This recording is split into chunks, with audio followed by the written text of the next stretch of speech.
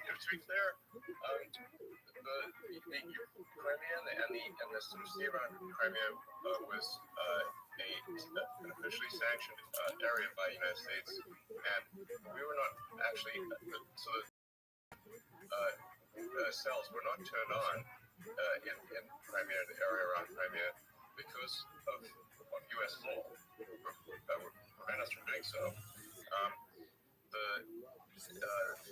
There was a Ukrainian attempted attack on the fleet in Sebastopol, and I got an emergency call saying like, hey, we need to turn on the cells around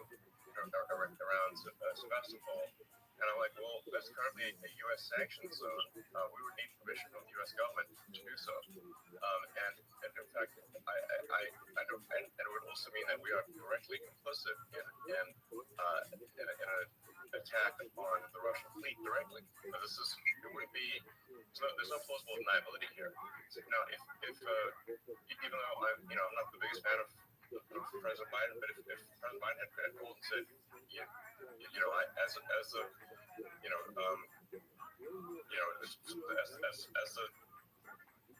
I'm asking you to turn the cells on, I would have done so. But we did not get any such call. We were only called by the Ukrainian government, and the Ukrainian government is not my boss. So it's like, and so we can't, like, it would actually be illegal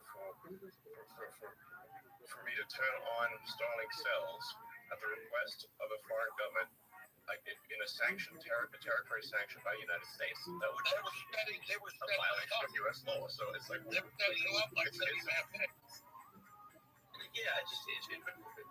media misrepresented it as I turned off the cells. This is not true. They were never on. And if I turned them on, I would have broken U.S. law.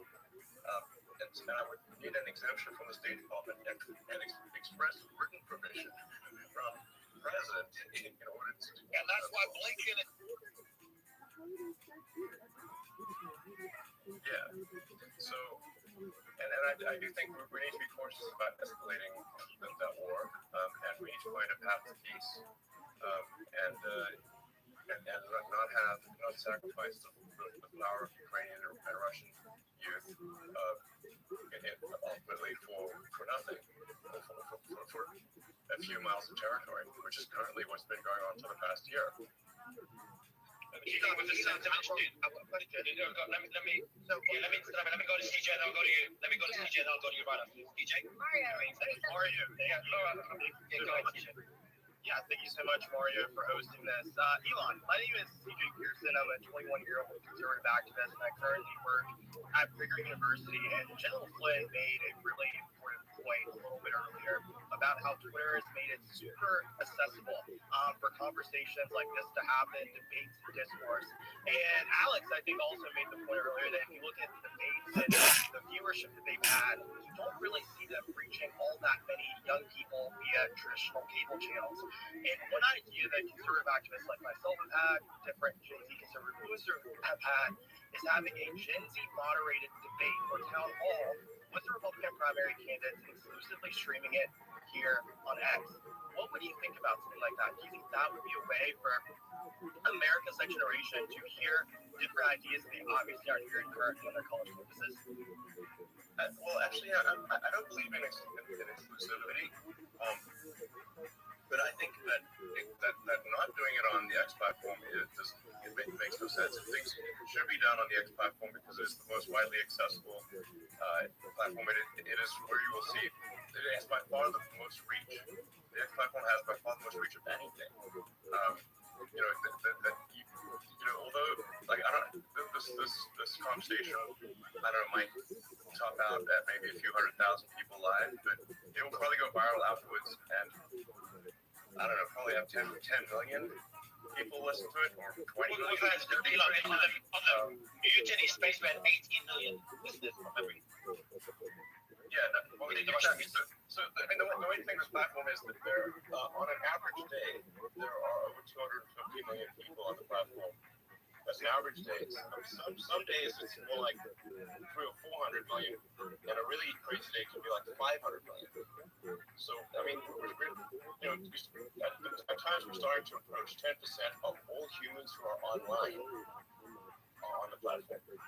Well, Elon, it's not a big number. And we're obviously not active in China. It's not, X doesn't work in China. It actually works on international phones, but not domestic phones.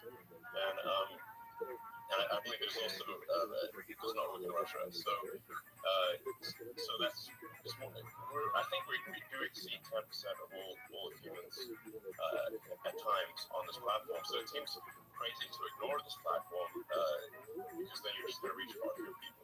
Well, Elon, bottom line here, the proof is in the pudding. You just trip by fruit. You are the only massive platform that's open free. People are hungry. It's exploding. This is the example for the world. And we're trying to stop war. We're trying to create a pro-human future. This is what this is really all about. I've been very honored. Alexander, before you're honored, just to give you an idea of how Spaces works, just in the last couple of hours, that was meant to be an interview with you. And Elon jumped on, Andrew Tate, his brother. We just had Vivek jump on, and Matt Gates just jumped on.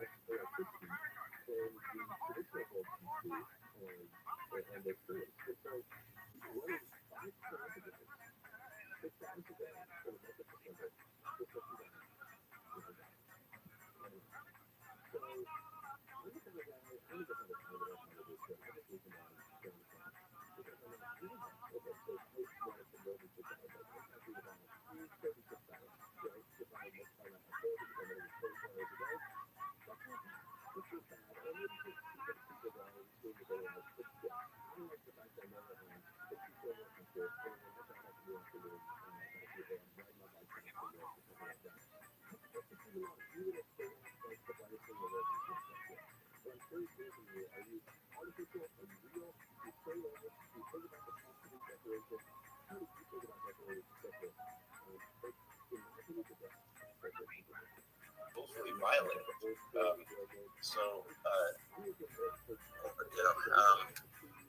So what I'm trying to say is I'm extremely law-abiding. Elon,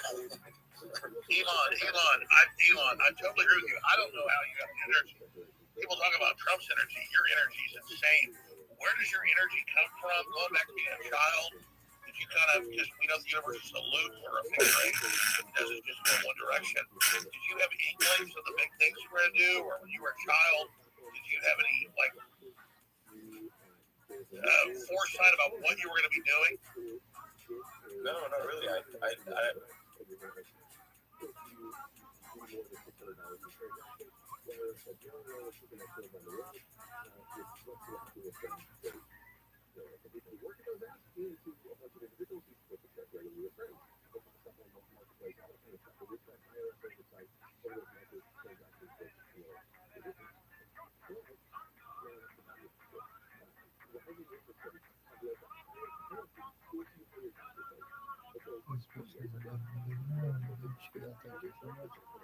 Like every time I adjust my pillow, that's thanks, baby.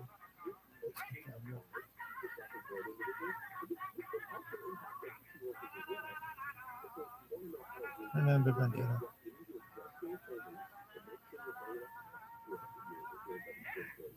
Remember, Gardena. I don't give a fucking shit what it is. You shut the fuck up. I am so fucked.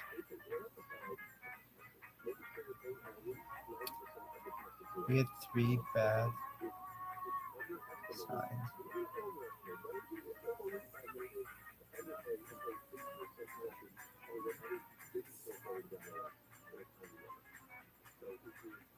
Yo, dog.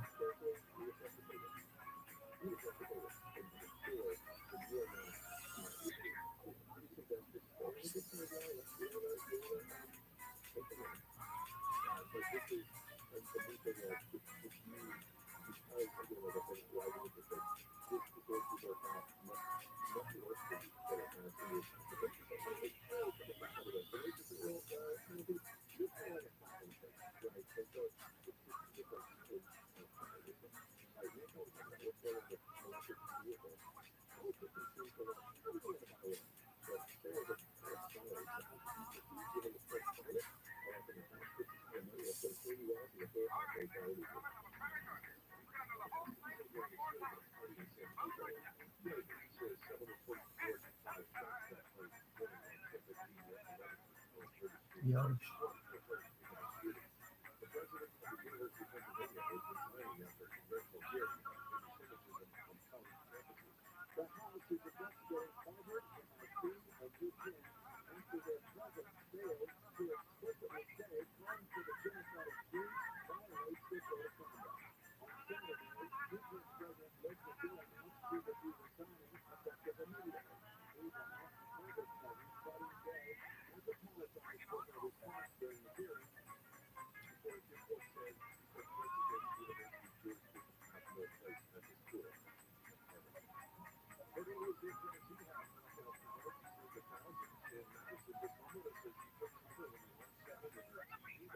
Because you're obviously in the genius we're here talking right now. Don't predict the future, be the future. Yes, the best way to I mean, I'm everything out with this, but the best way to predict the future is to create it. Yes. And I do want to, Jason Gallicanis is here and get started. Yeah, let me go to Jason quickly, and I'll go to you in a bit. Jason, a quick question to you first. Would you have Alex Jones on the All In podcast? Sorry to put you on the spot. Well, I have him here now, so would it be okay if I asked him 3 questions? Go ahead. Yeah, but Elon's far more the best today. Please ask Elon questions. Well, Alex, my first question for you is, I'm curious if you'd be willing to answer 3 questions about the Sandy Hook parents. Oh, great. Yeah, sure. Go ahead. Well, I mean, you now have your freedom of speech and you're here, so I think a lot of people are wondering what theory or evidence led you to believe that that was a fake, staged situation. He's already answered these questions. Yeah, every time I do He already answered this like 40 minutes ago. Yeah. Let me answer this. Everything I say is misrepresented. You'll say I'm saying it again. I believe it happened. And I'm sorry, and I apologize, and I'm done. Okay. And so, what did you get wrong about that situation? I couldn't let you, because you've investigated these situations many times, right? That's kind of what you do as a journalist or an entertainer. And so what did you get wrong there? And then what real world harm did you do? Let me answer your question. I respect Elon. I answered this question. I said it's probably the last time I'll ever talk about it. I'm not going to live in Groundhog Day. I believe Sandy Hook happened.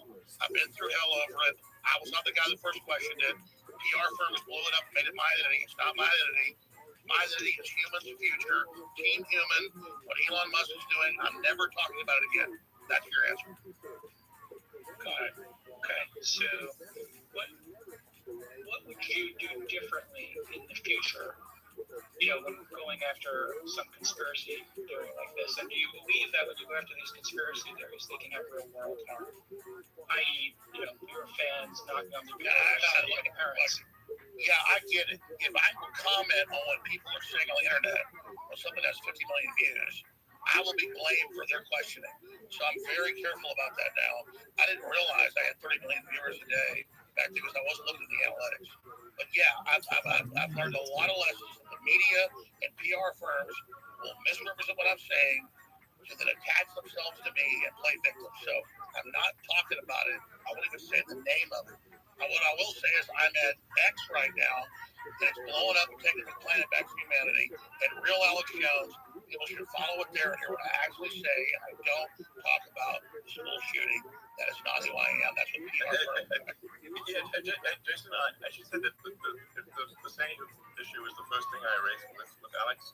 You did answer it at length at the beginning of this Spaces conversation.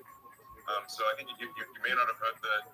Yeah, I didn't hear the start of it. I was alerted to this towards the end.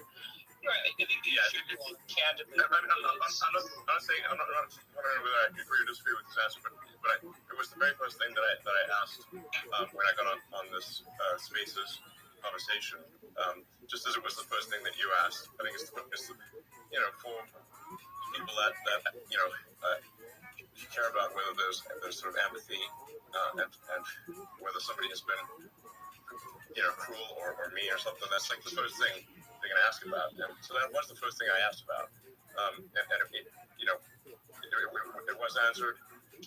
Once somebody can agree with that answer or not. And no matter how many, I could ask it. No matter how many times I answer it, it's never good enough because I'm that guy. I'm not what they said. I covered the internet questioning it. I've already said I'm sorry over 500 times. Maybe 3 or 4 times today. But it's always the same question. I'm not that guy. I wanted to say the name of it. Yeah, I think we actually will eventually get tired of you answering the question. What is that? 5,000 years? For someone who started out this year, who's listened to the whole Spaces, they probably are actually tired of you answering the questions. I certainly am. I'll check it in. I am. Can you hear me? We can, yes. Fantastic. I don't have any questions. I just have a comment to make. The biggest thing is, and I heard Jason's question, and I know Alex answered it at the beginning with Elon, opening it up with him. I had Alex on, I don't know, Alex, it was a couple months ago or something. You were on, we had a great exchange together. The best part about this is the following. I applaud Elon for, the fact that, just a few months ago, he said he's not going to have Elon on, he's not going to have Alex on. And then after seeing what the audience wants, the survey comes to 70-30, and keeping that commitment for allowing Alex to be on. The people who have different strong opinions, who are humanists, who want to defend freedom of speech, defend the same rights that we have, we're finding each other. And I just want everybody to remember this.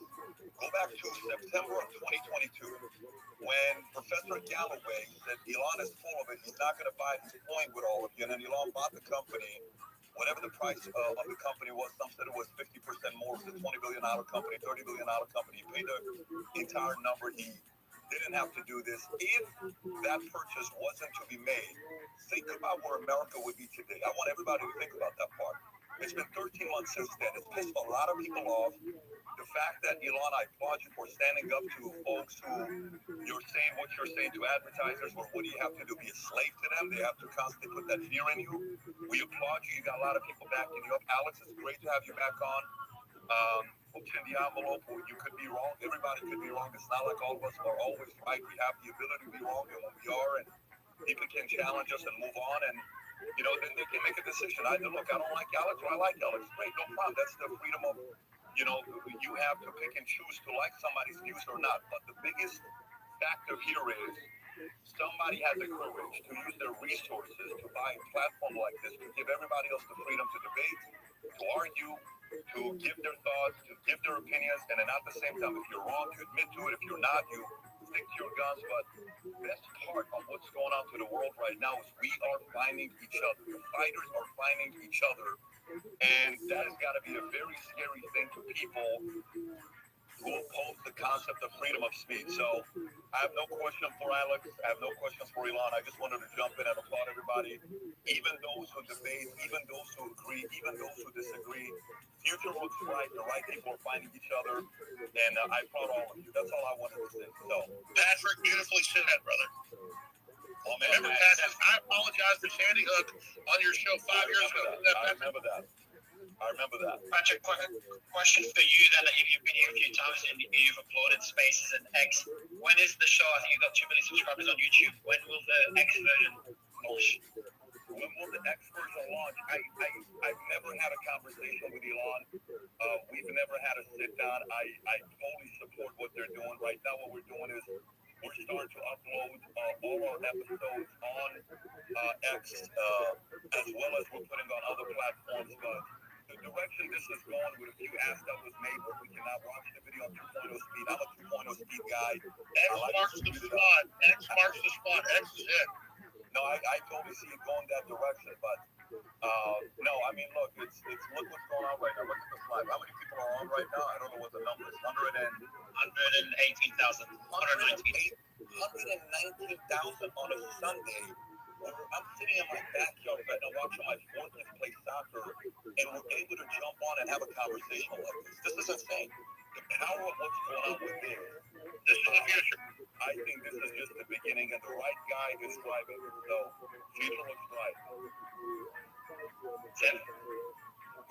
Yeah, this question is for Mr. Musk and Mr. Gates. So during the 2020 election cycle, we saw a lot of people be either deplatformed or noted for making claims of election fraud. Now, the time that those claims were made, there was no way of knowing they were true or untrue because they hadn't been litigated yet.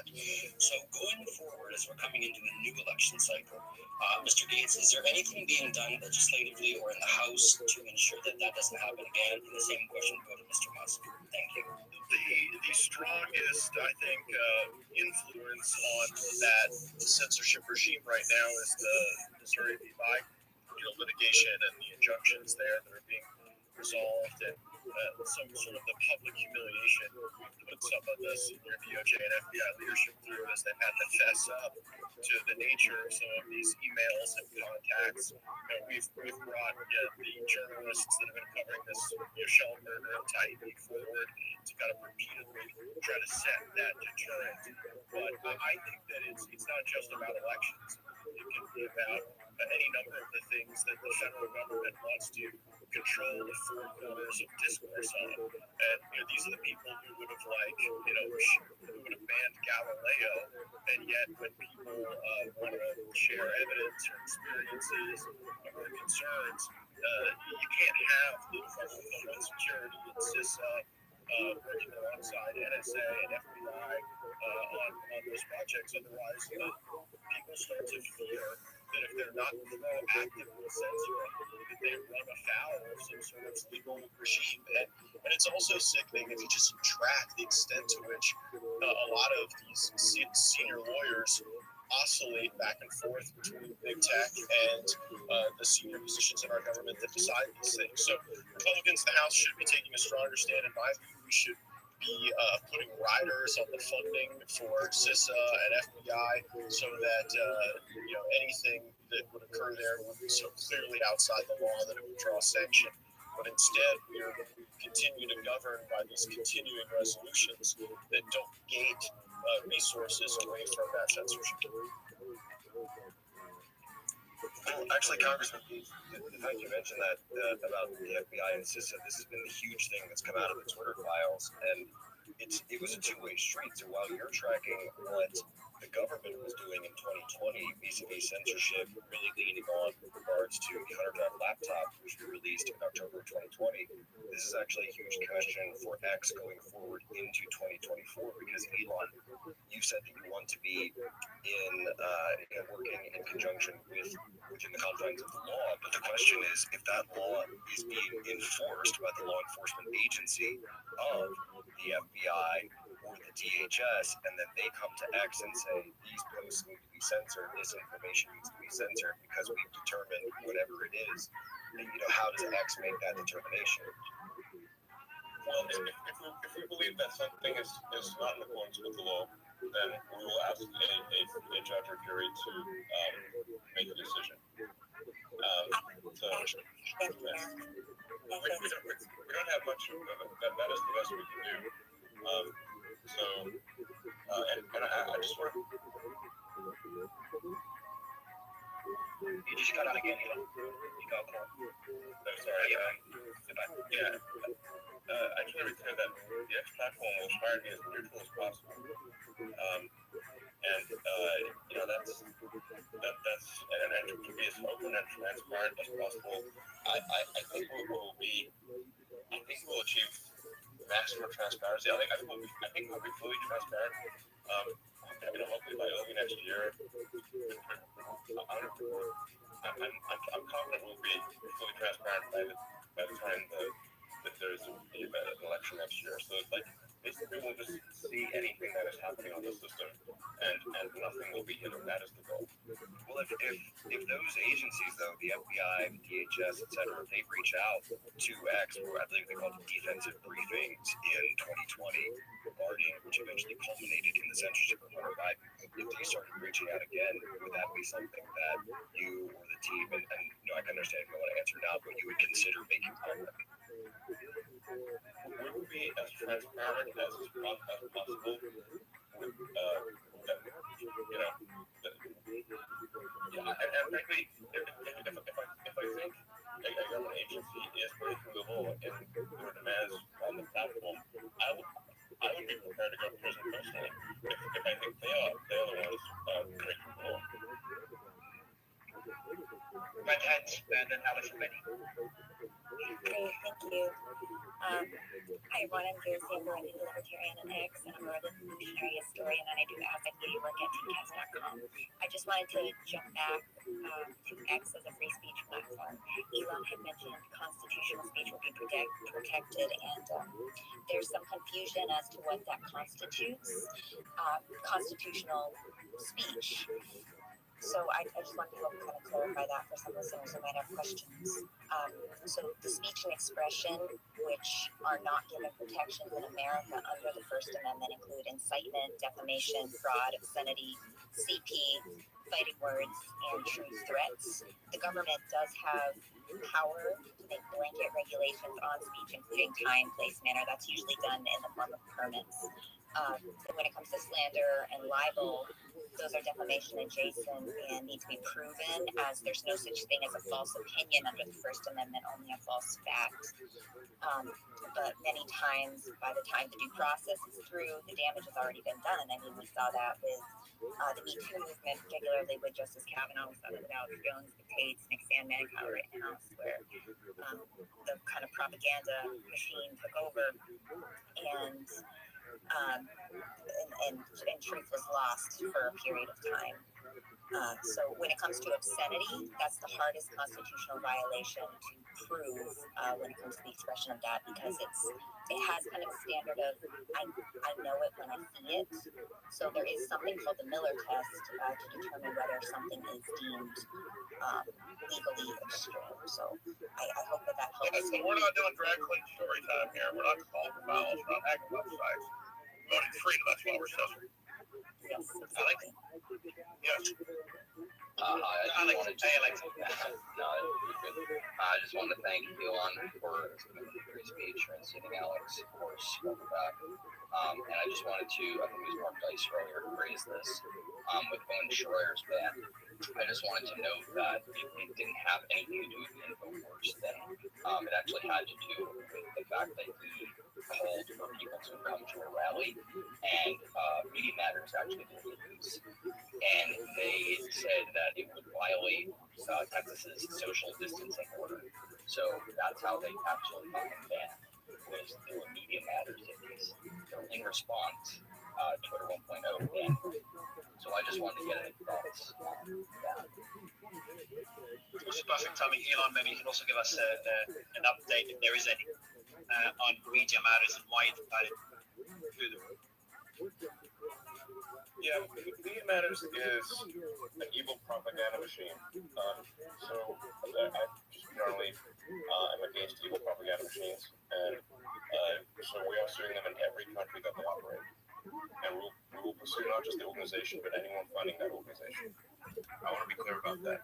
Anyone funding that organization, we will pursue that. So Media Matters is evil propaganda machine. And they go to hell. They do. So, Yes, much. So I need to, it's just,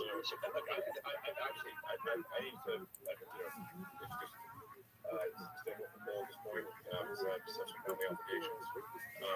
But I think it's been certainly a very interesting conversation.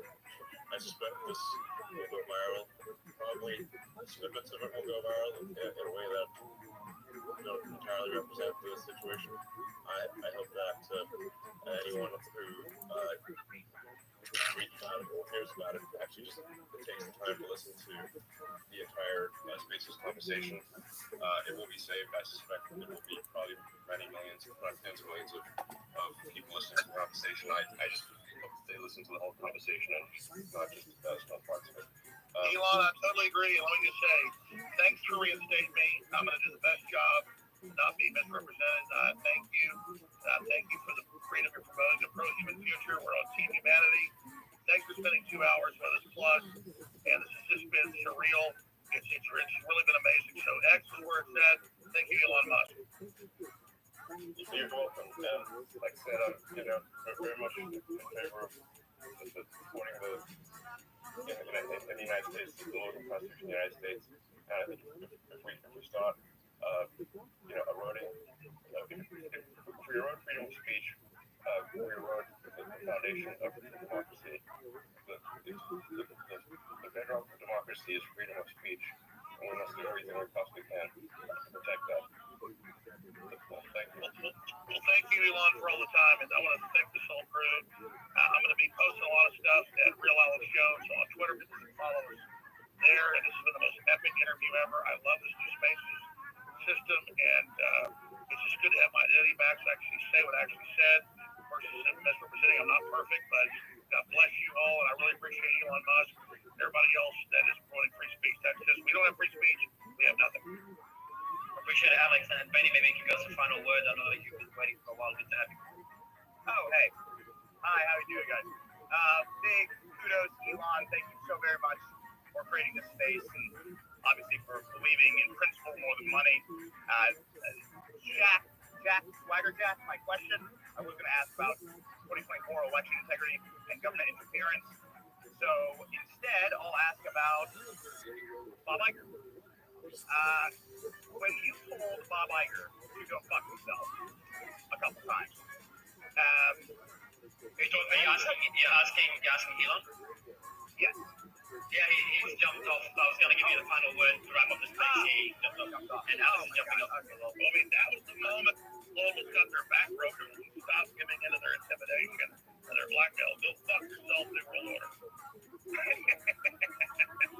I was going to ask, I didn't know. You just missed it, but to give you an idea of the space, that we started off with Alex. I messaged you to jump on, you did.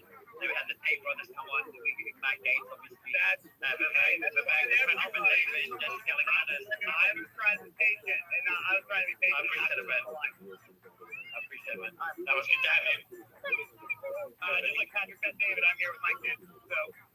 Unlike Quebec, I'm not going to piss live on this, but you might hear a crying baby. All right, good to have you, man. Good to have everyone. Alex, your final thoughts on the space, man? It was pretty epic comeback to Hanks. I don't think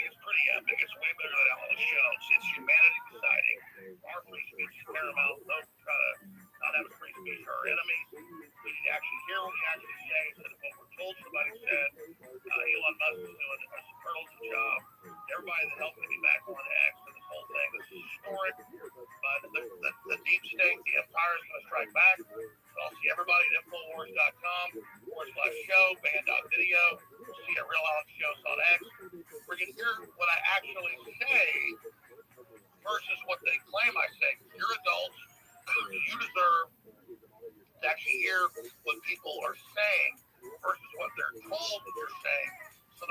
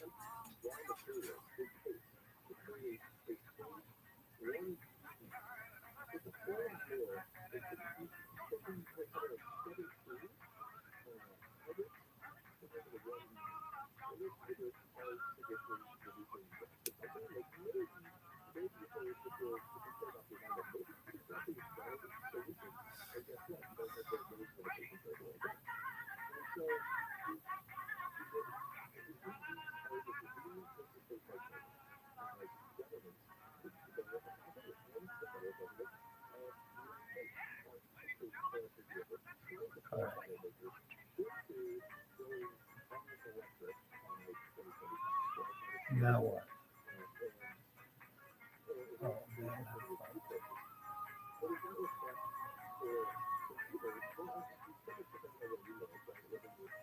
Go to like 3, whatever, and see what fucking happens. 3:55.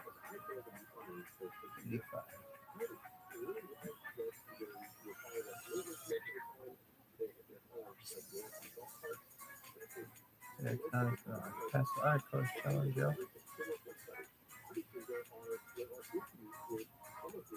There should be like 4 Rockefeller.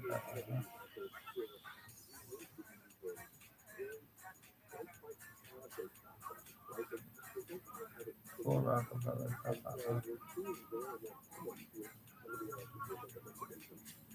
Unlock. Yeah. Spacing. 3:35. How about 3:36?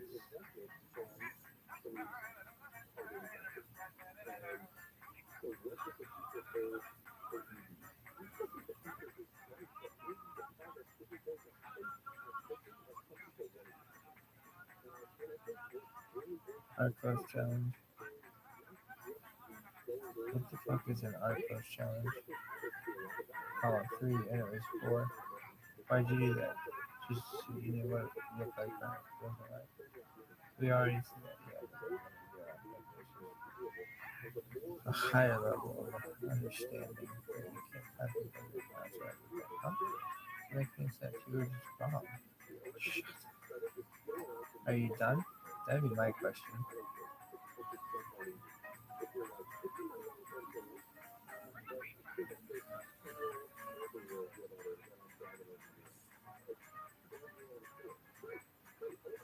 That motherfucker almost ran all the way. Kieran Williams, he's my boy. Alright, you done? So, now what? Elon Musk. Debrief. Go to debrief. Yeah, and they talked about not allowing discussion of banned accounts on the space. And it's fascinating because Elon Musk, we saw free speech, and he brought back many accounts, myself and many others. And we can't ask about stats of banned accounts like Jared Taylor, Nick Fuentes, Lee Davis here, or regular people who, as Elon said, they're engaging in lawful speech, not breaking any rules or any laws or anything like that. But I guess we could discuss that on the space, and it was pretty it was in a safe space, really, in which we could have a very interesting discussion about free speech and how we talk online can can't talk and why. I think it's important not to answer those questions, but given how this makes was quarantine in a sense, that wasn't really able to happen, unfortunately. But I mean, it's not surprising, I guess. But it's disappointing because I expect to have some discussion or dialogue on free speech or talking free speech for like an hour or so. If without Jones, who was banned for years, really. As well as, we're talking about Owen Schroyer, he's banned as well, he still is banned, Hipworth still banned. We can't talk about Nick Fuentes, Leafy's here, other accounts that are, engaging in lawful speech and shouldn't be allowed back on the platform. We're talking about general amnesty or any account that engage in some sort of unlawful expression of speech or something like that on the platform. That's not my thoughts about it. Did you have to say what you saw about it? Yeah, I was looking to talk about these things. The issue was, I knew that basically when it comes to Nick Fuentes, I wasn't able to mention him by name because I would have got dropped. And so that's why I asked it in a more general manner. I was like, look, you brought these three people back. Obviously, it's not a free speech platform at the moment. Where do you foresee that? When do we get to the point where it's a free speech platform and it's within the parameters of legal speech? So that includes Nick Fuentes and many of the other people back. So that's the way I had to frame the question in order to allow me to ask the question and also to make sure I don't get dropped so I can ask the other questions. Because I needed to ask Israel-Palestine. Now, I knew asking Israel-Palestine immediately, I wouldn't have been able to ask the question. I would have got dropped because I know they were waiting. They were watching out for me to see if I asked the Israel-Palestine question. Just because logically, because Jackson kept getting dropped. It seems like, from the impression I get. So, yeah, that's the way I handled it. And then my next, then we saw, I tried to jump in to ask. And then I know they were like, oh, then it goes to the hands, then I'm going to go to you. So I was like, okay, cool. Like, the aim is to stay on there so I can ask the relevant questions. I can ask the important questions. So I had 3 more questions I was going to ask. One, the Panthers game, and I was going to link his actual post from today. The second question I was going to ask was about his lawsuit against the ADL. And the third question was about Israel-Palestine. So those were the unfortunately, there was issues. But anyway, that's what well, the point, though, is that you shouldn't have to be that way. I mean, the point is that you should have the ability to talk and ask questions that may be controversial, right?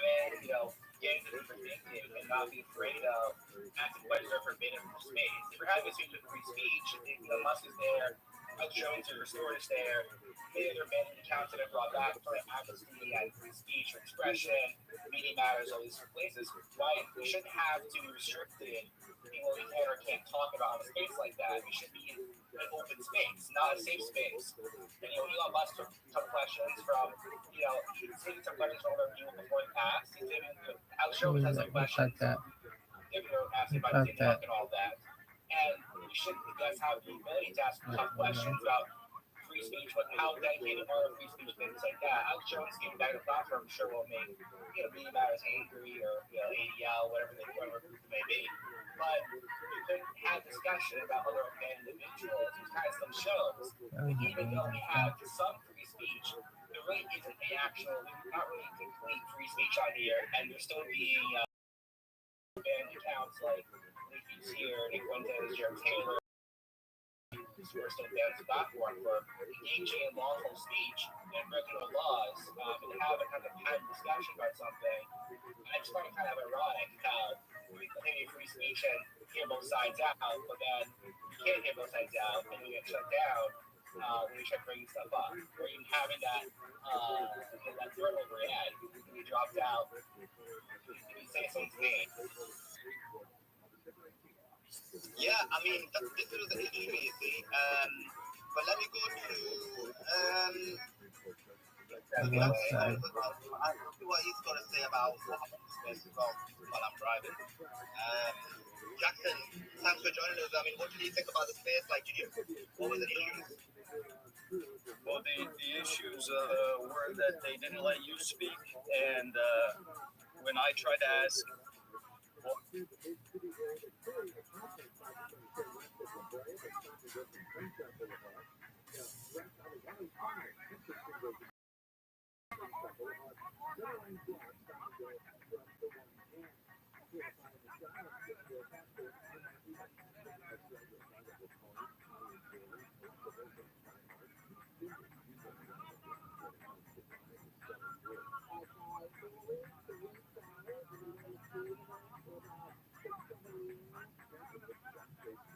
Just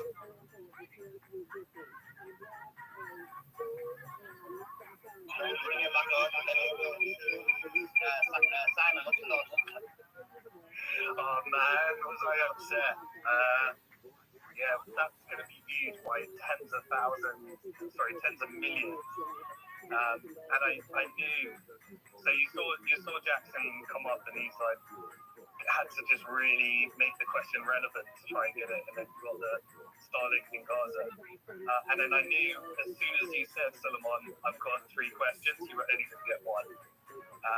And so I can see what you were trying to do there. You were trying to build up, keep it relevant to the topic, and then just drop the Netanyahu question or whatever it is that you were going to ask. But that's so disappointing and frustrating, because it was clearly like it was the elephant in the room that was going to have tens of millions of views. It's like Alex Jones's return, and to just be able to sneak in like a real answer around the elephant in the room, which is the. Look, I was dropped immediately after my first question because I said I got a few questions, and then I dropped, and then I requested to go back, I couldn't get back in. And then it wouldn't even, I think too many people were requesting, so it didn't let me in. And then I managed to get it in. And then I managed to contact them, and then they got me back up. And then I was about to jump in, and they were like, oh no, you gotta wait. And I was like, oh, flip, like if I jumped in, they're gonna drop me again. And I wanted to answer it. So anyway, that's what I'm doing. But anyway, Jackson, sorry, you said Yeah, so what I was saying was that they, so like 5 seconds, 15 seconds into me asking Alex the question, Elon joins, boom, removed. Then they let me back in. I asked Elon a question about, the atrocity denial on the platform and whether that's allowed or not. And I asked that question because I was going to follow up that by saying, okay, if you're going to ban people for atrocity denial, which is the premise that you maintain the ban on Alex for, then shouldn't Israel be banned for denying a bunch of atrocities and making up a bunch of atrocities in Gaza? Didn't get to ask that question because, again, I was removed immediately after asking the first part. And then Mario's team, because the way the space works is, you text them on WhatsApp, the producers, not Mario. And so I texted the producers. I was like, yo, why do I keep getting removed? And they said, do you promise not to ask about other banned accounts if we let you back in? So they admitted to deliberately removing me. And I was like, and I just posted that screenshot of it on my Twitter so you can see that for yourself, the message they sent. And I was like, I wasn't even going to ask about it. I'm not going to ask about, because it's like, that's I don't have a bone to pick with that. I was asking about Israel and whether or not the platform is going to uphold this stuff fairly and firmly for everyone in an equal manner. And then, so I said, look, I wasn't even going to ask about that. Let me back on. They let me back on. Elon dodges the question about Starlink for Gaza. I have to ask it twice. And then I asked it a second time, and before I could even hear his response, I was removed again. So it's just, whoever that co-host, I don't even think it was Mario. I don't think Mario gives a fuck. But It was easy. yeah, who the fuck is that douchebag? Fucking BZ's the pro-Israel. Yeah, he's trying.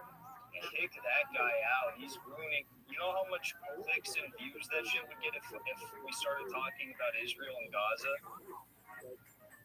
Jackson, it was such an opportunity. I could see where your question was going. You were getting ready to drop the Netanyahu question, and BZ just chucked you off the stage. I figured it was easy. I didn't think it was Mario.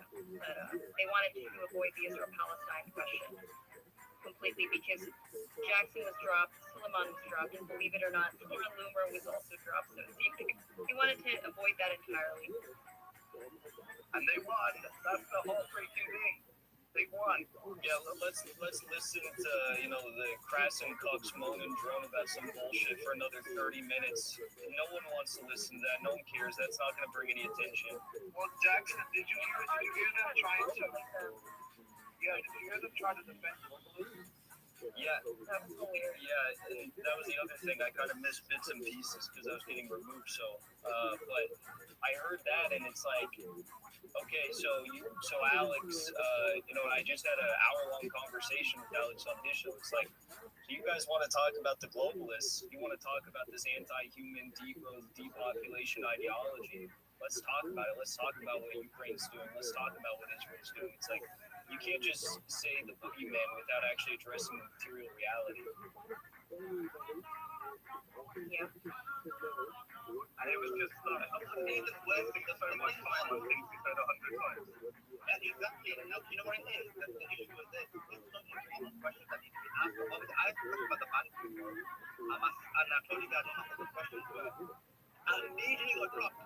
And then I came back, and those were my questions. And then I tried to interrupt, and I was like, oh, Elon. And then Mario was like, no, I'm going to go to someone else. And then I got a message saying, like, wait for your turn. So I was like, okay, I'll wait for my turn. Like, look, as long as I get the questions, that's all I'm bothered about. So I waited. They were like, oh, we're going to go to person A, B, C.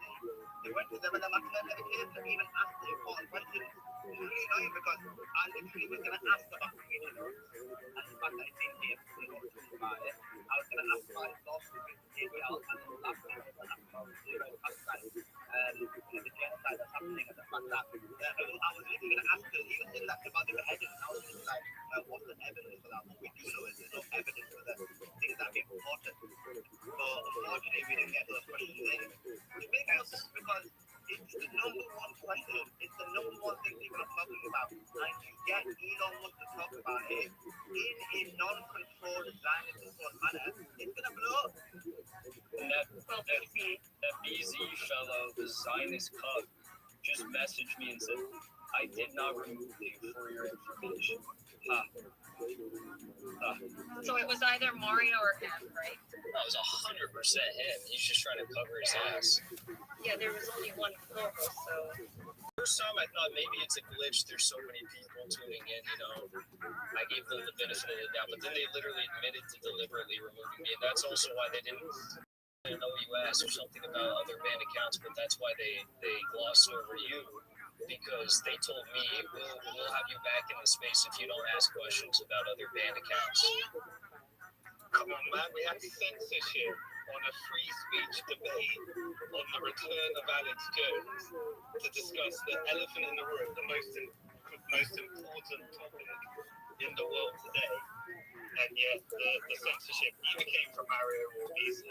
And if he's saying it's not him, then it must be Mario. I just say, let's find out the truth. Because honestly, this is the most important topic. That's a material difference in the answer to that question in children's life. That was it really wasn't an opportunity, and it just got taken away. Instead, we talk about things we've heard talk about 1,000 times. It's so frustrating. Why was there only one co-host? That's what I don't know. It was banning at the end, towards the end, yeah, but there was only one the whole time. Yeah. Great, they brought Benny, another Zionist, right-wing Zionist cuck. Great.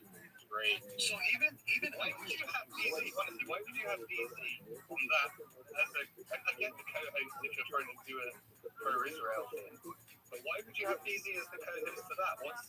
What's that going to do? Unless there's he's like his permanent co-host, Simon. That's why. But even Alex Jones was hitting the fact that the 40 beheaded babies were a complete lie, and then immediately after he said that, Elon's like, Hamas is known for putting off beds, and then I'm like, I was writing the comments like, please provide this, like what are you talking about? And he just kept going on and talking about how much Hamas loves to cut off heads, Oh, I missed that bit. There was a conversation around that. Yeah, immediately after Alex the box there, something about beheaded babies, and he goes, Alex, Hamas loves to cut off heads. And the worst part is, that's us trying to be as civil and, benign in the manner of how we're asking our questions as possible.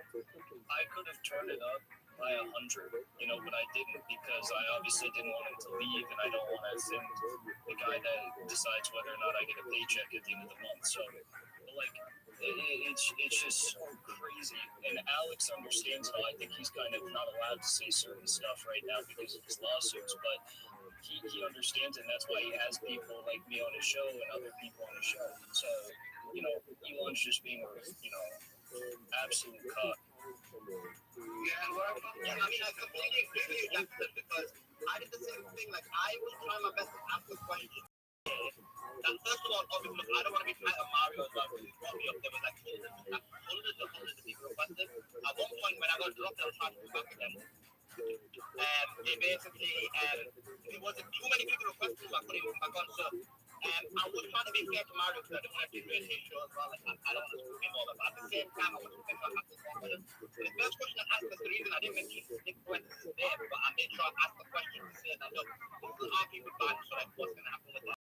The people who have been actually banned are like basically outside. But that's what makes influencers different. Like, for example, other people such as Trump Roberts will come back.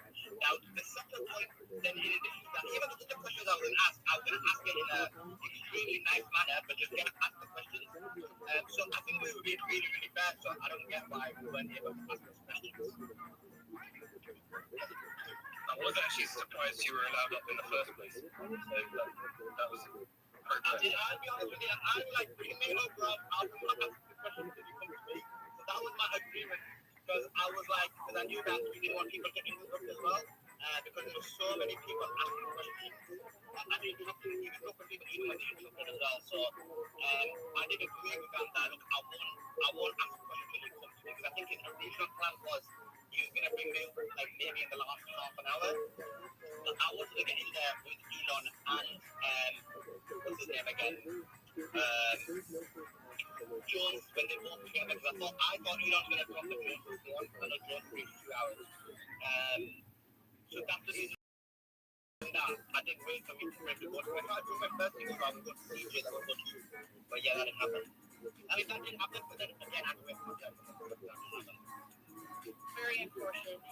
Very important. Hey, Sully, can I ask you, sorry to jump in, but I assumed that you were sent an invite, but you're saying no, you were not sent an invite, you had to ask Maria to bring you up? No, I wasn't sent an invite. So basically what happened was, like, well, I'm not sure if I was going to be invited or not, because I know Mario didn't have but then when I saw the bills, I was like, damn, I was getting it immediately. Because I told you, it was me, right? Yeah, I put you a message, but I was not aware of it, I had to join it. But first I was thinking, should I join in or not? I was like 50-50. So I was like, should I join in or not? The numbers are quite low anyway. Then when I saw the numbers start going up, and I was like, flip, this is going to be...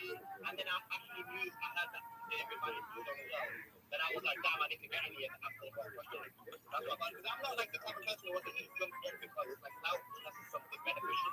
As soon as I found out like there's going to be Musk and Alex Jones on about positive Elon that they're going to be on, I was like, yeah, I need to get in this. And so then I was like, so the show had already started. And I was looking at Mario and see my message, and he was like, yeah, I'll try and get you up there. And I was like, bro, what are you talking about getting up there? Get me up now. And I go, look, I won't ask, I'll put my hand over and you come to me. That was my agreement. So because I agreed to it, I didn't. Can I just point out, I don't know if you were in the space at the time, but there were some speakers that were up that made absolutely no sense. Why would you bring up the Greg account? I love Greg, but why would you bring up the Greg account knowing that Greg does not effing speak? Numbers, yes. And when you're playing a numbers game on a space that's supposed to be, quote, important, that I found that to be not only a little bit disingenuous, but many people in the audience were commenting on it, the little pill. And so he was playing a numbers game, and he also had absolutely zero pushback.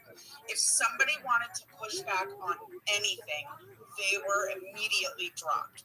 Now, regardless of your feelings of Alex Jones, I'm not a fan of Alex Jones. He can go fuck himself. However, if anybody wanted to push back on anything, Mario or Benji never immediately dropped them. also, Jack Posobiec was up there, and he didn't say anything. He was just up there. I didn't Exactly. He didn't say one word. Samira, because I know that Suleiman may not have been there from the beginning, and I didn't see Khaleesi in there at all. But did you notice in the beginning that many of the accounts that were actually up were not accounts that typically speak? Yeah, because of numbers, right? I'm assuming that he wanted to get all the numbers in first and then pick and choose who to bring up. But I find it so funny that Laura Luber was dropped and she made a whole post about it, and she basically blamed Islamic toxic masculinity for getting dropped. And I was going to say something. That's ridiculous as well, because like that chick had so much screen time. Laura Loomer, I didn't think she was able to speak at all. I did miss several minutes of it, but I didn't think that she could speak at all. At the start, she wouldn't shut her mouth. She wouldn't shut her mouth. No, I would have dropped her too. I wouldn't have even allowed Loomer up on a stage. She can go fuck herself too. I'm sorry, Suleiman. I'm bad words. You can block me. Listen, like this is like full on like drama as well. Like Jackson's right. Because again, I listened in a little bit at the beginning when I was trying to start with she's normally in the beginning of the space, and it's all about her, like how she was banned, how she's the most sensitive person on the planet, which is fake news because most, for example, made a rule that there be no genocide on the platform, and she's been asking for genocide and she's still on the platform. So if anything, she's the least censored person on the platform, right? So it's like all fake, but in reality, she talks for so much. It's just that when she got an opportunity to talk, she just talks nonsense. That's all it is. Let me give it Dr. Anna. Go ahead, Dr. Anna. Hi. Yeah, well, if you've been to any spaces with Laura Loomer, you'll know that you'll have to cut her off because she'll take total control of the space. So I don't think it's in any regard to trying to censor her. It's simply because she'll take over the whole space and she won't let anybody speak. It's totally obnoxious with her. But with you guys, I think that many people wanted to hear what you had to say. And it's once again a very bad look for X and for Elon to censor you. And but we are getting used to this. Like you said, they have taken over the community notes totally, and the pro-Palestinian accounts. We all know that they are limiting our reach a lot, and we don't have the same privileges. So it's really not a big surprise what happened today, but it's once again very, very disappointing. We wanted the confrontation and we wanted to hear what you had to say, so not a good look. Yeah, let's go to Storm. Go ahead, Storm. What do you say? Hey, I was there from the beginning, and they did have a different co-host. They had the Elon Musk parody up for about 3 or 4 minutes. So there was, I think he realized, okay, I'm going to do it for the numbers, and I'm going to drop it. But Laura, I think, was dropped because she just kept trying to take over. And I think where it really went left is when, when Elon came in, Alex was just all about him, and he mentioned everything, and he kept repeating himself. So it was really kind of disappointing, when he was just trying to kiss ass, and that's exactly what happened. But I will say this, when you were talking and got the question, I was very interested in the way that Musk answered this, because when we talked about Starlink, he said if Biden would have given him a call, he would, have complied. Yet now, with this new election coming up, I'm curious if the government called and said, hey, you have to turn over all of this information, would he do it and be compliant with the government? So it was almost like entrapment, and the way it was answered, it kind of got my attention as a red flag. Did you hear any of that, Norma? I mean, so it seemed like he was just saying, he wanted the okay from Biden. Yeah, I did hear that question. So, Suleiman, you're cutting in on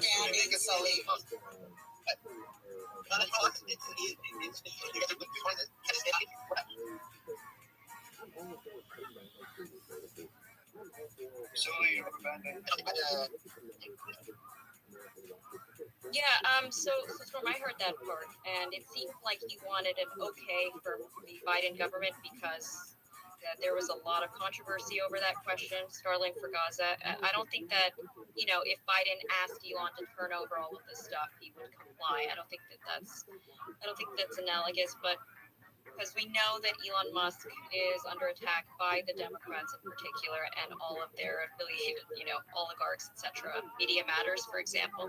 So yeah, I don't think that's related, but no, I think it was very concerning for sure. Yeah, and here's what. Sorry, go ahead, Jackson. No, I just wanted to say this because when you were trying to talk about the ADL lawsuit, he did touch a little bit on Media Matters, and that's where he started to say, okay, I have to go, because I think he realized any legal questions he could be responsible or liable for. So even if you did get that question off to him, I don't think he would have directly answered it. I think he would have skirted it because he realized he put his foot in his mouth. He had to de-insert foot and immediately pull. Because you know what was great though about the Media Matters question? Because he said he threatened to sue, quote, anyone funding Media Matters. Who is the primary funder of Media Matters? The Soros family. Yeah, look, guys, can you hear me now? Yeah, we can hear you. Yeah, you sound good. Right, okay, yeah, so basically, I agree with what Tom said, but in reality, and he asked this question to his biographer as well, he made the same point, and they basically unequivocal, if they get this question from the United States government, they will comply. So it's a good question actually. If this type of question, if he's put in a similar situation, what will he do? Because he said he's a citizen of the United States and he will comply at the edict of the United States government. So yeah, it's actually a serious point there. So what do you think of his Starlink, Ukraine Starlink stuff? Because he went against the U.S. government on that. And no, he didn't. It was the other way. The U.S. government was under the impression that he was just providing Starlink to whatever Ukraine needed, and he was informed that Ukraine wanted to do that attack in Sevastopol directly on a Russian fleet, and that's why he pulled it, because it wasn't just at that point for operations on the Donetsk-Lugansk front. But what I find interesting about the points Storm brought up about the liability with him as a U.S. citizen, who the current administration requested him, I asked the question about Starlink for Gaza, and he gave a bunch of jibber jabber nonsense. Didn't answer anything. He was for 8 minutes, but he doesn't care what the Biden administration thinks about Starlink for Gaza. He had to go to Netanyahu to ask Netanyahu if it was acceptable to provide Starlink for Gaza. So that whole argument that he puts forward about Ukraine approval from Biden, it goes out the window. Yeah, it's not making sense.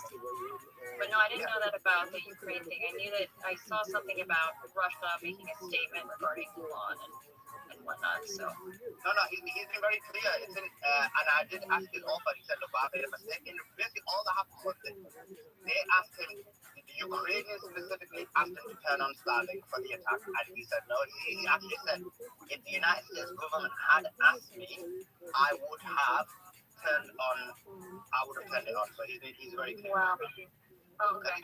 Let me go to Truth. Go ahead, Truth. Jump in. Yeah, I just kind of wanted to echo some of the ideas that came out of the space, especially with you and Jackson being taken down multiple times. And I think what we're seeing here is essentially the building of a fake opposition, a faux opposition. That's what we're seeing develop, and that's what I think the whole space was about. Because Alex Jones was long the symbol of rebelling against the establishment, and we're being new and we're being brave. But then when you're taking down people who asks you questions about Gaza, Nick Fuentes, and others, what you're really saying is we're not actually rebelling against anything. We're just creating this fake image so that we can calm the public down. And so that's kind of what I derived from the whole thing. I mean, when Jackson was taken down from asking about Gaza and Starlink, that's all that meant. It was basically saying we're ignoring this topic. We know it's the topic of the day, but we're going to shift the conversation because we don't want people to be addressing this. So I really think it's all just a faux opposition. I think like it connects to a lot of things that we've been seeing. I remember another example of someone in this faux opposition, in my opinion, even though he says smart things, is Tucker Carlson. Because remember, Tucker Carlson was all over endorsing Javier Milei, and he's kind of one of these people that they bring up all the time. But what they're really endorsing are these like faux populist Zionist people, and I think that's what the whole space was about. It was about, we're bringing back Alex Jones, come and support us, or we're rebelling, we're taking everything back, but you're not really taking anything back, are you? It's really just a game. And so I think that's what the whole message of the space was. I think they were clowning everyone.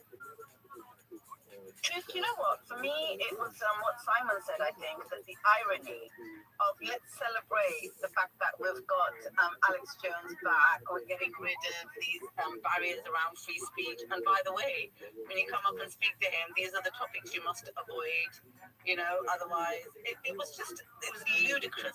The only reason I was listening to it is because Truman was on there.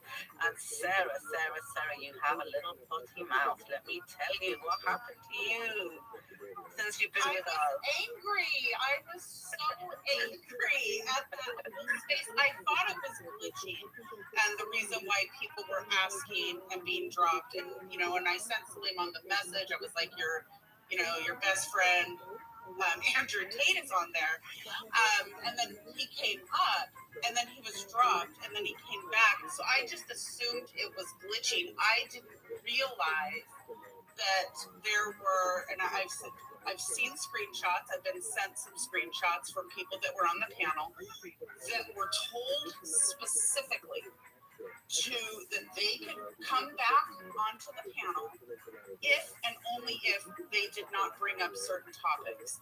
And that's no way to run a space. If you ran a space like that, Khaleesi, I would DM you. If you ran it, Suleiman, I would DM you, because that is no way to handle a space. It was a space full of adults, and if they have to answer tough questions, well, tough SHIT. It was a safe space. I just got a message from Farrah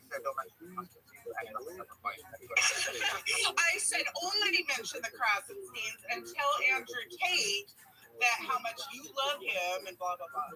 But no, but that I felt that was no way to run a space, and I thought that the people that he was, or they, whomever, were bringing up solely for their numbers was ridiculous. I got a quick question. Jackson, I just want your text message. Were they telling you specifically not to mention certain people or just anyone? No, I think it was anyone, but I think that they thought I was going to talk about, I don't know what they thought I was going to talk about, but I was just going to talk about how Alex was banned under Elon's watch, which he initially denied, and then he admitted, yeah, no, that is right. That Alex was banned because of atrocity denial relating to Sandy Hook, and I was going to say, well, why isn't Israel banned for atrocity denial in Gaza? So that's all I was going to say, but the message was clear. I didn't even get to ask that part, and they were worried I was going to bring up certain people who've been banned permanently from the platform. Can I ask you, Jackson, why were they worried if you bring up certain people's names? What was the point behind that? I guess, well, we all remember when, they had on, Joe Rogan had on the Jack Dorsey and the representative from Twitter 1.0, and they asked the question to them about Alex being censored. And it didn't go well, because then they had to admit why they're censoring certain people, and it wasn't a good look. So I think they didn't want to have to answer questions about why certain people have been banned. I remember when. I mean, if I had to guess the reasoning behind it, I think what it was is they didn't want Elon to be asked too much other tough questions, so that he's more comfortable going back there. If I had to guess, I'd say that's the reason for it. Also, he's in the middle of this lawsuit. He doesn't want anti-Semitism. He didn't want to be asked about Nick Fuentes. That's what I think the biggest thing was Nick Fuentes, because everyone's like tagging him, posting him, doing polls. Like every day there's a poll about Nick Fuentes. Because that would really prove. Listen, that would really prove. Because Alex is up there spewing dry gums from the media. I'm like, come on, Alex, what are you talking about? Yeah, no, this is. I think Alex is back, but it seems like it's a different Alex. And let's not forget, Alex still has a $1 billion fine he's supposed to pay off. So it's not like he's free like he used to be, or whatever. So it's not like the same. I don't sense the same Alex as before because he's really focusing on the dry gums. The Muslims control the media. I'm like, okay, dude, you're really losing it. The thing with Alex is like he admitted it on Tucker, and the reason why he gets so much stuff right and so much stuff wrong regarding like China and Iran, for example, is like he literally all he does for his show is reads like Rand Corporation, reads all these like deep state military industrial complex think tank reports. So obviously they're going to be admitting to their plans about transhumanism, but also they're going to be echoing all this anti-China, anti-Iran rhetoric. So he literally just reads or says what he reads.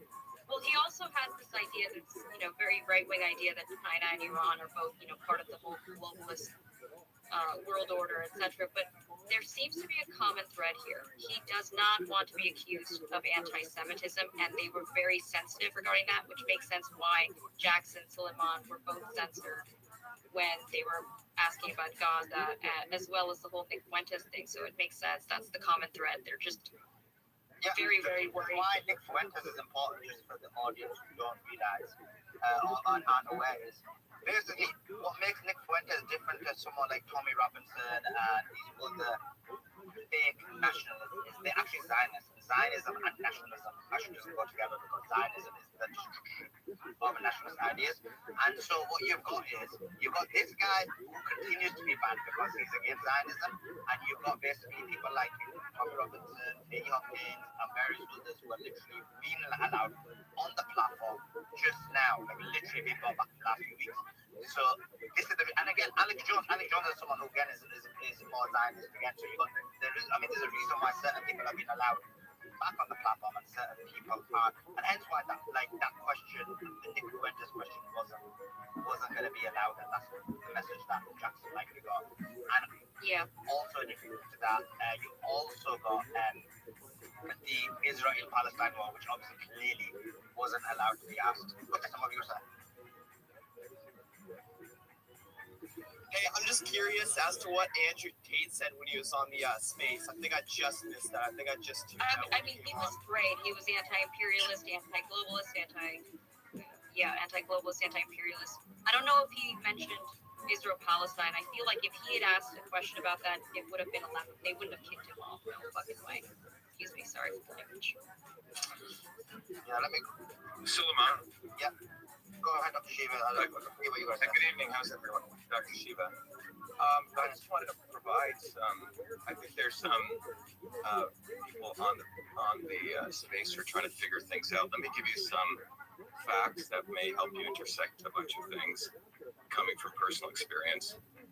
In 2020, which was our lawsuit, Iadure versus Twitter, we exposed the fact that the government, this is long before I call him Fucker Carlson, who concealed it, including Greenwald. And I want to speak to somebody, I think Truth Them said, there's a lot of controlled opposition. And I know this factually, it's not hyperbole. So let me give you some facts that will provide people context and essentially deepen your understanding of what's really going on.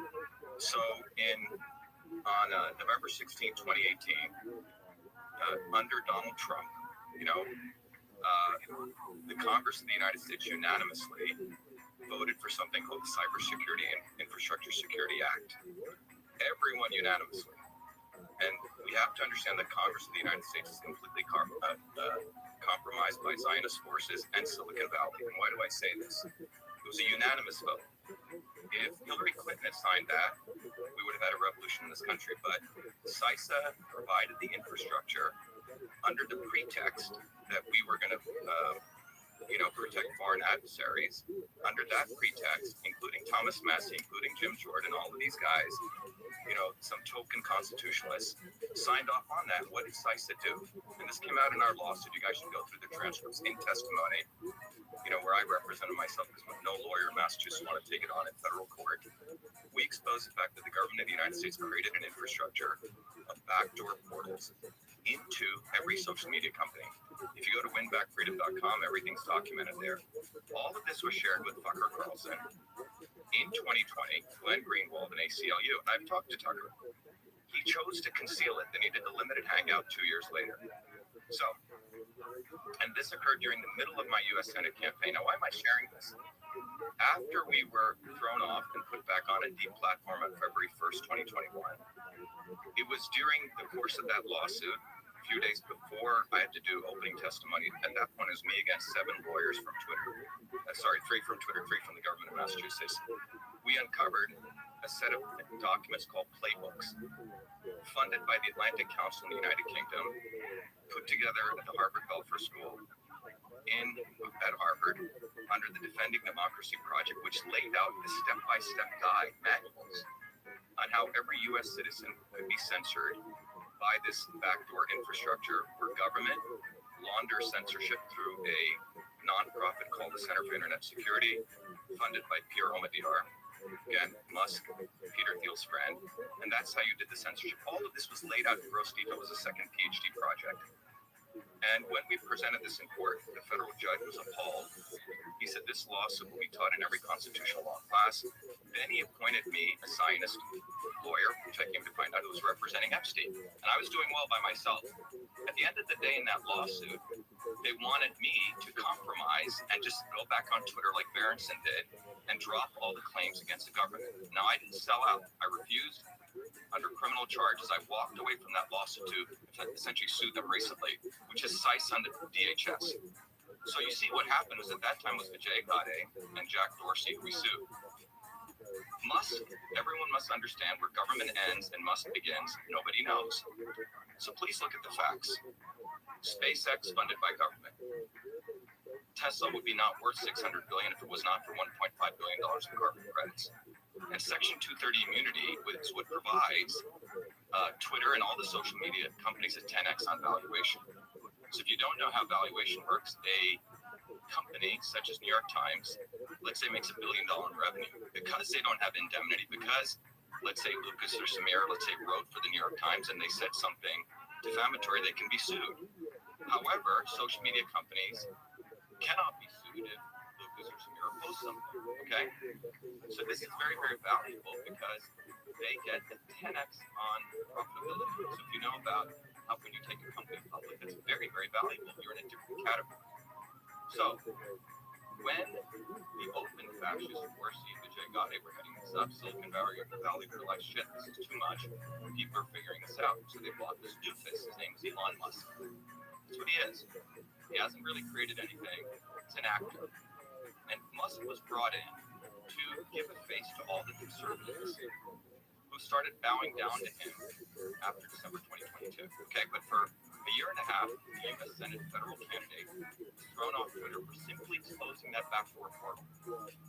And all of these guys, grifters from Greenwald, I'm sorry, those people like him, to ACLU and Tucker Carlson did not expose us. They waited until October 2022. When a guy called Lee Fang says, oh my God, we have found DHS leaks a backdoor portal. Tucker puts him on, he goes, oh my God, I can't believe this was ignored. You can see all the emails on the website. Tucker Carlson is part of the intelligence community. All right? You should get that clear. His father comes from that. All of these people are part of what I call the swarm. So we need to get very, very sharp about this. And anyone who gets this kind of attention and controls the narrative is part of it. So when I got put back on Twitter in December 2022, you go look at it. The first tweet I did was to Musk. I said, Musk, make me your CEO. I'm the inventor of reality. I've been fighting free speech all my life. That got about 20 million views. After that, I didn't let up. I could have just sucked Elon's ego blood. I said, Elon, are you going to move the backdoor to Twitter? Clayton Morris, who used to work at Fox, who has his own channel called Redacted, in the first Twitter space Musk did, he said, Elon, Dr. Shiva exposed in his lawsuit 2 years ago the backdoor portal. How does that conform to your position on being a free speech absolutist? Are you going to remove it? Musk says, that sounds like Big Brother. Now look, I agree with It's like amount of due diligence was the only lawsuit against Twitter. Oh wow, this guy stayed on his feet. Musk plays a game. He said, I don't know, let me get back to you, Clayton. That was in December 2020. Shiva, can I just interject 1 second? I'll tell you why. Because Did you have when their you D? did the Rumble show with Suleiman, we went over this. Yeah. It's great. We went over this in a lot of detail, and I do want to talk to you about this. It's just that at the moment, I So want is to that link it? it to what happened on the space. That's all she wrote. This on the game, space. baby. So I just want to pause for a second and go to some of the hands that are up. I want to see this against the replay. If that's okay. That was an amazing run back. Not be able to speak about Damn, girl. what they felt being on the space, trying to get on the space today, or being sensitive on the space. Because it takes a couple of minutes. Mario has always reached out to me, okay? Bro, and I falling asleep. No one wants to listen to this. Who's this? I don't know who that was, but look, I don't think that is the case, Dr. Shiva. We really appreciate you coming on, and we'd like you to stay with us. Well, Jackson, why did you talk about why you don't want to listen to this? Why don't you listen to this? Because I've been moaning and groaning for like 20 minutes. I'm tired of it. You're groaning about what? The fact that you don't get attention. Else is? What is your problem? Let me finish this. It's just boring. Sit down and learn, okay? The bottom line is sit down with a board. If you guys listen to Truth Matters, go ahead. All right. I think you guys can have the deal with Jackson. I'll be Dr. Shiva, you're more than welcome to join us anytime. Please don't feel that you have to leave. I just want to go to Truth Matters so she can chime in. Go ahead, Truth. Yeah, I think this is just a further highlight of what the space was today. The space was the introduction.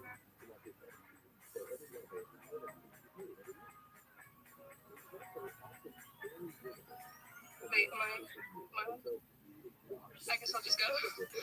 Basically, I think the space today was an introduction of a new kind of opposition. We have everyone on the space talking about how they're anti-globalism and how they're anti-WEF, but the reality is none of them are anti-anything. And Nick Fuentes, just to be clear, will not be coming back on X. I mean, we can at Elon Musk as long as he wants, but Nick Fuentes is not coming back because he's an actual nationalist, and that's not allowed.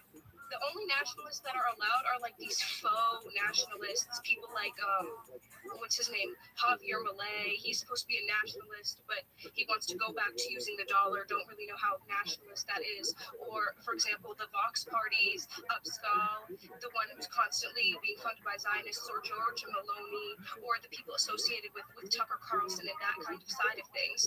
So Nick Fuentes is not going to be coming back because he's an actual nationalist. He's actually like, no, America first. No, we're not getting into peace with all these countries. And the second thing is Alex Jones and people like him. You know, Alex Jones, he says a lot of true things, but the reality is he's watered down over the years. And when Alex Jones in the future is going to be talking about the globalists and the threats, he's going to be diverging from the actual globalists to talk about other countries. So when we hear in the future Alex Jones speaking, we're going to hear him talk about things like China, and he's going to be China hawking, or he's going to be Iran hawking, and he's going to be talking about how this is the axis of the globalism and they all need to do the global, but that's not the reality of the situation. That's not the reality of the geopolitics. It's NATO versus BRICS. It's playing right now in Gaza, and it's playing right now in Ukraine. And so this entire space was really just a divulsion from that reality, and honestly, it was disappointing because with everything that's going on in Gaza right now and all those innocent people that are dying, like we should have had just a little bit of a conversation about that, and a conversation about how much power Zionists exert over free speech. So honestly, I found it generally disappointing, but this is something that they're going to push onto the American right and onto the European right. It's something that I've been seeing for a long time. That's why they have their accounts infiltrate everyone from Libs of TikTok to End Wokeness. These accounts and these people are infiltrators because they've been talking for years about nationalism and about protecting family values and all these ideas, but in the end, they just showed their true colors as Zionists, and the whole point of it is to protect Zionist interests. The true point of a bitch is to listen. This bitch like didn't even know about the website. Didn't even know anything about the website.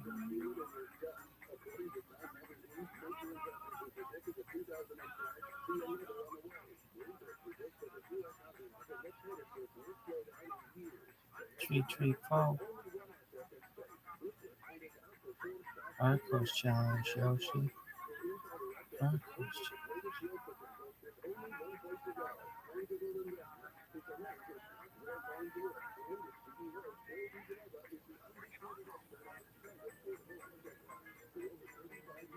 Arcos challenge, Yoshi. Arcos challenge. Trey fall. Yo, dog.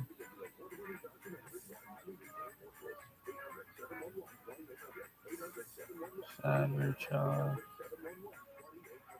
Juice Galore. Can I just jump in at 256? Or no? It's been delaying. He's surprised. Ratio is low. I'm gonna do it.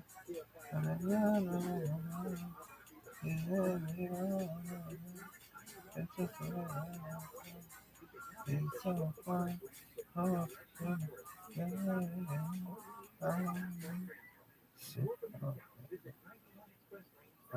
yeah.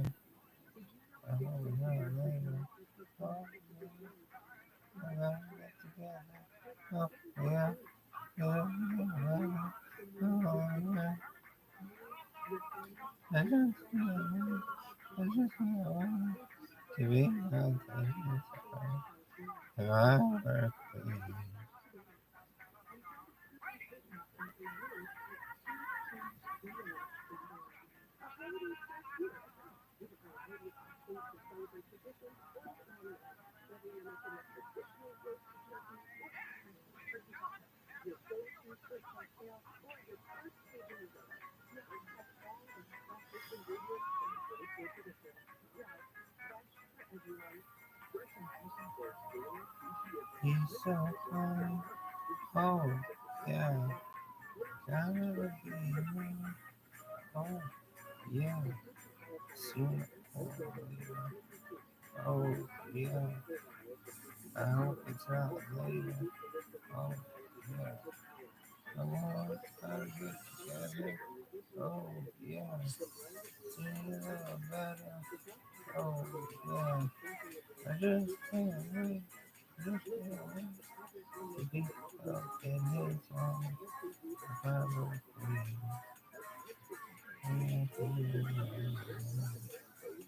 I am a but I'm gonna make a move.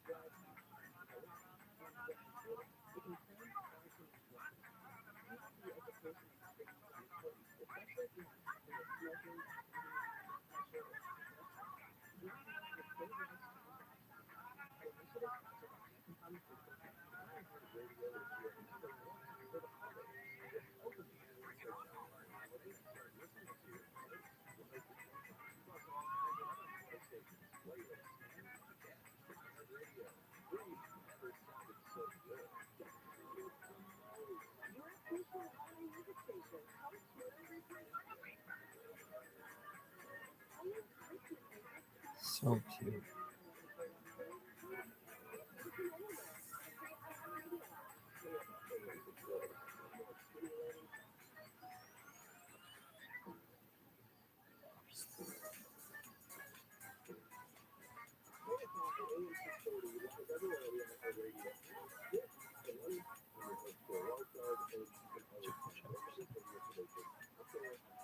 Yeah.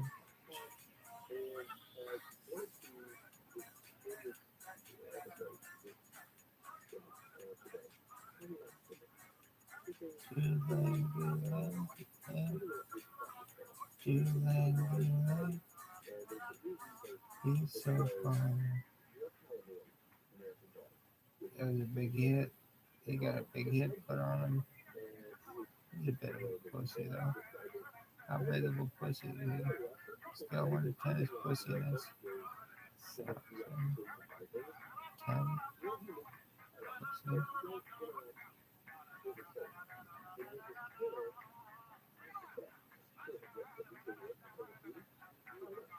I supposed to just let him hit me?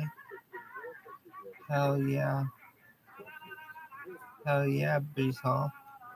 I'll repost that. By AJ Terrell. Jets must get to the 25. For first down, pass is caught by Hall. He will not get there. Stopped about 4 yards shy. What? By AJ Terrell. Jets must get to the 25. For first down, pass is caught by Hall. He will not get there. Stopped about 4 yards shy by AJ Terrell. Jets must get to the 25. For first down, pass is caught by Hall. He will not get there. Stopped about 4 yards shy by AJ Terrell.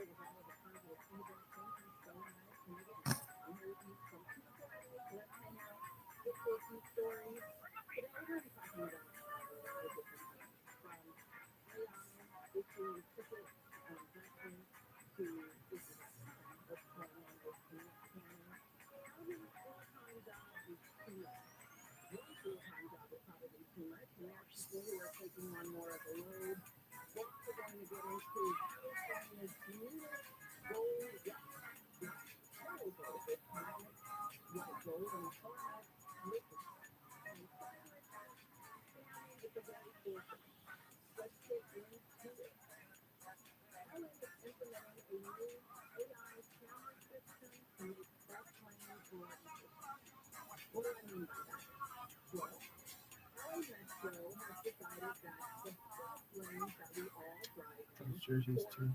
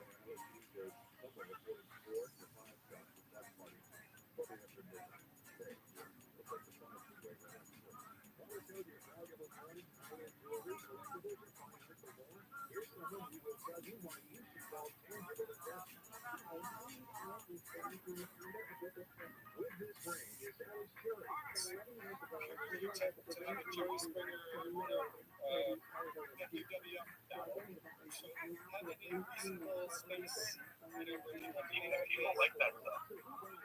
People like the WWF. People are joking. And that's the reason he's trying not to have the business completely fail.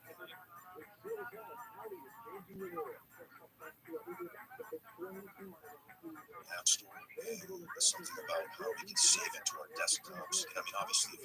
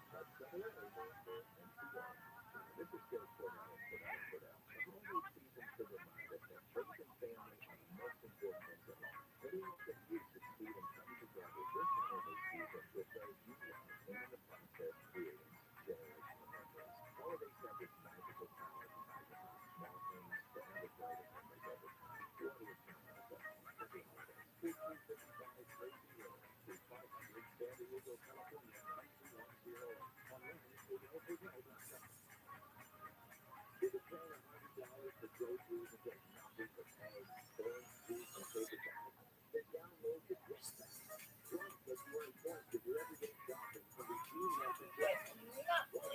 when you have like trying to get prime ministers and stuff, it's not that good of a look.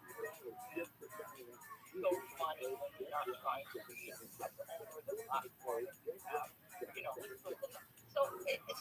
I can see both sides, and I can see. I agree with you. Sometimes it's entertaining, but I think if the intention is that who's the joke on, right?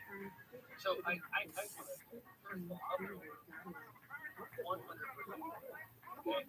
So I'm also sad with Elon Musk. Elon Musk tried to be all about it all. Russell was what there are right? And then Elon goes back and he kind of starts to let me sure, like, he is not, just because you have money doesn't mean okay, and we work with the anti-Semitic. I'm not going to understand maybe like about the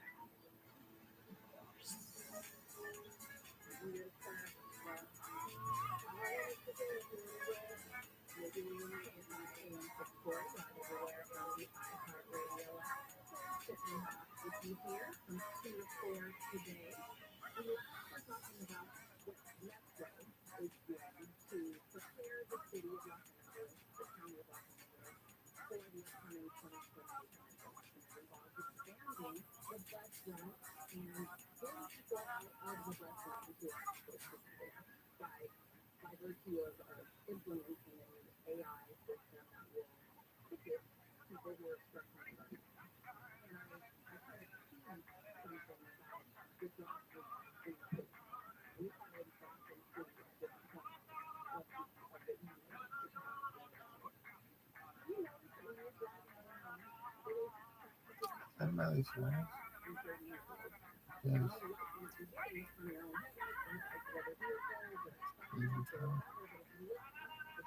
On the west side, on the west side,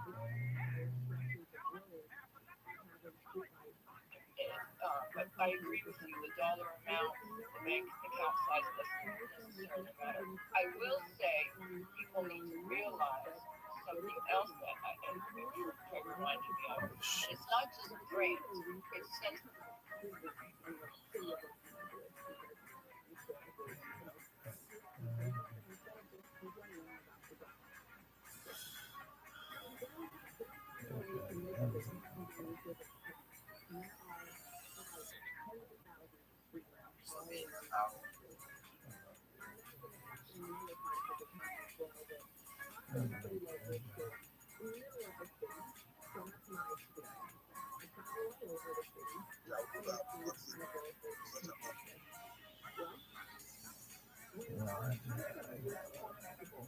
No, actually, you should be like, oh, no reason to worry. No one else happens. That's all for love.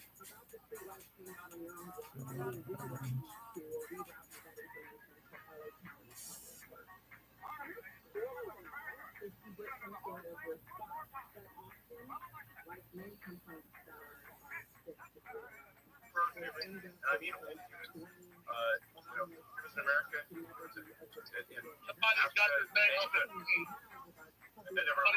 phone over the bathroom.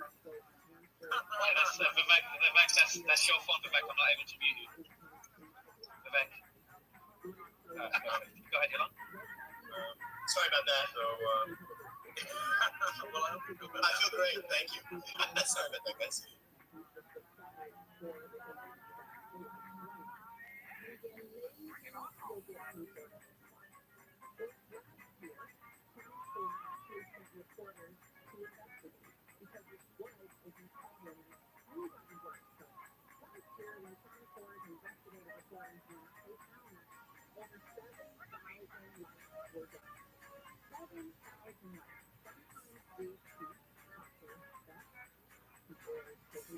Yoshi.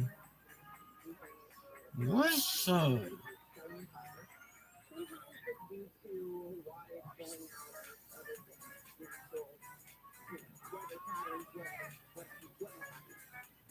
Who the fuck is following me? Big move. Alright. Right here. Just this kind of stuff. My point is that don't be a dick, right? Okay, well, tell me what so the point that I'm making here is that in capitalism, success is long term, not short term. Success is not just what you've done the last 10 years, it's what you're going to do in the next 10 years, right? So people have this fallacy of, you made it to the top, you must be really great. Okay, sure, that's fine, right?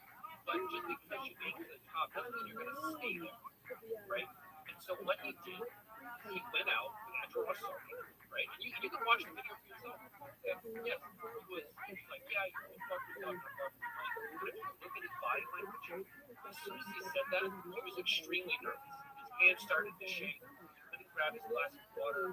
His facial gestures got really jerky. He got really this, he got really that. People have built Probably because he has Asperger's. so, Right, can I try to phrase it another way? no, I'm going to finish my point. The point is that you can be successful today. How many people have built fortunes only to lose them? More people that have them. Okay, just because you build a fortune doesn't mean you can keep a fortune. He put $44 billion on it. And he is blowing it to shit. And he goes, oh, yeah, fuck you. Really? You're in economics class and you're like, oh, yeah, this is great. I have $44 billion. This is going to go fucking great for me. When the bankers come call us and knock on his door, right? They say, hey, what the fuck are you doing? What's going on with this? Or even if it's collateral phone, you're like, oh, that never happened. See, 2008, right?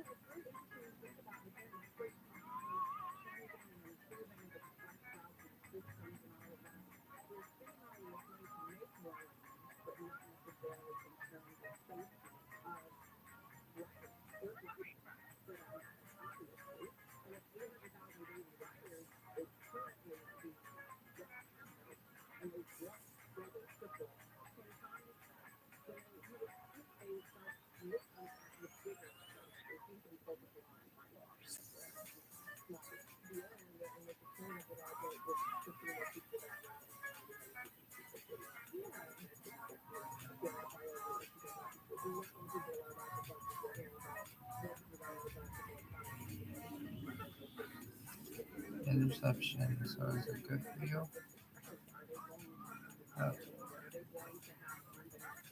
We're kind of already not, so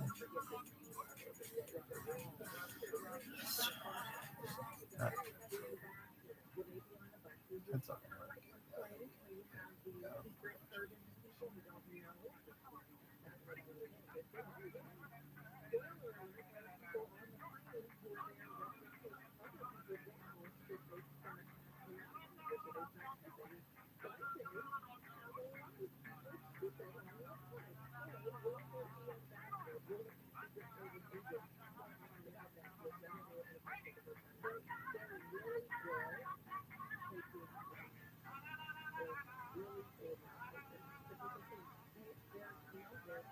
Censorship sucks.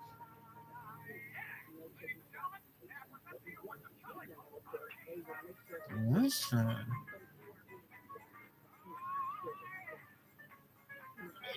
Nobody's gonna hold you to the that he's wasting time on this one. Well, so I'll push. Let me push back on that. You think he's wasting the time? Him being probably the smartest person of our generation, in my opinion, thinks that the free speech fight is the most important thing he can do at this time in America. So I think that in his mind, and that should say something to us. The right to have public discourse is the most important thing. The only thing that says to me is it's worthwhile to listen to Charles. I don't take what someone says as gospel just because they're smart, supposedly the smartest or the richest. That's the only point that I was making earlier. But you're right, he does deserve 5 minutes to realize that he's bullshit and he's not. He's pretty darn smart. Right? I don't care what Gates says. I don't care what Zuckerberg says. They don't get any of my money. But when Elon talks, I listen because I probably agree with him about 90% of the time. And I think he's a missile to our society in a way that I want.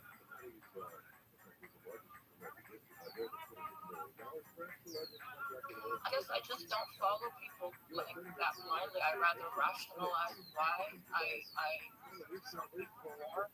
But if tomorrow Elon said some stupid shit, I would not be. I think a lot of people would be, oh wow, let's think about stupid shit. And I just won't. I give people the opportunity to be productive and right. And so far, he has been. But he has, that's it. I mean, it's not because of anything else. It's not because he's this and that. No. He is a human being. He can make an error. He can say something, tomorrow that's incorrect. We don't know. And it won't take away from what he's done. But either demonize him or make him into the Messiah. And he's neither. And what happens is we can have it's actually very helpful. But these are good discussions to have because at the end of the day, you got to realize, okay, the guy is everything that he is, but I am everything I am, right? Charles, you have a brain, so here, I'm telling every, for example, every child under the age of 10, go jump on a cliff. Charles, as an intelligent, reasonable adult, you would not go call every child in your family and say, go off a cliff because the smartest person says so. No, you take a moment, take a beat, and say, wait a minute, maybe this guy's having a bad day. Maybe something's going on. Let's not go with that. So I'm just saying, some part is earned it. But he has to earn it like everyone else.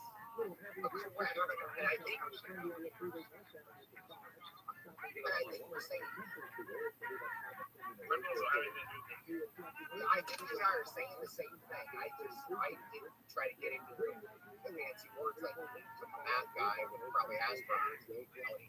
Speaking is not my forte. Everything he's done, well, it's a fast person that's done I respect. And so when he speaks, I want to listen because I do analyze what he says, right? And if you were to say, all right, brother, take your view of what happened, yeah, right? Like the thing that I think a lot of people like look at is you have to have control people to force you to take your voice and say it on the board stage. I can't get there, it's not within my abilities. So when someone says what I want to say, saying it to all the people that are listening, I want to support you. And so far, that's he's been the cultural leader for the books that I want to say.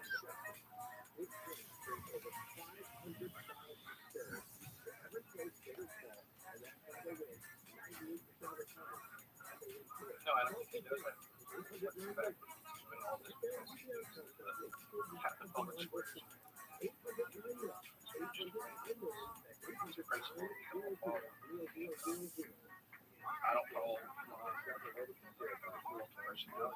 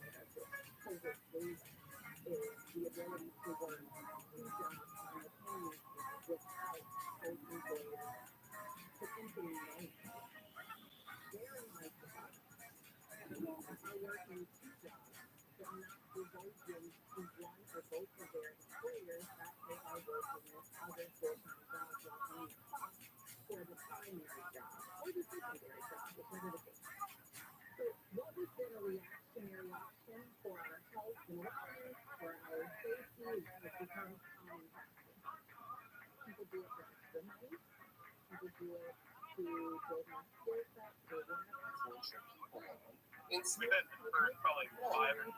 Okay, but this is where I want to be a bit open. As I came in far late. But okay, the reality is just give people senses, people's intelligence, but fundamentally, there seems to be this kind of like envy of people involved. But it doesn't like this was really a 6-hour podcast.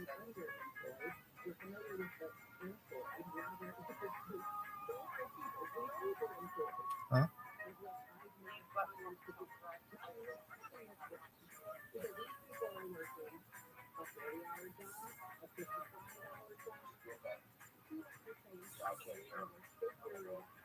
Rubber banding.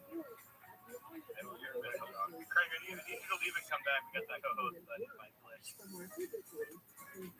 Last one you did last one.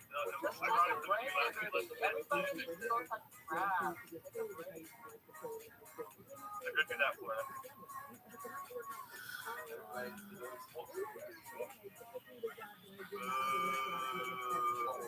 Hold on. I just heard straight say somebody What happened? Can you hear me? Somebody just said, yeah, I got you. You just kill the space and come back. Thank you just said cut the grass that today's terminology went over.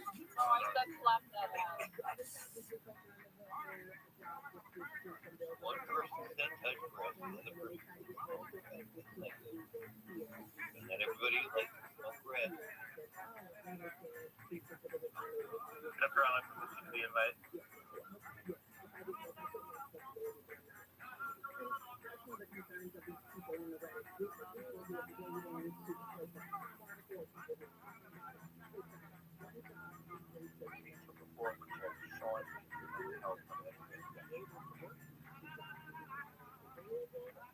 Wanted to do that. And I can't.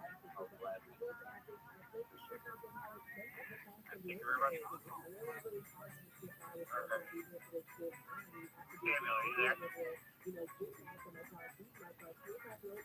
Well, I guess we're supposed to code. How much can you code for Alex? Sure, that's it. No, I have a. No, this is because I have the code. Now I have one code. No, I see. Oh, God. Sean, take a break, goddammit. You're gonna take a break. I'm not interested. We're gonna. I'm trying to help the heroin addict. I guess I don't want to get clean. It's actually a vitamin that is Zoe House in Switzerland, Portugal actually got their population clean of heroin, just by providing heroin to them. So, like, what methadone with heroin? No, that's a very interesting thing. So, there's a very, very good book about it. It's called Chasing the Scream. It's by Johan Hari. He was actually on Rogan's podcast, I think, like 2 times. And he discussed how Portugal and specifically Switzerland, how they handle the opiate situation, the heroin situation. That they discussed what gets people actually addicted, and it's not the actual substance, it's their situation, the life situation, their job, divorce, money, a place to live, things like that. So what they decided is to have like clean clinics. People can go on there, sterile environments, sterile needles, not of that diluted shit that you get on the street, and take the heroin, but then you have to go to work, and then you have to make your life better. And slowly but surely, people started basically to fall off, and less people starting to come back each week. Until the situation, but now I think because it's one of the lowest in terms of heroin, prostitution got to like 0%. Crime also dropped. It's a very, very interesting case study.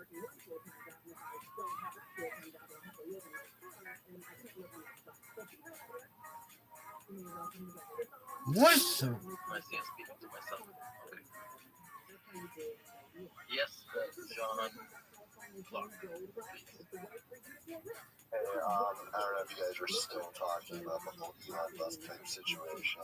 I just think it's a little silly to question how smart he is. Not that I like fully agree with him or anything, but what he's trying to do from someone who is like 30.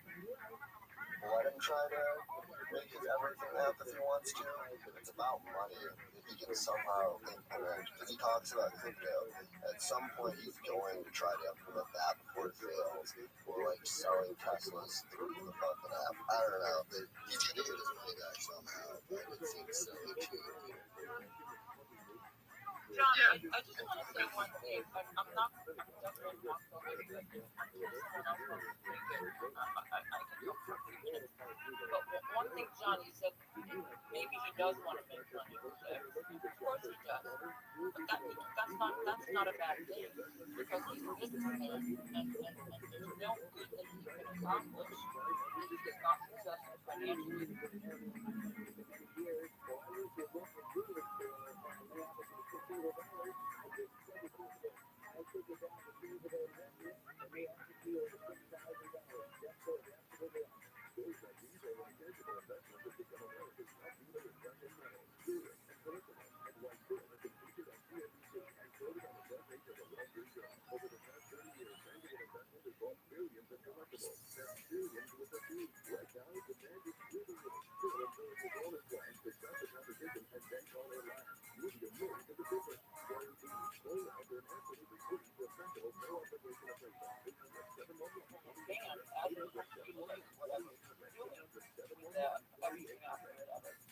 As it advances, it doesn't also advance those things that we were talking about. So, but I don't think I want to shy away from this that someone is interested in a business venture where they make money that there's something wrong with that. We have to have our business. Otherwise, we can't do anything else anyway. I will just say that we did have the President of the United States banned on there, so I don't really know if you put a price on that kind of free speech with what he did. I think that alone almost made it worth it. If the dialogue going forward in America changes, because up until about 5 years ago, you couldn't say anything to anyone, and realistically, even this past year has been kind of difficult.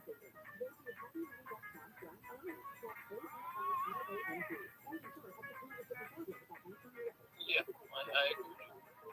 By the way, one of the questions that you got asked was like somebody said that he banned Alex Jones from the platform, and he said that no, he was already banned when he purchased the company.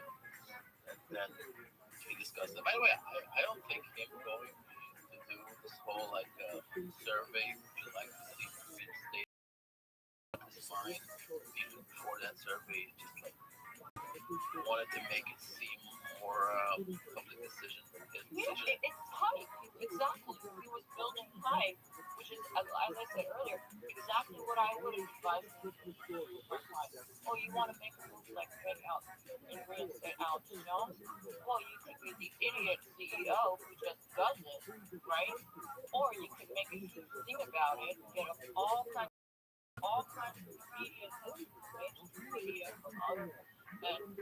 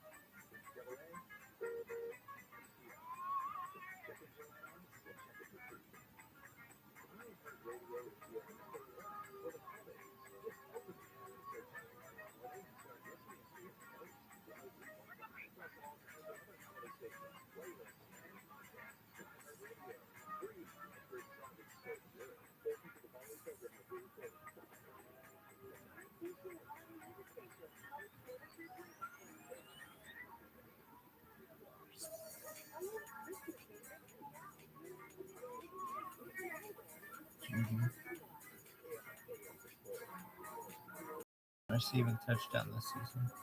That's 8. It's week 14, dog.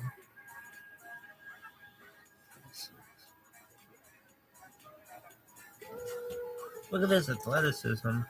Now, when I was really contemplating how athletic I was, this is really what I thought of.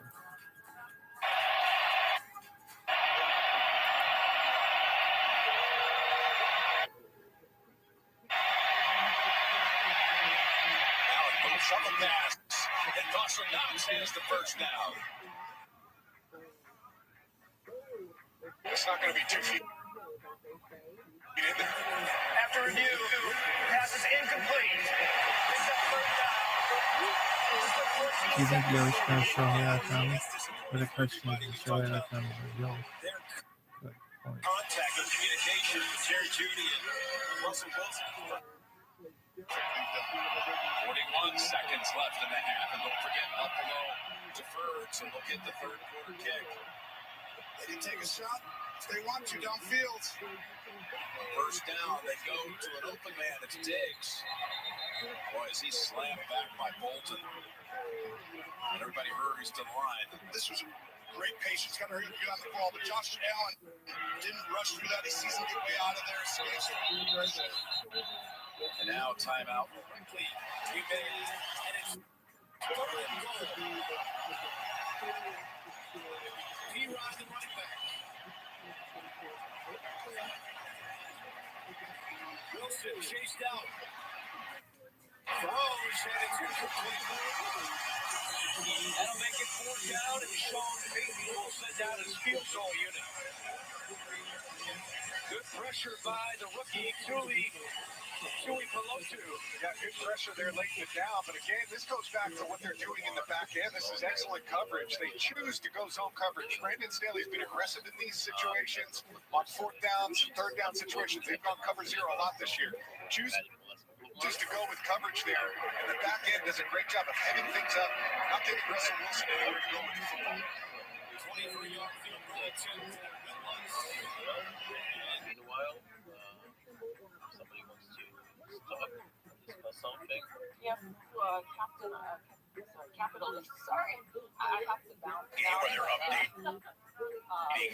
The Jerick McKinnon short touchdown plunge. But you've got a lot more to go. The Niners on 2nd and 12 from the 41-yard line. CMC can take a breather. After breaking 650 tackles, it feels like the last couple of series.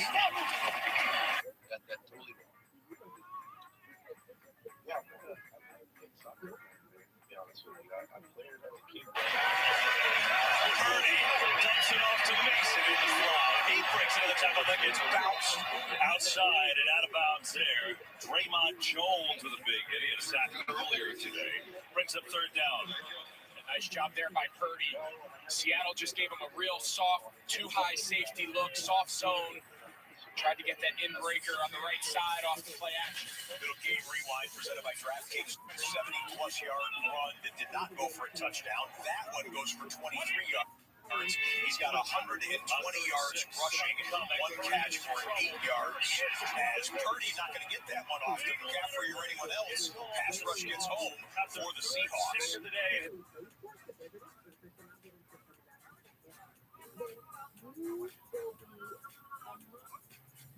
Here comes the punt team. And it's a great blitz stunt design inside. Watch, they use Bobby Wagner. They go a 3-man stunt. He's initially the flash on the pick game that forces Purdy off his spot, and he runs right into the hands of Leonard Williams. Into the secondary and down at the 11.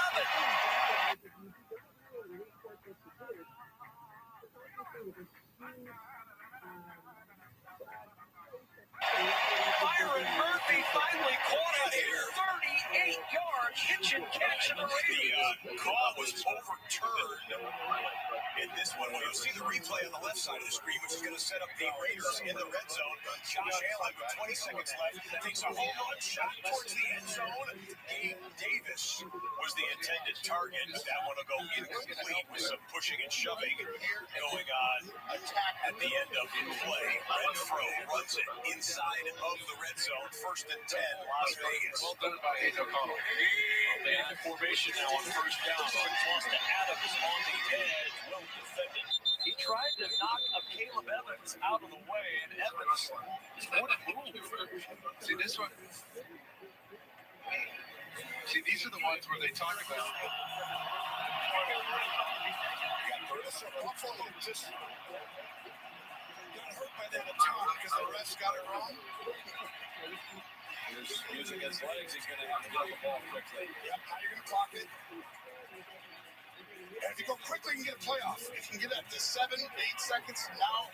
Here's the run to Jenkins. What do you do? You got a field goal that would be 62 yards. If you go for that. In pregame, you had a little help win. We saw backing up here.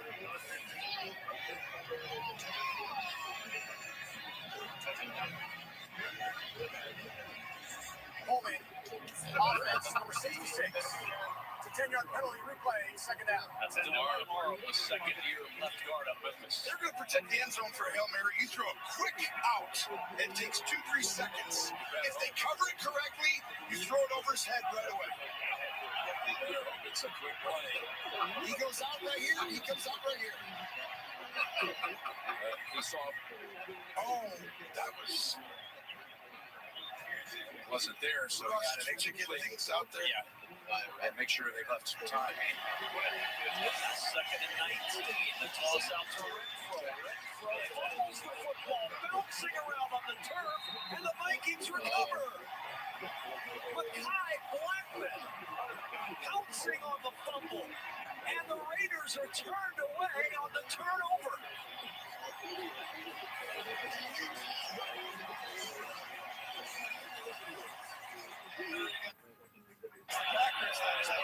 I was on the other side of it. I know Josh Allen forget it. Well, he's got the time. It's an even. And here we go. To the end zone, up in the air, bouncing around. Boy, it was Bolton who knocked it down. I mean, that was a great job by the offensive line, giving time. Perfect throw. Gives everyone time to get down there, and this had a chance for a touchdown if Bolton, like you said. Yeah, he was there on Shakir. That would have been a touchdown if he was turned the other way or anything. It's like boxing out in basketball. They're glad Bolton is back. Yeah, no kidding. It's the end of the first half of the score. Buffalo 14, Kansas City 7. Halftime is next after these first half highlights from Verizon. And there we go. Both of the 4:25 Eastern kickoffs are into the halftime locker room. Time for the best comeback today. Presented by Visa. You got the Atlanta-Tampa Bay game. This game was for first place in the NFC South. The Buccaneers coming in with a record of 5-7, and coming into this drive late in the fourth quarter with a deficit. Chris Godwin, though, on a big catch for. And then Baker Mayfield, who was so crisp on this drive, goes to Cade Otton into the corner of the end zone. That would be the go-ahead touchdown and the eventual game-winning touchdown. A fourth quarter come-from-behind game-winning drive for Baker Mayfield and the, first place Tampa Bay Buccaneers. Look at that NFC South standings board. All of them sub-500. The Panthers mathematically eliminated from it now, but the Buccaneers have the tiebreaker over the Falcons and the Saints, at least at the end of today.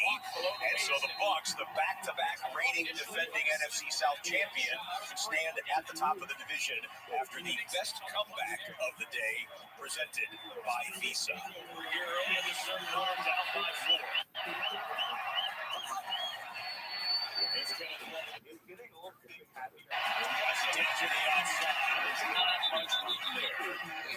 Lenore struck that out pretty well.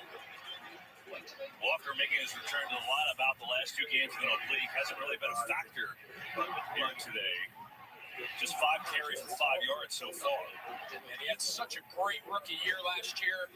One of the top rookie offensive players in the entire league. 5 games, over 100 yards. Only 1 this year. Of course, injury and missing some time has played a part. So getting him back healthy, getting him to be a big part of this offense again will go a long way down the stretch here for Seattle.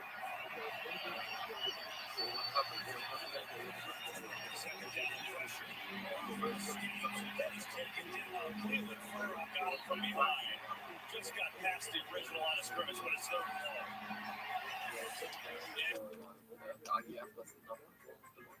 Big Javon Hargraves, number 98. You're going to see him right here at right tackle. He just beats Damian Lewis fast.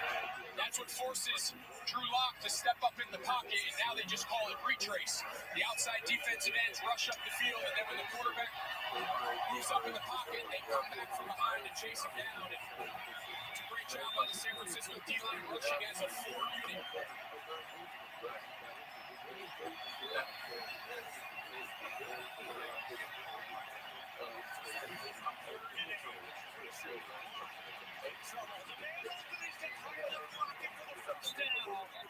Using his legs to get away, and he converts for 15 yards. Yeah, we said this is something that Drew Lock can do. He's an underrated athlete. This time, Steve Wilkes decides to bring pressure, does a great job avoiding and buying time, and then Tyler Lockett is able to run out the backside of the coverage for a big first down conversion on 3rd.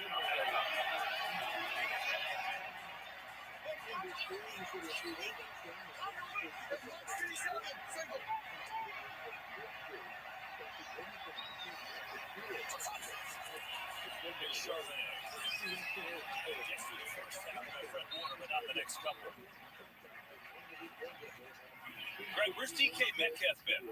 Yeah, we said at the start of the show, they need to get questionable to return, but I see them continuing to work on him. He's coming out of the tent right now, trying to work on him on the sideline. He's getting on the bike as I speak. 10 carries for 66 yards for Madison. Meanwhile, it's Chandler's day. On first down, go up and compete for the ball. He doesn't always have to be open to be open. Gonna go down and lose yards. It's Furl again, who had the sack moments ago, and now it's 3rd and long. But he's back, stealing a few yards and getting to a 2nd and short to help his quarterback. But let's see if they get him on the move a little more. I know he's so comfortable throwing those nakeds on the run, and they're mixing in that zone read. One of these he's going to keep. And rush again. Dobbs has to check it down to Chandler out of the backfield. Breaks the first contact. And Chandler makes the first down team.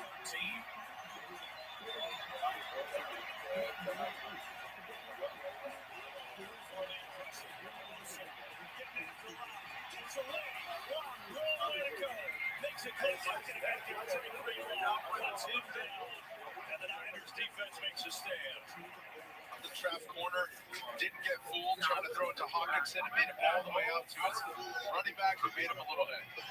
Now today, one in the game at running back coverage. We've seen him on returns and one on the carry. Roberts Spillane all over today, one for Iowa State Cyclone, and Spillane stopping another member of that Vikings offensive line down. It's Dalton Reisner, the left guard.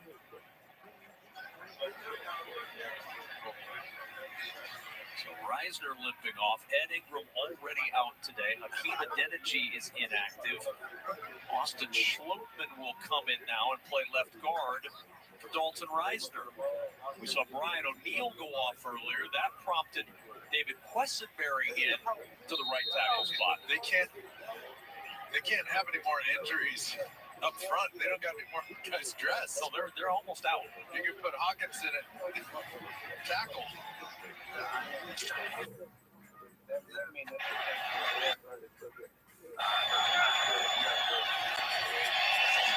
Pressure up the middle. They set up the screen to Chandler, and he's caught from behind. A lot of traffic to try and pick through, and the rookie from Texas Tech, Tyree Wilson, there to make the tackle.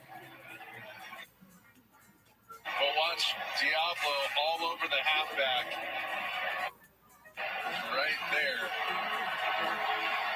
And all the linemen, somebody's got to pick them off. And you need one of them to come back and peel back on that. 3rd and 12. Good protection. Now Chase stops on the run. Throws as he's contacted the pass. Incomplete. Malcolm Kuntz about one step from a 6th grader sack. Instead, they'll force the punt unit on for the Vikings. I thought he was going to dump this thing down to Hawkinson quickly. And I think that's, something he's still working through and something Viking fans are so used to with Kirk Cousins.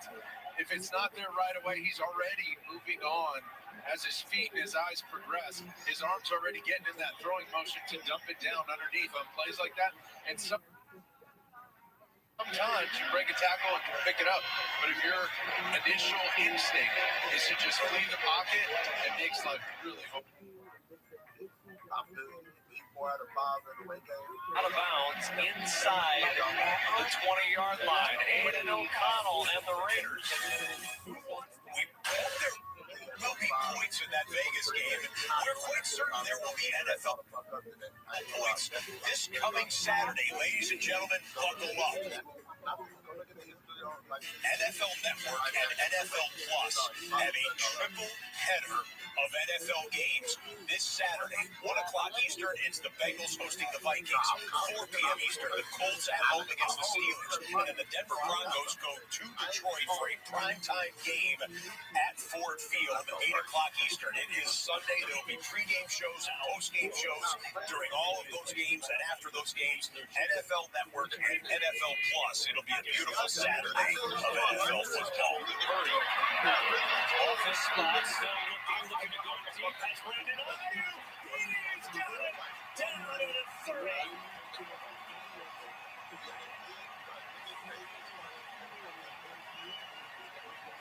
Nice job here by Brandon Ayuk, just staying alive as Brock Purdy starts on a little inside, and now it's just no scramble drill. If you're short, go deep. If you're deep, come short, but now watch the job here by George Kittle. We know they love to blitz Jamal Adams. That's kind of his role right now in this scheme. And George Kittle, he can catch the ball. He's a great run blocker, pass protection. One of the most well-rounded tight ends in the league. And that's what allowed Purdy the time to flush left and give Ayuk a chance at a scramble. 45 yards on the hook. Ayuk really turned around, but Tariq Woolen, as he's now known, is on the coverage. By the way, we're noting, Greg, we told you Devin Witherspoon went out early in this game with back injury. He has not come back either. So both teams lost their starting cornerbacks early in this game. Yeah, Witherspoon is such a good. Well, ladies and gentlemen, we're about ready to get second half kickoff between the Chargers and the Broncos, and we have just gotten word from the Los Angeles Chargers. Justin Herbert has been downgraded to out. Justin Herbert done for the day. It is a finger injury on his throwing hand, and so Easton Stick will have.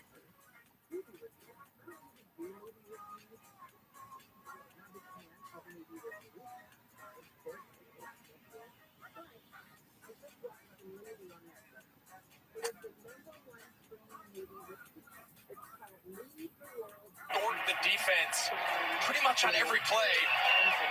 Man, talk about a weapon in the run game. Let's put that on a t-shirt. I distort defenses.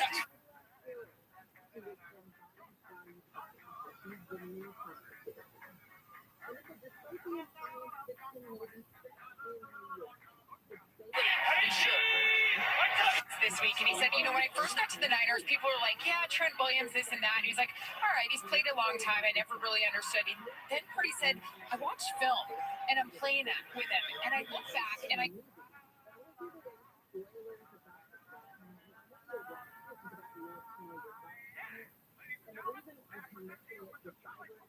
see this beast just going at it and creating this alley for Christian. Again, 6'7", 6'8" beasts out there. Second down play fake to Jamal Adams. He got good to go.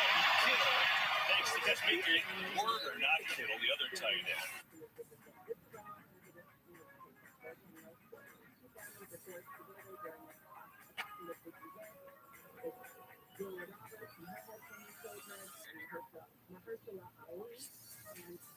They want to bring him on blitz. They want to get him involved in both the run fit and if they need to add a fifth rusher and he forced Purdy to pull up on that boot. Do you get in a Buffalo stance when you're in the Buffalo nickel? And we could have a whole conversation about the evolution of the Buffalo nickel, but we'll have to wait for a different time. Just talking music there. You get the idea. Third and 5. Rushing coming. 36 away. Crosses by Samuel. Up a little move. Crossover to the end zone.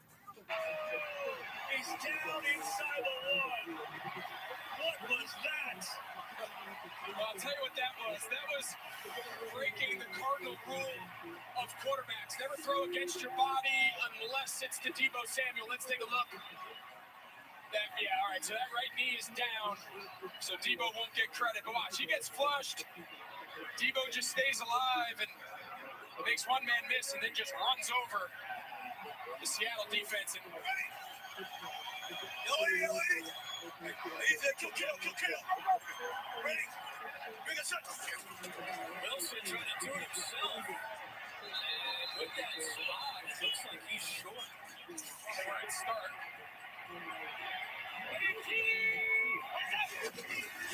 We can run to the left. Samuel is in. Touchdown, San Francisco. You know how he said Kyle Shanahan told us that he doesn't necessarily design who gets the ball?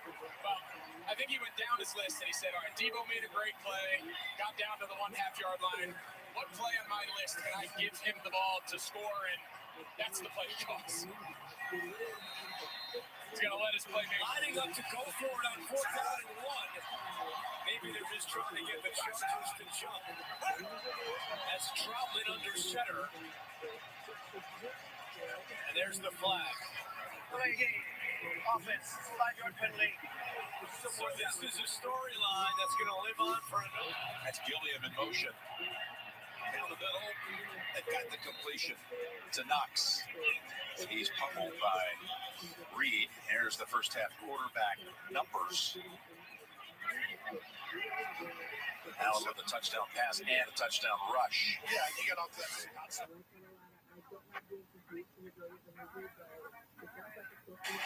Shoots one in there. That's Jacoby Myers. That's first down. Move the sticks. Really depends on this end to have. Obviously, in the game situations, there's Cook going low to get past the first wave, and he's got a big gain. Another 10-plus yard carry. That goes for 11. And that puts Cook now. He's got over 100 yards from scrimmage in the game. 109 yards.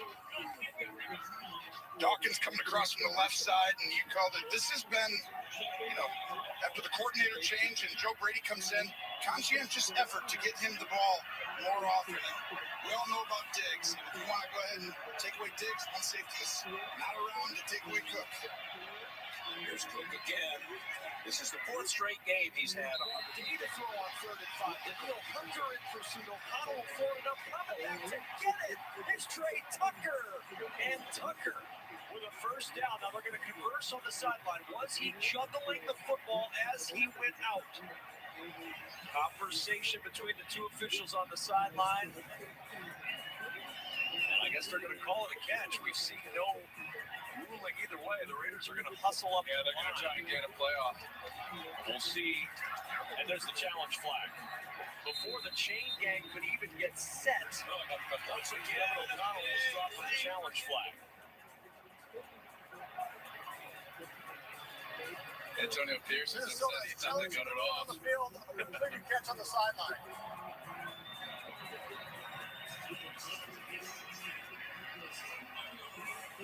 Well, with the debate between the two officials on the sideline, it's not a bad challenge, you would think, for Kevin O'Connell. Let's see what he sees here. Well, they were trying to take a shot over the top to Trey Tucker way down the field, like a big post down the field. And then it just turned into scramble drill, and he just mirrored his quarterback, found an open area. Now, did he have control? That's going to be the question here. It's control in 2 feet. That's what we're looking at on the sidelines. Dino was watching in Los Angeles. Steve would took a breather as Mahomes waits for his opportunity in the second half. Chelsea, who in that first half had 3 catches for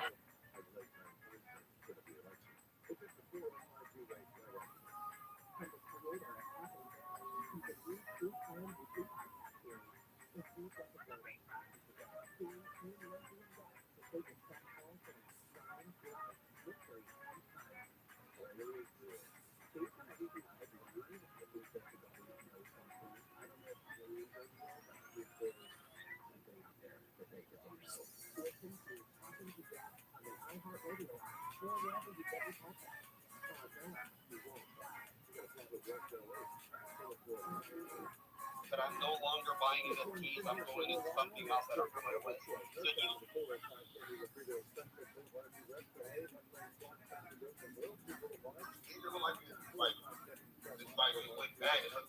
It's a bird voice, son.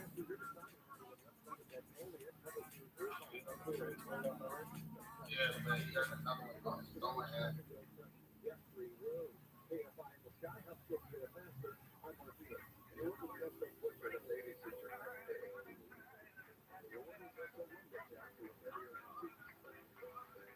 Right, y'all see they banned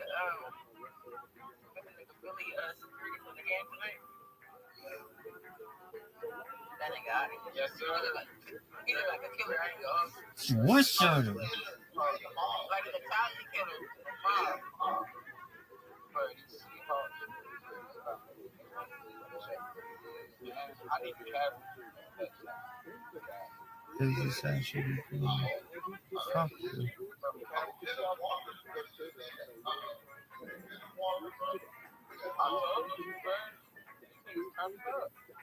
That's sad.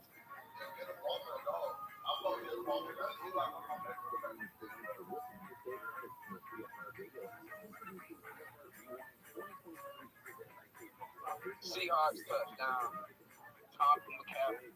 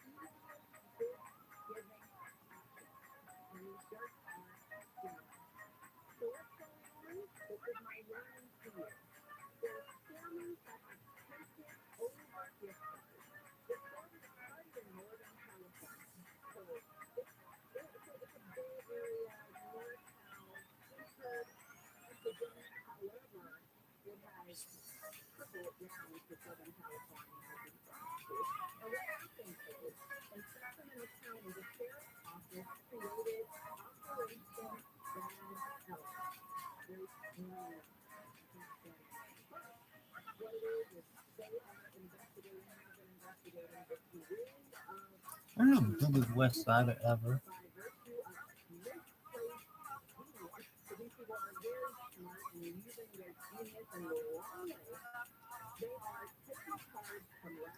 555, please.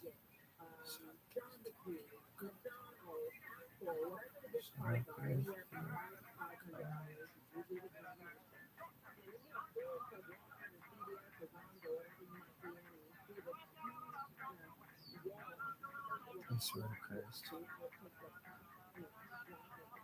Vibes, don't let me down, Vibes. Christ. Christ. Motherfucking Christ. Do you think it's because it's a West Side thing? It's only possible. Fuck is going on here, you piece of shit? Goddamn motherfucker. Piece of shit. Fucking piece of shit. Fucker. Piece of shit. That's a vibe. Listen. You wish they'd execute this person. No. The 200 is West Side. He's the West Side.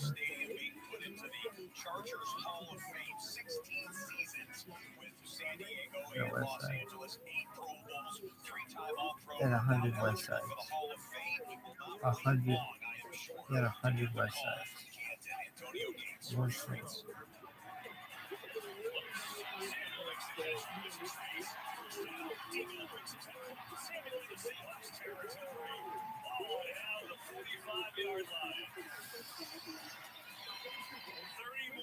For Deebo Samuel, he's having himself another big game.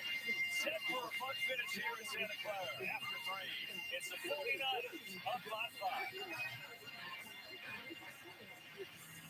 So here we go. End of the third quarter in Santa Clara. It's the end of the third quarter, beginning of the fourth quarter in Las Vegas. It was a scoreless first quarter between the Vikings and the Raiders. A scoreless second quarter. A scoreless third quarter. That's and here comes 3rd and 2 to begin the fourth. Backside pressure coming. Dobbs in trouble. Able to throw it away. Dobbs directing traffic. Wants to run. Goes sideways and gets the first down.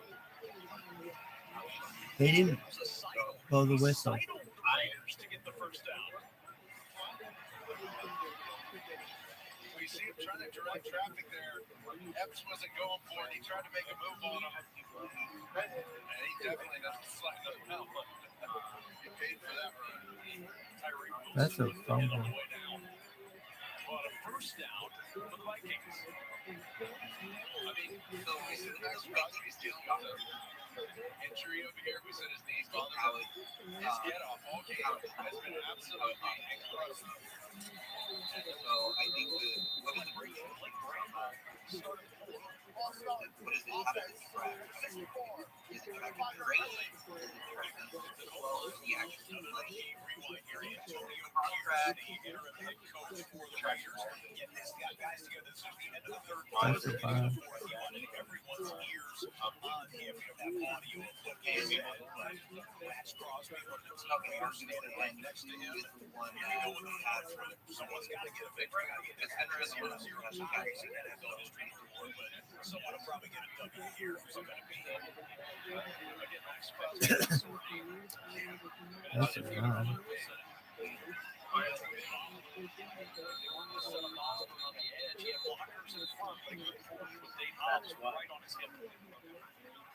Dangerous there.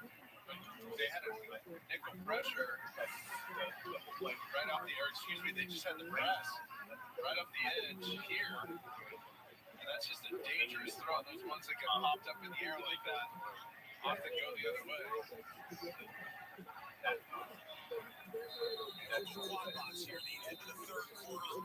Quad box. Wizard.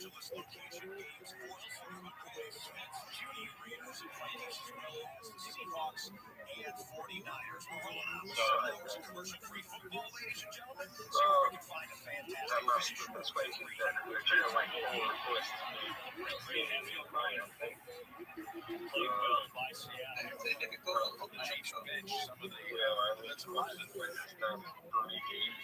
defensive coaches, defensive linemen, right? That shows you how big this game is right there, though. It matters so much. And Joe Collins has been around a long time, the D-line coach. There's nothing wrong. They both love each other. They're kicking into it time to time. He says, "You're supposed to do this." He goes, "I am doing that." That's up to 2nd and 3. As McKinnon's within a yard of the first. You may have seen Micah Hyde on the sideline. He's got his helmet off. Has not been on the field here at the start of this third quarter, shaken up right in the last 2 minutes of the first half. So 3rd and 1.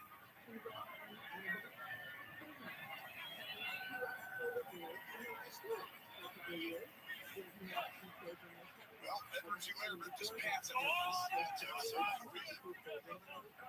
Kelsey coming out of the backfield. The go with Ootd for the first down. Boy, you just give him a tiny opening. He has the speed to find it and exploit it. That goes for 7. The difference is San Francisco not able to shake the Seahawks just yet. We'll see what they do early 4th quarter.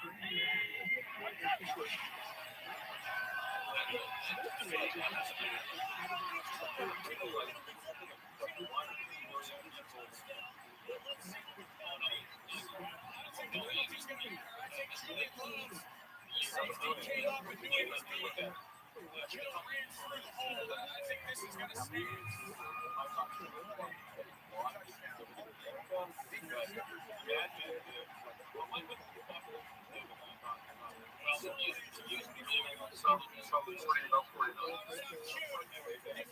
Generate explosive plays, but it's all off that run action. You can see Julian Love. He thought that was a handoff. Hadley from the jump. Yes. All he can do is try to grab Kittle. Yes, not you talk about match response. This thing's turned into a shootout. Our population in 2015 was about 37 million. It's now about 41 Extra million. point is up and good. It's 28-16 with Kittle out for 6 Won't recognize them. 300 yards passing. Will feel like an outcast. He celebrates quite like George Kittle. It's a 2-possession lead for the Niners against the Seahawks. California. Wilson has all day here. He's going to take a deep shot. Sutton in the end zone. And Courtland Sutton with a flag down. Makes the catch for a touchdown. Let's see if this stands.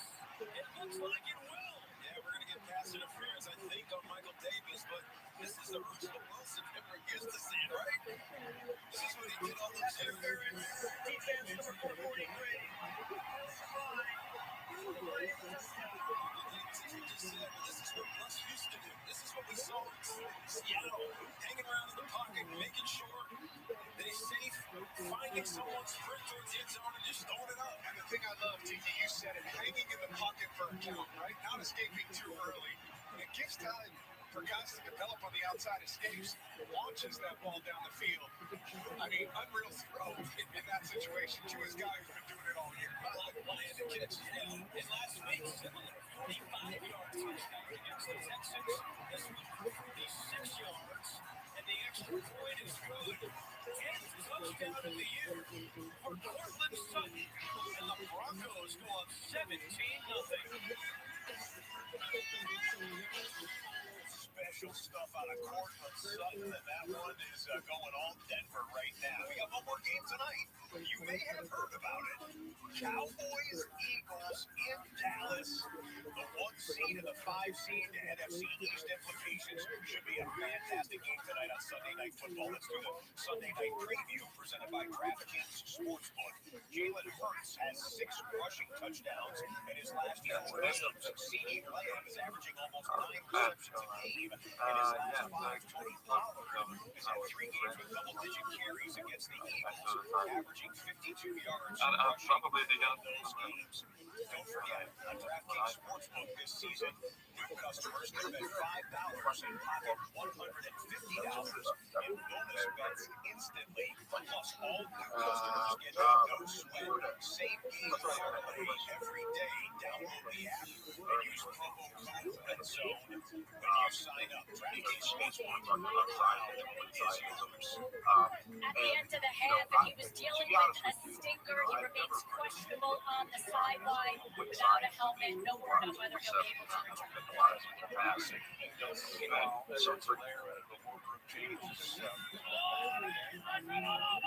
That last carry for a buck, second and 8. Runs down. Looking, finding. Rice to about the 5.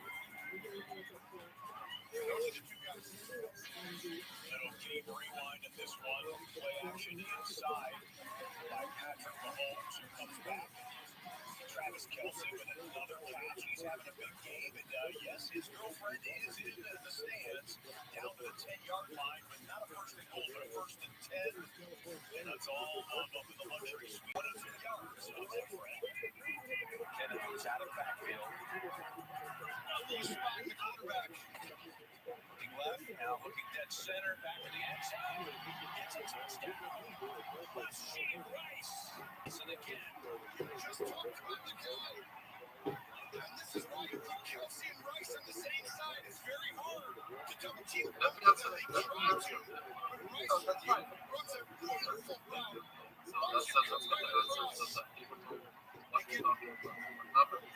Right past Bernard. Look at that. This kid, he's got a bright future coming out. What a great touch throw, though, too. That's not that easy. He has now 6 touchdowns on the season. Many of them have been coming. There's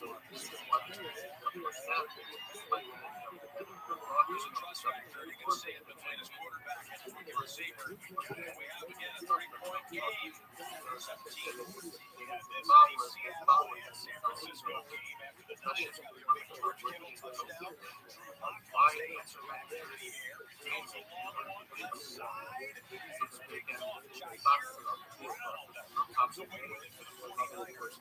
DK Metcalf was the intended target, and DK not happy about the way that pass went into the arms of a Niner back. Bam! I've never seen one of those play go through. I think that's probably a helmet holder. Those usually are heated as well. They blow hot air in there to keep the helmet somewhat pliable and warm. And DK is hot in a different sex. 28-16, San Francisco with lead in the fourth quarter. Let's listen in.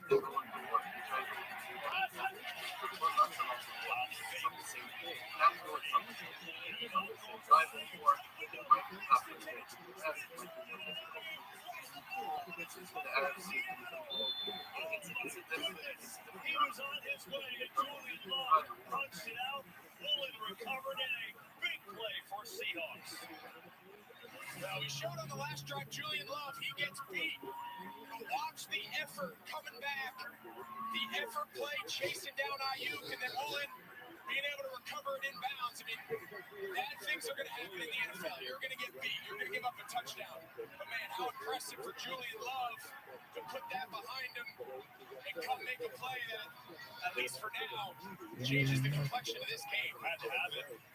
So a big play from Ayuk for 36 yards, but the fumble at the end. This game this long into the game.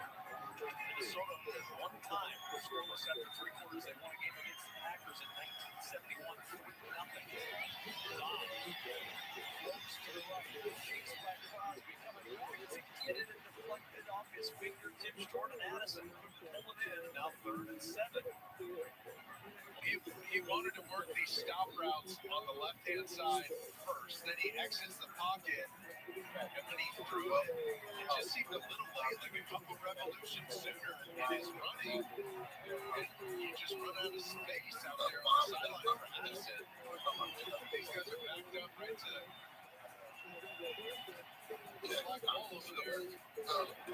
question. No mistakes here. You see who they put in the backfield. Big CJ Ham.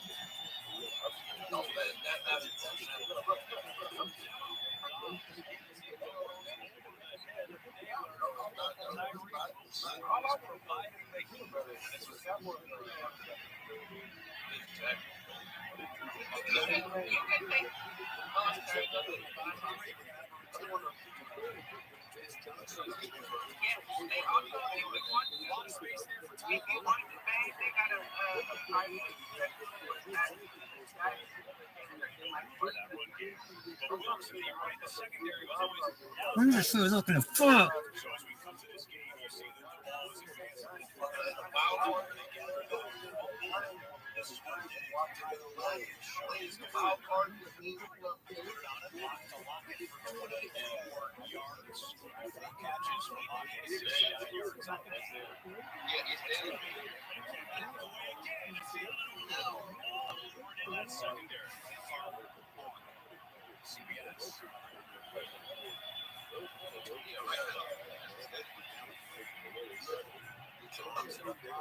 Johnson. He dives ahead for about 3. Wonderful job by Allen. Hey, it's not a screen.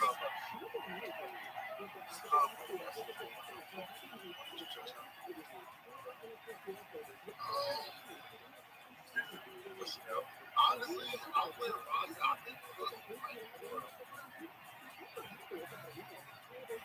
Standing up over the center.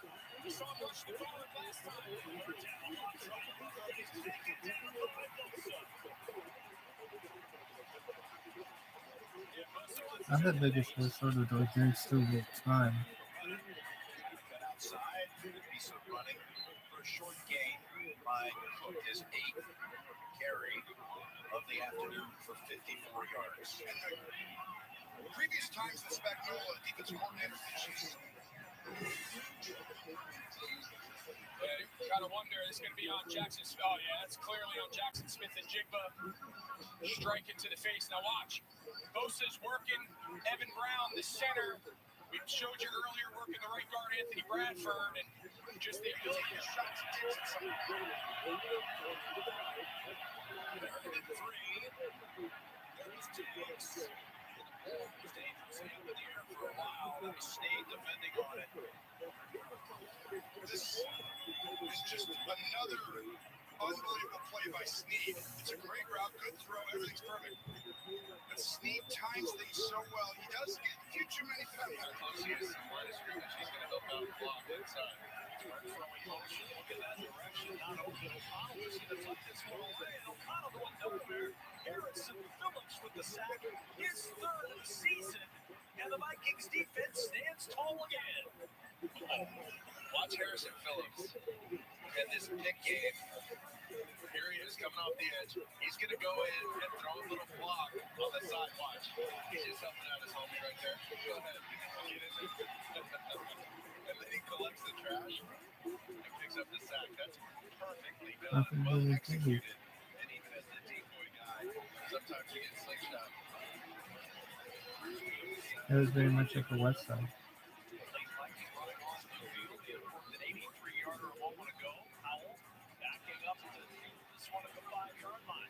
Somebody looking for a play, maybe it's Brandon Powell. On the brakes and turned upfield, got across the 30. Jakob Johnson makes the tackle, and here comes, and we got you. It's a sack. Take a deep breath, but you're good. Chase Young having a laugh at it. So down in the penalty, and now all of a sudden, Seahawks players deep in their territory.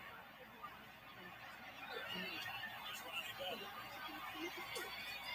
And that's where the Niners will take over. So after the turnover, San Francisco defense stands right up. They get it back, and they're in control of this game.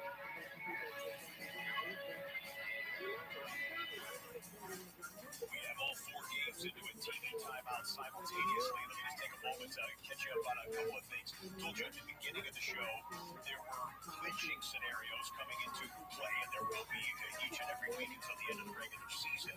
What we have established right now is if Minnesota can win this game, score some points, and win the game, then that would mean the Niners would go to the playoffs if the Niners hold on to this 4th quarter lead against the Seahawks. So Vikings win, Niners win, San Francisco would be the first team to clinch a postseason berth. And by the way things fell in the early window, we can tell you that the Philadelphia Eagles are in and into the playoffs if they win tonight on Sunday Night Football. Not that that would be a big news flash. The Eagles still have the best record in the NFL, and if they are able to win out or win a couple more games, they'll certainly be in the postseason. And they're thinking bigger things, more like the division title and the home field advantage, number one overall seed in the NFC playoffs. But we could have, by the end of the day, the Niners into the playoffs and the Philadelphia Eagles into the playoffs. They've locked down two teams of all 32 to lock it in. Speaking of locking it in, Drew Lock on the sideline right there, getting some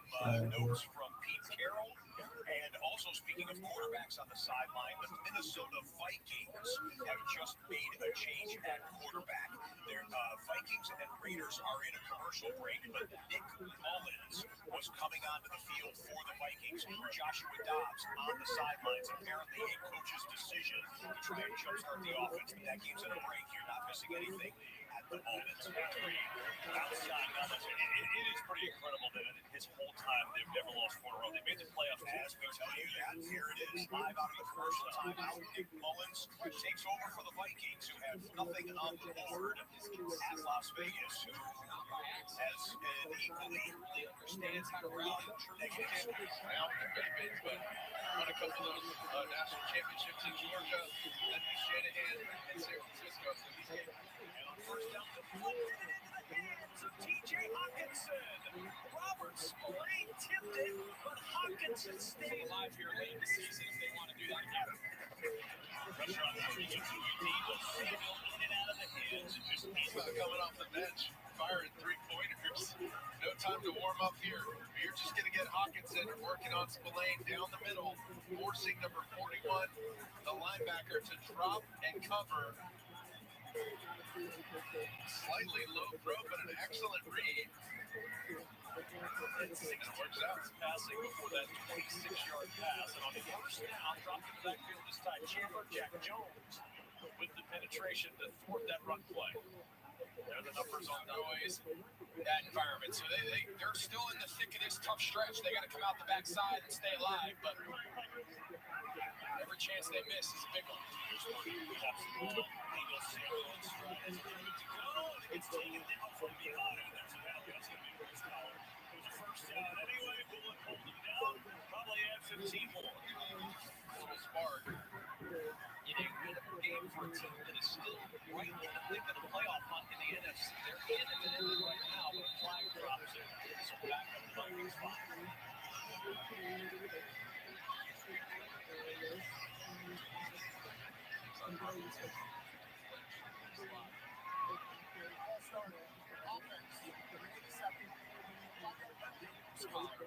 There's no foul on the play for Horsepower. Actually, let's take a look. Watch his left hand. Yeah, it's actually around his neck. So he never actually grabbed the inside of his shoulder pad. So nice job there by the officials. And the Vikings in second and 17 after the movement.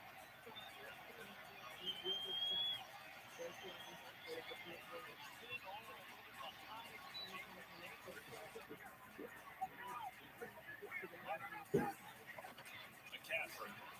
Left side. McCaffrey's going to pick up a few. And Purdy just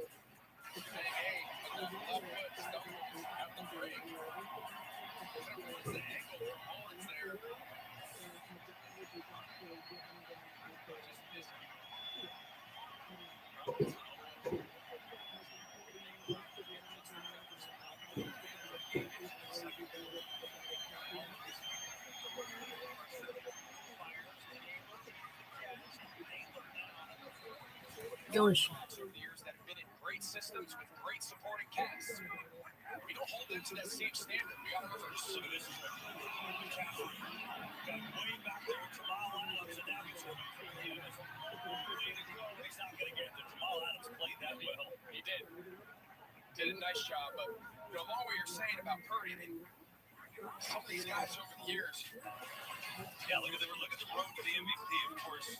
You know, trolling along Lombard Street up north in San Francisco, first in completion percentage, first in passing yards per attempt, first in touchdown percentage, first in passer rating.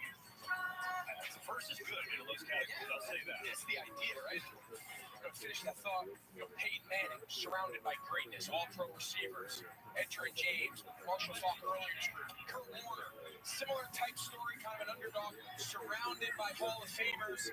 No one held it against them. And that just, at some point, we got to let that go. Play clock was winding down.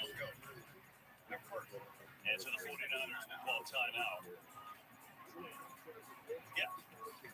Creating separation, and that's one of the things you got to give the Broncos credit today. I mean, they've been sticky in that back end, in that secondary, and they've also done a good job of continuing to pressure, even though they're up, continuing to bring guys to make Easton State more comfortable as they blitz again. This is caught by Everett. Tail over him, and finally.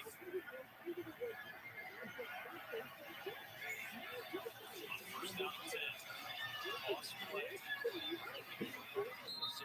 White picks up about 4 yards. Don't judge it on the success and the abilities of the people around you.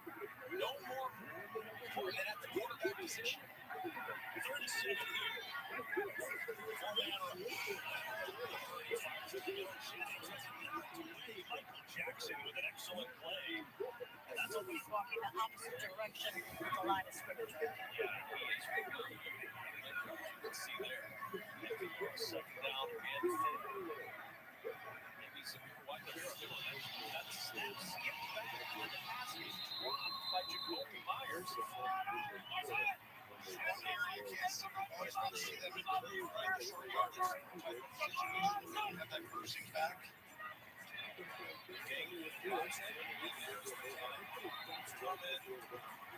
Big plays a number of times already today. Picks up the pound mistake. It's a 6-14. That's interrupted. Back to the halfback right over the ball. James was injured earlier, so it's vulnerable. That's for James.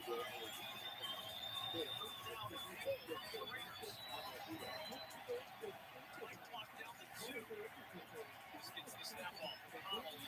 Pressure comes. Steps away. Throws it short. Abdullah with the catch. And Abdullah short of the first down.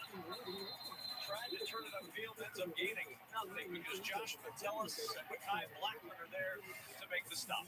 You're going to see Devontae Adams come inside and work this little. Well, this is going to be the difference. Go ahead and play this. Watch Sky Moore here and pause it. Right here, Sky Moore, flattened down. You're going to see how soft he ends up coming around. You see, it's kind of like I'm going to slow down and kind of stop. Either you're ripping and go, or you turn the corner and rip and show the quarterback you're getting two in between. Second and 10. And there's Rice. Rice, wiggle. Ball's coming around. Looks like maybe Taylor Johnson has it. He had a key interception here last year. It was stripped by Benford. That looked like it was out for a team who was second coming in takeaways. None bigger on the season than this one, Jim. No, Bills have the recovery. Inside 30 seconds to go in the third quarter. And again, it's Taron Johnson with the recovery.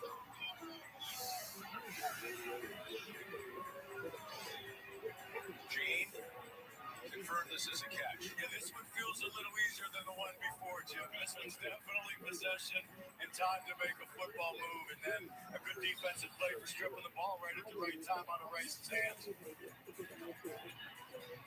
On this position, let's go.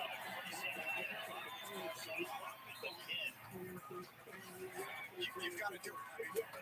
You're here. Basically, he's down to getting 5 yards in these next 2 plays.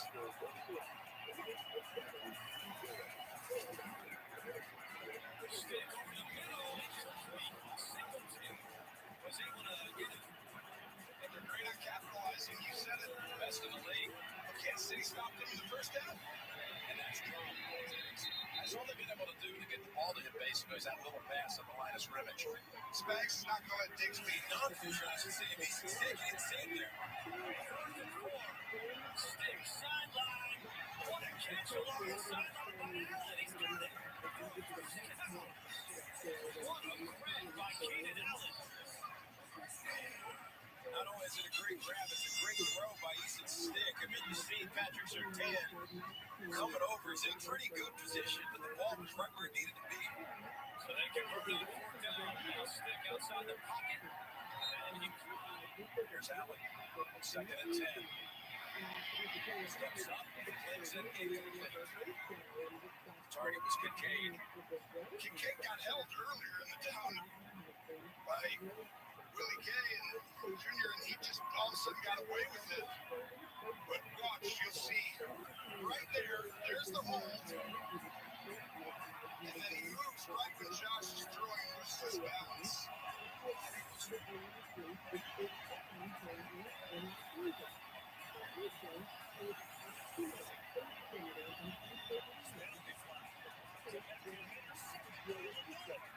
But there's a penalty flag, and I think Wilson jumped offside. He tries to shove it away. Oh, it's caught. Oh, I got a foul on that. It's going to be about a 2-yard pickup by Shakir. They showed free safety coming down. Edwards was going to blitz. Then they bring it off the slot. They're going to roll him down, by the way. I thought they should have, actually. That's the right call.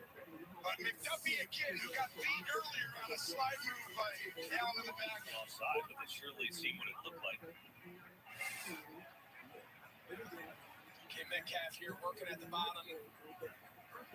Just doesn't really give him a chance to compete for it much at all. Didn't know that there was the free play aspect, but they gotta get DK Metcalf involved in the game. You can just see from his body language.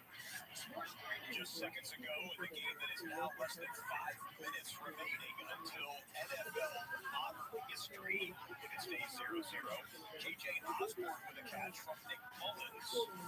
And the Vikings getting close to midfield. We are checking the penalty. Brad Rogers going to make the call. For what it's worth, I can sneak this in real quick. There has not been a game go into overtime. If you're ever going to game that went into overtime, 0-0. Last time we had the end of this year where the game at 0-0 was a 1943. So stand by. If you like historical moments, we could be seeing one in Las Vegas. And Nick Bosa was indeed offside, so erase that potential San Francisco interception. You can see Phil on a 1st and 10. Bosa knows set it up. They just missed the tight end target. Well, this is a reaction for all the pressure they're getting. These run pressures. Center and the guard do their tap and their head nod before the ball gets snapped.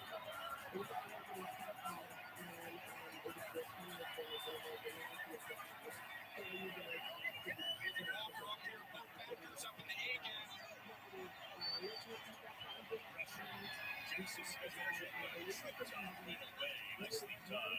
Down here, Vikings trying to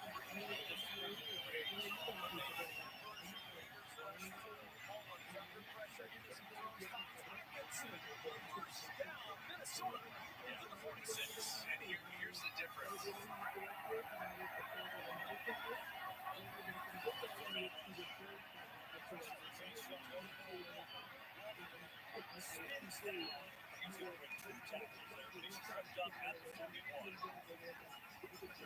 This is ball up where Dog's like, he wants to exit the pocket, but he sees Big 69 running after him, Adam Butler. He's out of there. But Mullins doesn't have that gift of being able to run around, so he's like,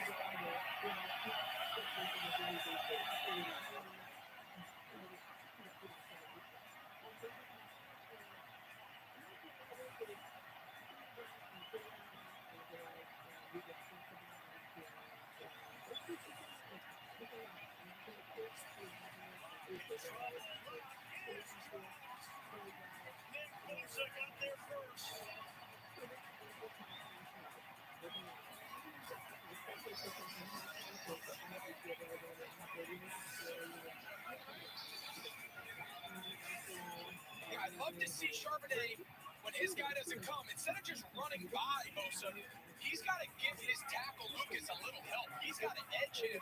That's the best best player on the field.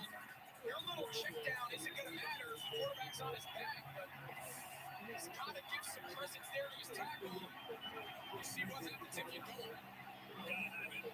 Here's the 13. Gotta get to the 35. Steps in. Lost it deep down the field. It's underthrown. And it's intercepted by Fred Warner. And he flips it up there. And that was a penalty flag at the end of the play. It's Greenlaw Robinson. Greenlaw still on his feet. Half flies from an official. The sideline in San Francisco is going bananas, telling them to get down. I mean, Kyle Shanahan was halfway to the numbers, and now we got to fight. I think DK Metcalf was in the middle of that. Got a lot going on here. Pete Carroll's on the field trying to separate. Yeah.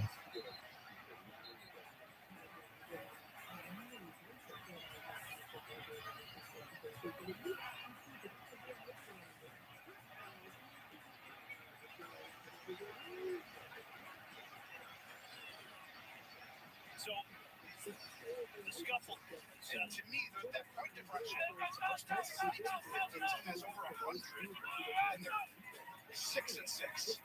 Here's a 2nd and 6. Mahomes going to use his legs here. Finally bumped out of bounds by 7.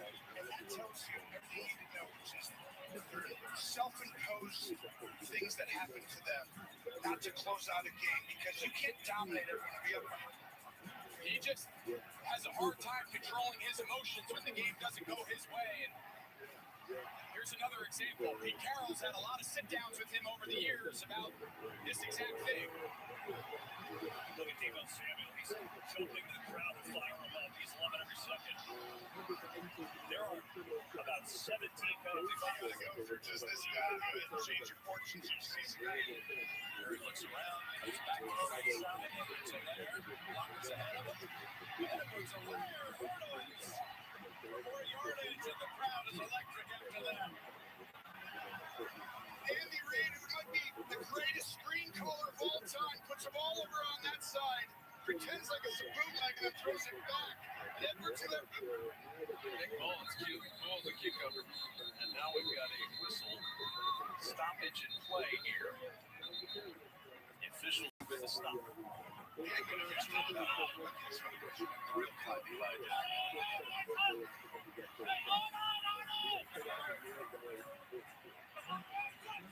First and 10. Tony. See the action in the backfield.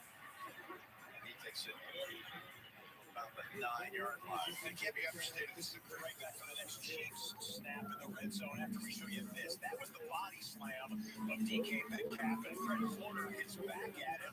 Then Metcalf comes, grabs his helmet. They're face to face. That's what precipitated the little mini brawl that just happened in Santa Clara. They're still sorting it out. They have not announced if anyone's been ejected from the game. The Niners are getting the football after the interception, and it looks like the outcome of the game is pretty much well decided. Not decided here. You're 2nd and 8. Who's down in here? That was intended for Kelsey. Yeah, there's no problem running this thing. It's Chandler, the running back. Play action. He wants this set up for Osborne. Makes the catch. Bounces off Jack Jones. Initial contact. Reestablished back near the 30, and there's a negative play. Down at the 29, a 7. Now they've converted their last 5 third downs. This one is gigantic. 3rd and 8. Do not let him use his legs. Spy on the quarterback. He's going to try and extend. There's Von Miller who got close to the ball. That might be a fumble. It's looked up by Taron Johnson. And he's able to get away from Scott Moore before Tooney. Now it's Humphrey who slows the field. Okay, fumble recovered by the defense. So they do on the field, Ruben, a fumble. That's a forward pass to me, Jim. Well, if it is, they're going to be able to get a field goal out of this and tie the game. It's the correct thing, though. When you don't know, you should let it play out. Otherwise, you're ruining the ability. That's incomplete. He was trying to stop. Yeah. Well, they'll look at that one, but the ruling on the field was a fumble and obviously automatically reviewed. The Minnesota dunk it down with me from TJ Hawkinson. That one goes to the 20-yard line, and this should... No, I was going to say it would take us to the 2-minute warning, but there is a timeout called, and it's the Raiders who are taking a timeout to try and conserve some time, maybe conceding that Minnesota would kick a field goal in the last 2 minutes. So, well, here we go. We got a quick reversal there of the would-be fumble by Patrick Mahomes. Arm was going forward, so it's an incomplete pass. Raiders Harrison Butker to try and tie the game early in the fourth. Butker on the season, 22 of 22. Last time he missed a kick was a 42-yard Zero. Later, kicked late in the game with 8 seconds to go to win it. Has not missed since. About 27 yards. Townsend on the hole. And this game is tied with 11 and a half to go. It's the same. 7. Coming down to the end.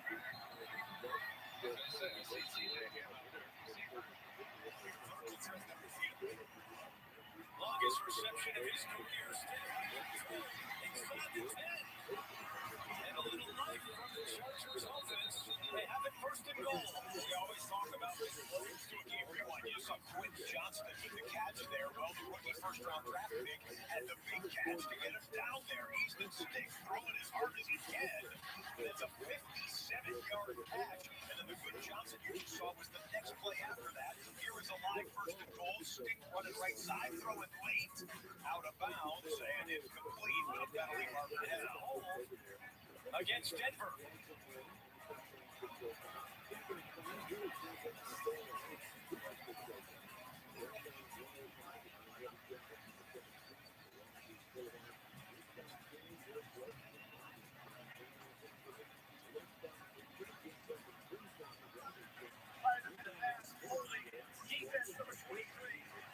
How can it be prior to the snap only?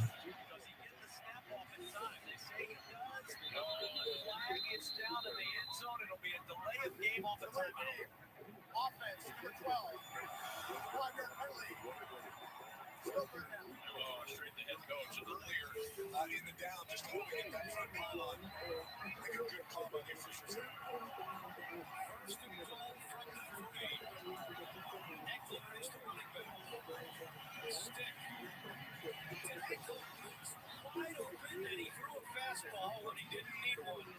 Right there, it's the 2-pitch, right? You got to give him the changeup, just a little bit of touch to that front pylon. They go with a little pick concept here to the left.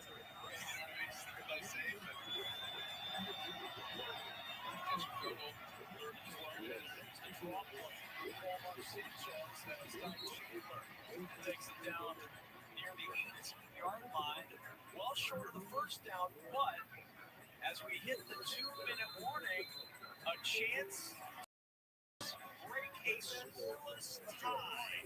2 minutes to go. You just want to throw a little bit of touch to the front pylon. They had it there.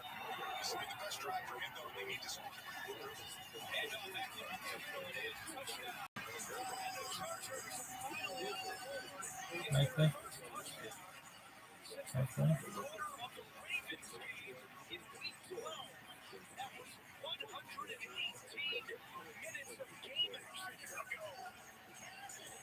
Is also inside handoff. Easy score, no one there, but this is set up by the big play. Get the defense on their heels. 2 big shots to Quentin Johnston. You get down to the tight end right area and get help. Holding penalty in the end zone and you score. But now I think this causes a little bit more urgency as we kind of lights and takes for the Denver Broncos. They now have this like the Chargers on the board, kind of feeling themselves a little bit. I think that game is still in play at SoFi Stadium. When they sorted out the ball and DK Metcalf was ejected for the Seattle Seahawks. Diamador Lenore, one of the defensive backs who was on the field during that play, was also ejected. And you had not good stuff there between Seattle and San Francisco. The Niners ended up with a football on the 2-minute warning.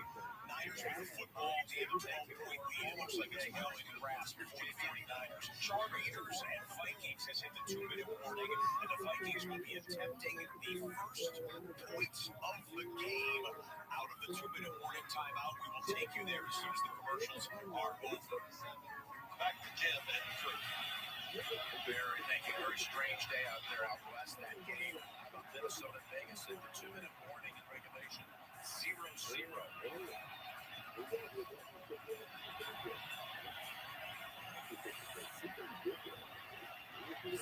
Second and 9. Pass incomplete. Broken up from Gabe Davis. Get more pressure on Allen. That was Chris Jones. He has not had an easy time of it as far as having any extra seconds, milliseconds to work with. He pushes McGovern wide to the right. At the time, we had no idea how consequential that would be. So 5:35 to go in the second quarter on that missed field goal. Now, Greg Joseph will run on to try to break a scoreless tie with 2 minutes to go in the fourth quarter. This will be a 36-yard field goal try. All under the snap. The holder is Ryan Wright. The kicker is Greg Joseph. Oh, they got this. This is easy. You're gonna break it. The kick by Joseph is right down the middle. And we have points in Las Vegas. A 3-0 lead for the Minnesota Vikings. Whatever it takes, as some would say, jackpot. If we were thinking back in the time machine here, you remember the snowplow game? The old heads watching NFL Red Zone certainly will. The guy on the work release program at Foxborough Stadium came out with the snowplow to clear a path for the holder and a last-second field goal as the New England Patriots got a walk-off win. That was the last time a game was 0-0 this late into a contest when points finally were scored. 3-0 Vikings at the 157 mark in the fourth quarter. We could be in overtime here. Who knows? It was, again, it's going to be fascinating to see was this heel down. And that'll do it.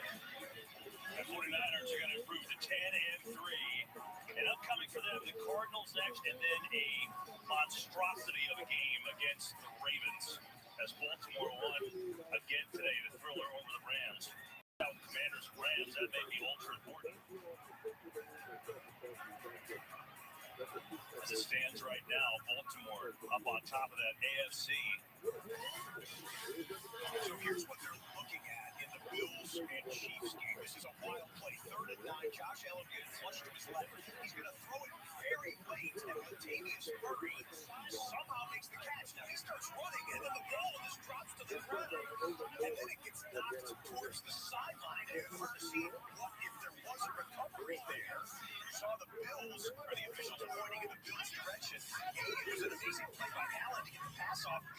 Latavius Murray got himself open and did a great job. But C, you got to tuck away the football, and they'll look at that to see if there was possession. But the football move does not have to be touched at all by a Kansas City Chief to come into play as a catch and a fumble. They've gone to commercial timeout, so you're not missing anything there. All right, can the Raiders finally get into scoring position? The answer would be evidently no. Diving kick, 1:52 to go, and they have sealed it for the Vikings. He's flipping for a 3-0 win.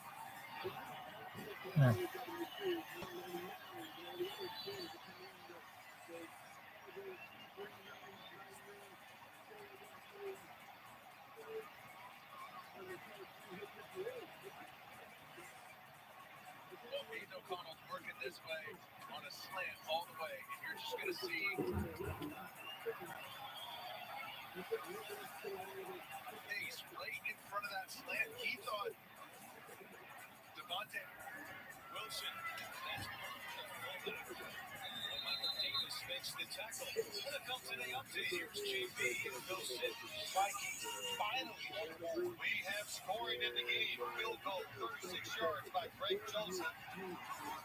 Put Minnesota up over the Raiders 3-0, and Minnesota has just intercepted Aiden O'Connell. So Andrew, Tiki, Matt, and AJ, back to you. All right, guys, great job all day. Enjoy watching the NFL today. It's rare we get to watch it. We're usually getting ready for our game out here on the West Coast. It's a great time watching you guys this morning. 3rd down and 6. Field stand this ball. Steps to the Kansas City Movie Chargers line out. And a successful challenge. Something Brandon Staley told us we've got to watch Russell on 3rd down. Take it off and run it. He does it there. Yeah, he's done it all year. He's just looking down the field. He's in the middle of the field, just wide open for him. That's your quarterback when you see that. And you've got the legs to be able to do it. It's skills, and this has become part of his game as of late. He's not throwing for 300 yards and multiple touchdowns anymore. It's a lot of it with his legs, man. Whether it's the design QB runs, which we haven't seen today, with the one QB snake, but it's also this. It's when you see guys as just go take off.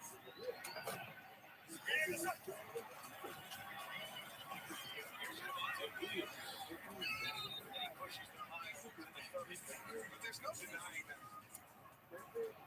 The acrobatic play here, though, by Josh Allen, pretty remarkable. Ball is away in time. So then it became the question, did Murray make the necessary 3-step move for a catch? They ruled that he did. It was clearly just out before the Chiefs were able to recover. Here's Kincaid. If they want to win this game, you cannot understate how huge you watch Josh Allen and Patrick Mahomes do their thing. You can get their jerseys on NFLshop.com. It's the holiday season. You can outfit the little ones in your family or the favorite football fans in your life with the official jerseys from all the 2 teams. Go to NFLshop.com today. The ball does go out of bounds at the end right here. And the edge does touch the side. 2nd and 7.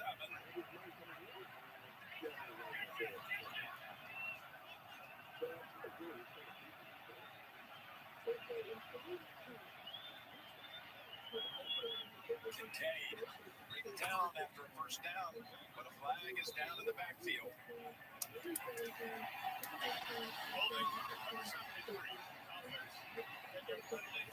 been great, but he's also had times, especially in the run game, where it's been very good. And I'm happy for him and what he's done in his career, but I'm also happy for him to put pressure on Josh Allen in that 3rd quarter, midway through it. That was a minute you being dragged down. Crowd rises to their feet at one of the loudest stadiums in the league, Arrowhead Stadium. That's a 2nd and 17. This is a 3rd and 7 on the right side of the screen that will ice the game if Minnesota can move the sticks here. And the run up the middle. And the Raiders cannot stop the clock. So that'll go down to about 15 seconds remaining. Josh Allen is MC. He can only ad-lib so many times. It's going to bring a 3rd and 17. But they were coming after him. They did the slot corner, coming off the right side. You're not going to be able to protect that. And Josh does a good job extending and not doing anything silly here. And just a nice throwaway. He got called for intentional grounding against the Eagles. But make sure you get that best line scrimmage, which was what he was talking about that with him last night. That's what he was most angry about. It's good on the horsepower that wasn't called. The game against Philly. Here's the 3rd and 17. Time to look around at last. Another flag is thrown. It's going to be another holding call, I believe, as he completes it to Murray. Another holding call it'll be against the Bills. Holding, number 779, offense. Tackles on the last 2 plays. And they move around Chris Jones, who plays outside at the defensive end instead of D-tackle. So late in the down, watch on the bottom, 95 right here. Get that shit. Here comes Rick Joseph. He'll try to put this from 46 yards. Touchdown. Right, Joseph, first today. All of the snapper. And it's Joseph will be locked up by the Raiders. Out of bounds goes Burris. They wrestle him down. Who does it again? Another pickup. Something else. He's a late mid-season addition after being suspended for 6 games. And Bolton says, all right, and then he goes to go get it. And yeah, if it's a bad punt like that, you got to be careful because that thing can get returned. Now, good news, as it turns out for the Vikings, it took 11 seconds off the clock. So Raiders get it back with 7 seconds to go. Vikings will sprint their defense out all over this field. And O'Connell will throw it short. Here we go. Devontae Adams. Some running up the midfield. Adams over the laterals. It's a good day. The ball loose on the field. And that is going to end this ball game. A 3-0 ball game in Vegas. That is the end of the ball game. It certainly is, Craig Wolstad, a 3-0 win for the Vikings. And Mark, it doesn't matter if it's pretty or ugly for Kevin O'Connell. He's just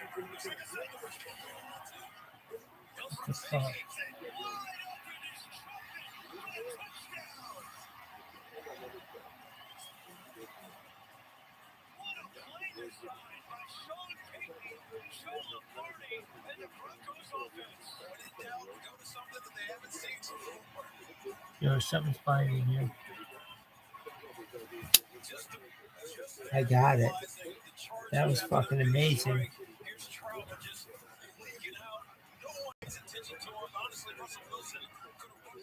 Wow, a lot of excitement, I'll tell you this, in Las Vegas.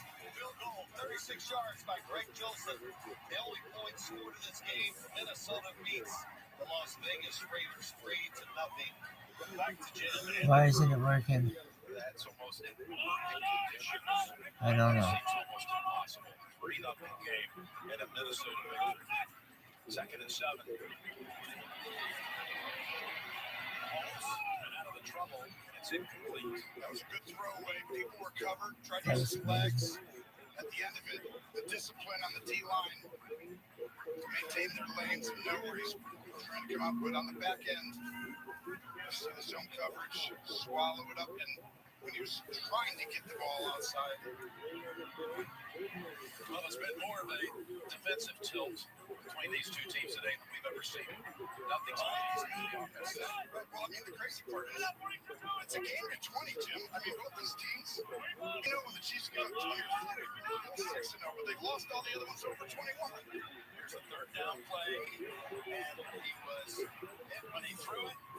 So it's incomplete. That was Dorian Williams, the rookie. All right, 4th down upcoming. You would assume a Kansas City punt will be the next play, but you look at the time remaining in Kansas City, 7 minutes and change there. The Broncos they're on their way to a victory in Los Angeles. That game has 3 minutes remaining, meaning the Chiefs and Bills will almost certainly be the quote-unquote last game standing in that event. We will sign off here on NFL Red Zone. International viewers will still see the conclusion of the Chiefs and the Bills. If you have Sunday Ticket through YouTube TV, you can flip over to the Bills and Chiefs game independently. The rest of you, once we sign off, can check with your local CBS station to see if they were showing the conclusion of Kansas City and Buffalo. We'll stay with it for the next 3 minutes as long as the Broncos and Chargers game has time on the clock, which you can see is the case at least for the next 3 minutes. Got that housekeeping out of the way. Let's do the drive of the day, presented by Mercedes-Benz. It comes to us from the 4th quarter of the rain-soaked Ravens game. Rams trailing by a field goal with 1 minute and 15 seconds left in regulation. Matthew Stafford, Demarcus Robinson, 18 yards. Very next play, Cooper Kupp. Watch this snag. Yoink. Out of the sky right there. That's a 34-yard catch. One more look at the replay. Little fake on the out and then the up, and Kupp tracks the football and pulls it in. The Rams are now definitely in field goal range. That was a 1st and 10 from the Ravens 22. Stafford then to his tight end, Davis Allen. Short game to the Ravens 18-yard line after a couple of incompletions. They bring out the field goal kicker. It's up. And it's good. The Rams would force overtime with a 7-play, 57-yard drive in just over a minute. That was the drive of the day, but you saw that the play of the day for the Ravens was their walk-off punt return for a touchdown to win that contest. That helped Josh Allen right there. It's a second down run, and it's good. Well, what did Josh tell us last night? He felt like this game, knowing what you just pointed out about how little the Chiefs had gone up to 27, they allowed KC. Green Bay last week was the most of the season. He said, I think if we get in the mid-20s, I think we can win it. And a touchdown put it in that range. Kansas City, whenever they haven't given up more than 20 points, Buffalo 6-0 in 20. It's like whoever gets that 20, although Buffalo's like, well, they've got a 3rd and 5 first. They're going to do something with this possession. Has to come on this pass play, and there it is. It is caught at the 40-yard line. Hardy of all people, the first wide out to get anything down the field today for Buffalo. How about the West Side? what an unbelievable. Go ahead and run that. Pause it right here. This is flat-footed, and he's going to throw this ball 35, 30 yards from the spot on the line. Look at that. The momentum into that is very minimal, and that is a strike. Sean McDermott stated, I haven't seen him throw the ball better my time here than he did this week, and it shows it there. He told us he's never felt better than he has in the last 2 weeks. They had off to Ty Johnson. Shoulder feels better. He said that mechanically his game against the Eagles was the best I felt. Yeah, well, you forget that. Looks like he's standing on the sideline with some heavy wrap. It's stuck in his pocket of his sweatshirt, so he's a stick maybe the guy. Justin Simmons came out of blitz to force the fumble. Extend the drive and they're running out. Now we're at 4:25 to go with a 2nd and 3. And early contact.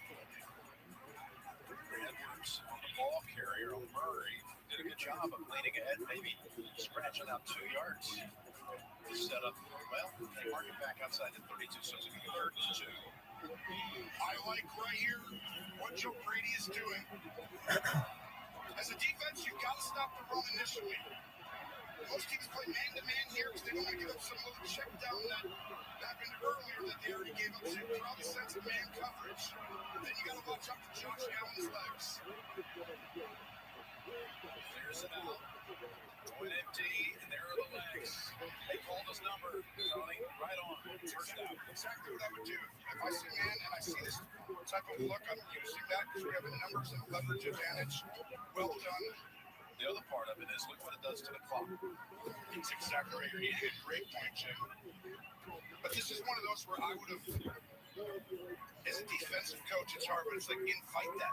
Show this, and then bam, here he comes off the slot, running right into him. Reed was hurt. I guess that's the only one on which I'm live on Instagram. Okay, so First and 10. And it's Johnson to about 26. Chiefs again used a timeout earlier in this half, so they have 2. The Chiefs are going to be in man coverage, and they're going to be all up in there. They know you're trying to work the clock. That timeout that they used, they lost by losing a challenge, so that's why. Look at this move, Yoshi. Snap this thing into about 2:20, 2:15. You're really looking at the rhythm of the play when you want to snap this. You know, not trying to run this down. They got 2 timeouts to win the play. He's got to get the right play. The sideline rates not incomplete for Kincaid. Well, you're going to watch Gabe Davis up here. He missed him because of the internal pressure. He does throw a dime, but the reason this happens is the pressure that's coming on you. He felt really gay coming in, and you're not able to scan the field. This was a huge mistake. That corner, 27 in the secondary, they got away with it. Yeah, just come in for Reed. Davis has had a career in this building. They've had a chance to get a touchdown, no doubt. 3rd and 10.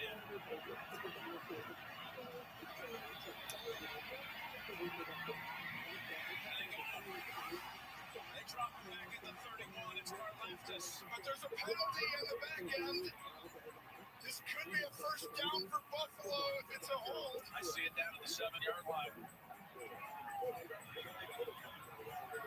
Illegal contact, number 35, defense, 5-yard penalty, automatic. First down. And we're going to go to the 2-minute warning with a new set of downs for Buffalo. If you're a Bills fan, 2-1-2, please.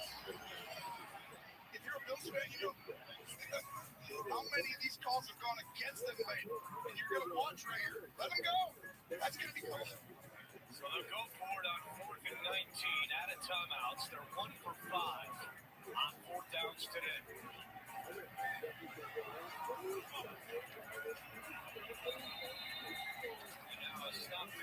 Do you still call them Buffalo in the championship? In the Super Bowl? Yep. Why? Why not? There's Diggs and he drops it. They looked up to see that Reed had returned to the field and was bearing down on him. And part of me believes some of that mixture is fast. That's 12. Worst in franchise history going back to 91. And Stick loses it. Scooped up by Josie Jewell. And he is tackled by Austin Eckler. And a fitting way to end this day. The Denver defense. Awesome on the sideline. Supporting his team even he's not getting the ball.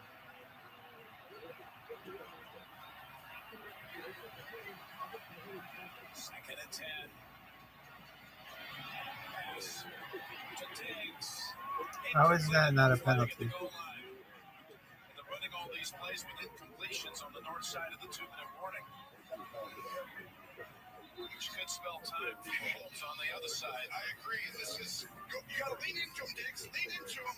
You gotta almost push your body into him. There's no chance to do it. DJ Locke has been so good for Vance Joseph coming off the edge as a blitzer after taking over, or at least filling in for Kareem Jackson, who's been suspended. That's the third Steve needs to go to the Pro Bowl. He is too underrated. Well, on the other side, Jalen Watson was hurt on that last play. Push that feet. Tonight on CBS, we get to it 60 minutes. And I think it's done. I don't want to see it. now you got to see what Joe Brady's going to dial up here on the 3rd and 10. They like getting an empty. He's suspended Kareem Jackson, and he has done a heck of a job. How about this for the Denver Broncos? This is the first time in 4 years since October of 2019 that they have won a division game on the road. Wow. And a game against the Chargers 4 years ago. Wow. That's amazing. Denver goes to 7-6, and now you've got 5 teams at 7-6, and the Bills could join them right now. The Bills and Chiefs are tied with 2 minutes to go in Kansas City. Yeah, this kind of effectively ends it for the Los Angeles Chargers, and it puts the heat on the seat of Brandon Staley. It's getting hotter and hotter. You will see bonus coverage on that aforementioned Bills-Chiefs game coming up. Denver's defense with 68 sack yards today. That's the most in team history. And Sean Payton's club has now won 6 of its last 7. What a job after a 1-5 start. Yeah, after a 1-5 start to put themselves in position to go after that wild card. And if Buffalo hangs on or gets a job done. Denver Broncos making it interesting in December. They could be floating around in that wild card picture in the hunt. Well, those 3 games are now final. That means Bills-Chiefs is officially last game standing. International audience to see the conclusion of that game. Flip over to your local CBS station here in the United States to see if it's carrying the conclusion of Bills-Chiefs right now. Catch. Okay, it's a catch, but it's only for a yard. Kincaid. And they're going to be 4th down and 9. Field goal in on the come out after the 2-minute warning here in Kansas City.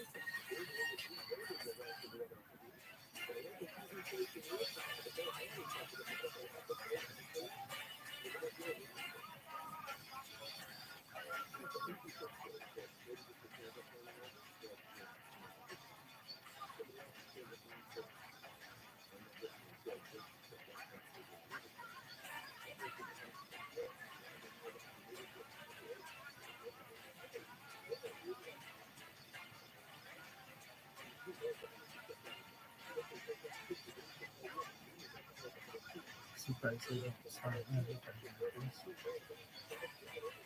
Really nice.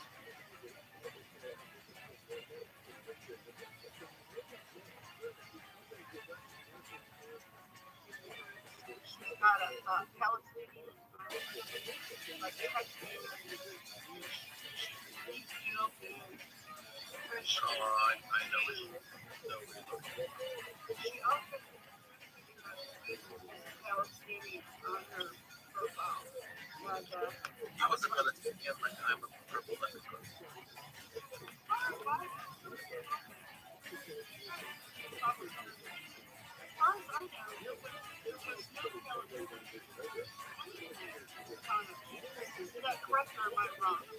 Very best. Jesus was a scholar that was studying one of the greatest Canaan was very small people. Very small. There was a period of time in Canaan recorded that it's like prophets, it's like 15 years. The judges, yeah. This is a period of time of Canaan. Very small people. Okay. Canaan broke the Tana. There are books in the Tana. Everything is over. And Jesus was a very smart scholar of one of the biggest Tanaim. Things that said, okay? Yeah. Melts are so bad. Toasty, cheesy, melty, delicious. Coming out of the tube in the morning and the bills are taking the lead on the test.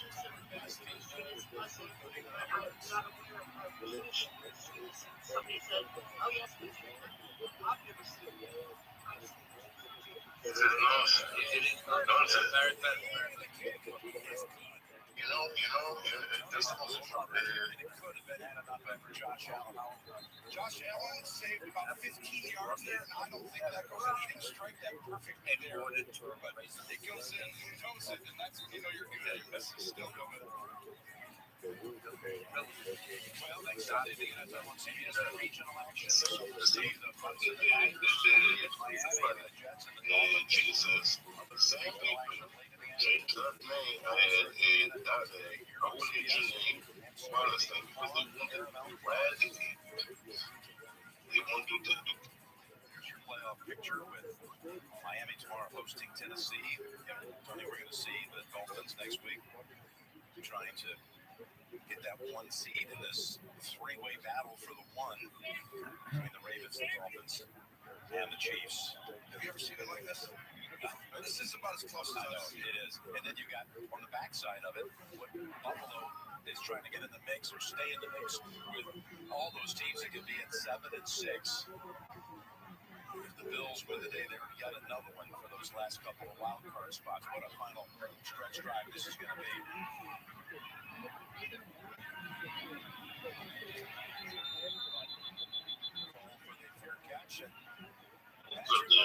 Just because they said no, this is God. You had to choose one quarterback. You can't come in.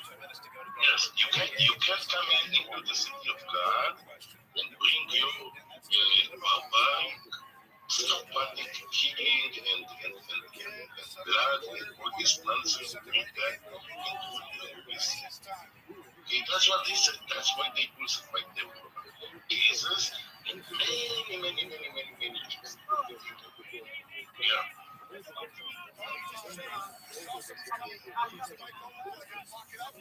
they go, first down. Yes, it was caught. Good catch it is. Valdez scantling for 7 yards. A huge difference being down 3 instead of 4. Obviously, 2 timeouts all the time. You can run the football. You don't have to push it down the field at any point. That's huge for a quarterback to know.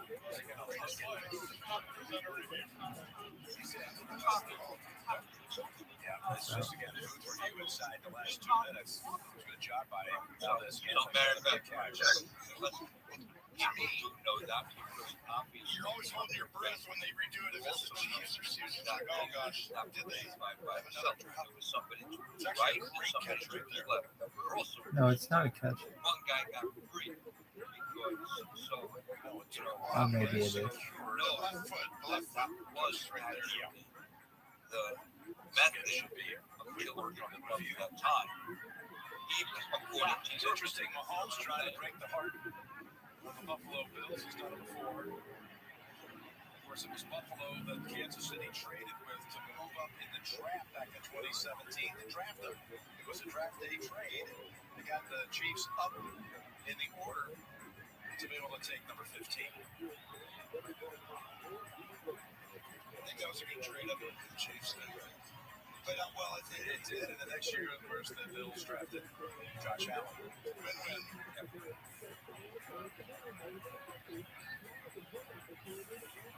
This Bills defense hasn't stepped up. Take a little longer this round. Really on the field, stand as called. Second down.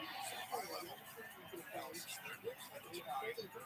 But this Bills defense has not stood up, and they're going against nobody more difficult than Patrick Mahomes in this situation. So first of all, since the beginning of the war, James Sullivan will actually visit Israel this week. It's the first time he's visited Israel since the beginning of the war. He will meet with some elected officials in Jerusalem. One of the things that we discussed is the increase in humanitarian aid into Gaza. That's one. Second of all, Zelensky and Biden meet in 2 days for the White House. It's also something that was reported. And on the same day, Tuesday, the EU will try to vote again for a humanitarian aid. Those are the lessons we think. Actually, see anything about that? I don't think they'll sit back consistently. Here they come again. No. Yes. I can just say, No way. Give us back all the hostages. Now, where are the hostages? You don't want to give the hostages? No ceasefire. Period.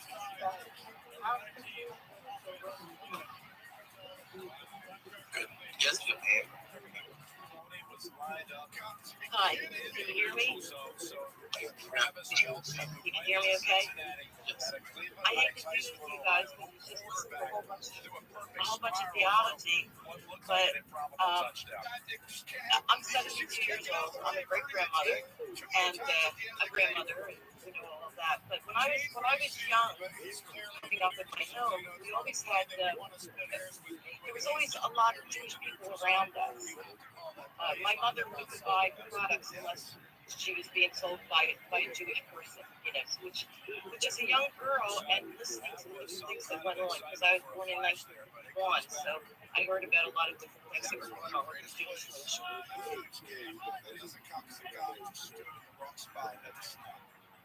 Young receivers, second and 15. Now, Mahomes, over in the area. He plays it at the last second, but was he down already? Doesn't look like it. What a great job. What a great job not taking that sack to be 3rd and 20 plus. Now they have an opportunity. Boy, they are bringing the blitz, aren't they, right now? Yeah, and then the rush lanes, though, they did this to Jalen Hurts. They're not letting the quarterbacks who want to escape and get out and move. They're not allowing them. They've done it all game. Wonderful job by Buffalo. 3rd and 15. The last guy went up is the best in the world on 3rd and long. Pass deflected at the line and incomplete. Ed Oliver got a paw on it, and now you got 4th down with the game on the line. 2 timeouts, you got to go for it. Ed Oliver, who He's having an incredible season, doing everything for this team. Run game, pass game, and now comes up with his biggest play. Keeping the playoff chances still alive.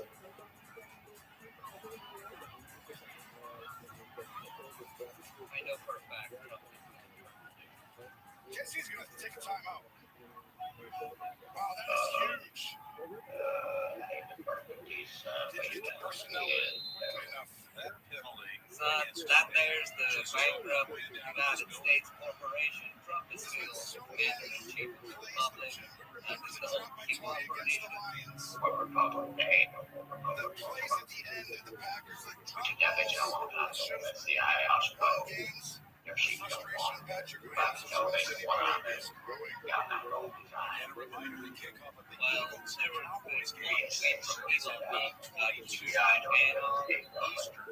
on NBC.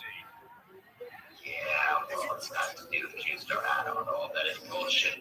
Made up. He said people are too fucking into themselves to recognize that Q-Star was a fucking science paper. And where did it come from? Because somebody made a joke because they moved an AI on it. Somebody picked it up and made a big thing out of it. I had spaces with an AI that's been I knew that was the best. I'm sure that's what the AI was wanting to think. Now there's nothing to worry about. You solve several AI problems. Now, I'm all busy to discover something these days. My name is definitely not Idiot. Sunday, not this. Oh, man, don't worry about it. AI's not going to kill you. Tony, That's the weirdest thing. Fortunately, had through the course of the season, a number of mistakes. And that one that took a touchdown off the board, of little consequence at this moment because this play had decided. They're not showing pressure right now, so they're going to let Mahomes get by time if he wants. Mahomes steps all the way back to the 33. Down the middle of the field, he drops it, no one's there. And there's no flag on the field. And the Bills are going to keep their playoff hopes alive. Mother and my husband both passed away before I got a chance to tell them. But when my results came back, it said that I was 46% Jewish. And I was just blown away. I just didn't know what to do with that information, you know. But anyway, and I went through some like what do you call it when you look up your I'm 72 sometimes and words get away from your ancestry when you're looking up your ancestry and you get somebody to help you with it. And they traced back Jewish women in my line from Sicily, about 7 generations it went back. So my mother and her brother, well, they all went to the grave not realizing that they had Jewish in them, thinking that they were 100% Italian. But anyway, here's my question. It'll be for like Rob, Alex, or I've always felt that urge, and since I found out, of course, it's even more in me now. I realized the urges that I was feeling was, I think, like Heather said, there was Jew in me. I just didn't know it, but somehow or another, my DNA knew it and was making me feel the things that I felt about Jewish people and about Israel. So, my question is this. It's like, if I wanted to come to Israel, say I wanted to go to Israel to live there. Say I just wanted to do that, I'm taking that as an example. Where would I fit in? Like, I'll tell you. Sean McDermott gets it done. His defense showed up in a key critical situation. With a little help. That's not outstanding. Offside. Well, it just became a little more likely. Not definite. They may be looking at down the road to have the first playoff game on the road come January. First time ever. Yep. And now look at all the teams at 7-6. As Buffalo joins this list that is 7 wide, starting with Pittsburgh. 7 for the last 2 at the moment. and that's the order they stand based on current tiebreakers. And the Chiefs fall 2 behind in the loss column to the Ravens and the Dolphins. Wow, and guess what? Buffalo winning this today. And that'll do it for us. For all the hardworking men and women here in the studio and in the control room, I'm Scott Hansen. We leave you with one more look at every touchdown from every game presented by DraftKings Sportsbook. Thanks for watching. We'll see you next week.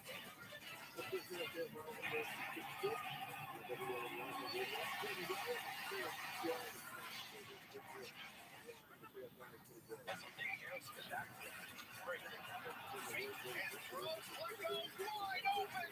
Touchdown, DJ Moore has only run the ball one time this year. He's going to fake it to Fields and run it for a second time this year, and he's into the end zone. Browning flips it off underneath. He's got 6 square. He's the speedster. He's got daylight inside the 30. One man to beat. Oh, he makes a move into the end zone. Touchdown, Bengals. We get second quarter here at Mercedes-Benz Stadium in Atlanta. Baker faking the handle, taking on a tackler, and he bangs it in for the Tampa-Bay touchdown. First down, 46. Hicks wants to throw. It's likely.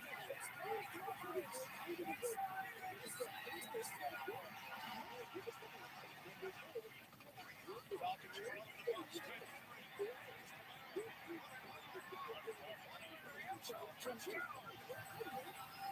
Keep on Merriweather stepping into the back of the defense. They're taking a shot. Inside, it's caught. Touchdown, Kyle Pitts. Running out of the gun, goes to Mixon again. Mixon turned to goal line, dives forward. Touchdown, Bengals. Stafford captured the corner of the end zone. Touchdown for the touchdown. Second and 5. Up the man, Njoku. He could go. Touchdown. Pressure from the backside. Awesome. Ravens touchdown.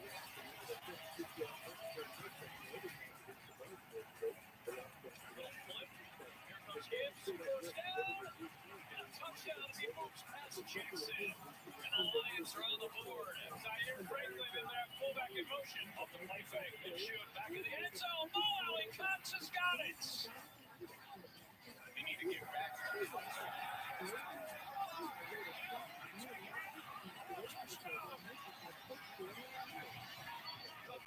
Jackson scoops it up and scores. Browning in the block that stuff, and now he gets another no-huddle shot right here. That pass is intercepted off the deflection. The Colts are going to get a pick 6. Ronnie Harrison. 36-yard interception return for a touchdown. You want to talk about right place, right time. On second down, Lawrence hooks a pass, end zone, caught by Ingram. Touchdown, Jacksonville. On second and 2. Stafford slings one side off. It's Davis Allen. He's got his first NFL touchdown. End zone shot, easy for Josh Reynolds. All the way, first and 10.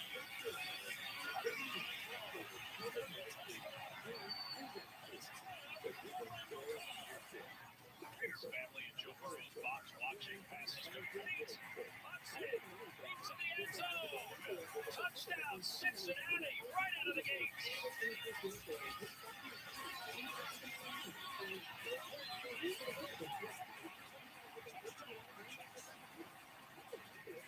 Second to go, Browning keeping himself to his left into the end zone. Touchdown, Cincinnati. Third and 9. To check his quarterback has been so dangerous. White's got the first down in the left corner. White, touchdown. Second part of something that you know it's probably and it's Kareem Hunt from the Wildcat. Second effort, Hunt is in. Touchdown. Cleveland. Another time now. First and 8. So it's on the call. Touchdown for the Texans. And he got the jump. It's a free play. Field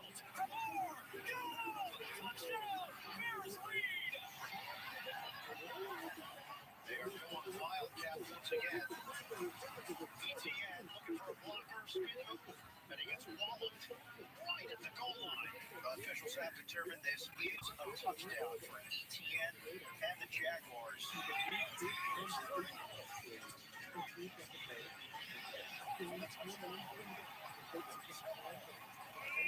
Atlanta with a chance, launches his own read.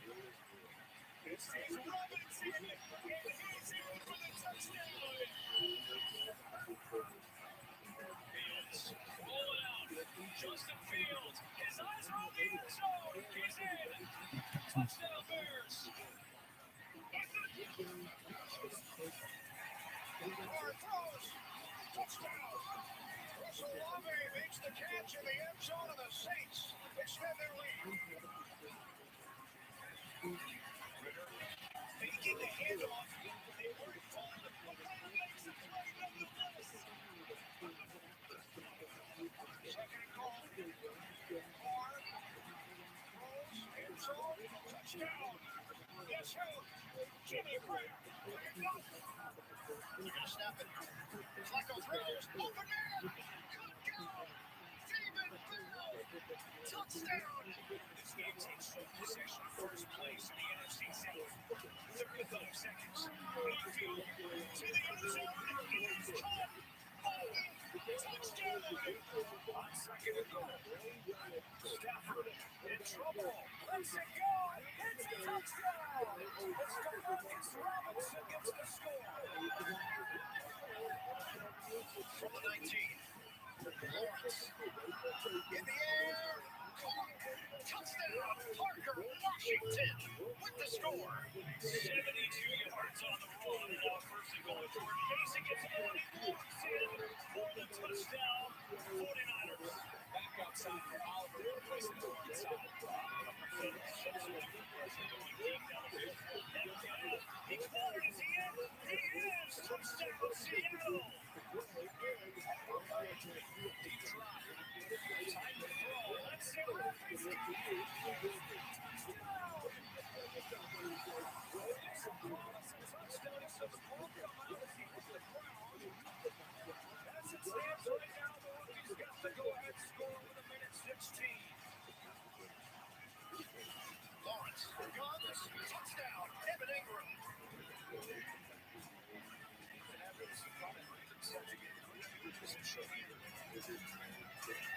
Alan Wallace from the 25. Alan Wallace breaks out of the tackle, takes it down the sideline. He stays on his feet. He takes it all the way, and it's the game. Second and 8. Down the middle, they got wide open. It's going to be a touchdown. Touchdown for James Cook. First and goal.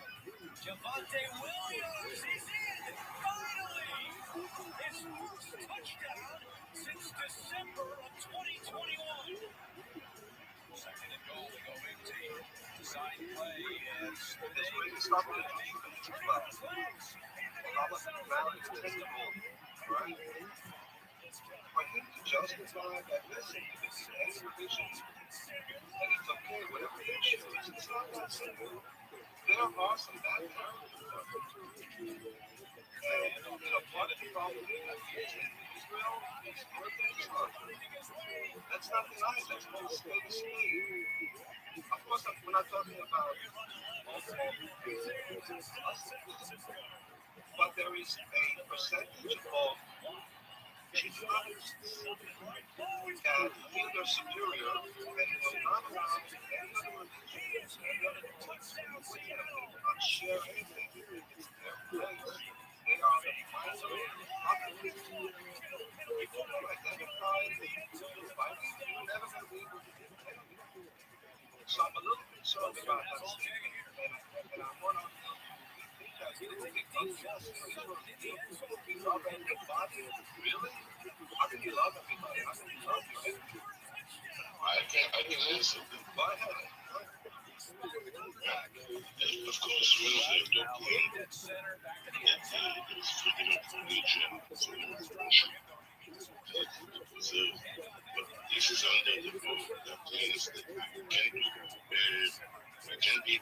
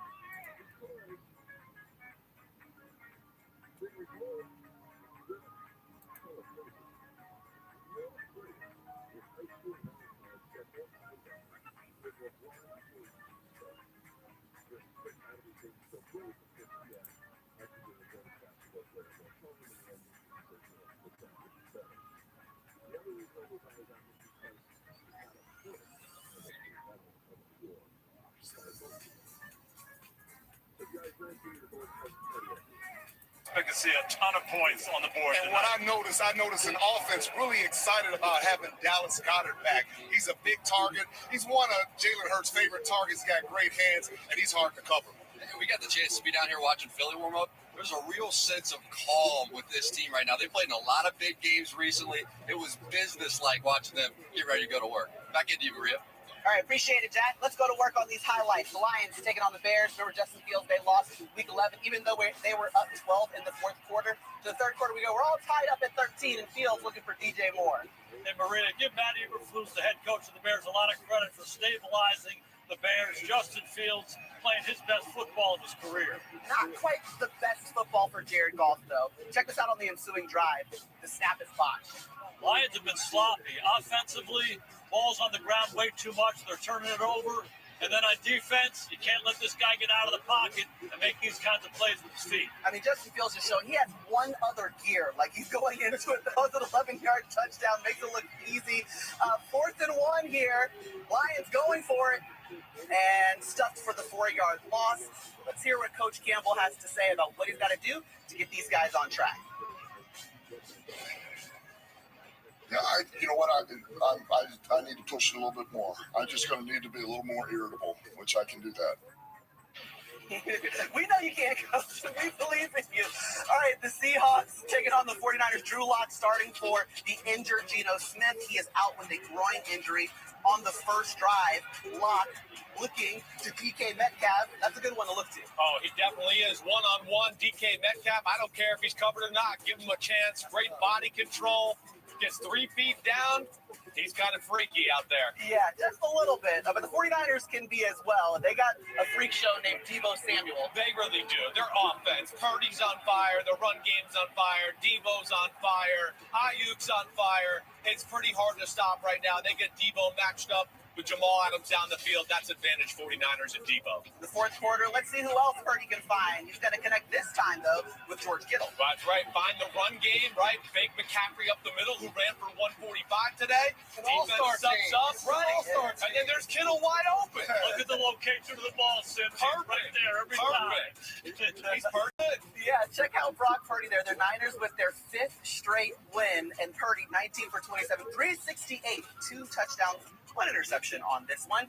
But Sims, you want to talk about the guy he's throwing the ball to, Deebo Samuel. Well, Deebo wasn't himself last year. This year, he is a huge part of this offense, right? There was contracts, injury issues last year. When they get him rolling, it just adds another weapon to this offense with Shanahan. That's impossible. You see the motion over there. They send a little route over here that kind of gets Jamal Adams' attention because he's the guy responsible for Deebo crossing the field.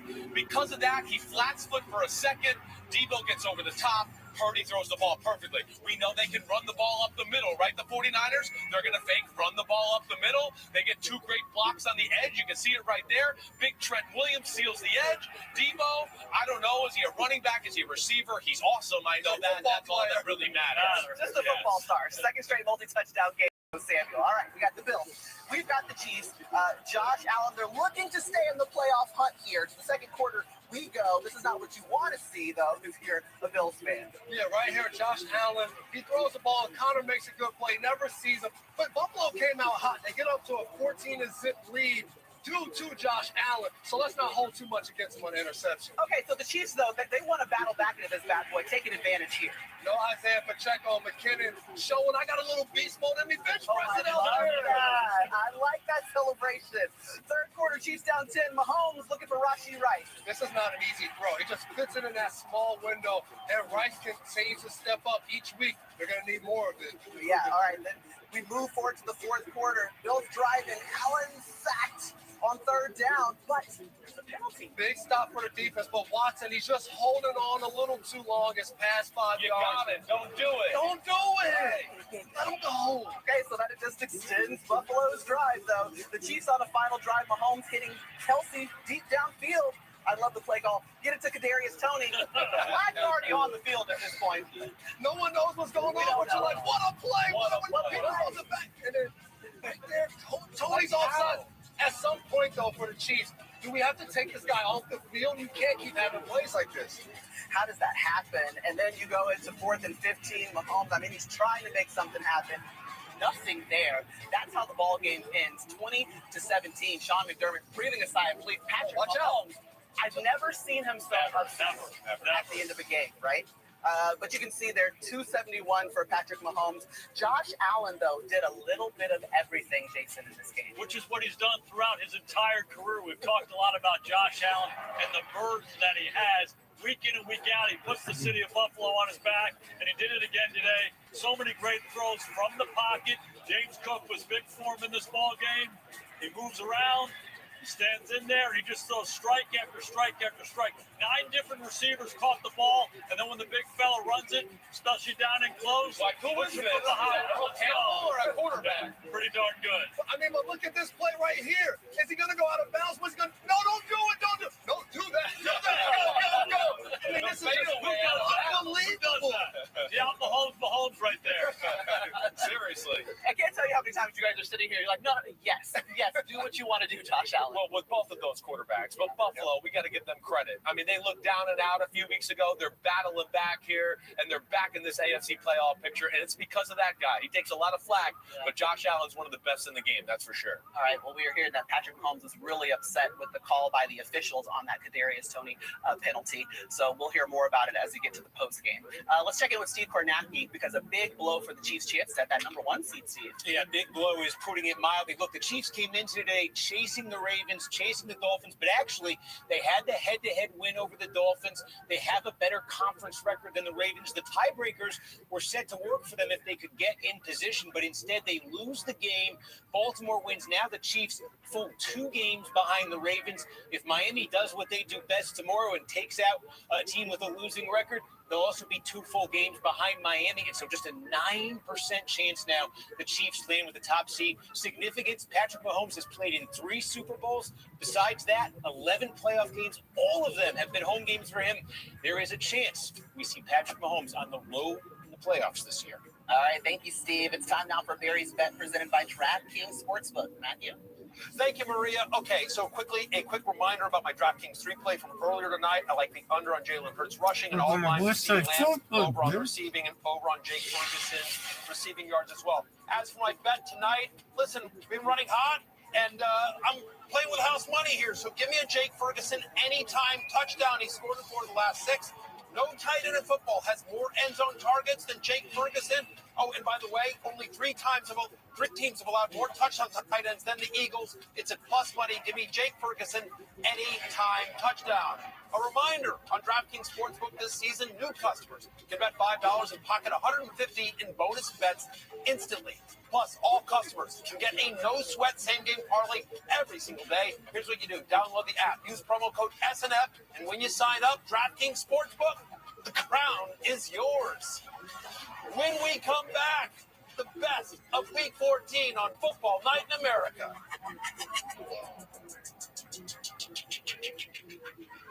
Here we go again.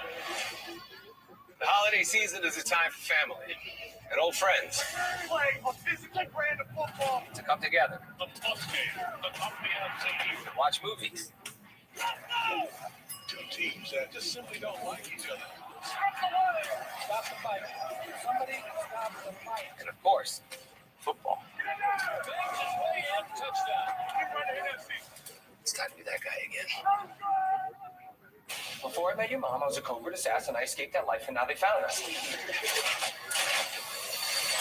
What? Who are you?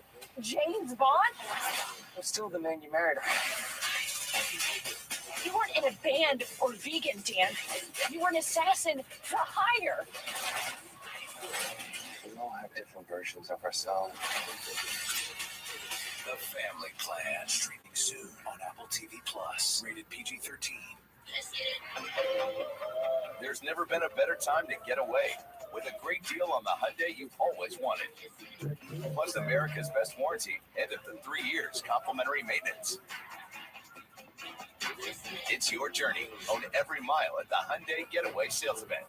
Now's the time to get in and get away.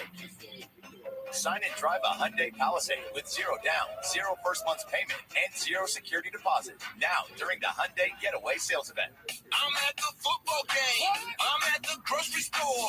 I'm at the combination football game and grocery store. Wait, he's at the football game and the grocery store? You don't have to choose between football and the grocery store. My boy. What you doing? I'm locking in my prize picks. I just pick more or less on player stats. If I get them right, I win big. Yeah, like what? I got you. Oh, a black gene. If you pick 2 right, you win 3x. Pick 4 right, you win 10x. And if you pick 6 right, you win 25x. This don't get no better than this. Oh, but it does. Because right now, Prize Picks is matching your first deposit up to $100. Prize Picks, daily fantasy made easy. He hits a smart center stage and is crushed by a baby grand piano. You're replacing me? Customize and save with Liberty Bibbity. He doesn't even have a mustache. Only pay for what you need. Liberty, liberty, liberty, liberty. Have a good day today. Have a real good day. Lowe's knows you can win big at home When you have the right support on your sideline, just like we practiced. I got this. Center slot and twist. Proud of you. Proud of myself. I want to put in the work. Let's run some drills. Stepping the game up. All right, so what's the coverage? Preview, 2 cans, Dallas Cowboys Navy. That's a big play. Whether you're a rookie or a pro, the Lowe's home team has the best products and coaching to help you win at home. We got this. We got you. Well, guys, the Cowboys, they haven't lost since they fell to the Eagles on November 5th. Now a chance to avenge that loss against Jalen Hurts, and the Eagles are trying to bounce back from that loss to the 49ers. Time for the best of Week 14. We start with the Ravens. Ankle wobbler. Waller settles under it at 25. Gets a block. Comes to the near side. 30. Speeds out of 1 tackle. 35. He's a big huge. Waller to the 40. Still on his feet. 30. 20. Celebration time. Waller to the end zone. Raise the bar. And the Ravens win it in overtime. Convinced they're still celebrating in Baltimore. Oh, man, look at that. Look at that smile by Harbaugh. All the fans are like, come up here, Joe, let us get in. They needed that in Baltimore. All right, Chris, what about what the Browns were able to do with Joe Flacco? Their defense, we know they make plays, and this guy, Joe Flacco, what? I mean, how old is he coming off the couch? 38 years old. They're asking him to throw the ball almost 50 times 2 weeks in a row, coming through in the clutch for the Cleveland Browns in that offense. All right. Yeah, but that's not it. How about Kansas City and Buffalo? That's always a thriller when these teams meet. Josh Allen, Patrick Mahomes. Josh Allen got it going early in the game, took Buffalo to a lead. And look at this. You don't want to tackle. He's a quarterback. Like all these people are like, just going into the end zone. I mean, this game was unbelievable. Back and forth. These two teams going at it. Yeah, and with that Chiefs loss, how about this? Denver is just 1 game back of KC right now. And the AFC South was 0-3 today. It's wide open. It's getting wild. It's getting wild. Except for what the Ravens are able to do. It's sitting at 10-3.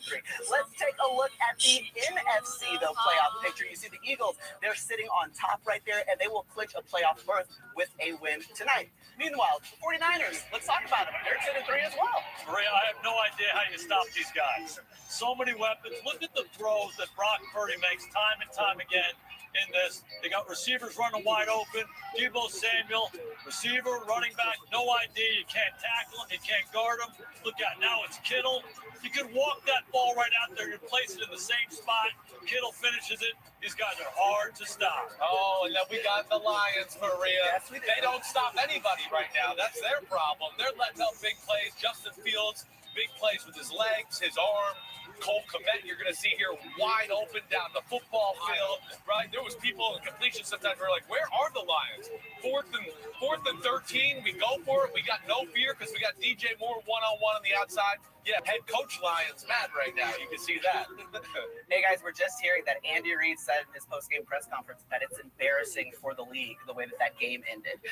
Yeah, so we'll be hearing more coming out of that matchup against the Bills. All right, now we're getting set for a huge one, Steve Kornacki. Talk to us about what's on the line tonight. Yeah, a lot on the line from two different levels. The first, the NFC East here. Look, if the Eagles win tonight, they basically clinch the division. But if the Cowboys get the win, they move into a tie with the Eagles. And then here are the tiebreaker procedures in the division. And the key is this. You see, it's a 35% chance with a win tonight that the Cowboys win the division. And why? It's because if both teams won out, the first three levels of the tiebreaker would all end up tied. It would come down to conference record, and that is where the Cowboys have a problem. They've lost 3 NFC games. That bad loss to Arizona could come back to haunt them even if they win tonight. And then there is battle.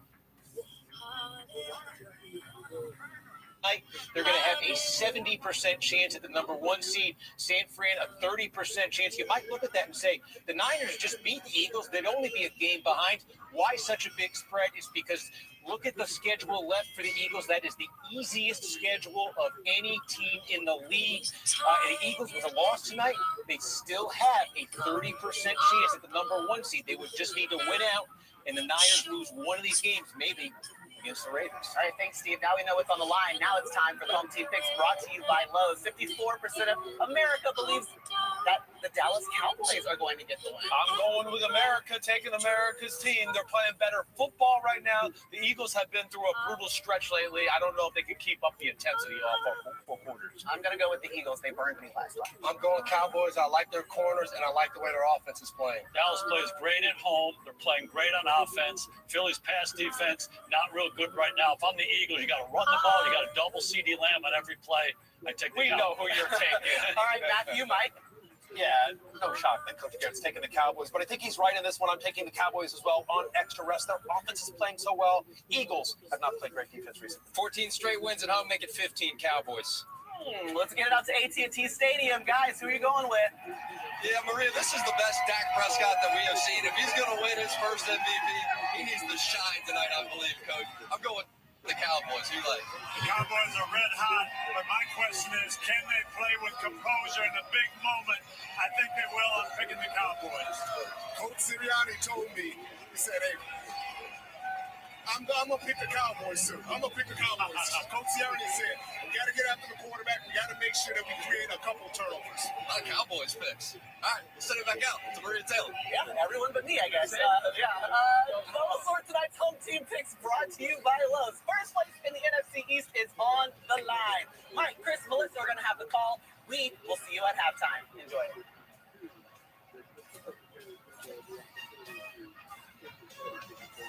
This has been the Hyundai Sunday Night Kickoff.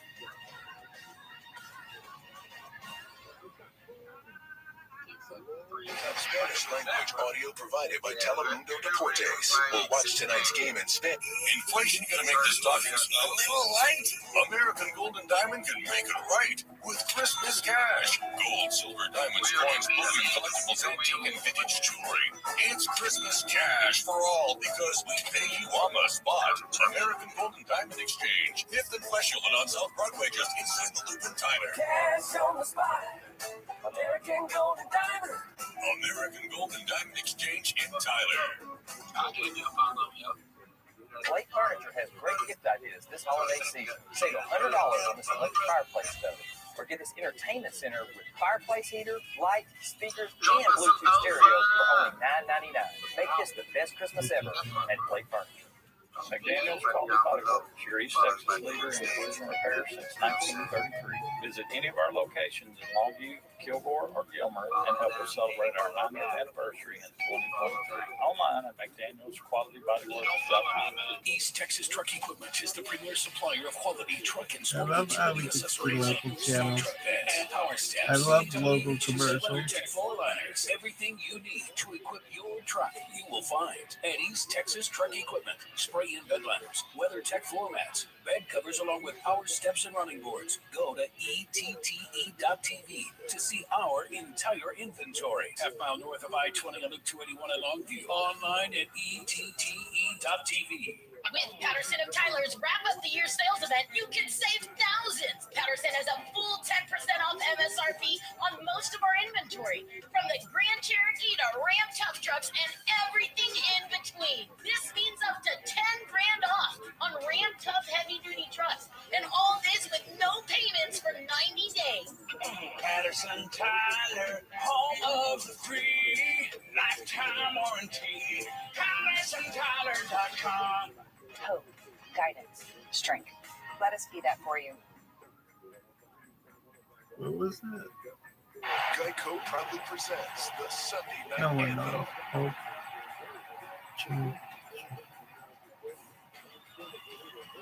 Let us be that for you.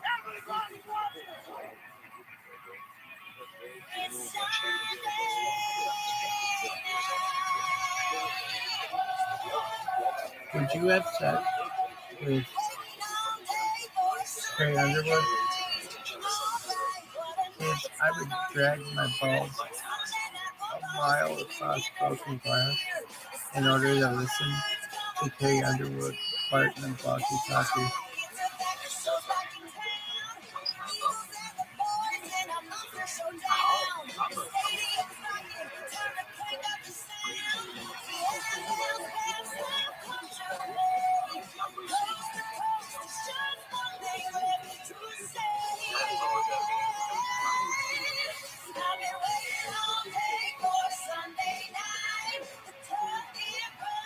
We have everything going for us. We have Google, releasing the Gemini AI, everything going for us. So we're not going to stop. The mission shall continue. Let's go, Rubbish. Let's go, man. Let's do it, man. I'm buying every day. What do you think's going on? I hope you guys are too. Really? Yes, sir. Is it in Dallas? Oh, no, Dallas. It's in Dallas. Yeah, I'm buying every dip I can buy. It's in Dallas. I just wish I was a bit more patient. I was aping at 2 million. You really think that? On this December night in Dallas, and 20 miles west. One of the league's grand setting, AT&T Stadium in Arlington, where the What Cowboys would you rather and see teams beaten to death? That bitch or that cartoon? his 9-3 team, facing Jalen Hurts and the 10-2 Philadelphia Eagles on NBC's Sunday Night Football. Thanks for having us in. Next week, Chris Collinsworth will listen start a great rivalry, and this one at the top of the NFC, so it makes it even better. Chris, the Cowboys offense has been terrific. Over 40 points, 3 of the last 4 games. Dak Prescott maybe playing his best football ever. Why do you think that is? Well, CeeDee Lamb's been fantastic, first of all. We've seen this offensive line really gel and play some of their best football, but I really think Dak has taken such trust now in Mike McCarthy's West Coast offense, but schedule gets tough for the month here, and we haven't seen this offense do this against some of the better teams in the league. We'll get a chance tonight. And this is the best team in the league by record. The Eagles are still 10-2. It doesn't feel it after they lost at home to the Niners last week by 23. What's important for Philly to get back on track tonight? Well, the Eagles have been playing some of the best teams in football, and over the last month they only have one loss to show for that. But this Eagles defense, they have to be better. They got embarrassed against the San Francisco 49ers, and tonight they face one of the hottest offenses in all of football. We have two of the best teams. We have two of the best quarterbacks. It's going to be a party tonight. Week 9, they met in South Philly, and the Eagles won by 5, as the Cowboys quarterback likes to say. Here we go.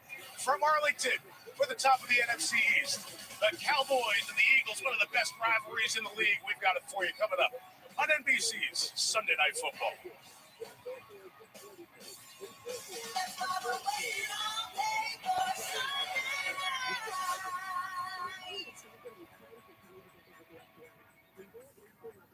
Sunday Night Football by Hyundai. It's your journey.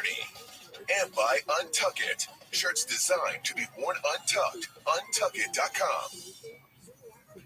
There's never been a better time to get away. With a great deal on the Hyundai you've always wanted. Plus America's best warranty and up to 3 years complimentary maintenance. It's your journey. Own every mile at the Hyundai Getaway Sales Event. Now's the time to get in and get away. Get 0% APR for 60 months, plus 0 payments for 90 days, or $2,500 bonus cash on the Hyundai Tucson. Now, during the Hyundai Getaway Sales Event.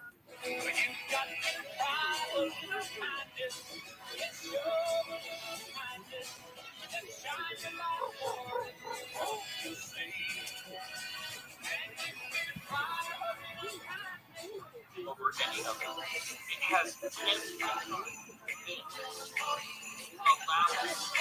just for you, just for you. Just for you. For me. Oh, what's up? You watching the game? What up, my A son? little better GM action on it now. What did you say? What up, Phil? What up, Phil? What up, You got Tom? overs and unders, and every time they throw the ball, kick the ball, run the ball, they just not in the ball. It's a ball. Now that Bet's got you watching every inning, half round. As a white dude from South Georgia, No one the fact that cares. there is a place I know. amongst the national apparatus that is designed to Ain't separate all nobody of us from each other, crying. that gives me a microphone in a room controlled by Period, a set, platform, hold, elect. Right from the SEC. essentially by an outrageous women on So we're down 34-0. Winning will be tough. That's why I brought in the E specialist. Right. God, don't make car insurance easy. With the Geico app, you can check your policy on the go and get access to 24/7 claim support.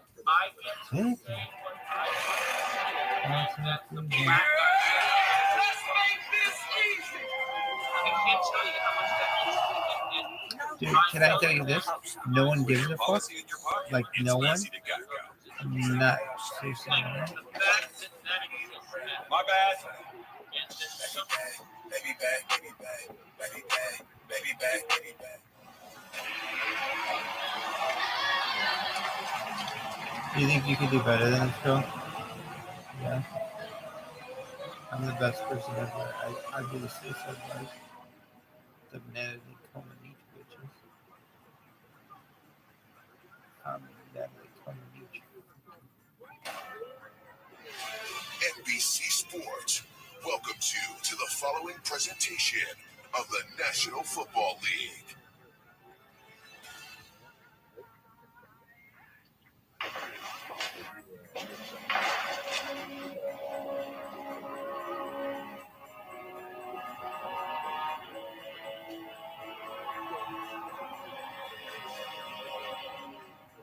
Real talk now.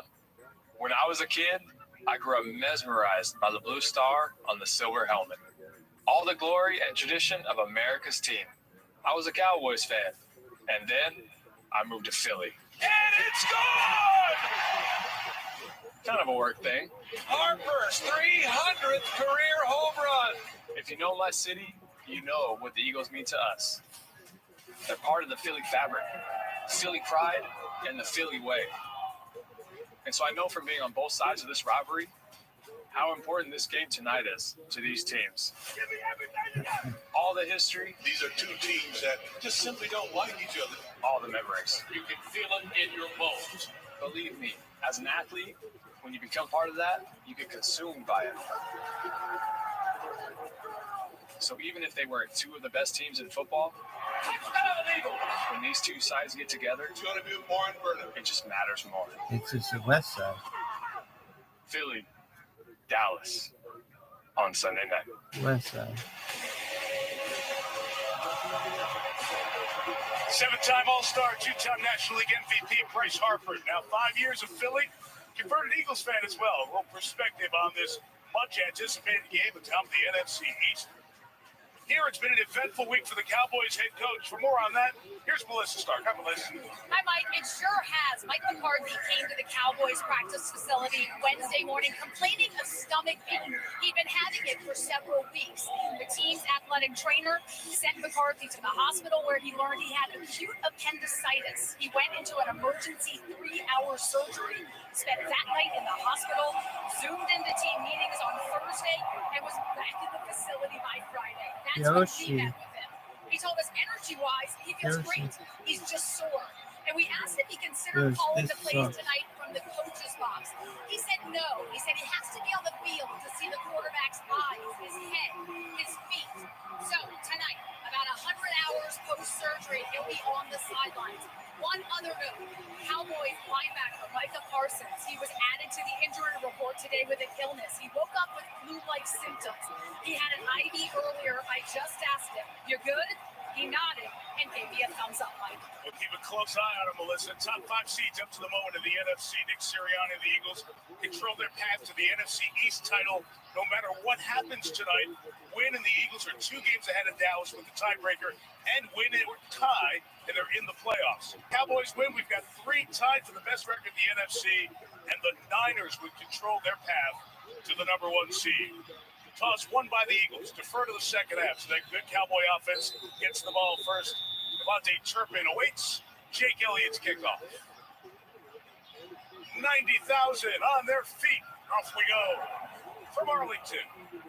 Turpin's aggressive. He's going to take it from 5 deep. And bring it out to the left. He's got a little space there. And Turpin returns it to the 25, where the Cowboys offense will begin. Dak Prescott, Mississippi State. Tony Pollard, the University of Memphis. C. Lamb, Oklahoma. Brandon Cooks, Oregon State. Michael Gallup, Colorado State. Jake Ferguson, Wisconsin. Tyron Smith, USC. Tyler Smith, Tulsa. Tyler Biadasz, Wisconsin. Zach Martin, Notre Dame. James Steele, Texas Tech. They lead the league in scoring. 32 points a game, over 40 points per here at home. Prescott. First option not there. Second one is the running back Pollard, 6 to the 31-yard line on first down. Dak Prescott entering the final month of his 8th season as the Cowboys quarterback. Look at the numbers he's putting up. Some of the best of his career, leads the league in touchdown passes, 3rd in completion percentage, 5th in passing yards, and that stat that accumulates all the numbers, the passer rating, is 2nd in that stat. 2nd and 4, second throw. And he gets it out complete to Pollard. He's got the first 2, and let's see if he's got the first down. That was going to be marked a yard short. It'll be 3rd and 1. Jordan Davis on the stop. It's good just to be here, isn't it? Isn't it great? I mean, I do one of these games every single year, and every time I just kind of find myself kicking back and going, just glad to be here. Eagles running some subs here. Before 3rd down, Milton Williams, defensive lineman, comes in.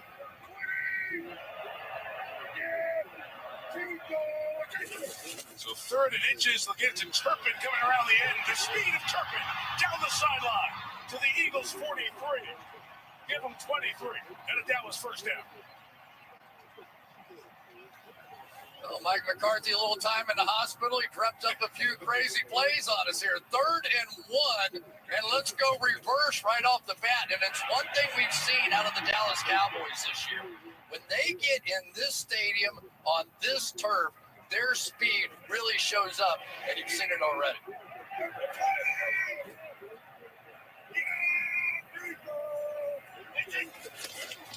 The 44, it is Pollard with space up the middle. And this Eagles defense that has seen the last 2 opponents move the ball on them. Seeing it here on the opening drive. Gain of 12, first down. You're going to get the double teams working. These are good defensive tackles in this game. As a matter of fact, the last time these 2 teams played, there was such a focus on trying to stop those interior guys. There were some opportunities for the outside pass rushers. Hassan Reddick, Josh Sweat, Brandon Graham. But they really don't want those 2 tackles inside to beat them. 3 tight ends, including Peyton Hendershot, back from injury. We go Dowdle with the carry. That's just a gain of a yard or so against the Philadelphia defense. Brandon Graham, University of Michigan. Fletcher Cox, Kansas City High School. Jordan Davis, University of Georgia. Josh Sweat, Florida State. Hassan Reddick, Temple. Hippos Morrow, Greenville. Zachary Cunningham, Hudson Valley High. James Bradbury, Kevin Byard, Middle Tennessee State. Reed Blankenship, Middle Tennessee State. Darius Big Play Slate, Rosa High School.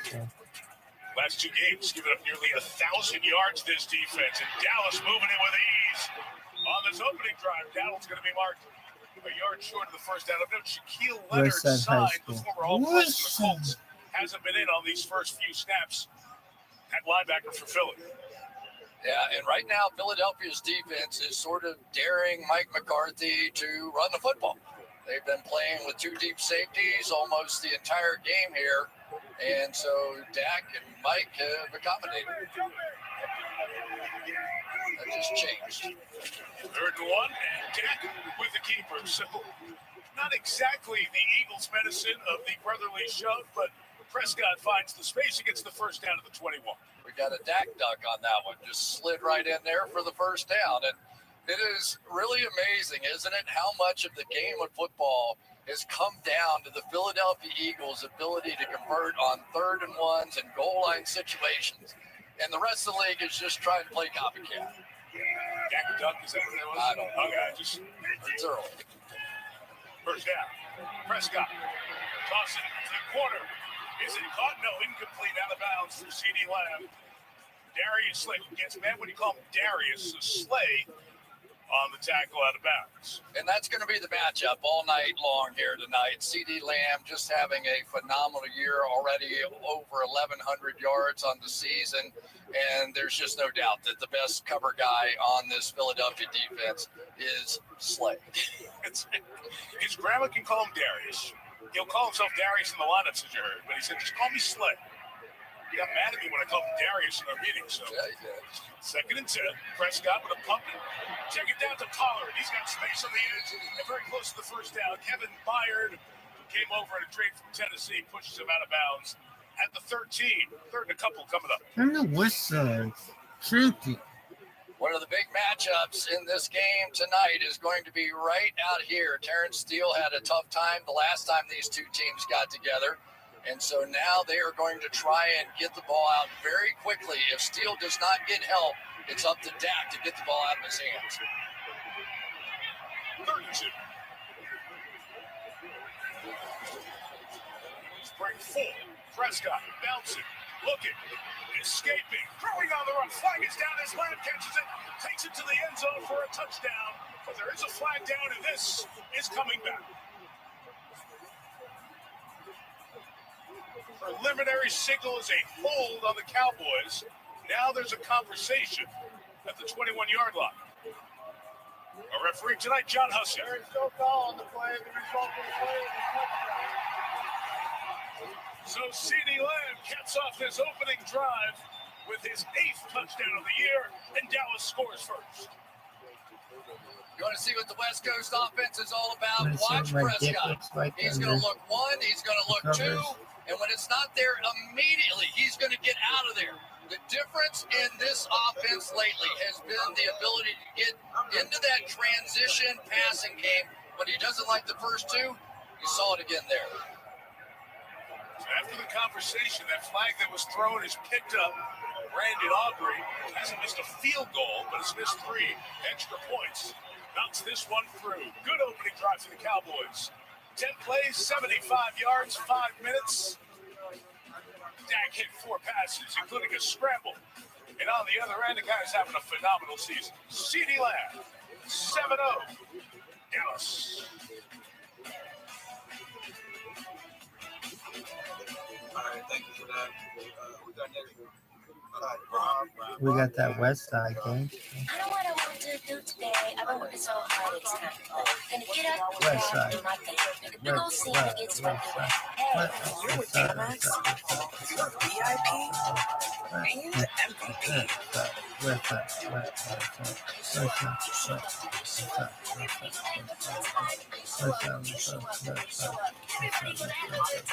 That's the powerful backing of American Express. Beat the last minute rush at Dick's Sporting Goods. Get up to 50% off hoodies, fleece, and apparel from Under Armour and more. Plus 25% off select footwear. Download the Dick's app and get $30 off your next purchase of $150 or more. Order now and it's guaranteed to get there by the 24th. Every holiday starts at Dick's. Where is he? This way.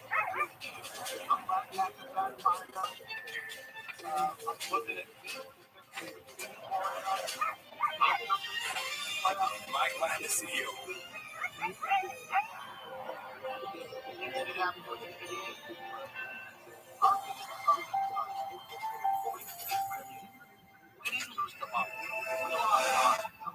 Love did this. This is love's fault, and it hurts. It's devastating. But you always come back for more. It's in your soul. You love the game. Nothing is more real. The ball is out. There's a pileup.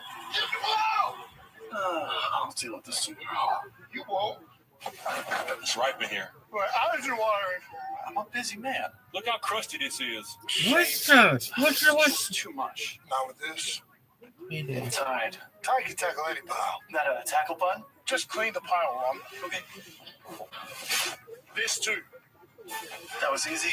When stains and odors pile up, it's got to be Tide. Sunday Night Football is brought to you by Toyota, the official automotive partner of the NFL. Let's go places. By the Farmer's Dog, a fresh approach to pet food. By AT&T 5G, fast, reliable, secure. And by the powerful backing of American Express. Chris Menchie feels like it's every year you're here for Sunday Night Football. 17th time in the 18 years of this series. We've had an Eagles-Cowboys game, so tradition unlike any other. Oh, that's something outside. Opening drive, 7-0. Dallas on top. Aubrey kicks. Touchback right off the crossbar. Eagles take over at the 25. Here's their offense. Jalen Hurts, Channel View High School. DeAndre Swift, Georgia. AJ Brown, Ole Miss, Julio Jones, Alabama. Devontae Smith, Amy High School. Dallas Goddard, South Dakota State. Jordan Mailata, Jeff Stoutland, University. Landon Dickerson, Alabama. Jason Kelsey, University of Cincinnati. Cam Jurgens, Nebraska. Lane Johnson, Groveton High School. Biggest news there is 88 back in the lineup. Dallas Goddard returns, fractured his forearm the last time these teams played. Week 9 at the Lincoln Philly. Been out 3 games. Hurts begins to the 25. And DeAndre Swift runs up the middle for 4 to the 29-yard line. So the story for Jalen Hurts is there's pushing and shoving downfield and is broken up.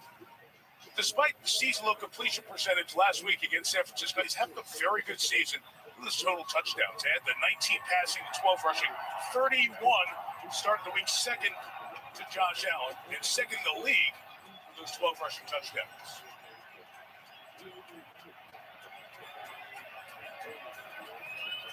After the pickup, a four-designed run with Hurts, a lot of space. Kelsey out in front of him, first down across the 40-yard line.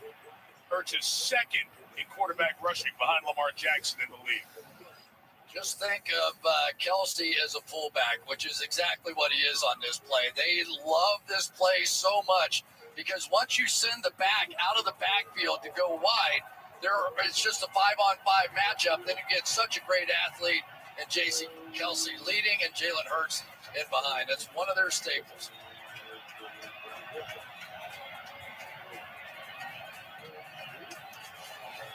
From the 40, first drop back of the night. Chase, flag down, gets rid of it, incomplete, and takes a hit at the back end. Micah Parsons, right there, along with DeMarcus Lawrence.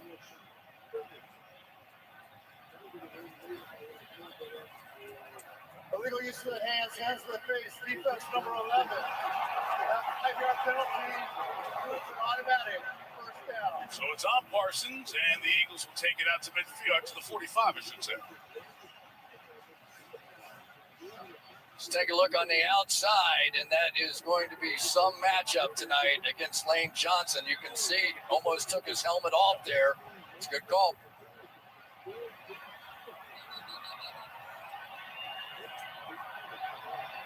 See.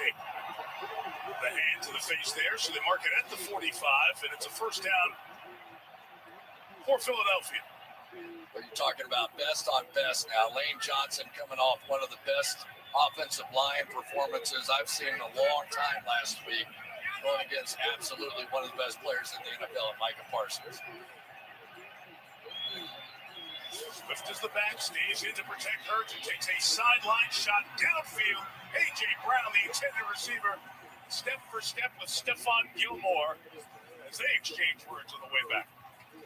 Yeah, and that's getting heated up already out there, and it's going to be one of the great matchups. A week ago, Stephon Gilmore switched in the second half and went over to cover DK Metcalf and probably won the football game for the Dallas Cowboys. Very similar receiver now in A.J. Brown, and that battle has begun. They've been going at it already. A.J. will catch his breath, second attempt. Again, emptying out the backfield. And Hurts throwing in the middle, incomplete. And there he is. Good to have him back for the Eagles. Dallas Goedert, tackled by Donovan Wilson, the safety. Mike, you watched the tape last week, too. One of the weaknesses for Philadelphia offensively was they didn't have much of a presence in the middle of the field with their passing game. That all changes here tonight. Dallas Goedert comes back, tough catches, over the middle, a real presence, throw it up high. You'll feel confident because what Jalen Hurts really wants to do is work outside the numbers. That's his comfort zone. Goddard in the middle, such a good season when that injury was suffered. Boston Scott's the back. He's got it running inside for 4 to the 41. And here's the Dallas defense. DeMarcus Lawrence, Butler Community College. Jonathan Hankins, Ohio State University. Oso Digazua, UCLA. Micah Parsons, Penn State. Jamal Clark, LSU. Marquise Bell, Florida A&M. Stephon Gilmore, South Carolina. Jaron Kearse, Clemson. Donovan Wilson, Texas A&M. Malik Hooker, The Ohio State University. Deron Bland, Fresno State. And Bland has been the takeaway man. 8 of the 18 takeaways for the Cowboys. And defense is top 5 in the league in points and yards allowed per game. And a flag with the movement. Like not Bigfoot. False start. Offense number 65. No penalty. Second down. That's on Lane Johnson. Let's see, what do we have? 10 plays or so far, and then 4 for the Eagles, and one bloody nose. That's what happens. You get 15 yards for the hands to the face, and Lane Johnson said, "Thank you very much. I'll take a bloody nose." Right there. I mean, you could feel some of the battles, the individual battles of this matchup already in this one. Second and 11. And there's again in the middle. It's going to take a hard hit. Monte Smith dropped it. It's incomplete. Ball does come out as Smith was contacted. It'll be third down. And when you play against the Philadelphia Eagles, you have to out-bully the bully. You know? I mean, there are some teams that take great pride in their physical nature, and certainly Philadelphia is one of those. This Dallas Cowboys defense is no different. And they got the first strike in. Clark, Marquise Bell, the hit. Third and 11.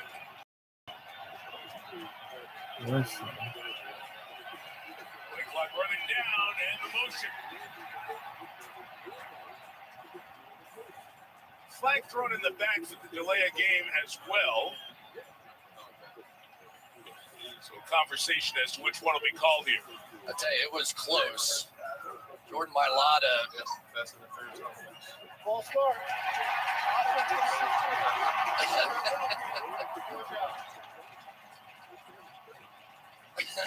So Mailata's going to jump, and about the same time, Dorrance Armstrong's going to move. So I wasn't positive which one they were going to call, but DeMarcus Lawrence was so happy that it went the Cowboys' way, he actually picked up the ball, handed it to the official, and said, "Here you go.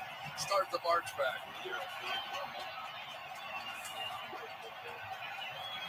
They got their pass rushers in now for Dallas. Third and 16. Hurts stepping up. Firing in the middle. It's caught. Devontae Smith. to the 21-yard line. Big first down for the Eagles, a gain of 30. Boy, that's a maturing quarterback right there as they hurry up and get to the line of scrimmage. But that was Jalen Hurts at his best, stepping up in the pocket, looking like he was going to run and hitting a big play down the field. Fake to Gainwell, give on the wing. Flag is down as Goddard gets inside the 10 to the 8. Flag came as the block was made on the edge.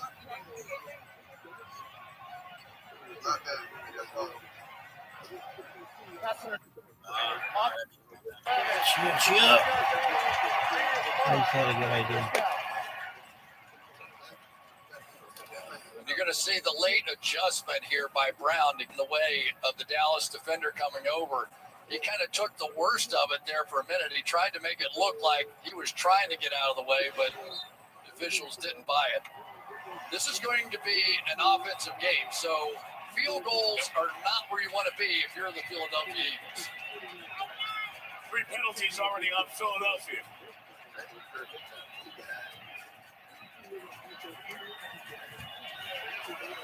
First and 20 in a design run with Hurts. Takes it to the 20. Lost the football. Dallas is on it. Donovan Wilson down there at the bottom of the pile. Eagles trying to say Hurts was down first. Cowboys ball.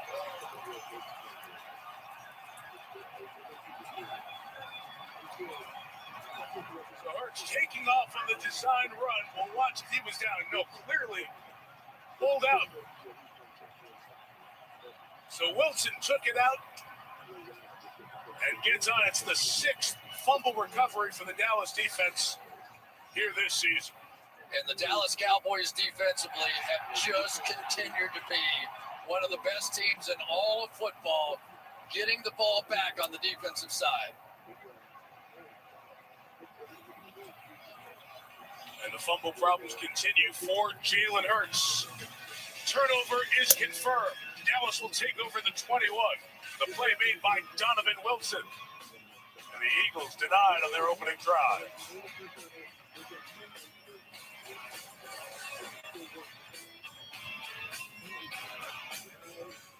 Those beans sprouted overnight into something spectacular.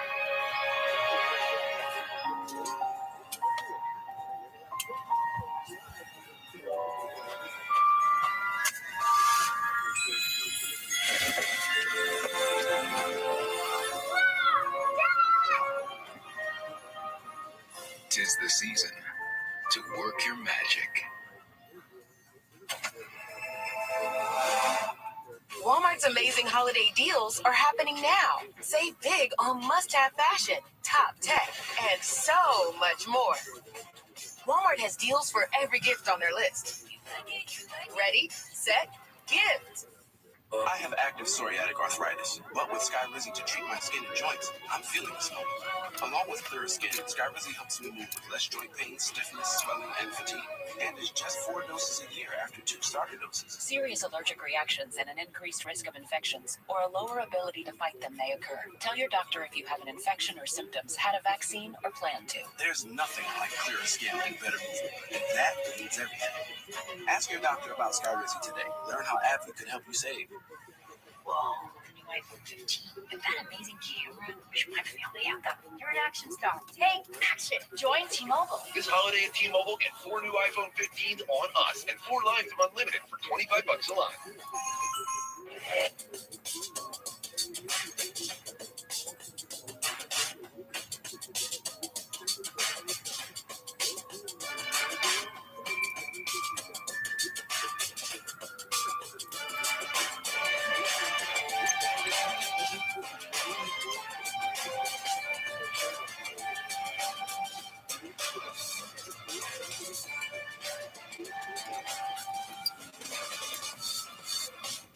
It's the return of the Saturday Showdown on NFL Network.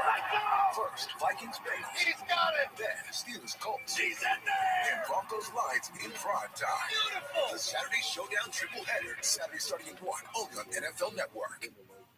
All right, the voice is live. The power shifts from the coaches to you. You vote. What's up, gangsters? Those coaches are pretty good, though. John Legend is one of them. And he is among the VIPs in the house tonight here in Arlington to take in Cowboys and Eagles. On the turnover, Dallas takes over at their own 21-yard line. What up, what's up, gangsters? Where's your number? Offense number 88. 5-yard penalty. First down. Chris, let's go back to the Dallas touchdown and that flag that was picked up. Yeah, you're going to see the hold, if you will, with Tyler Smith, number 73, working against Jordan Davis as Dak scrambles to his left. Will you see a little jersey tug? You sure will. Was it enough to amount to a penalty as they interpreted it on the field? No. Through the flag conversation to pick it up. Back in New York, they say no separation as the defender was pulling away. Thus, the flag was picked up after the conversations. That's the details behind that. That's a pass complete to CD Lamb. Makes up the penalty yardage on the first snap of this drive. And the ball's in the 22. It really is fun to watch Dak now with this West Coast offense. The West Coast offense is all about footwork. And so when he hits that back foot, he is looking 1-2, and if it's not there, he's out of there. Looking, and now getting out of there. As he chase fires downfield, good play by Slay to knock away the pass from Brandon Cooks as it falls incomplete. Nolan Smith, the first-round pick, was in there bringing pressure for the Eagles. And Slay, I'm trying hard not to say Darius in this process, but he's over there working on Cooks, and we all know about the speed of Cooks down the field. And Darius Slay, who's been doing this for a long time, right on the money again. 11 years in the league. Came over in the trade from the Lions. He was in Detroit for the first 7 years. It's that Eagles' third down defense. And conversion rate from Dallas was good. Picking up third downs on the first drive. They've got one here in the second. To CD Lamb to the 49-yard line. That's a gain of 27. And a couple of big shots to Lamb already. Every time you watch CD, he can be very deliberate until he gets to the break point, and then he's very sharp. He just sort of jogs his way off, and then once he gets you to make a bold step one way, that time Bradley Roby, now he's got you on your heels, and off to the races he goes. 26 on that one. Got a pair of those already in this first quarter. From the 48, it is Dowdle to run across midfield. Fourth year back out of South Carolina, who is the number 2 back to Tony Pollard, who's taken most of the work back there. And this is going to be an interesting night for Sean Desai, trying to get this Eagles defense going, Chris. It's been a tough last 2 games. Well, they got to turn it back into their style of play, right? With the Cowboys having the lead, both teams have tremendous pass rushers. They really do. And so the Cowboys, though, with the lead, they're going to be a little more comfortable at this point, and they can run the football. They can play a balanced game here. So both these teams want to take advantage with their pass rushers. Pollard back inside for about 6 yards to the 44-yard line. You talked about this defense and what Sean Desai is dealing with. It's a very different-looking set of characters on the back end as we've gone through this year for Philly. It really is. And the 2 corners are still there, James Bradbury and Darius Slay. But everything else has changed. Avonte Maddox was the slot guy. They brought Kevin Byard in here. Sidney Brown's a rookie that's come over. Their top 5 tacklers on this defense from a year ago, they're all gone via free agency. 3rd and 2. Dak pumps throws high and incomplete for Michael Gallup. Decision time. It's 4th and 2 at the Eagles 44. Mike McCarthy's working off the play sheet. And going to go for this one. So you can play at home with Dak Prescott here. He's going to hit that back foot. He's got a 1, he's got a 2. And if he doesn't like it, as soon as he looks to that second guy, he is going to be off in some direction here. So watch, play along, watch that footwork. We'll continue to run inside. Pollard shifting direction, got the first down. Nifty run by Tony Pollard to the 40. It's a 4th down conversion for Dallas. And it's what happens sometimes if you get convinced, like I was, that they were going to throw there. Watch Jalen Carter right there make an inside move. The minute he does that, you leave the gap open, and there you go for a huge conversion. Cowboys already 120 yards in this opening quarter. Pollard adds to it. On the run to the 23-yard line. Flag down, though. Two of them. As that hole opened up for what would have been a gain of 17.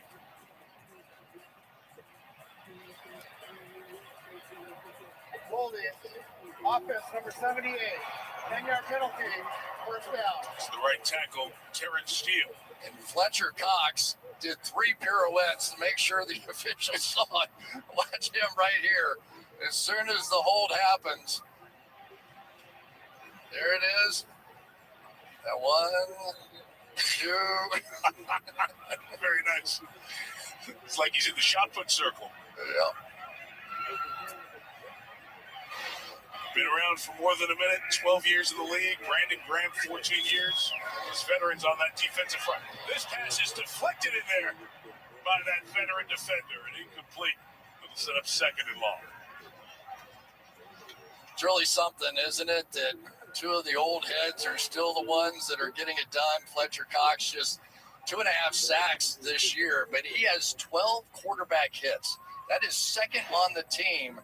Only Josh Sweat has more. So the older guy inside just still making plays and so much the leader of that defensive line.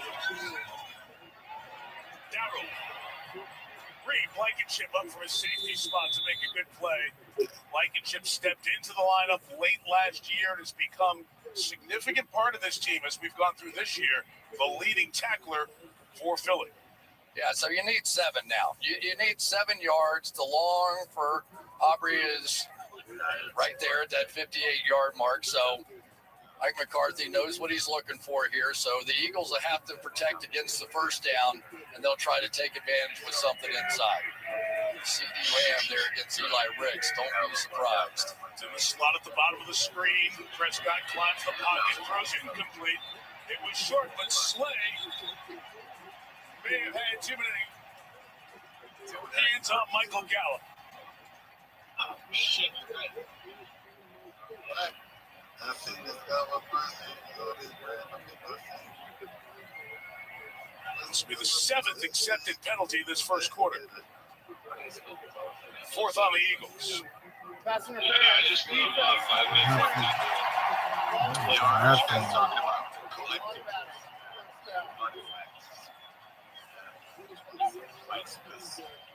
There's going to be a stop route at the top end of this thing. Slade is one of those veteran guys who gets away with that every once in a while, and you're surprised he didn't get away with it that time. There wasn't a lot there.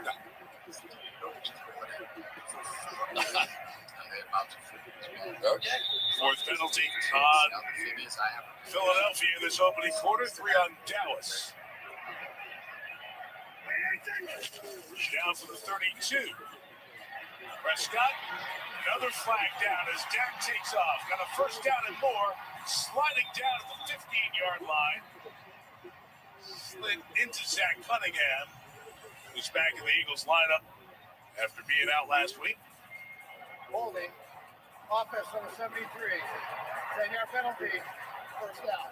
On Tyler Smith, and it's being called tight here to establish the tone early on. And the Philadelphia Eagles defensive line apparently has trained in how to help officials here. Another pirouette on the tail end of this one. Arms up. There you go. Help my cause.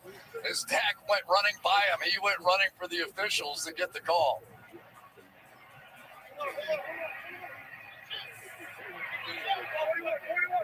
That Dallas-Seattle Thursday night game in here. Last game for the Cowboys, full of flags as well. 1st and 20. Prescott high throw off the hands of Jake Ferguson. And incomplete with Cunningham, the linebacker, there in coverage. With 1:04 left here in this first quarter. Second drive of the game for Dallas. A TD on the opening one to CD.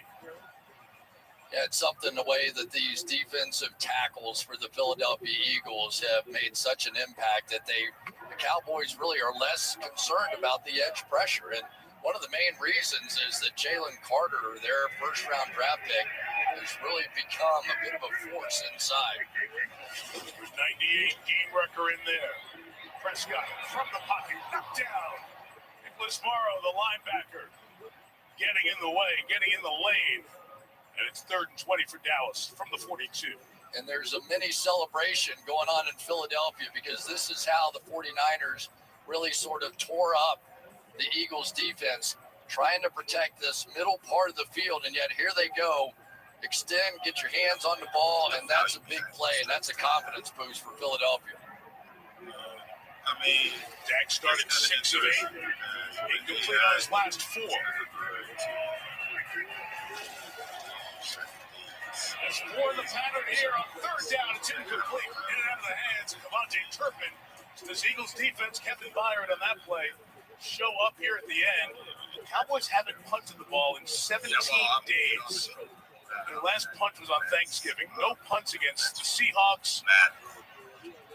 And let's see if Brian Anger is going to come out here with the kicker, Aubrey. So they're going to try a 60-yarder. So Brandon Aubrey, who didn't play football at Notre Dame but played soccer, was good from 58 in warm-ups. They've lined up for a 60-plus yarder already this season. Here's where you tell your guys, don't jump off sides. Made a 58-yarder against the Rams. Aubrey swings it. Come on, Ruby. Be good. That's good. If we could, he put on a team of it. First round pick in the MLS Super Draft for soccer. 60-yard field goal. Brandon Aubrey, 10-0 Dallas. Wow. The jargon that needs to get used to get that message out there. And right now, I need all of you to stop what you're doing and listen. Cannonball!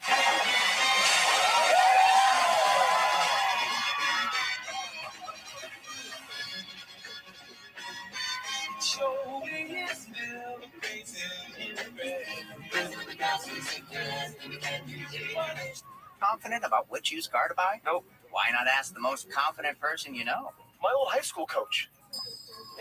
Just say, show me the Carfax value. You'll get the most accurate price based on the vehicle's accident history. Shop at the all-new Carfax.com.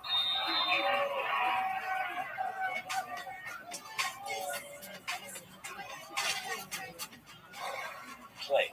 This is not a watch party. Watch party? Who said party? As in party party. Let's check the replay. This What Really Happened replay is brought to you by Progressive. One thing no one would challenge, protecting your home and auto with Progressive. My bad.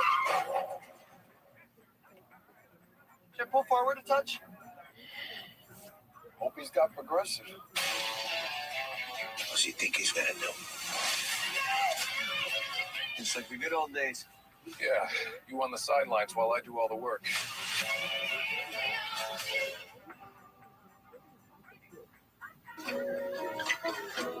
What do you think of the new album cover?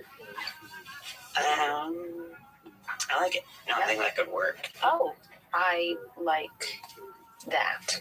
May I? Please. Oh, or we could try something like that.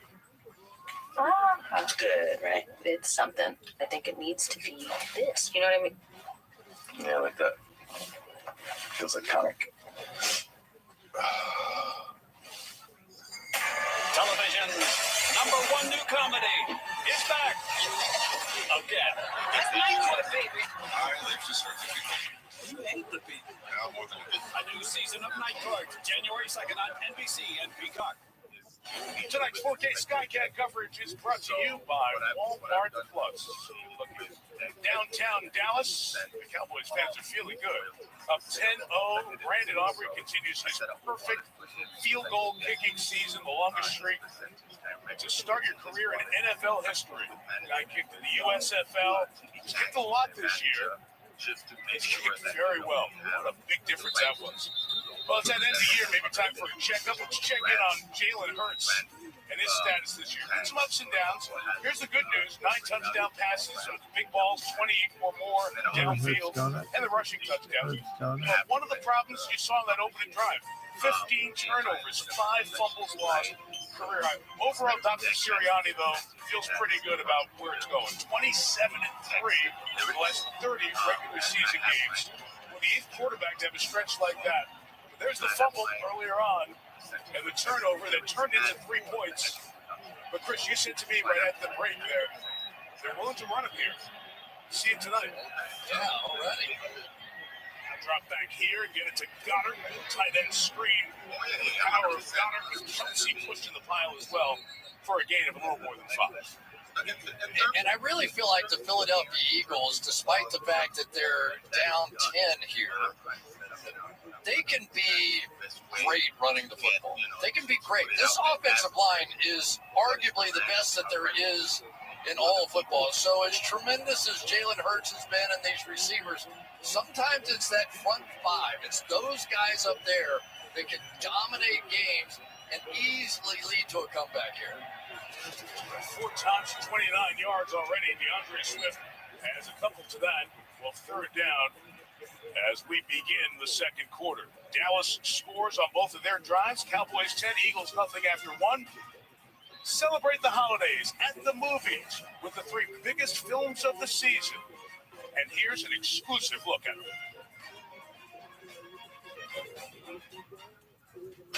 It's time that you see the world.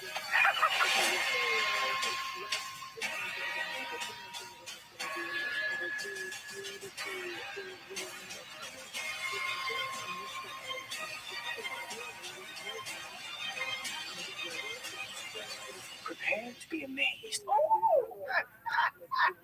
Wouldn't have it any other way. It's a pinch me moment that I get to be in this film. There's nothing that I've ever been a part of this. I'm really grateful to get to be part of this story. The truth is, I'm a chocolate maker. The best chocolate of the world. Where do we start? This is a joyous movie. So you're the funny little man who's been following me. I will have you know that I am a perfectly respectable size for an Oompa Loompa. But what now? Just get me back. The Wolf Aquaman is so big. It's very much larger than life. Fine. Flex your muscles. Like any other superhero, I put my suit on one leg at a time. Sometimes. It's a new color purple. It's retold in such a beautiful and fresh way. The music is rooted in power that comes from the soul of every one of the characters. Drinks on the house!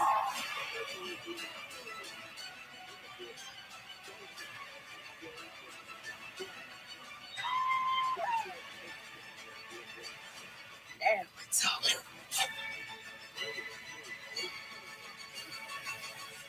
Wow, it's gonna be amazing.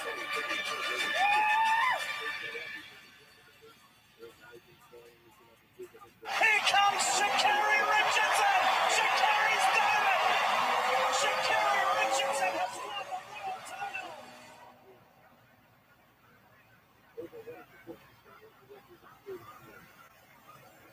I want to remind you, 2 weeks from a Saturday doubleheader, the Bengals and the Steelers. It's going to be very important. Big logjam, 6 teams at 7-6. Those last couple of wild card spots, and the Bills are one of those teams. They'll take on the Chargers. That will be exclusively on Peacock. Download the Peacock app and subscribe now. Listen, Chris and I will be in LA and Todd Blackledge. Noah Eagle and Catherine Tappan will join you in Pittsburgh for that first game 2 days before Christmas. 3rd and 2, Hurts to throw. Goddard was covered to Devontae Smith, incomplete. Trying to pick it up in the air, Malik Hooker with the hit on Smith. And the Eagles will kick it away.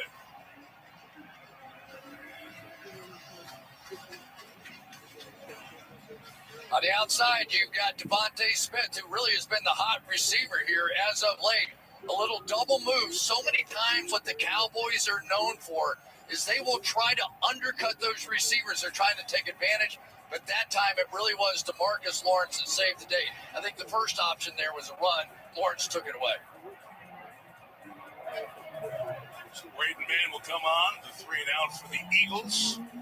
Mann plays Aaron Sipa, sweep 3, as the Philadelphia puncher's done a nice job. Dangerous Turpin back deep. It's going to be a throw, and wide open to the completion is Olamide Zaccheaus to the 40 of the 38-yard line. So the Eagles go with the trick play. Michael Clay, their special teams coordinator, had one up his sleeves. The completion by Braden Mann. It's one of the problems when you put a wide receiver out there as the gunner. He didn't have a lot of experience in trying to cover anybody, and you can see just how wide open Zaccheaus was.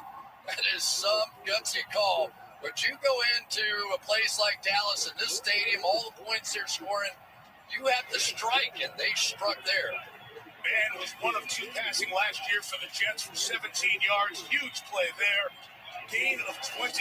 DeAndre Swift the back. He's brought down by Osa Odigizua in the backfield for the loss of 3. Osi Odigizua has had a fantastic year. Only 3 sacks to show, okay? I'm going to admit that. But he doesn't get to play on passing downs. They have so many good pass rushers here. This guy has continued to make play after play. You saw him there with the quickness. Backdoor, runs through, ends up with a big play right after that momentum shift. Officially loss of 4. Hurts has 5 options. Smith, Devontae holds on to this one at the 34-yard line, stuck there by Deron Bland, Mr. Pick 6. It really has become Jalen Hurts' team, though. And as we were talking with Mike McCarthy about it, and say, all right, key moments, comes up in the game. What are you expecting? What are you going to do? He goes, let me tell you something. Jalen Hurts is the guy that's going to have the ball. And you saw it on that last one. It was DeMarcus Lawrence who saved it, and they threw the pass. That clearly they want Jalen Hurts to be the guy in the key moments.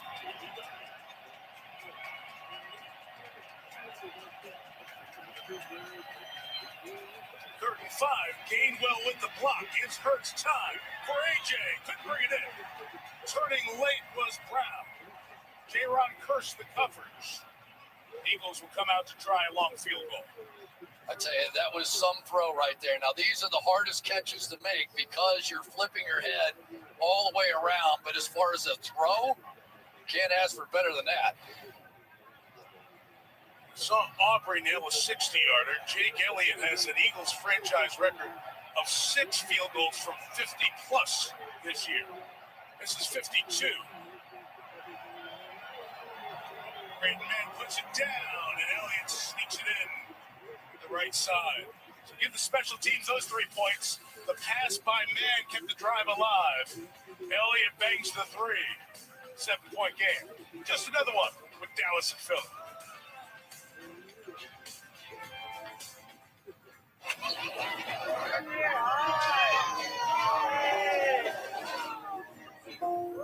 How is she? Good days and bad, I brought her. So sorry, Dad. Let's make today a good day.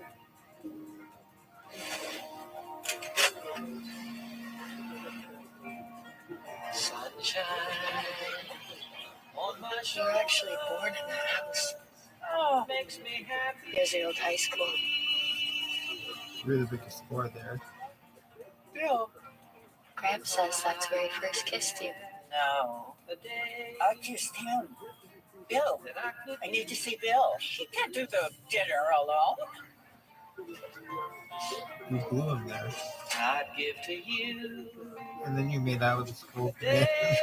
On camera. It's disgusting. Slut. In this fucking old Suburban. You slut. You don't remember that, you fucking cunt? Keep their teeth clean and At breath least fresh this this after holiday gonna have a season fucking with Green's Dental stupid Treats. bitch.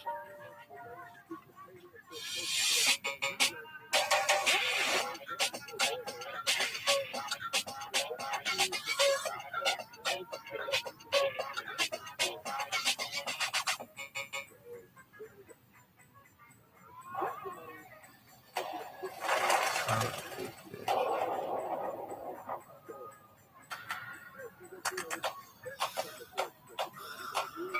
can I do to get it work around this?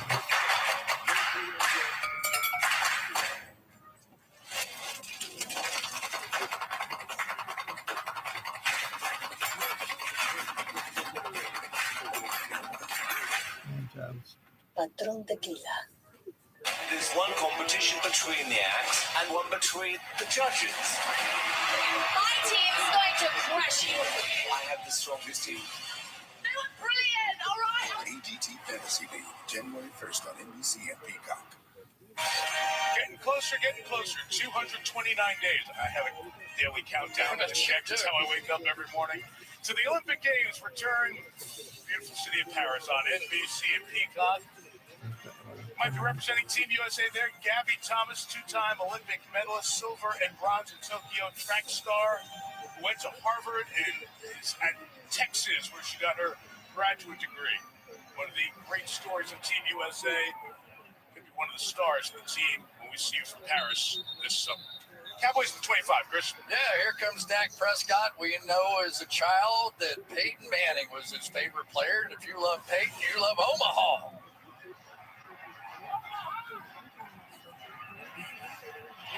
Then Aaron Rodgers with green 19.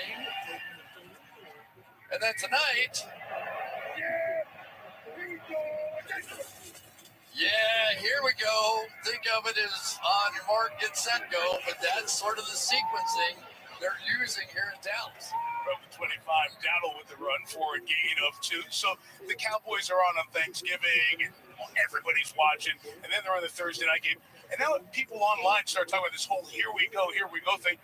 It's taken on a life of its own. It really has, but the importance of it, besides being kind of funny, when you listen to it, is that they weren't very good at the line of scrimmage last year. They had a lot of penalties, so they tried to come up with a sequence that could help everybody get on the same page, in particular the offensive line. 22. Dak throwing in the middle. There's Ferguson into Eagles territory at the 45. Jake Ferguson, the tight end, for 27. There is a star in the making in Dallas and Jake Ferguson. This guy is just one of those great, gritty, tight end, Jason Witnish kind of guys that just loves all the action in the middle of the field. And he is a bit of the enforcer for this offense. Whenever somebody goes after one of his teammates, everybody knows 87's coming. And concerns for the Eagles, their safety, their leading tackler, Reed Blankenship, went down at the end of that play, and the athletic training staff is going to walk him off for a closer look. He's only dressed 3 true safeties, Blankenship, Byard, and Sidney Brown, the rookie out of Illinois. Here you see the hit. I'll tell you, the other thing that does, Mike, is that Kevin Byard, one of the safeties, is sort of the dime guy tonight, which means he's going to be a little more involved in coverage. He made that big play on third down before, but now they're going to probably have to flip him back to safety along with Sidney Brown, the rookie. So it's going to take away some of their coverage packages the rest of the way. You also saw 53, Shaquille Leonard, former Colt, making his Eagles debut on this drive. It's a run inside. About a gain of 4 yards with Dowdle to the 41-yard line. It'll be 2nd and 6 for this Dallas offense. 25 plays, 156 yards. There's Leonard. His decision came down to Dallas or Philly. And really his relationship with Nick Sirianni is a huge reason why he ends up continuing his career with the Eagles. This guy was an all-pro for 4 straight years and was really a takeaway machine in Indy. Hoping they get some of the same here. CeeDee Lamb, the loop to motion. Prescott will throw to Dowdle. On the side, Dowdle very close to that first down. Mark him over at the 35-yard line, which would give him the first down. One of the things you're seeing out of Dallas, Mike, is that they are calling more deep shots. A little skirmish in there, and that's no big deal. But more deep shots. Mike McCarthy has confidence now in calling those deep pass plays. There was one on there because he now trusts Dak Prescott. If it's not there, check it down. Check it down for a first down right there.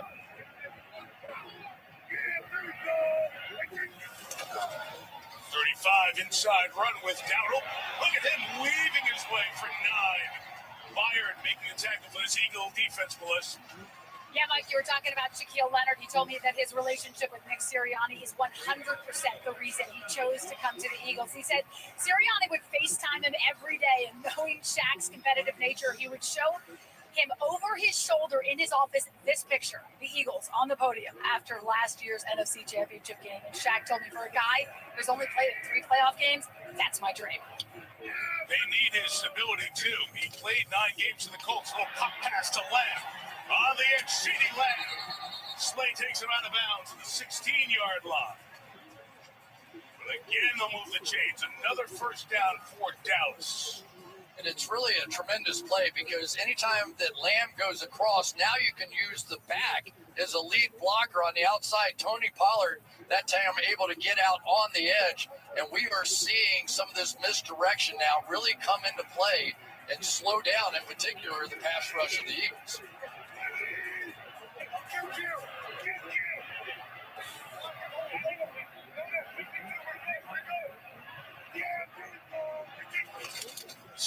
Yard line. Good run, Pollard to the 9. And there you heard a little bit of why Here We Go has some real meaning. Yeah, and what the meaning is, when he goes, yeah, here we go, is shut up.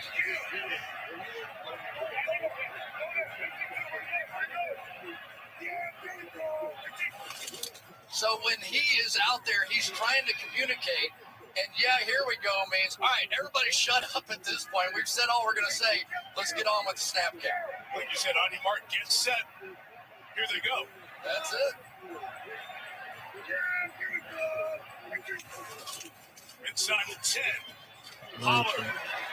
Cut back to the 7. Important couple of downs coming up for this Philadelphia defense. We approach the halfway mark of this second quarter. Sirianni's team lost to San Francisco last week. Trying to avoid back-to-back losses, trying to keep the Cowboys from top. Them atop the division. Of course, everybody knew these were the 2 games on the schedule, right? You go San Francisco back to on the road with Dallas. If they could split those 2 somehow, it'd be quite the accomplishment. 3rd and 1, Dak keeping. And he's got the first down at the 4. Sidney Brown, the rookie, tries to pull the ball away. Well, there's an old guy over there named Zach Martin, who everybody says is getting a little bit older now, but whenever they need a yard, it just feels like Zach Martin is just going to be a part of that mix. And if I were Dak Prescott, I'd feel pretty good about going right there. First and goal for the Cowboys. Inside the 5, there is Pollard. To the goal line, brought down just short. Hassan Reddick was there for the hit. They're knocking on the door. Yeah, and, you know, Ezekiel Elliott was the guy here forever that made all of that happen, right? And yet now we're seeing a little bit more of a balanced running attack with Dowdle and Pollard, both of them in there. But I was waiting for one of these offensive lines to take over it, and so far it looks like it's been Dallas. Hunter Lipke, the fullback, is in. Fake to Dowdle, to Ferguson. Good defensive play by Nicholas Morrow. And they try to get to the tight end in the end zone.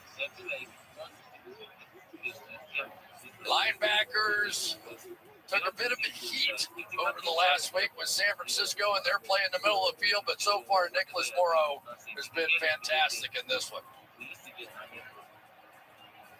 Former Bear and Raider comes up with the play there. Dallas has been successful with the sneak. They'll turn and hand. It's Dowdle. Is he in? They run in from the side. Spot the ball short. I don't think so. So if it's Philly, you know what's coming.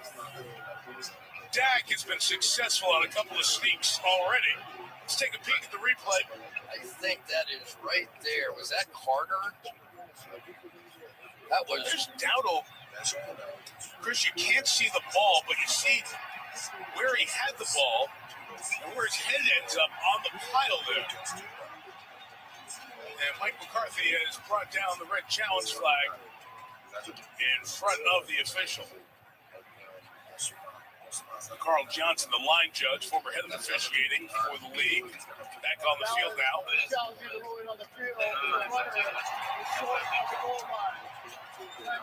All right, let's see if there is something conclusive in that mass of humanity down at the goal line. Take a peek at every possible look. Looks like he's in, but can you be sure? Here to come.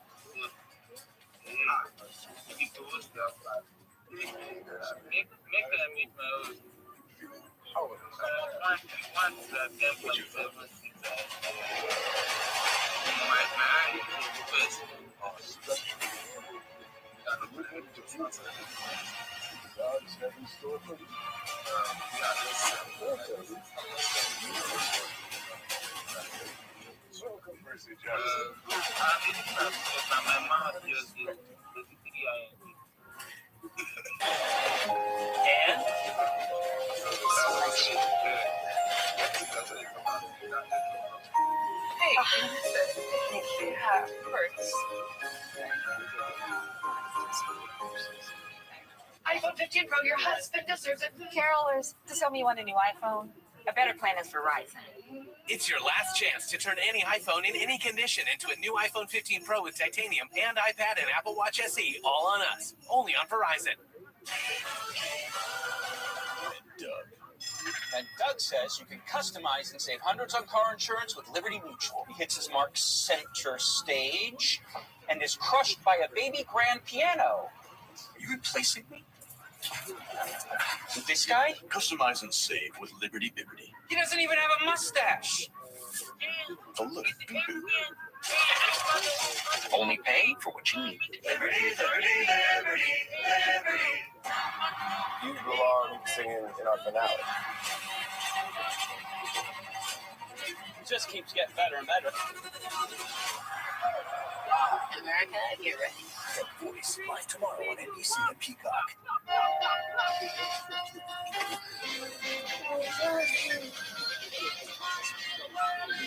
Hey, you get the batteries? You didn't get the batteries. Where'd you go?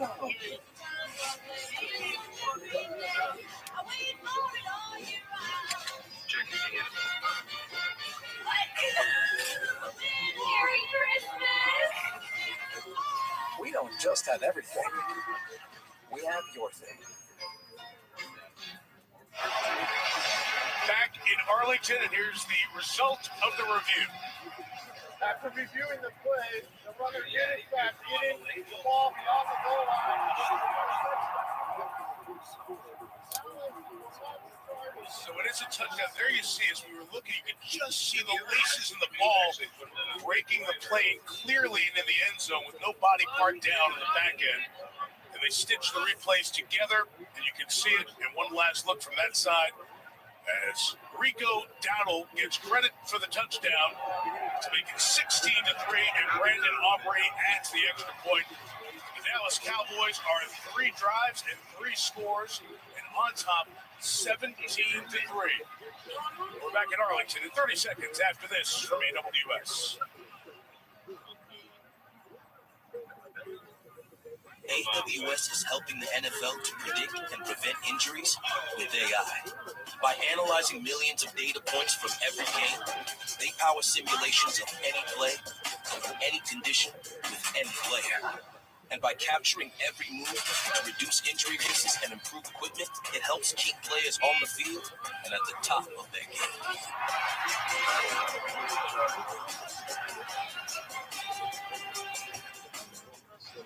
So the Dallas Cowboys continue, Chris, to be a red-hot offensive team here at home. They average over 40 points a game, undefeated here at AT&T Stadium, and they're on top 17-3 here in the second. Yeah, it was the only question really about the Cowboys. We knew how hot they were. We knew that Dak Prescott had moved into almost the lead position with the MVP voting and all the different things.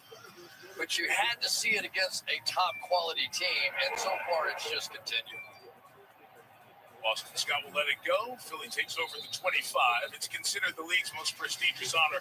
The Walter Payton NFL Man of the Year Award, recognizing players whose passion impact lives extends beyond the game. Terrific nominees for these teams: Lane Johnson for Philadelphia, DeMarcus Lawrence for Dallas. NFL Man of the Year gets announced at NFL Honors on the Thursday of Super Bowl week, February 8th. Sure, if you've been watching games all day, you've been hearing about the nominees. It's really such a great honor and award, and those two men have done a lot to earn their team nominations. Eagles down 14. Kenneth Gainwell inside run for 7. Melissa? Yeah, Mike, this year Lane Johnson has been hosting Gold Star families who have lost loved ones in military action through the Travis Manion Foundation, providing these families the opportunity to exchange stories and experiences. And here in Dallas, DeMarcus Lawrence told me his favorite initiative is Big Thought, which empowers kids by providing clothing and shoes to support their needs outside of school.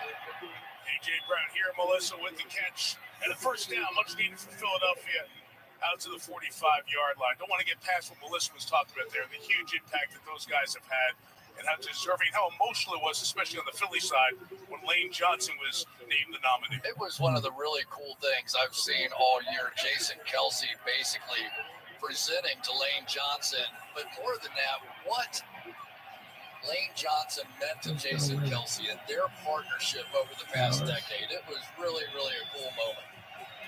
You see those big guys get cheered up, man. You know something's happening out there.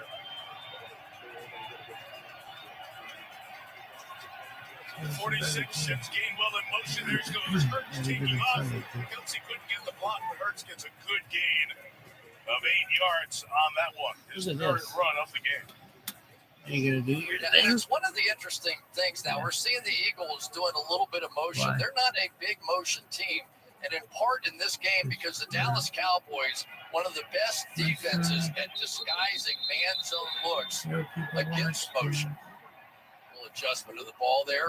But there are almost no teams that do as many different things in game during the course of a motion by an offense as do the Dallas Cowboys. And Dan Quinn really has come up with a pretty unique system here. Part of the reason they've been so good.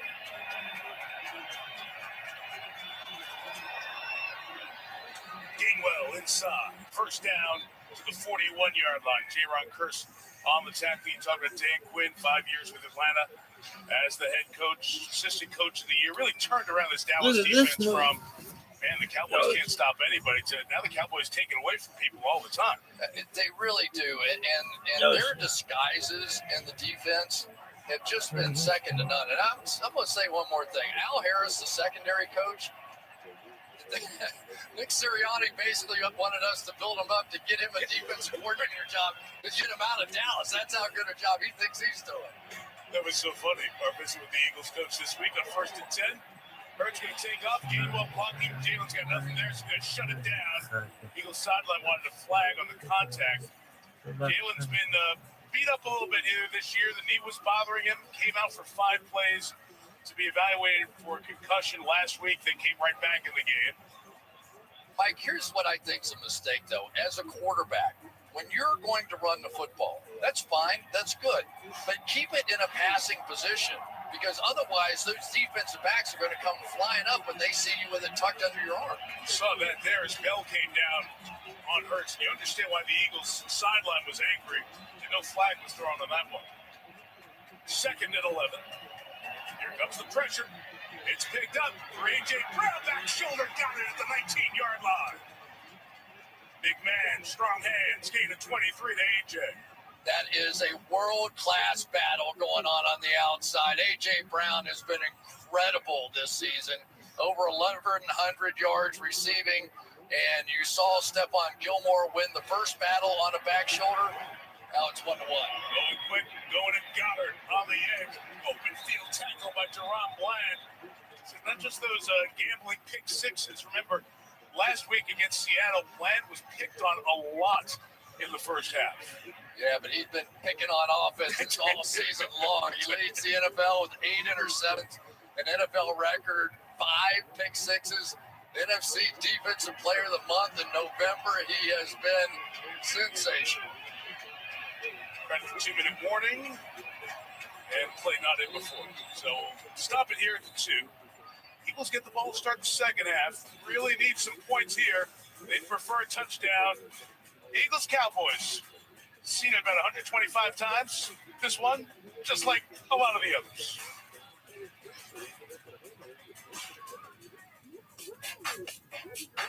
I'm at the football game. I'm at the grocery store. I'm at the combination football game and grocery store. Wait, he's at the football game and the grocery store? He's at the combination football game and grocery store. We're watching the whole game. Hold on, our team just scored. You don't have to choose between football and the grocery store.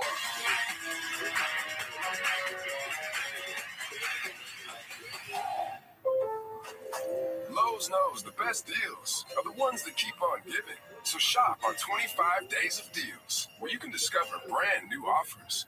Buy now, pay later with Lowe's Pay. Let's go! Sometimes it can feel like we're on different teams. With different styles You guys are making me nauseous. and different opinions. Could you not do that on my pillow? But one click can change the game. Emily, hug! Our crew can handle anything. Netflix, everyone's home for the holidays. All flights have been grounded. Heavy storms are rolling in from the northwest. I had to escape. The city was sticky and cool. I drove all night. The distance is nothing when home means everything. Get 5.9% financing for 72 months on the 2023 Grand Wagoneer and Grand Wagoneer Series 2. Search new inventory and locate a dealer near you at Wagoneer.com.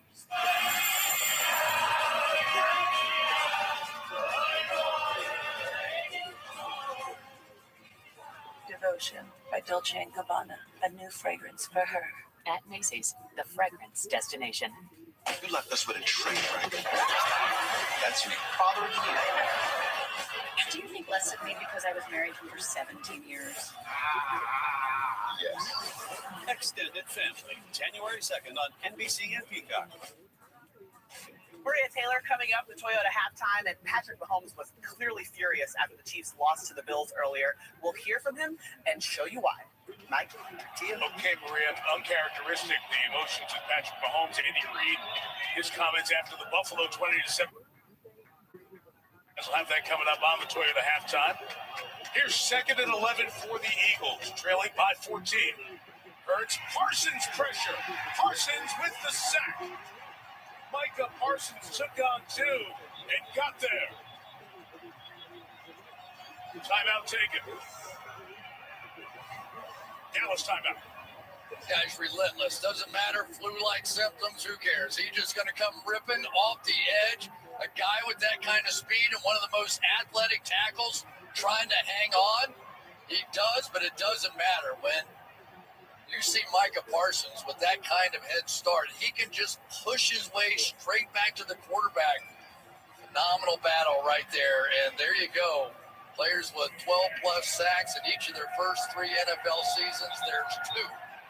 Pretty good company. Micah Parsons, that was now 12.5 sacks for the year. And remember, Reggie White started his professional career in the USFL. So you can say no player since the sack became an official stat in the early 80s came right from college and had 3 dozen-plus sack years, except for that guy. 11.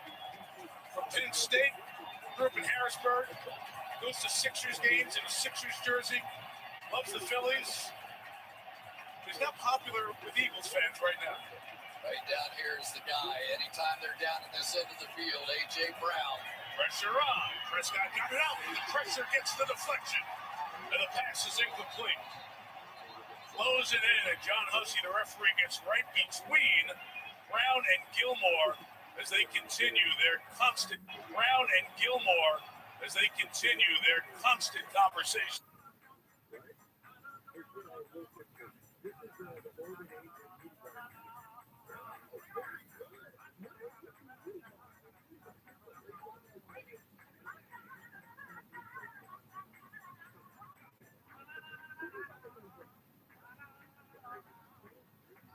Brown and Gilmore as they continue their constant conversation.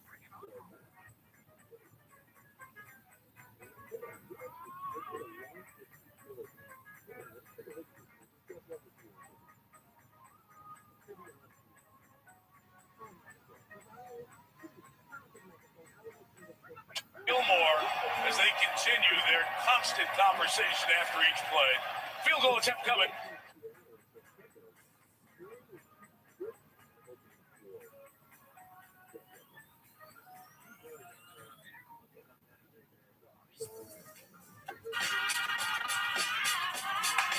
What's in your wallet? The Sonic Garlic Butter Bacon Cheeseburger is back for good.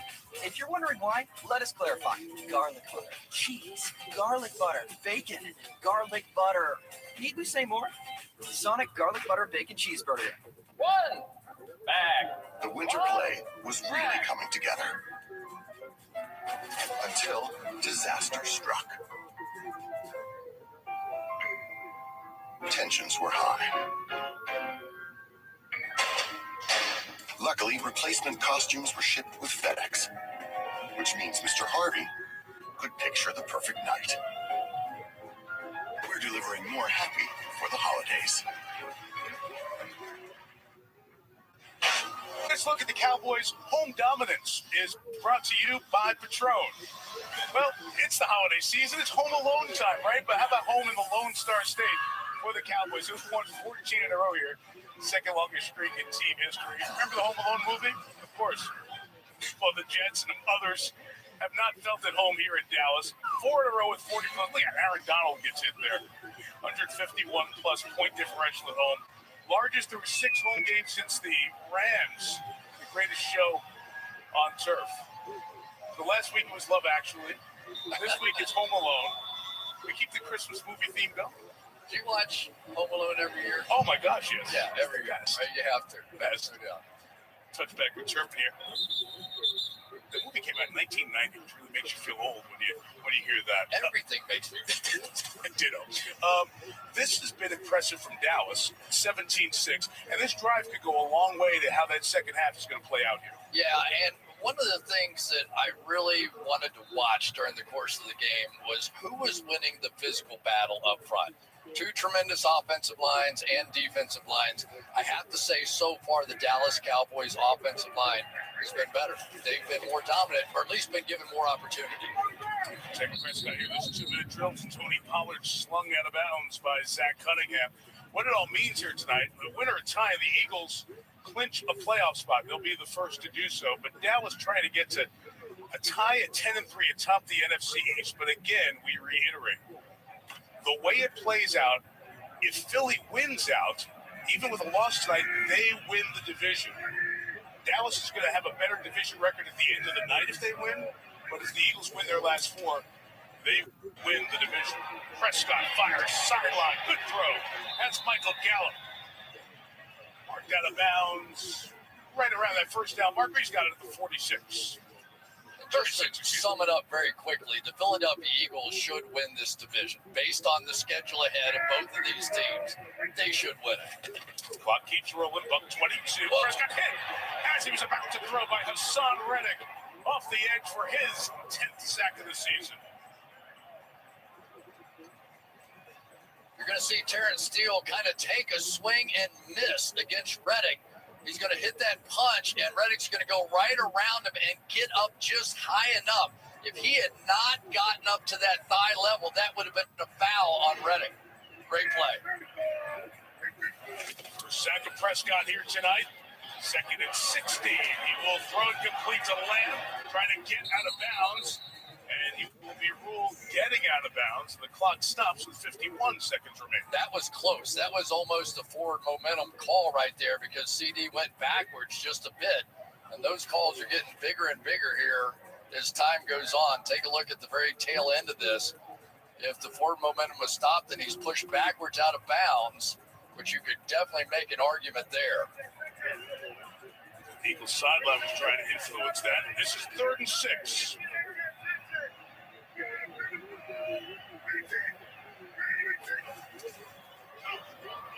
Prescott's got some time here. Rips it to the right flag. Down is the catch.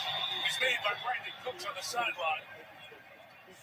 And the flag came in as the official watching that matchup saw something.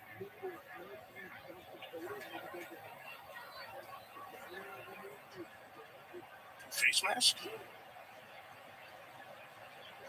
That gesture was with his hand from the field judge, Anthony Fleming, back there. 44 seconds, Dallas with 2 timeouts.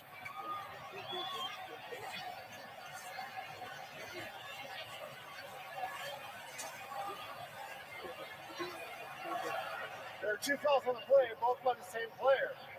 Pass interference, defense, number 22. Also, while committing that act of pass interference, face mask, personal foul, defense number 22. By rule, both those fouls shall be enforced. Automatic, first down. Let's bring in Terry McCauley, our 3-time Super Bowl referee, our rules analyst. Explain why, Terry, both get counted here. It is one of the rare cases where a team can get penalized twice on the same play. If the pass interference is also a personal foul, then you penalize at the spot of the foul for the pass interference, and you add 15 yards to that for the personal foul. So it was the face mask that was actually the interference. Correct. Because of the face mask, we will also enforce an additional 15 yards from the spot of the foul. Thanks, Terry. That's why you're the best. So it'll take it into field goal range here for the Cowboys to the 35-yard line. Very, very rare that 2 for 1 in both count, even though there was a catch on that play by Cooks. Very much a game here. If the Eagles can get out of this, they cannot give up a touchdown here.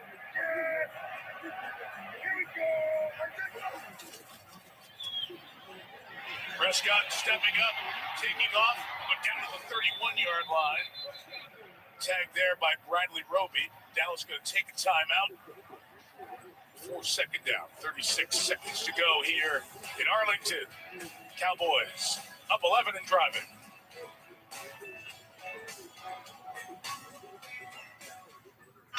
My name is Dana Belfi, and my husband and I own the Village Bakery located in Hayden, Idaho. Our mission is to employ people with different abilities. TikTok is allowing us to show what acceptance looks like on a day-to-day basis here at the bakery. This is a community of just complete and utter love. It's the people that lift you up when you're down. People on TikTok do that on a daily basis, and I've never found a community like that ever.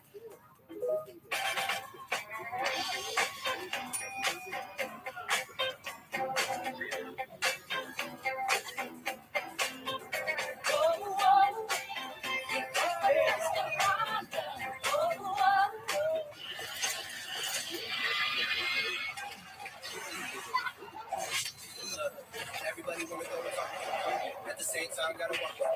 Better yet, run, go, hit it, pick me up, put my homies, and we do it all again.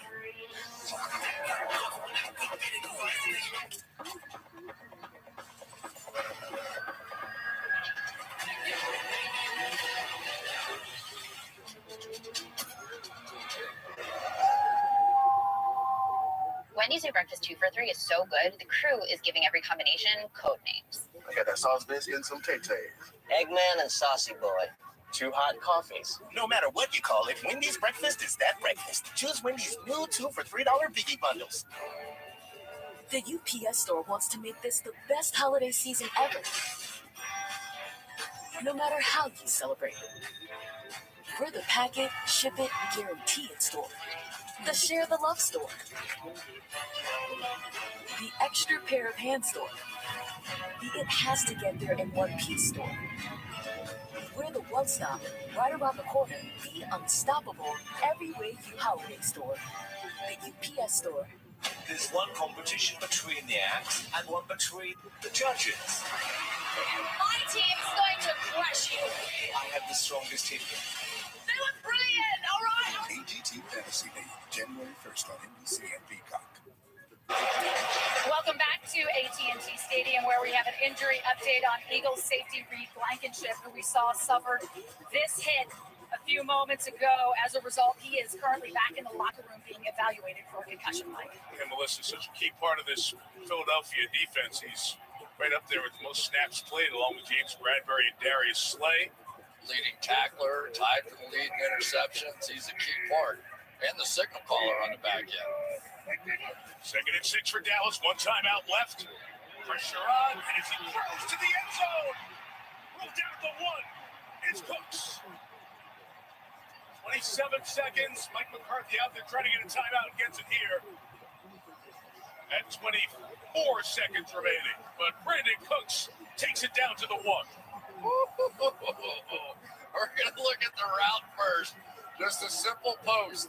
And one of the Dallas Cowboys and Mike McCarthy believe the shortest path to the end zone is through the post. There it goes. But watch this throw by Dak Prescott. That was an absolute rope. This is a team that loves working in the middle of the field with those seams. But so many teams have players that don't want to run in there. The Cowboys, no problem. Let's go forward here. 27 seconds, no timeouts here at the 1-yard line. As Dallas tries to punch this one in to go up by 18.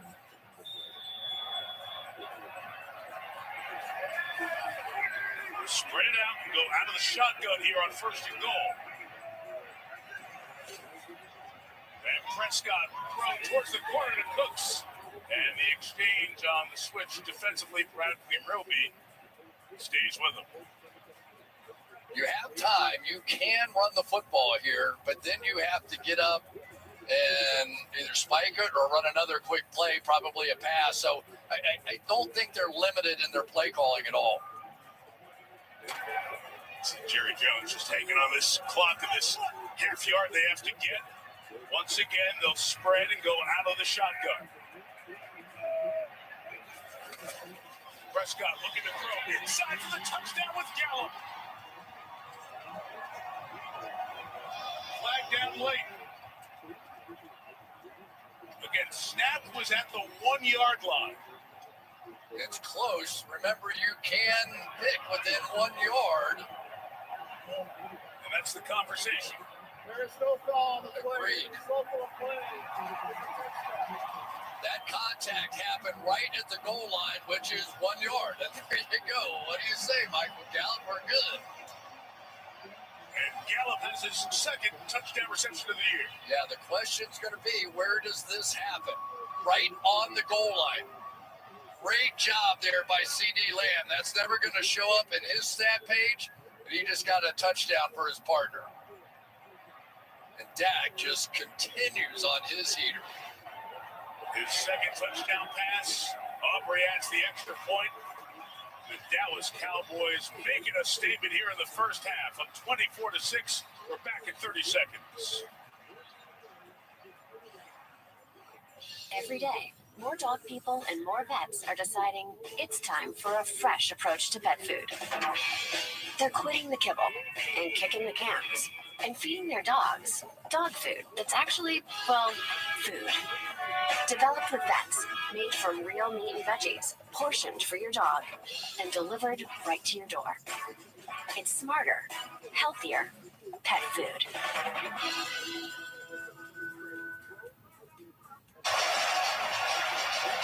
That is the 10th consecutive drive, excluding kneel downs, that the Eagles have given up points. Remember, San Francisco got on a great roll at the end of the game and scored on 6 consecutive drives on Fletcher Cox of the Eagles defense.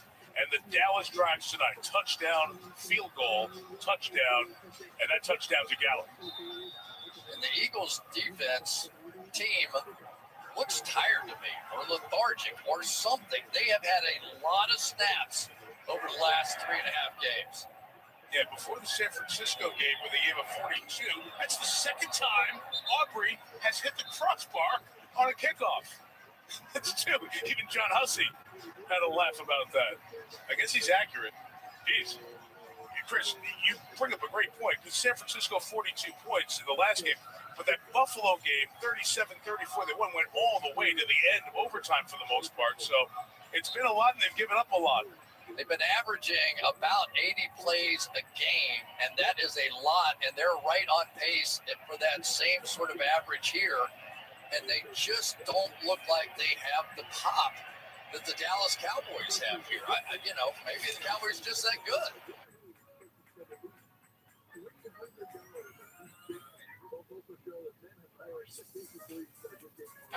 Draw with DeAndre Swift. We haven't seen as much of it.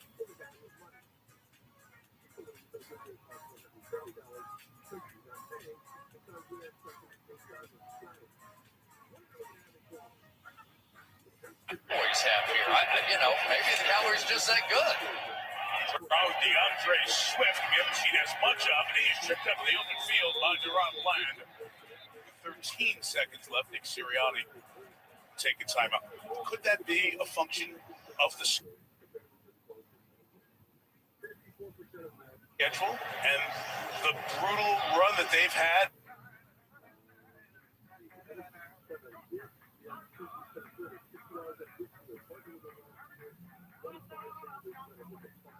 Sideline shot.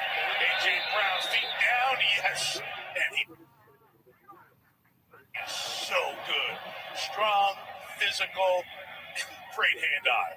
At the 43, the conversation with the officials, and they do say, catch on the field.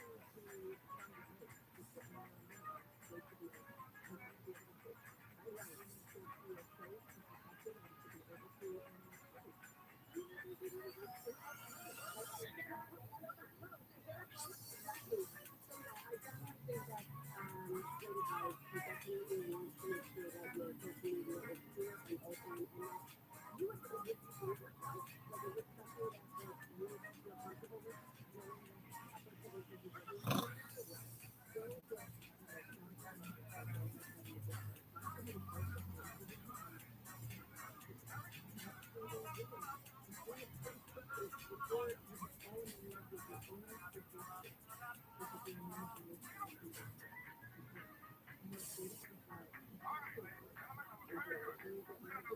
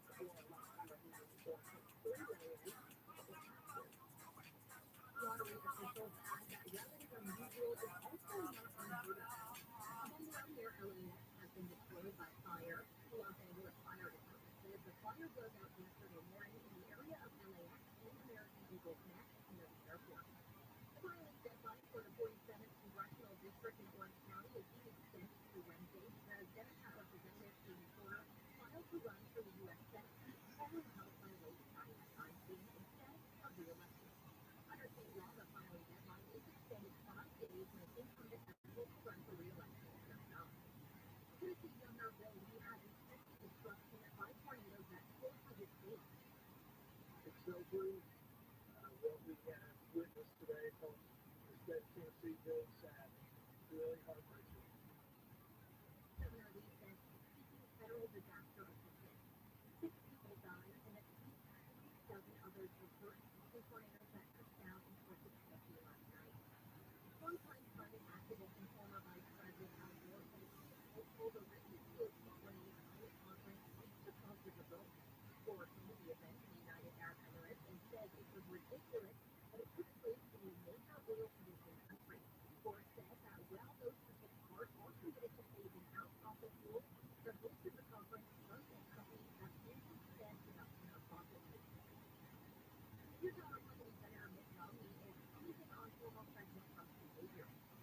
We have looked at his behavior, and his behavior suggests that this is a person who will impose his will if he can on the judicial system, on the legislative branch, and on the entire nation.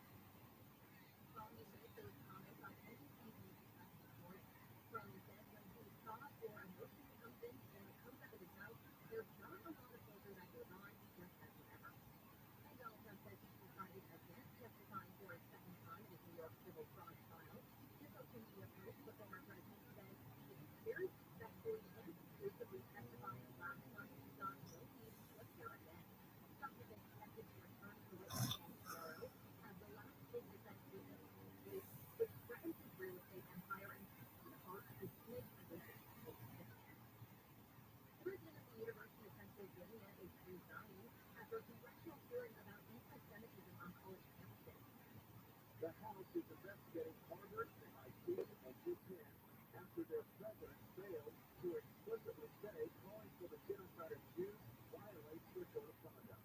On Saturday, UPenn President Les McGill announced he would be resigning effective immediately. Meanwhile, Harvard President Buddy Day has apologized for her response during the hearing. Reporter Jim Ford said he stands against the university's Jewish students have no place in school. He and fans are celebrating Sophie O'Connor's record Dodgers deal. The 29-year-old former Angels two-way star announced yesterday his 10-year, $700 million contract with the Los Angeles Dodgers. It's the largest in MLB history by more than $250 million and perhaps the largest contract in sports history ever. The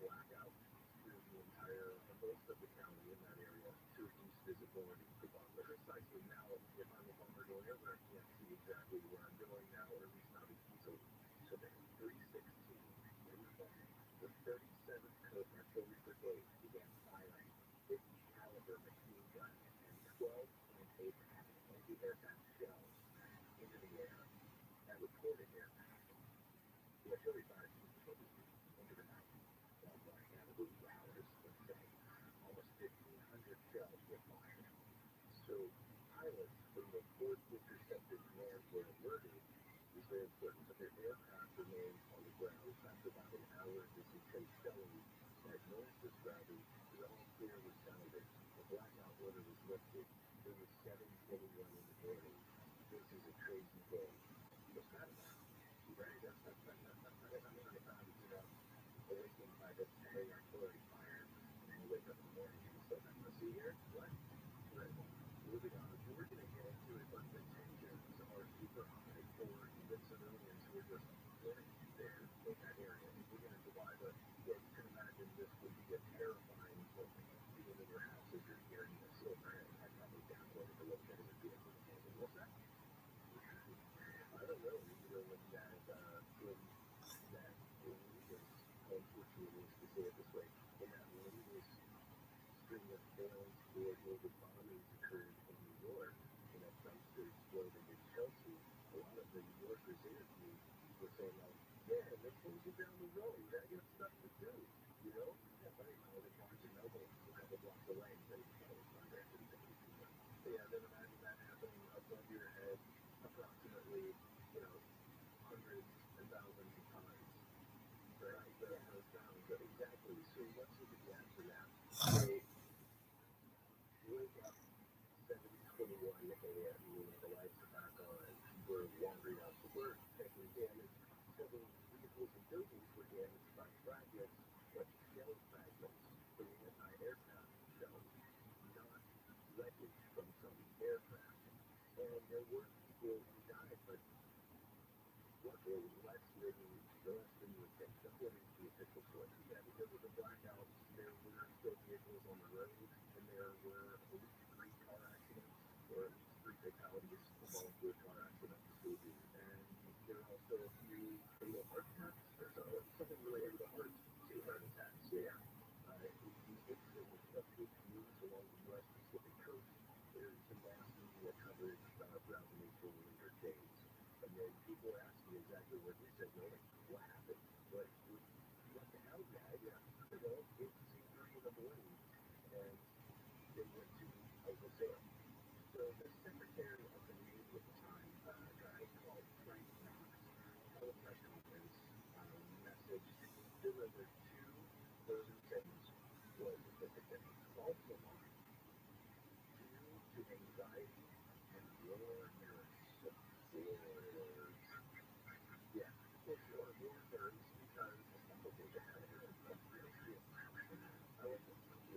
But this was contradicted by the Army the next day in a statement relaying General George C. Marshall's belief that the incident was caused by commercial planes, airplanes that were being used as some kind of psychological warfare campaign to generate panic amongst the citizens.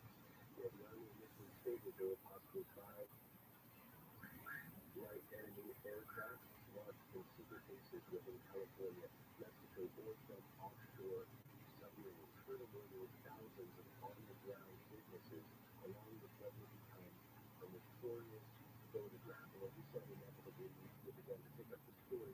Some contemporary press outlets suspected a cover-up. In the Wall Street Independent, the editor wrote, "Now, the mysterious verses about the whole affair that seems to some form of censorship is trying to halt discussion on the matter, see? I don't think you said see at the end, but speculation was rampant, and there are several different theories about this, right? So needless to say, there was a whole lot of speculation going on, because the state, the general public will have a lot to go on, especially for 2 of the major military arms that are giving conflicting stuff. Totally contradictory. And just the idea that something of this magnitude could happen, as a result of nerves, that's pretty terrifying in itself. That would not put me in a very good state of mind. When, as you know, Pearl Harbor had happened not terribly long before this, so people were a little on edge about the potential of that happening again, under the cover of night. And then the fact that their own government isn't giving them much actual information, they created a particularly confident public. Right? The speculation was it something delegated to the fringes of society, or was it some people gathered in smoky rooms, one lying around and going, I don't think the story is true. It's like the LA Times, it's like the newspapers of note. And so what were some of these theories, what was some of this speculation?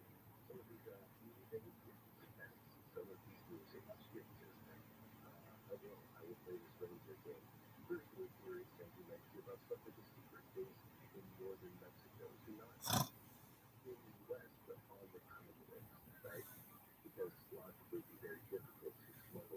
prerequisite hardware to create a secret military base. But that was an idea, wasn't it? And that was one of the ideas, yeah. And then there was something else, the idea that there were Japanese submarines stationed offshore with the capability of carrying planes, which sounds so, from a technological standpoint, amazing, right? But as you can imagine, it's still pretty difficult to do, and that was compounded by the fact that a Japanese submarine did surface off the Pacific earlier before, so people were pretty spooked about it. Others speculated that the incident was either staged or exaggerated, a false flag attack, perhaps, to give coastal defense industries the excuse to move further inland. So that's a corporate motivation, or a profit and safety motivation. But this went all the way to government officials calling for a congressional investigation. A representative from Santa Monica, congressional representative Leland Ford, called for an investigation, saying, quote, none of the explanations so far offered remove the episode from the category of complete mystification.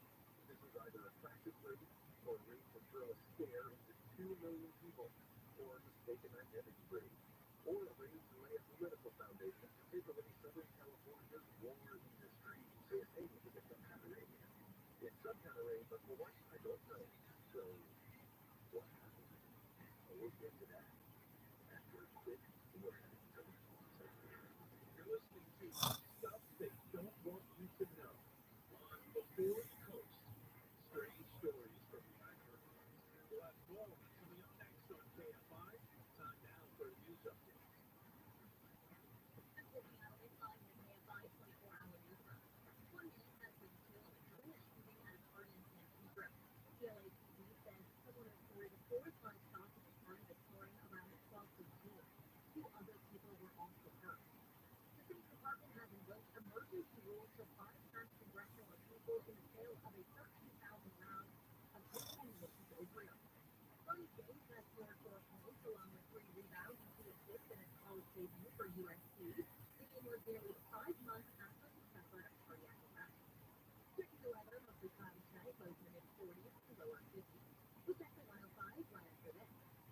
Members of Owners don't know their way to higher bank and gives back to the community through their separate and initiative. We decided to get back to the best because showing up military family and all of that, we have a lot of vets that work for us, so kind of a whole match up, kind of a whole thing. We're doing more than just playing our sword. That's what we're trying to help people, especially families. I didn't believe it was shit up. That's, you know, I thought just to be clear, you're not nothing, you're right. Well, you got it here now, so really, I feel that it's very important to get back to the veterans. But solar ignition is one of the ways that you can be independent. It's free, it's free, it's free, and it's a lot of love. The things that we stand up to here are a community of loyalty and respect and recognition in all of those every day, everything we do. You know, anytime you help veterans look forward, it's an awesome feeling. There's actually somebody's out there watching over us, you know, the whole guys like we, it's just awesome. Declare your energy independence with solar plus battery storage from local and veteran-owned Shepard Solar.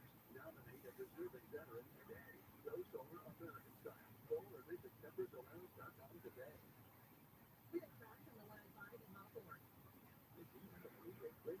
You'll be right shoulder now. But Memphis is down to traffic lane. As the traffic begins up to Inglewood, it's back up to 405. E-commerce and the Mile Freeway northbound to Atlantic. The three-car flag backing up to Garfield. Austin at double on the 405 southbound to the 110. Broken down vehicle in the next double left lane. Two lanes here slowing from Vermont to be expected. It's the freeway westbound at Indiana Street. You're also having a grass fire off the freeway. The right lane is closed. I really don't distract you too much, though. AF5 is starting up to get you there fast. I'm ready for it. This report is sponsored by Auto-Solutions Research. Traffic accident will be warning. Visit SIPCommerUSA.com to find out. This shopping location with highly sensitive certified technicians to have you back on the road in no time. Leave a choice of new tips in your vehicle. Don't run through cases that you want to go to SIPCommerce.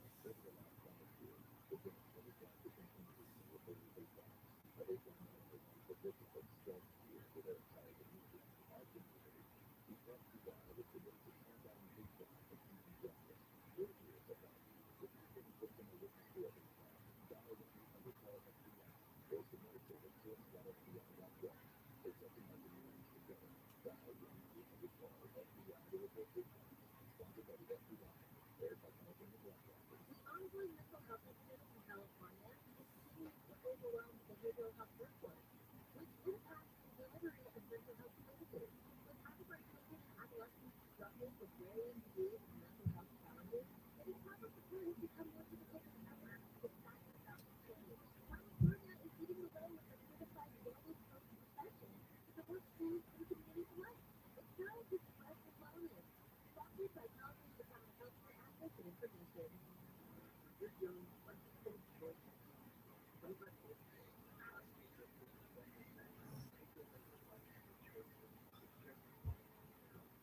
find medical treatment options like food doctor.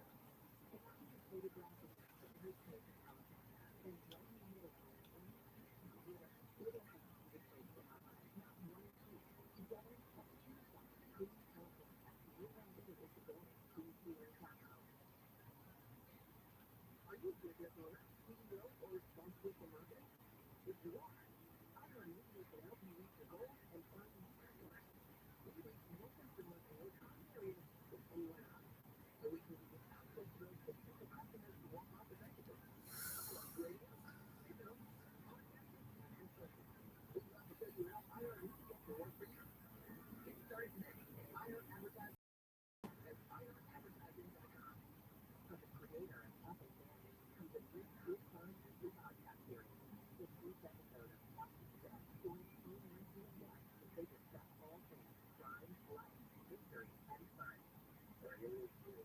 Based on everything I've learned, I think that the government knows something. I don't know if aliens are real, but I think there's something out there that they know. Listen to Talking to Death on the iHeartRadio app or wherever you get your podcasts. From a bar, we won't stop. The holiday season is time for time together with loved ones. And don't waste it like a hot topic to broach, but it's very much once again bone-dry turkey. Now is a great opportunity to ask how aging relatives are doing and discuss their plans for the future. By asking if they're up to date with important vaccinations, being active every day, and discussing their long-term healthy plans, you're helping make sure they're better prepared for aging. Don't miss your chance to start this important conversation. Visit aging.ca.gov to learn more. I'm pretty grateful. I can wash dishes and do laundry. I can order things while washing my dog. I can even order lunch while doing my homework. But I can't use my phone while driving. Distracted driver is one of the leading causes of death in the United States. So when it comes to driving, please don't be multitasking. Don't drive distracted. A message brought to you by iHeartRadio, the National Highway Traffic Safety Administration, Project Yellow Light, and the Ad Council. If you listen to KFI, clearly you're interested in what's going on, and you want the whole story. You're not alone. KFI always is influential, affluent, and well-educated. If you're a business owner, CEO, or responsible for marketing, KFI Analyst Reporting can help you reach your goals and connect with new customers. As the most listened to station on the iHeartRadio app, KFI reaches more consumers in your target area than anyone else.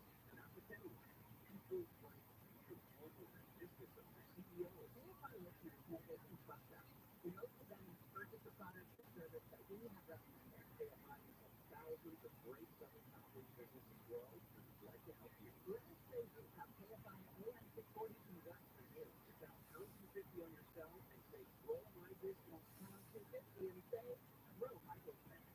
Your free iHeartRadio app is your home for the holidays.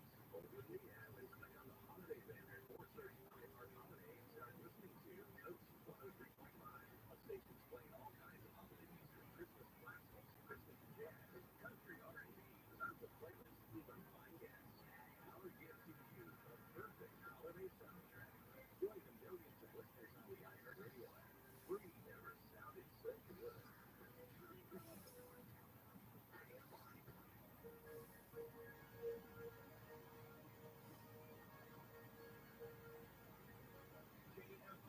AM 640, heard everywhere on the iHeartRadio app. I'm Clay Rowe, and you're listening to Before the Coast. Strange stories from the iHeart world. Let's learn more now about what happened in the skies above LA back in 1942. The podcast, stuff that you don't want to know. Here's where it gets crazy. Even in the modern age, with your several different theories regarding what really happened with those late hours in 1942. The most popular particular alternative theories today involve either Japanese covered up the fact that, they were embarrassed about, they didn't want to admit, or the emergence of some kind of top secret aircraft, something that came straight out of Nevada somewhere in a secret test facility, or that perhaps these were extraterrestrial, maybe not, maybe just a UFO, that, that alien specter was making. So I thought that the idea that like it was, they would cover up the Japanese attack, that's ridiculous. Why would you keep your citizens in the dark? But maybe they didn't want to admit they got got. This occurred very soon after the Pearl Harbor attack. Pearl Harbor occurred on December 7th, 1941. This occurred February 25th, 1942.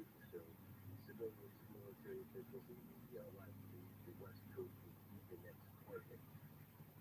The day before this attack occurred, a Japanese submarine had surfaced near Santa Barbara. So there were all these anti-aircraft batteries along the West Coast. Bill and I were in good shape, ready at any given moment, told to be on the lookout for anything unusual. And they were working as active stations, ready to fire at any moment. And they were taught that they were supposed to expect an attack at any moment. These people were assured that something terrible was going to happen. And psychologically, you'll see that that's very important. It could be a deciding factor. Let's look at those three most popular theories about what happened. So the United States, in fact, had a secret air-based weapons program in the U.S. during WW2. It was called the Fugo bombing balloons. Right, that's the balloons? Yeah. So this was kept under wraps until a balloon bomb killed 6 people having a knife in it and worked. But if these balloon bomb devices had somehow reached Los Angeles, out of the U.S. North and have any record to show that this is the case. But these were only launched against America from 1944 onwards, so far as we know. So that would mean that there's a problem with the timeline, right? If this attack occurred in 1942, and everything we know about these bombs says that they don't exist until 1944, then they couldn't have had it. But there's another kicker here. There wasn't any reality with this sort of plan. The United Kingdom was using a similar tactic and earlier, so their first evaluation of whether these bombs could be used on the balloon occurred in 1937. So in 1942, the concept of some sort of balloon weapon, as strange as it might sound, was definitely around. It was in the zeitgeist. Governments were thinking about it. And if you kind of take pictures of it, these are pretty interesting space takers, rudimentary bombing devices, basically a hydrogen balloon with a series of cords or wires or ropes attached around the midsection of the balloon, going down to a point where there's a ring with the payload, I guess you could say, in the center and a series of sandbags around it. And then you were saying that there was just a regulator, about 2 meters of balloon. Yeah. That could determine what altitude the balloon was in, and then cut towards the sandbags to get it to go higher. Once it reached a certain altitude, it would release a charge that would drop the payload. Right, yeah, it was on a timer system, so after it went too high, it fed hydrogen, so it would send drop sandbags to us and to keep it in this range of altitude, and then when it hit its timeline, then it would drop everything including the bomb. So very clever. It does seem a little rudimentary in our modern age of drones. Hard to target. Right. Hard to target. And not necessarily effective in the larger scheme of war, but small numbers have been recruited, right? And even some were shot down by fighter aircraft. But there's a worrying thing about these is that they had a high altitude and it had a highly fast speed. That was the main difficulty for fighter aircraft. So it is possible that a weaponized balloon could be there, but there's another theory, wall-walk balloons. So speaking of these balloons, the U.S. official position that these were UFOs, they're unidentified flying objects, but they were reported, tell me if you heard this one, meteorological balloons, weather balloons. Weather balloons making a return appearance with swamp gas. Yeah, no, this one. There was swamp gas and weather balloons. Again, and this comes from a little bit more recent later, the Office of Air Force History concluded that a careful study of the evidence suggests that these meteorological balloons, known to have been released over Los Angeles, may alone cause the initial alarm. This theory is supported by the fact that anti-aircraft artillery units were officially criticized for having wasted ammunition on targets which would consumed to have been airplanes.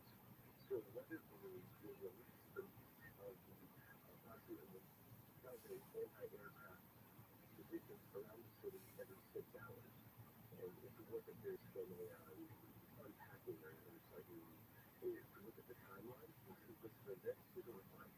So these balloons, these weather balloons, they say, were originated from below by an enclosed airborne that was designed to reflect off the silver lining of the balloon to attribute to it.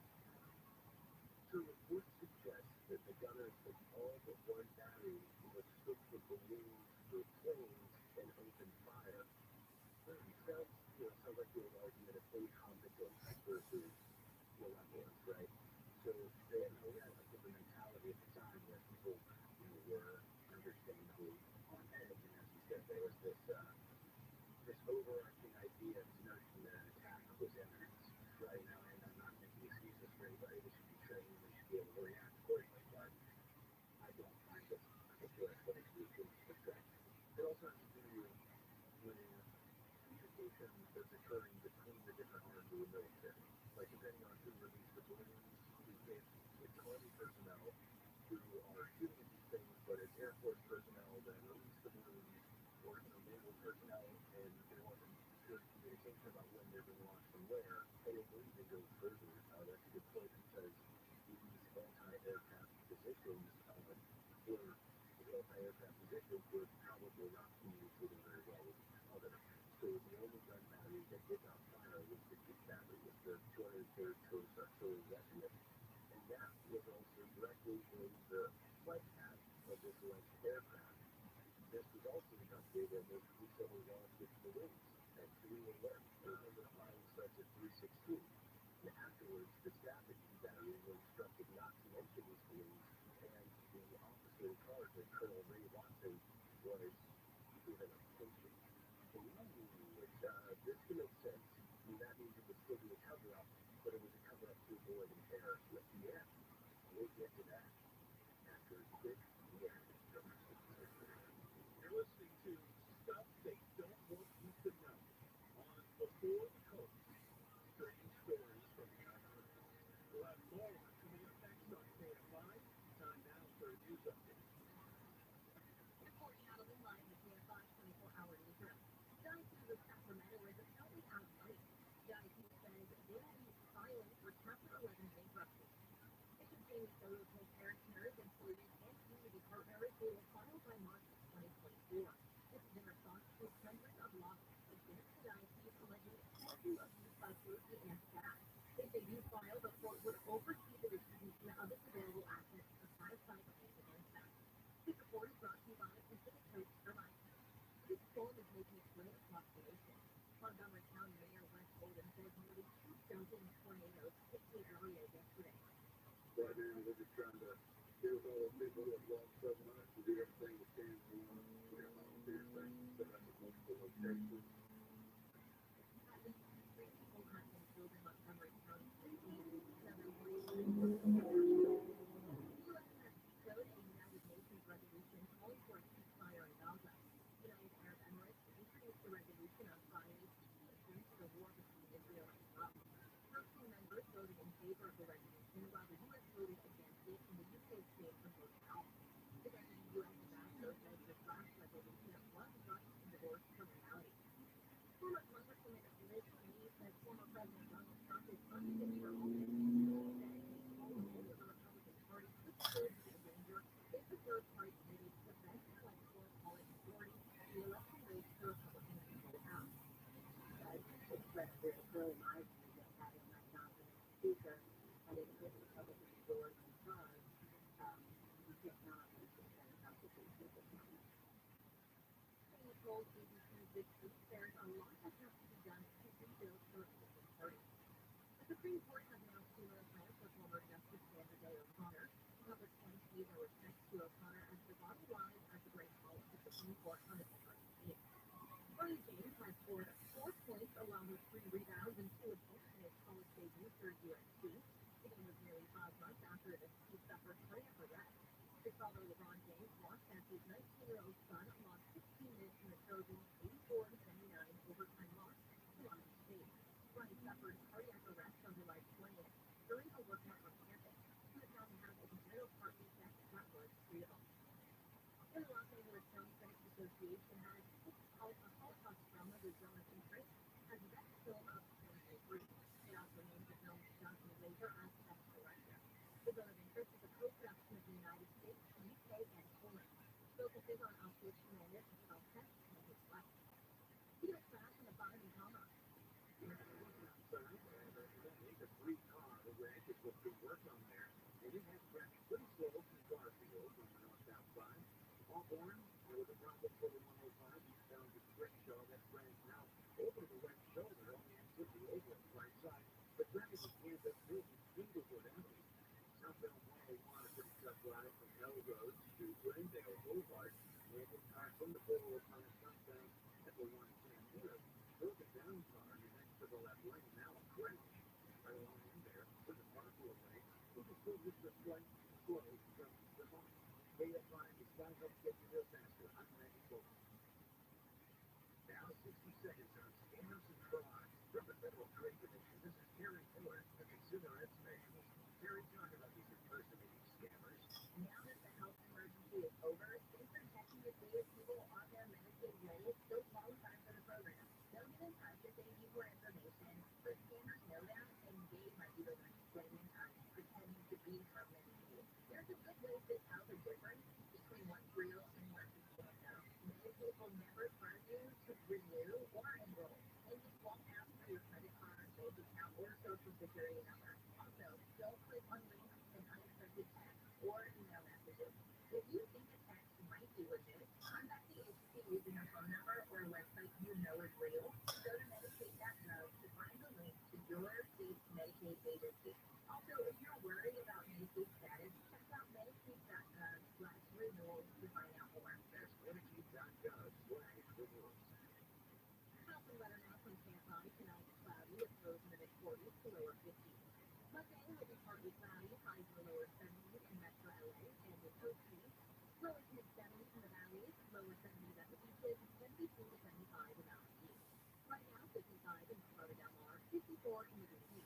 We leave those good live from the KFI 24-hour newsroom. I'm Cynthia Allen. This is the one report.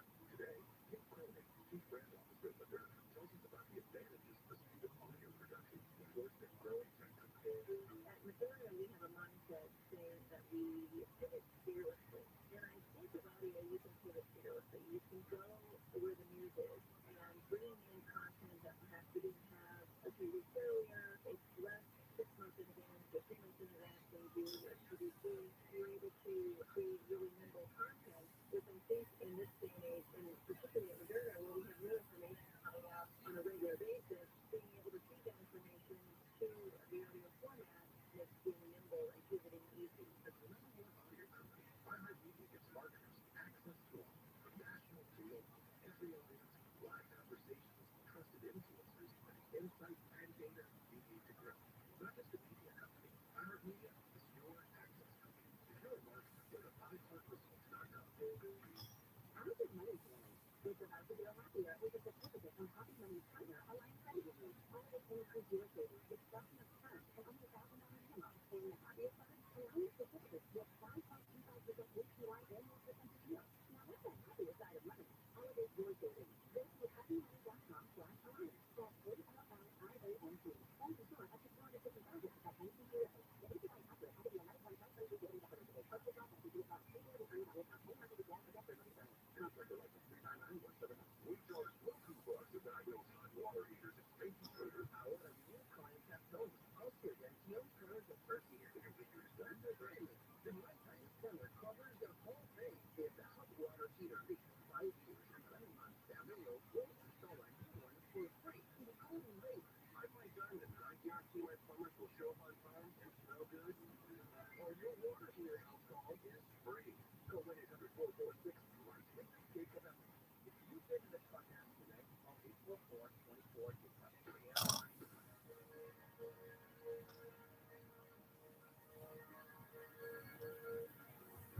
KFI AM 640, heard everywhere on the iHeartRadio app.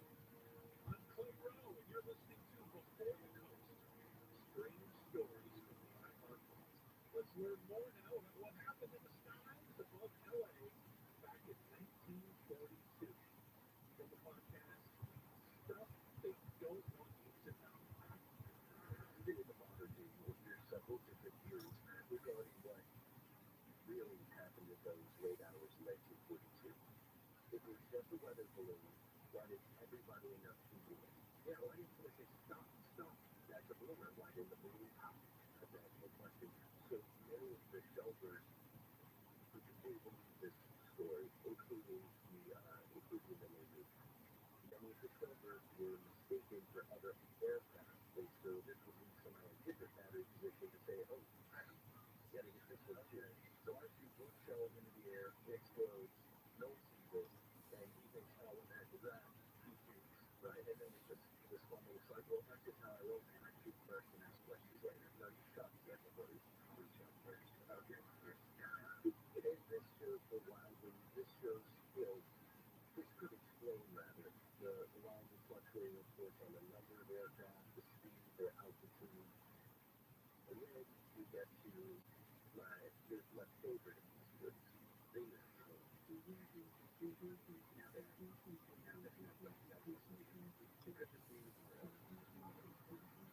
could be a lot of things, could be a lot of things.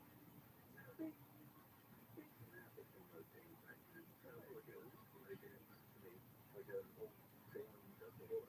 Sure. I like the noise that made as it flies through the door. Could be the classic. So here we go. I want to deal with this. What I couldn't the balloon that you mentioned be considered a UFO. Excellent point. Because every time we do this, we will get letters. You'll get letters from folks who will write in and say, this is definitely extraterrestrial. This is not. It's because we use the phrase UFO. UFO stands for, as we all know, unidentified flying object. Yeah, unidentified flying object, and that's exactly the point. It's listed. A balloon that you don't recognize as a balloon is a UFO. You would say, oh, that's a balloon. And aerial spacecraft is UFO because it's what appears. People will have no idea what it looks like and what it is. It behaves differently than what it is, especially if it's space moving. If there is a secret spy plane like the bomber or something, then that is also a UFO. If there is a horse that goes 22, which is the fixed-wing aircraft that the Nazi powers were working on before the fall of Nazi Germany, if that goes in the air, that's also a UFO. Or even a larger, like nowadays, a larger drone that perhaps don't know exactly what it is, that could be a UFO. Yeah, one is surveillance blips. Those who believe the incident was caused by an actual yet unidentified craft have several pretty valid questions for people who buy the balloon story, as well as the people who cite the story. Number one, which I jumped the gun on earlier here, would the balloon pop? And even if we're going to artillery shells, you certainly think so. Right, because we're all just arguing that a balloon subject to shelling would have popped. But there's evidence from other comparisons we can make that might be less certain than you would think. Kind of similar to how in the movies, something happens to a car and it explodes, fireball, yeah, and it's really difficult. Cars do that until you have to know and it's not just shooting at a gas stove one time. So, yeah, I think there was, yeah. And then there's always sunny in Philadelphia where Matt and Charlie throw a grenade into the car, yeah, because they think it'll explode and just really messes up. And what about that? To get you off, yeah, what about that old trick where you take a rag, something gas, put it in the gas tank and light it like a fuse in the way? That could work. I think that could work, yeah. That is not what happened here. That was not what happened here. And don't ever do that. So we have to draw comparisons to the closest thing that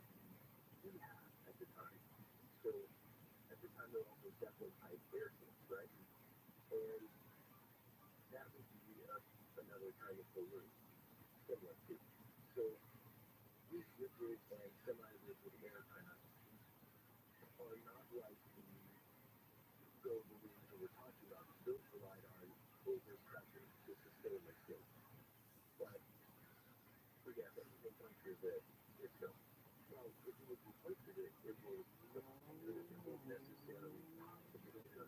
It might deflate and slowly go down. The flexibility of the balloon lift gas bag gives some protection from explosive fire. The skin will then can distort to absorb the impact and may not actually push through. We see experimental spiraling like the one I mentioned, the LED may be able to sustain damage and not be shot down immediately. And also, we should have to about parts. It's not guaranteed that something even hydrogen-powered will, or hydrogen-filled rather, will ignite when hit by a Roman bullet. In World War I, and this was on, this was a pretty interesting comparison I found on a site that believes this is the case. During World War I, a Zeppelin called the 533 was hit by anti-aircraft fire, and it didn't catch a plane. Instead, it just was forced to crash land. And so, the way that either aircraft began to do it is really light up a Zeppelin, when they switched from normal ammo to explosive and phosphorus incendiary killers. So, a combination of these would ignite the hydrogen. So, it's possible, according to people who believe this part, that shrapnel from the batteries would not have destroyed the balloon, but would have punctured it, goes into the ocean. But that's not a guaranteed explanation. The second question for the UFO folks, right? Those who believe in the UFO theory, why does that famous photo that we mentioned earlier show a saucer rather than a spherical shape? Because if you look at the photograph, it definitely does not look like a weather balloon.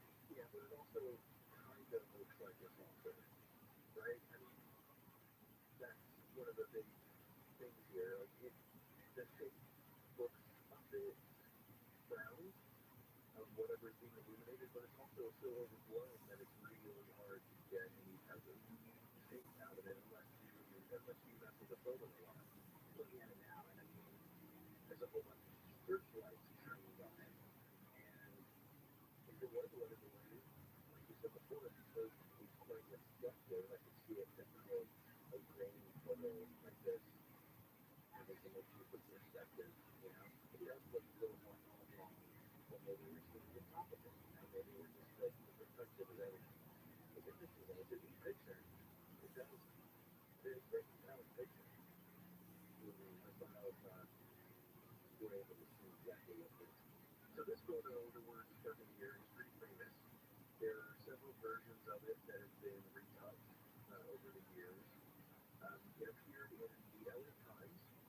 When you take a photo like this and then you want to put it in the newspaper, it's very common to retouch photographs to make sure you get the best image that you possibly can that'll look the best in that black and white format. We'll get to that. You're listening to Stuff They Don't Want You to Know on the Fourth Coast. Strange stories from the island. We'll have more coming up next on KFI. Time now for a news update. Reporting out of the side of the KFI 24-hour newsroom.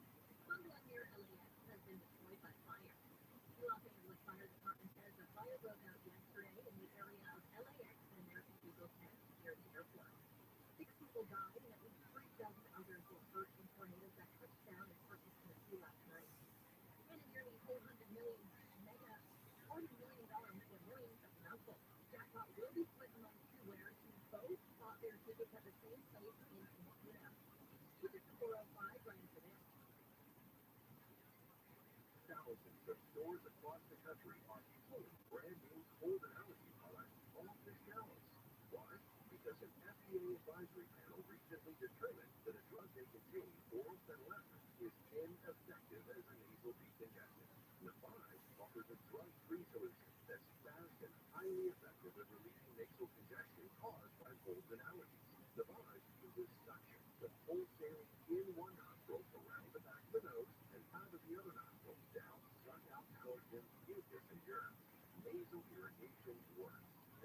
makes it quickly, but more than anything, it helps you breathe better. Don't waste your time or money on products that are ineffective.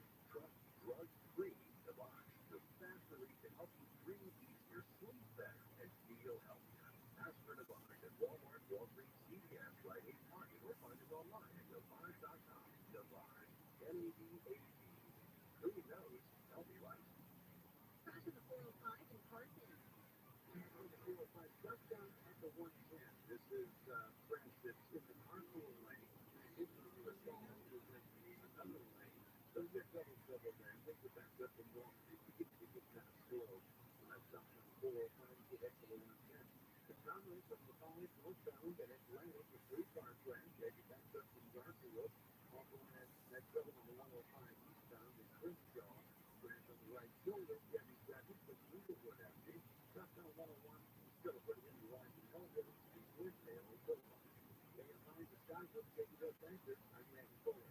This report is sponsored by personal injury firm Holy Patterson and Holy.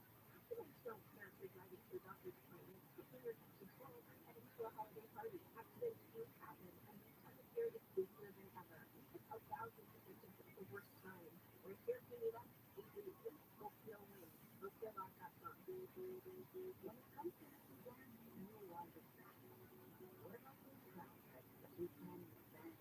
Which are perfect on your way there and perfect on your way back. When you're meeting your friends first, you can group chat 3 months before so that no fuss for anything. When your daughter's first birthday party, you plan it with fast dedication that set up a first week of like her season. The same way you plan each detail for those who that's planning to protect you and your loved ones from natural disasters. I know you will rather than you see today. Today is a week to be and make faster communication skills. Protecting your family is fast planning. Get started at trends.com/planning. Brought to you by TRUMAN and the Ad Council. If you're young, like bold choices. Flavor takes a highly addictive injected fentanyl pickled like choices just one phone call. Find medically proven treatment options at chooseact.org. You wouldn't trust a Flipper to babysit your pet kid. You wouldn't trust a lumberjack to repair your antiques. Or a professional wrestler to be your massage therapist. So why would you trust anyone but Amco to fix your car? Well, for 50 years, we've been the trusted experts in transmission repair. Check out Comment on, but it's ever for free. Limited time offer. Restrictions and exclusions apply. Participating centers for the NCAA and CFI. There's a shelter from all this noise. Voices witnesses say they saw. So you'll hear people who want to push their own agenda, whether they believe it was a weather balloon, whether they believe it was some kind of crash, whether they believe there's a bad habit people can sometimes have where they will say, okay, out of these 10, and out of these potentially 2 million people, the 480,000 who say that they saw this are the ones who are clearly right, because that's what I believe. So also, as you know, there are multiple accounts from Google that widely contradict one another, and unfortunately, eyewitnesses are incredibly unreliable. So there are many eyewitnesses who say they saw some sort of pulsar-shaped thing that was flying in a way they've never seen a craft fly before. There's many eyewitnesses who say that they saw multiple things fighting in the air. A war between humans and the war between the Japanese and the Allied forces, the Japanese and the U.S. at this point. We should throw in a really fast with the multiple aircraft and multiple things fighting in the air. The military don't use tracer ammunition. So you could see the bullets flying through the air, and you can imagine what that might look like to an untrained eye. So all these beams of light essentially going across. And so here we are towards the modern day. The current official stance here in the U.S. remains the same as the 1983 investigation concluded. And that stance is that tensions were high, people had a war in shootings, the foreground being and prompted in the past because the city was already on high alert with the air raid siren going off at 1. However, it's not likely the American public will ever consider this entirely solved regardless of what the government says. Unless more evidence emerges, we're stuck with an official explanation that many people think it is malarkey. Or at the very least, malarkey. Malarkey? Yes, malarkey. And there are still lasting consequences to this, regardless of what you are convinced happens, and regardless how many people do or don't agree with you.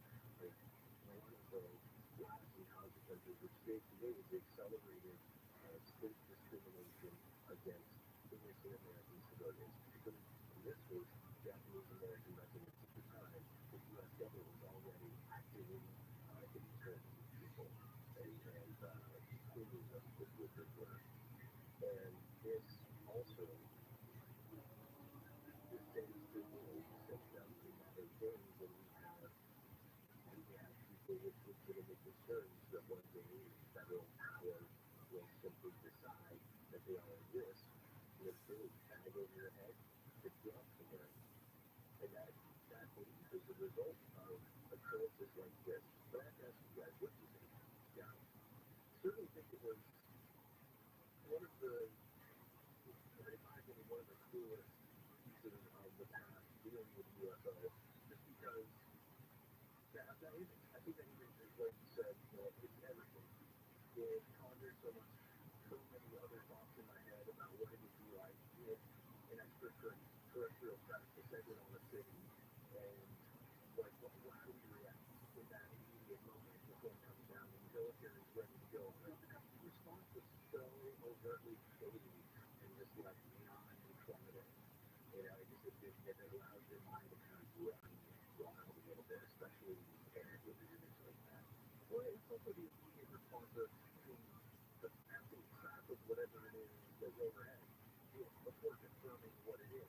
So, you know, is that, we don't know what it is in the sky, but it's in our airspace, and we have all these weapons, so shoot that thing down.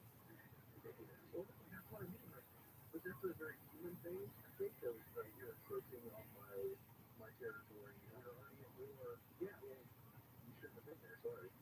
There's also the inherent distrust. Imagine when you're a kid with your parents, or you completely different things, right? Yeah. What happened to our dog? Oh, he's at the doctor. No, don't trust your dad. He's dead. Or at the farm. That's what I heard. Right, yeah, at the farm. At the dead dog farm. So, with this in mind, we want to hear your opinions. What do you think happened? Do you have new information that you think should come to light? Do you know someone who witnessed this? Maybe a parent or a grandparent or something. And if so, what is their account of the events? You can get into contact with us in a number of different ways. One of the best is to give us a call. Our number is 1-833-STVWITK. You don't want to do that? You can send us a good old-fashioned email. We are conspiracy@iHeartRadio.com. You have been listening to stuff they don't want you to know. On Before the Coast, strange stories from the Idaho Falls. If you'd like to hear more stuff they don't want you to know, just open up the free iHeartRadio app and search Stuff They Don't Want You to Know in the podcast category. Stay tuned for Coast to Coast coming up next, right after a news update. You've been listening to Before the Coast. I'm Clay, and I'll be back every weekend evening at 9 with more strange stories from the iHeart Falls on KFI AM 640. Heard everywhere on the iHeartRadio app. We tried Lexi's Lady Talk. Get at it, Corey.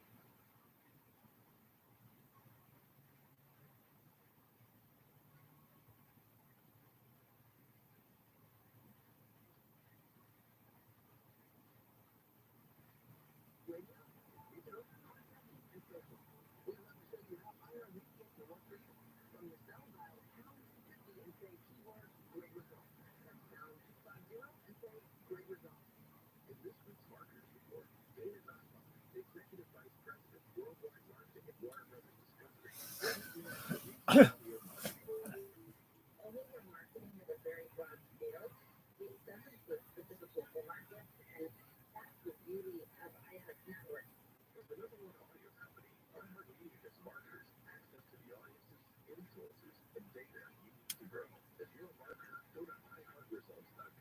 Hi, this is Scott Travis for Cordell.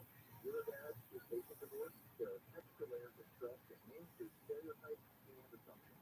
And no two situations are the same. Our new experience and dedication prepare us for whatever unique challenges you face together. You need a partner you can count on. For more than 30 years, Cordell is representing men in divorce. 1455 Gracie Road, San Diego, California, 92108. Online at CordellCordell.com. Okay, so you're in the campus. So you're interested in what's going on around the world, and you want the home store, right? Not alone. The KFI audience is influential, affluent, and very well educated. I know. Every time I screw up, they jump. If you're a business owner, CEO, or responsible for marketing, KFI AM 640 can help you reach your goals and connect you with your brand new customers. As the most listened to radio station on the entire iHeartRadio app, KFI reaches more consumers in your target area than anyone else. And not just anyone. You know what I mean? People exactly like you. Homeowners, business owners, CEOs, etc., etc.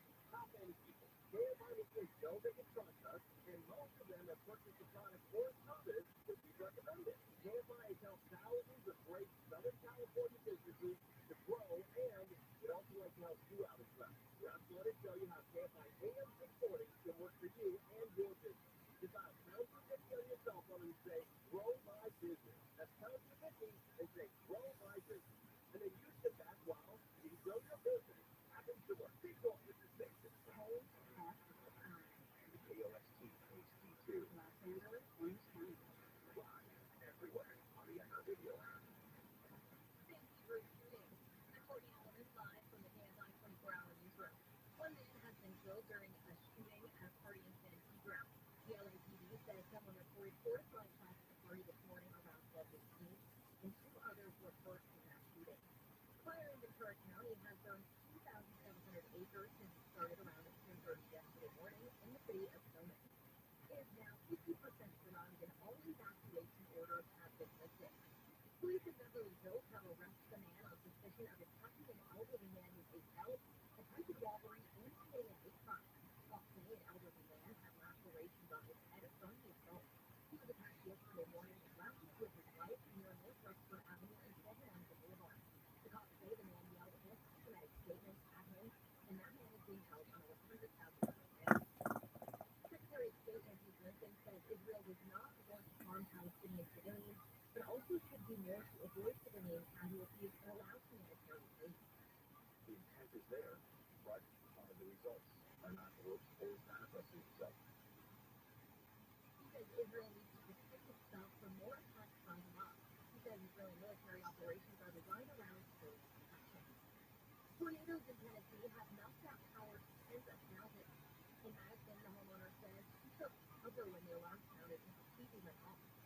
The team of listeners that we've got to get in the bathroom. We said, no, it's going to be okay. And we finally told us to go in the city, and I've never heard that before. And we said, we have to go in the bathroom now. The Nashville Office of Emergency Management confirmed that a mother and her young son were among 3 people killed in a Madison suburb. 3 deaths were also reported in the town of Parkville, which is about 50 miles northwest of Nashville. U.S. senators at the United Nations Climate Change Conference in Dubai held a news conference today calling for action on global fossil fuels. The upstream oil companies right now are trying to market the prices that has been created by fossil fuels. Massachusetts Senator Ed Markey says young people around the world, especially along that oil and gas research, are working to water down conference recommendations to reduce fossil fuel dependency. University of Pennsylvania President Liz Miguel is resigning following her congressional testimony about anti-Semitism on campus. ABC's Melissa Adon says other top U.S. schools are also facing backlash after that Capitol Hill hearing. And the State University of Pennsylvania says the bill will remain at the time of faculty of the law school used by college candidates apologizing for her comments. But MIT thinks they're standing behind their president. All of this going on as the Department of Education is now investigating 6 new schools for reports of discrimination. And LA has just scored a new Dodger who does a double duty. Former Angel Shohei Ohtani has agreed to a 10-year, $700 million contract to play baseball for the Dodgers. The Dodgers, 29 years old, ROTHSCHILD has never made it to the postseason. The Dayton Sports has finally decided to begin their partnership and structure this deal to reflect the true commitment of both sides for long-term success. LeBron is not expected to pitch again until at least 2025 after suffering a ligament tear on August 23rd. He is expected to be ready to play as a position player for the Dodgers on opening day 2024. Amy King, KFI News. According to the 405 person, it did work. There was a strong car there earlier, and then the crash came along, and that's in the carpool lane. And that's the thing that's not a record. Really not there. There's the 5 more down the launcher games that are record left lane. And always full of time to clear it. Getting back wrong during that problem. AFI the sky, once you get this answer, I'm Randy Cole. Simple Solaris, your choice for all your solar roofing and heating and air needs. Go to simplesolaris.com.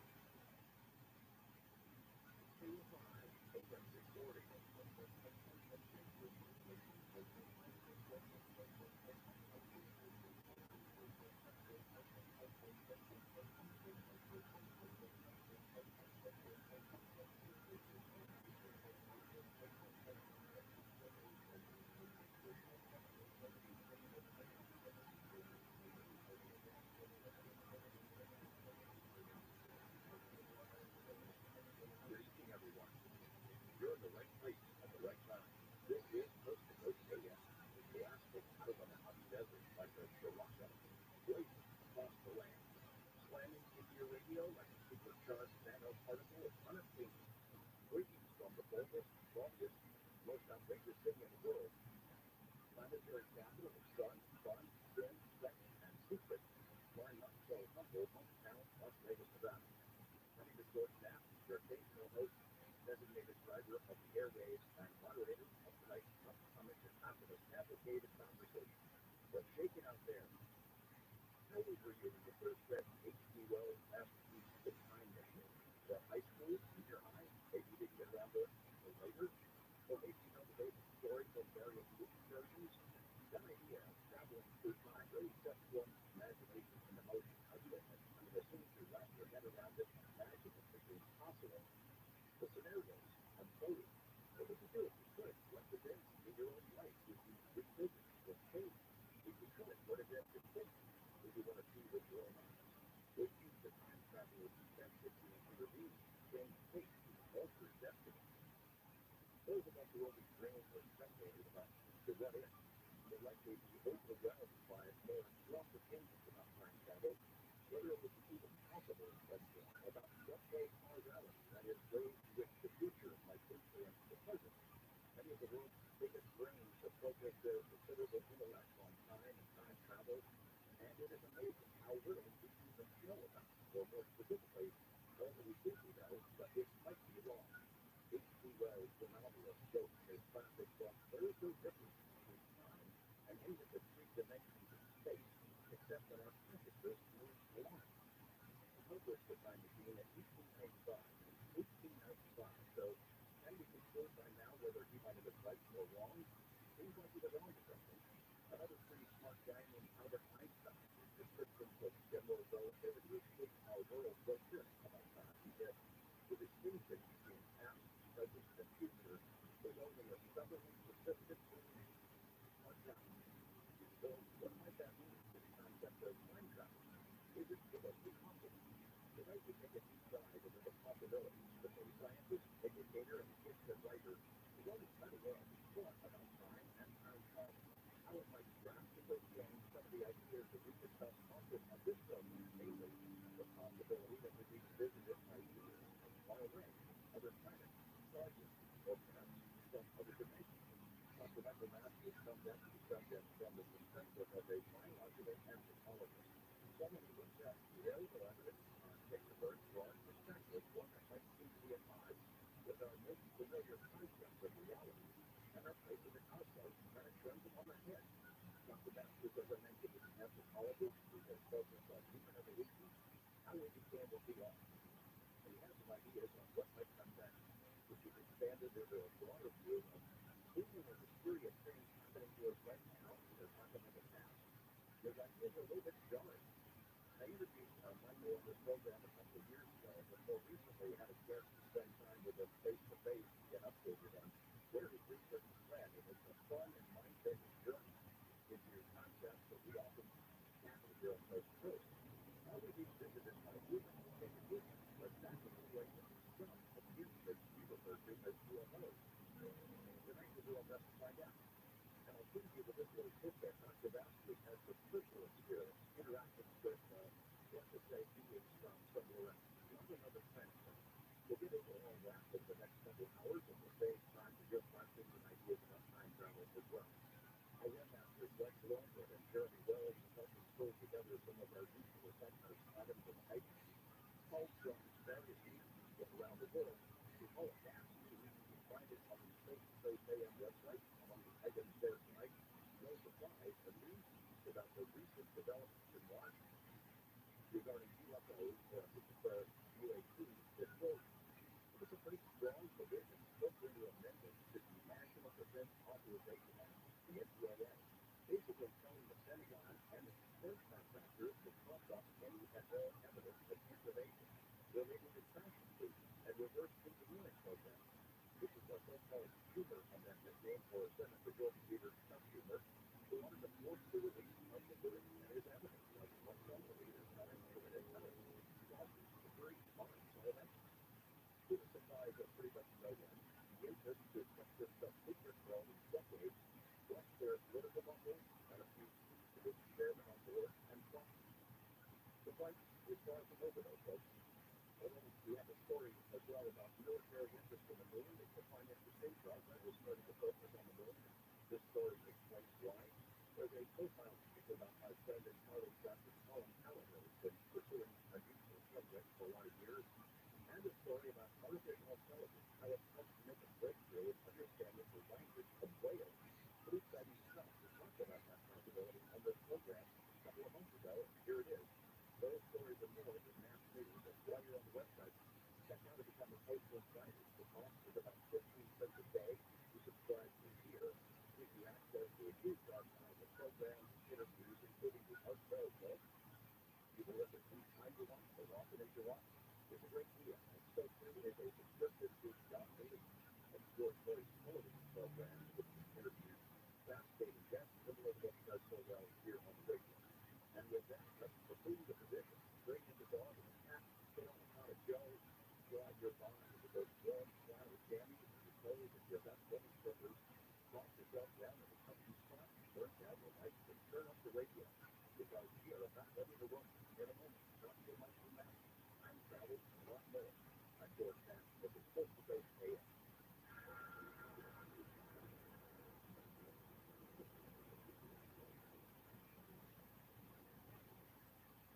Real people, real things. I appreciate it. That's all over my arm. 3 weeks after I was on the carnivore, I noticed. I'm looking at my arms, and I said, gee, I don't have any bruises on my arm, but I'm always full of bruises. I can't put my finger on it, but I know something's happening. I have to tell you that has to be the carnivore.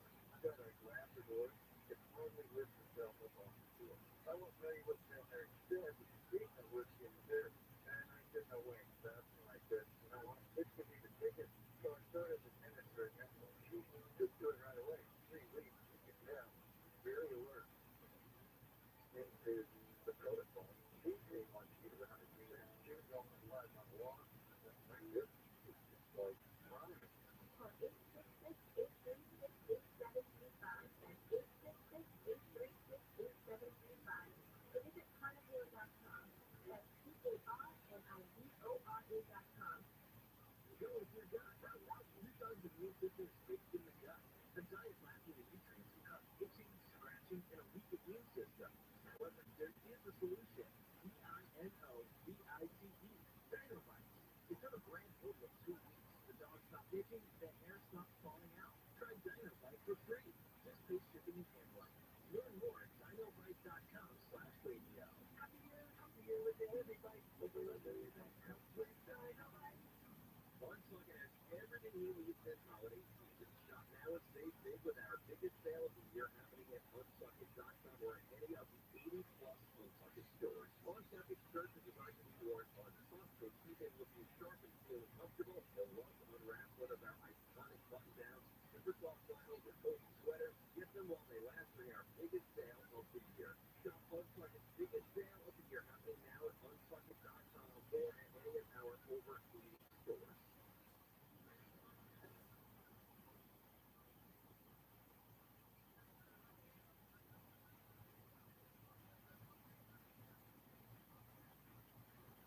Welcome back. A couple of weeks ago, I was traveling with a group of folks checking out some of the most striking pictographs and pictographs of the American Southwest, and it's their political life cycles that were recorded on these rocks centuries ago.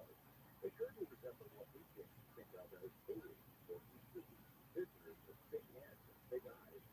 Some of them wearing barbs that resemble faces. But maybe those images were not inspired by space beings, but rather by time travelers. Well, the people in that group traveling with me that I'm talking about is our guest tonight, anthropologist Dr. Michael Bass, professor of biological anthropology at Montana Tech in Montana. He received a PhD in anthropology from the Ohio State University. And in 2019, he published Identified Flying Objects, a multidisciplinary scientific approach to the UFO phenomenon, which examines the premise that UFOs and aliens may be our human descendants returning from the future. In second, that the extraterrestrial model expanded on that idea. Dr. Michael Bass, welcome back to Coast to Coast. Yeah, sure. So I appreciate you having me on, and thanks for being the designated traffic tonight.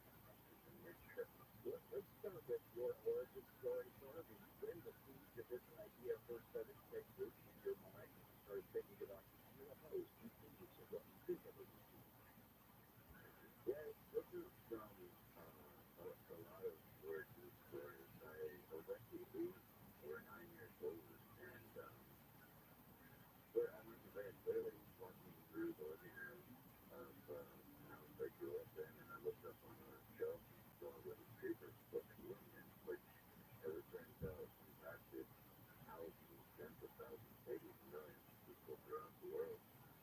And the same thing happened to me. I saw the image, the archetypal gray alien on the cover of the book, and I had this sort of this image pop in my head of an early hominin, sort of a chimpanzee-like creature, a modern human in the middle, and then on the right was this quintessential gray alien, and I just wondered if they could be related, if maybe they're us. And obviously, a lot of people would take that as you had this idea, and then there's going to be a pursuit and confirmation bias. So it was the opposite. It was just an idea that popped in my head, and I see it now as what's very clearly because it happened since, and it's been so conscious precognition. I've had dream precognition my entire life, but I really think that moment was an example of conscious precognition where I saw this future and this pursuit coming back through the past, through the time of consciousness, to that moment where I looked up and saw that. And yeah, it's just been a sort of self-consistent loop of inquiry ever since. But wasn't the sense of recognition of that image? Because I think you hear from people who have contacted these abductees who they can't even read the book, but they see that image and it strikes a chord with them. Was that how it was conveyed? Well, it's funny you mention that because I don't remember any UFO encounters. I don't remember being in crowds of beings or anything like that. But as I grew up, to put it in ontological terms, as I grew up with this question in my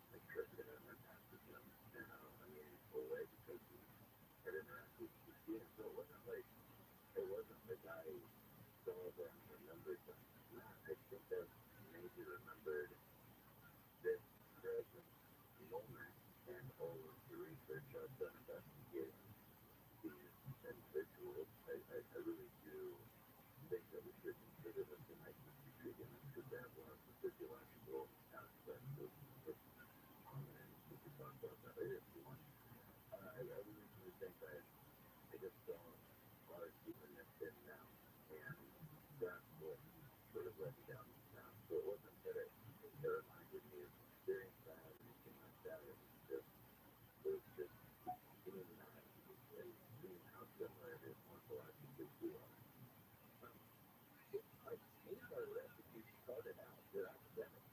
So we were studying physics and astronomy, and then you switch to anthropology. In retrospect, it seems fortuitous, but maybe even more than that. Well, yeah, I mean, it's all part of the same thing. It's not,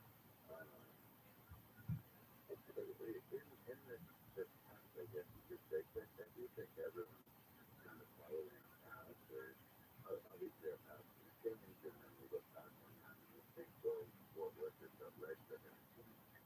What was it that inspired us to do this versus that, or change careers, change majors? And that's what it was for me. I changed majors, but physics and astronomy at Ohio University in Athens, Ohio. And then I remember being behind Morton Hall and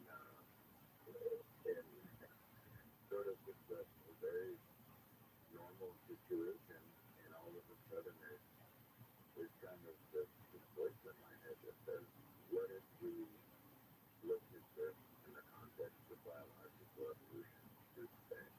And we all have the internal narrative, or at least a lot of the human population has a learning dialogue in my head. So I assumed it was just that. And so I changed my major the next day.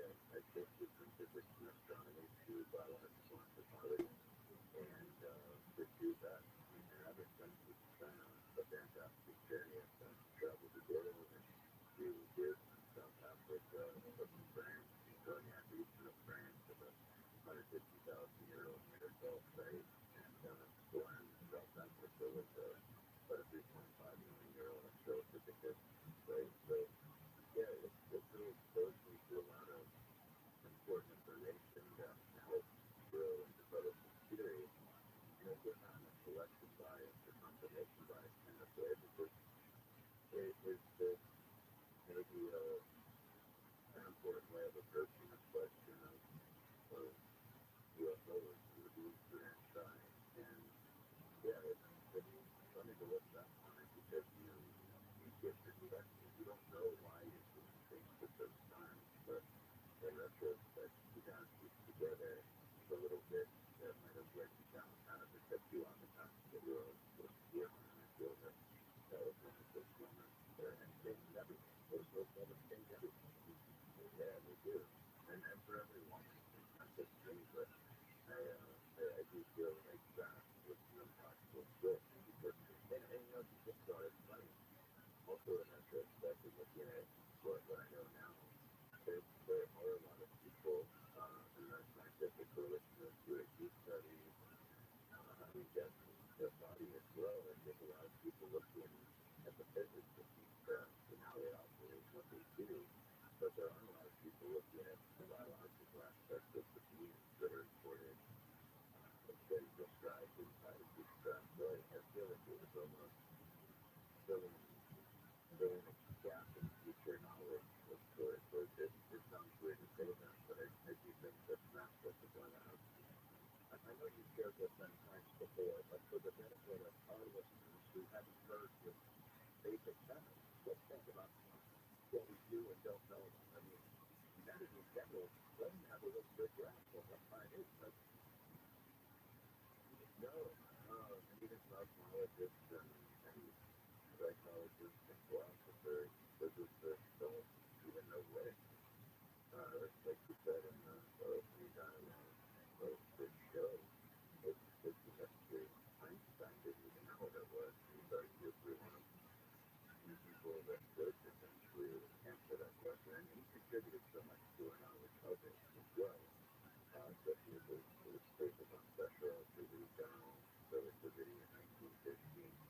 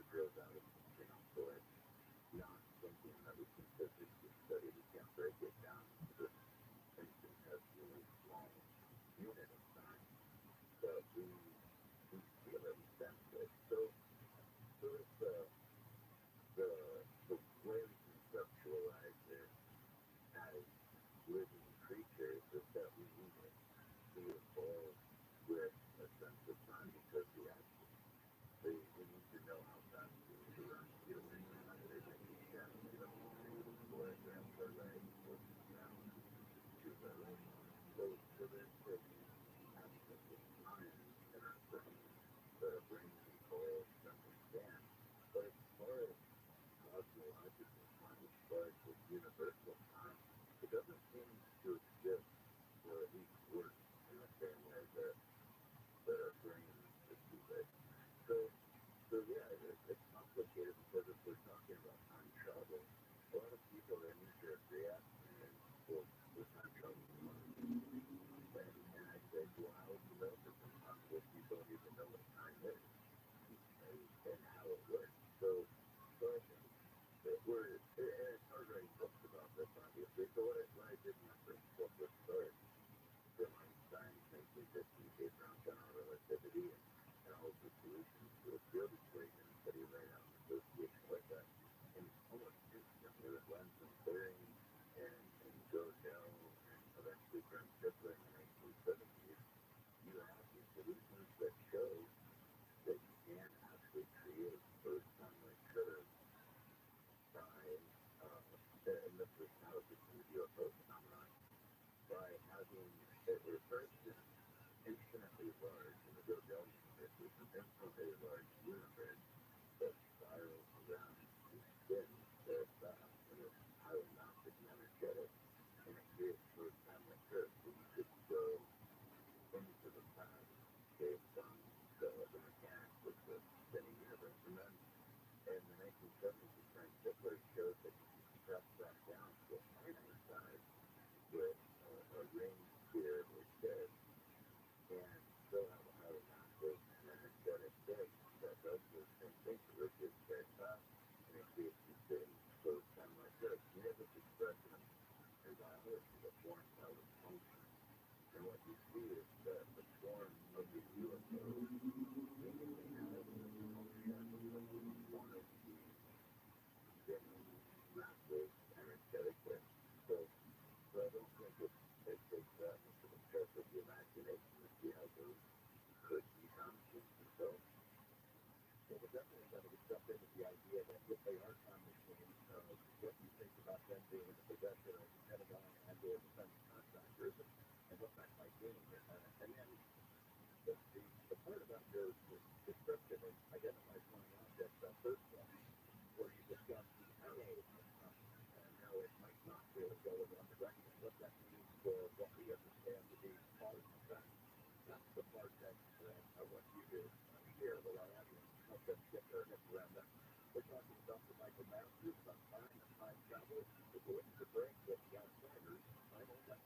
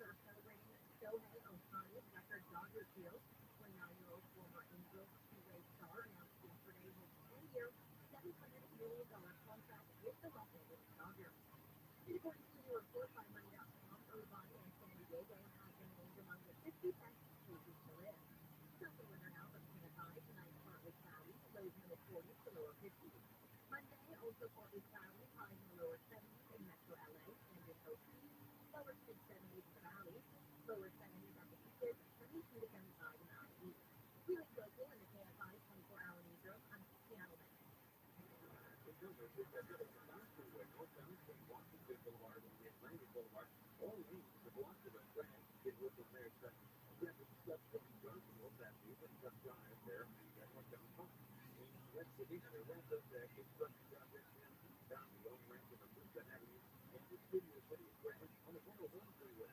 Northbound is Goldwater Canyon with the two right lanes blocked. Bit of slow might be expected getting through that too. Hey, if I'm done, let's get real fast there. I'm Randy Cole.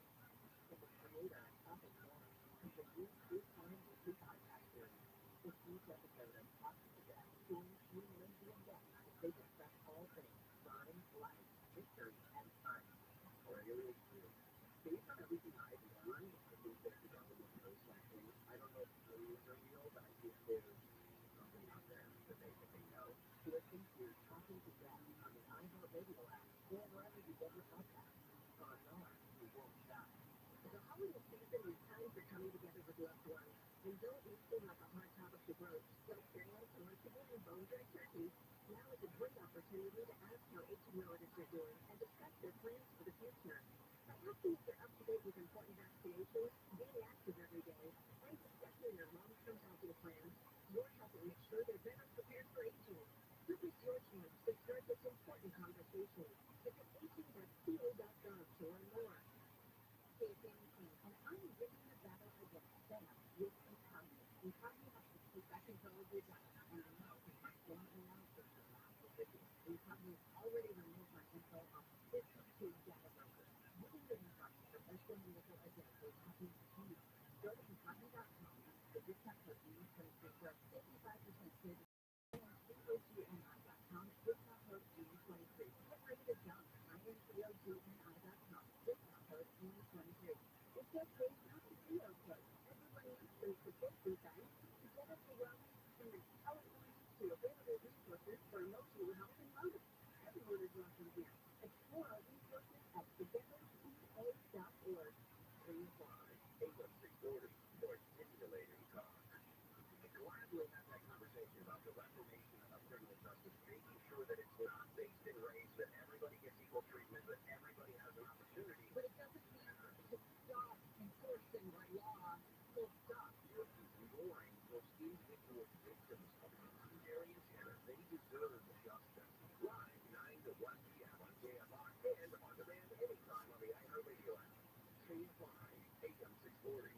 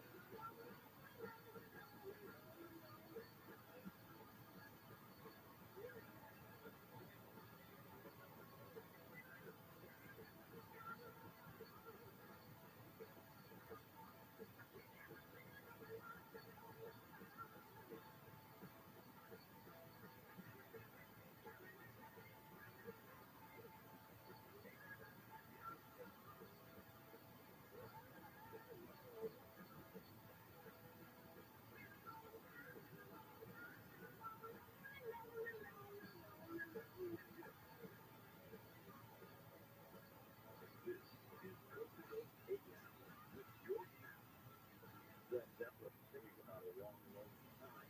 We don't really have a solid understanding of what time is and how it works. Really, it turns out arrow of time must not go in one direction. So when we know that, we can understand that now is now, and tomorrow is the future, and next week comes after that. Are you sure, though? Earth science has been more than construct, other versions of reality where effect comes before the plan. Maybe we're going to talk free. Get into that conversation with my guest, Dr. Michael Masters, right after this on West Coast AM.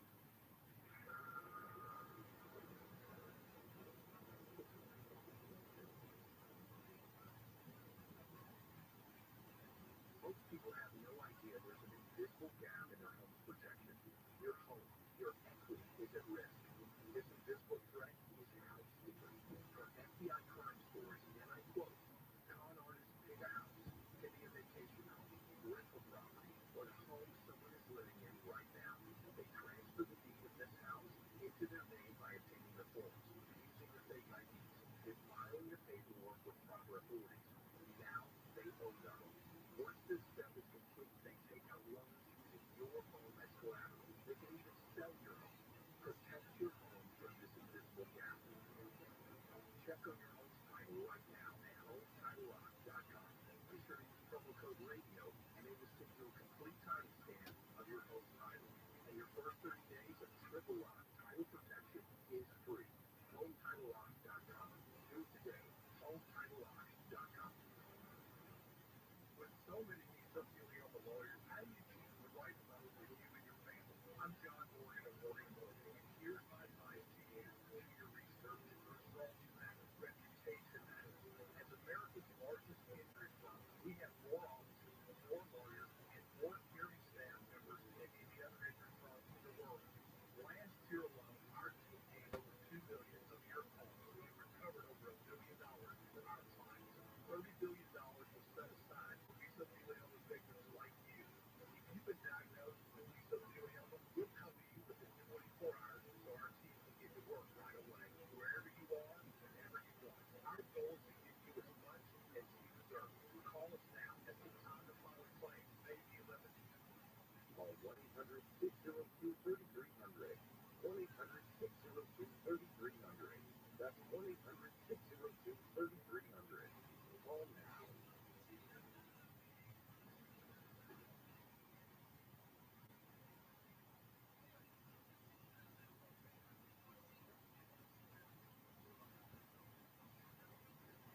Michael Masters, can you help us get our heads around the idea that time does not necessarily travel in one direction, but an arrow of time might go both ways? Yeah, I mean, again, we have to acknowledge the fact that we don't fully understand time. And there is this disconnect between our brain's ability to understand it and the way it may actually work, because interestingly, all processes outside of a few in quantum mechanics are time reversible. So it works just as well from what we would consider with our little titanium suit. So we have the second master in this stand. We have this idea of an arrow of time where things go from being ordered to a state of chaos. But when we start looking at the way things work within the realm of physics, they work just as well from both sides. So yeah, it becomes an issue of causality, the way we perceive causality. We're talking a very young age that we should cut out these pictures of Susan climbing a tree and chopping down a basket of apples. And let's look at it in order. So Susan being on the ground, and then she goes up into the tree, and then she cuts the apple, she puts them in a basket. But that, again, is for cultural conditioning that get us used to the idea that there's this flow of time. But it doesn't work that way. Time doesn't exist in that way. It doesn't exist where we conceptualize it based on our experience. And one of my favorite researchers in the States, like I said, I was drawn to this subject from a very young age and was obsessed with the question of time. So I was getting a lot of pop culture books like ootd, foodporn. I have Dr. Igor who wrote a really interesting book that I think a lot of your listeners would enjoy, called The River of Time. And he says that in the presence of a time machine, past, present, and future are all one. No moment comes before or after the other. It doesn't matter. You can have a future cause, but with it, a past effect. And it's mind-blowing to people because we're not used to it, because we were conditioned to think Susie climbs the tree, she drops the apples, and put them in a basket. But that's not necessarily how it works in the universe, universal time. It's a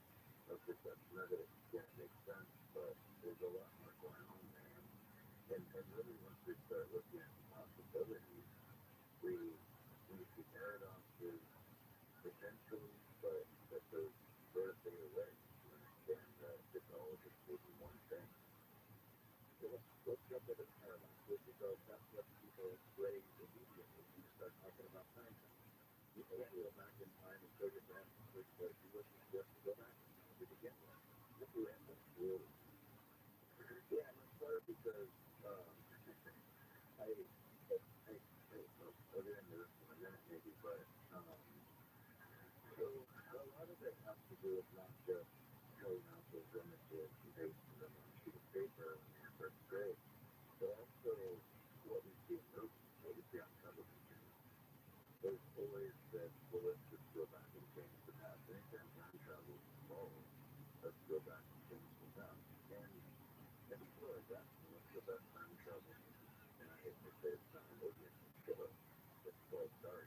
It came out, I think it's a German show. I actually just met, and I was one of the writers of that show last night in New York City. And it's fascinating because they the way the Block universe works. And again, what's the best understood model of the universe is the Block universe model, that all moments beginning to the end of this universe exists as one massive block. So if you travel into any moment within that block universe, you're not changing anything. You're not disruptive, you're just doing this little spinning and really. So a lot of it comes from pop culture. It's the strange disconnect that we have, not just between what we're taught about linear time and what we experience in these physical bodies. And not to get too blue here, but a lot of people who have near-death experiences, they use them typically corporeal form, and they enter into a space of time. They say they can see in all directions. They can see all time. It becomes one thing. So it's almost like the physical body imposes that on this reality. But once you exit that, and I think technologically we can sort of mimic that, where we can do things that allow us to move through time. But if you go back into the past, you're not changing anything after you're just doing the thing that you had always done in that moment. So yeah, I think we need to start to step back and say, hey, we don't know what time is. Time travel is not possible. So we can't definitively say that until we know what time is. And there's a lot of things that could be really, really insightful, really monumental in our understanding of it, especially not just looking back, but looking forward. What about these individuals that are coming into their own time? If they're, again, I'm not completely targeting this idea. I think there's a lot of things going on with UFO phenomenon. But what about them? It's their time. We see it as this unknown future with all these possibilities, but it's already written out. It's already their time. So they have the ability to see into it, and they interact with it potentially. If this is an accurate interpretation of the UFO phenomenon, they interact with it so we can sort of look forward at them looking back and potentially get great insights into our own future. Here without sort of the burst of creativity that you start putting together, the idea that these things that we describe as faithful and responsible could really be done. And it makes sense that they could be future humans rather than some far off planet. What are the arguments that seem to make sense when they go wrong? Well, I mean, there are many. I've written 3 books on this yet, so it's hard to really boil it down, but I'm not going to lie, with the elevator pitch a number of times. So, for me, it started with the fact that, and I would actually call this a fact, like, I wouldn't use that word unless I felt that it was. The fact that very quickly to describe just being upright walking hominid with 2 arms, 2 legs, a tetrapod. That's a characteristic of men.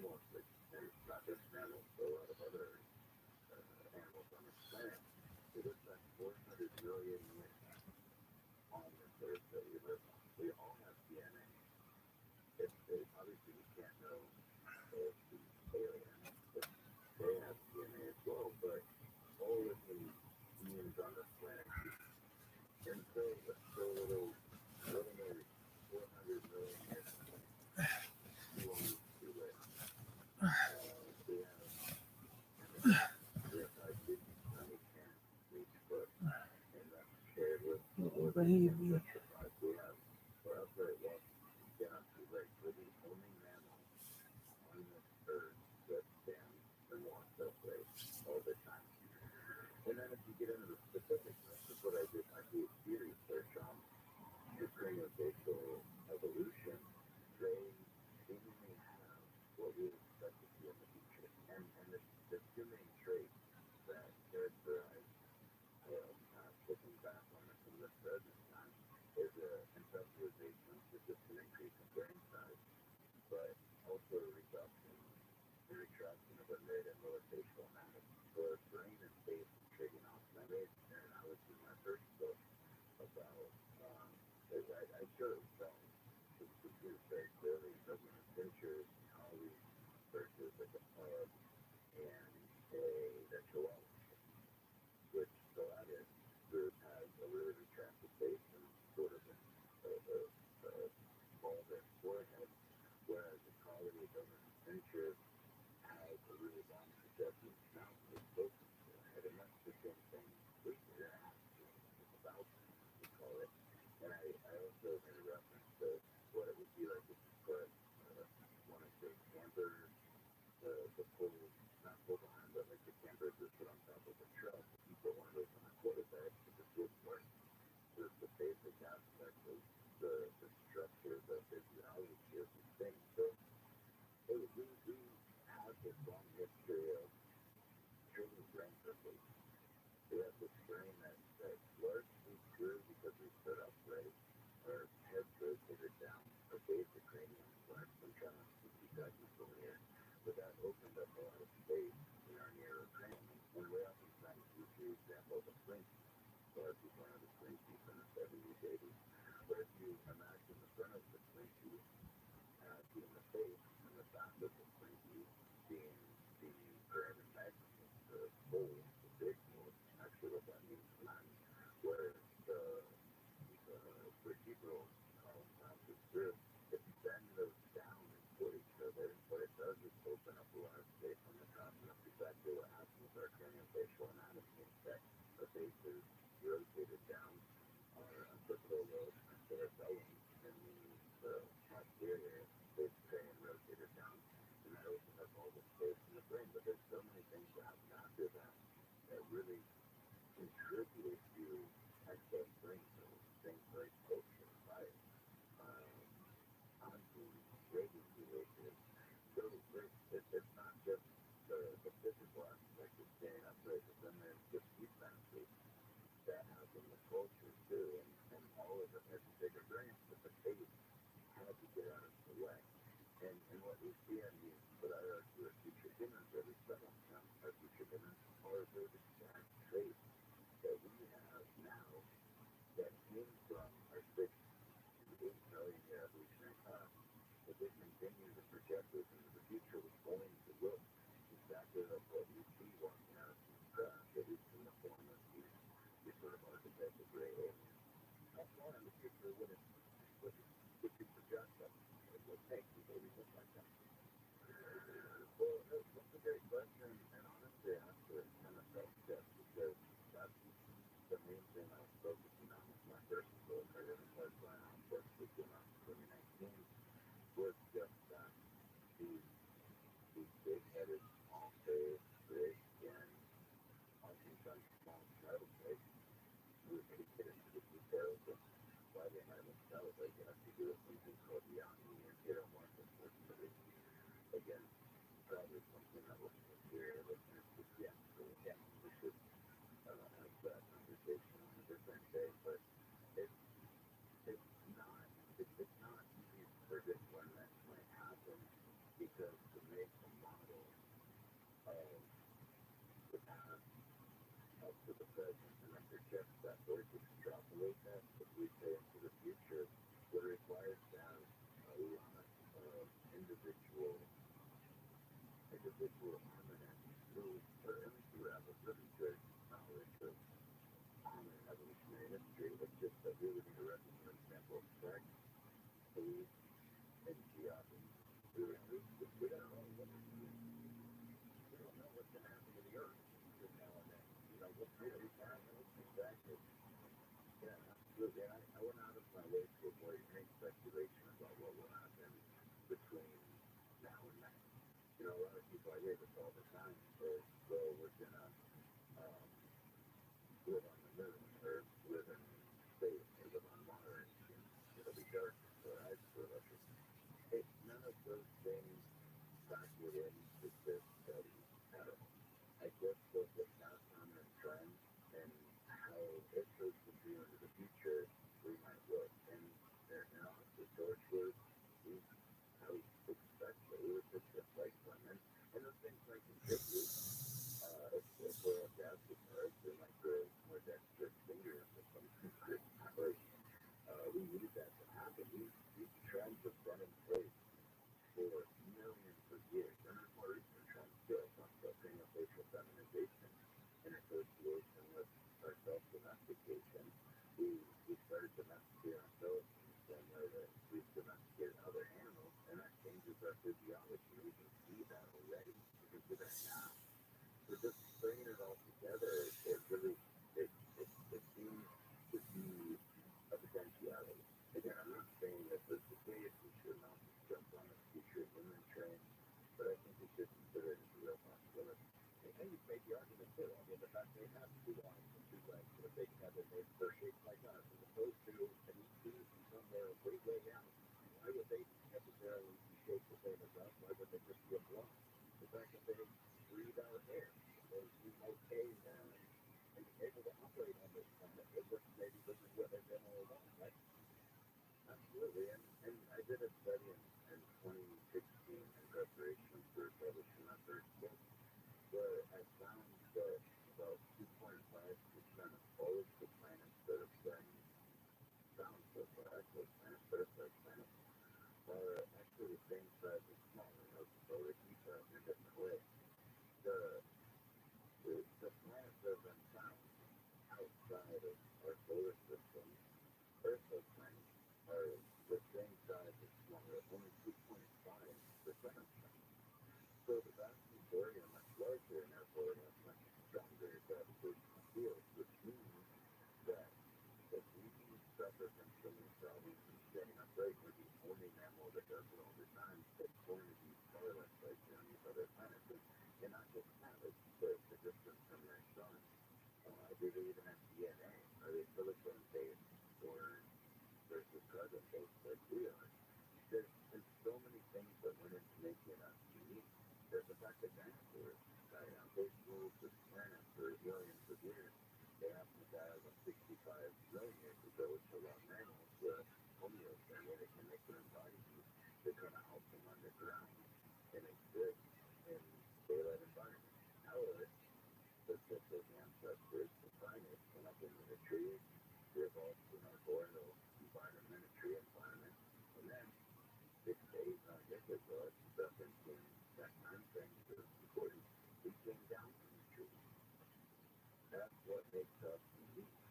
We started walking upright. That's when that happened. And to have all of those things happening back then on another planet, let alone multiple planets, is very unlikely. I'm not saying it can't happen, but it's just very unlikely. Dr. Michael Matthews is our guest, and he gives something called the extraterrestrial model from 2022. He applies this thought process to some of the most famous UFO cases, abductee cases, of history, ones that you will know, listening audience here, and I think you'll enjoy getting your head around how they look at those cases in a much different light. To continue our conversation, I'm Coach AM in just a moment here with the University Guest News. We'll talk.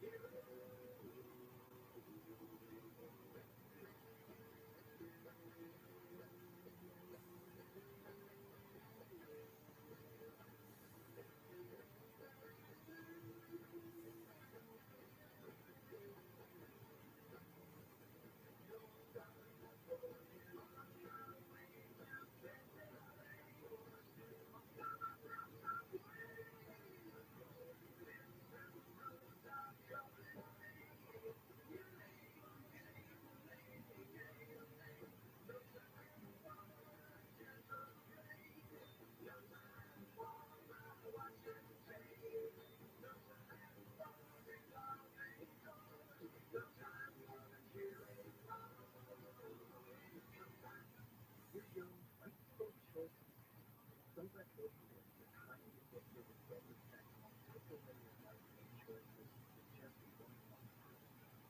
medically proven treatment options at choosemax.org. Hey, it's Sunday Struggle from your home for Los Angeles Chargers football. Catch every game all season long on Home 98.7. Go Bulls. Imagine a photograph of your favorite place in California, and right in the middle of it, one piece with a little happy place for our lives, not one or two. Together, choose one. Clean California. We're a bigger goal. Please see where it's about.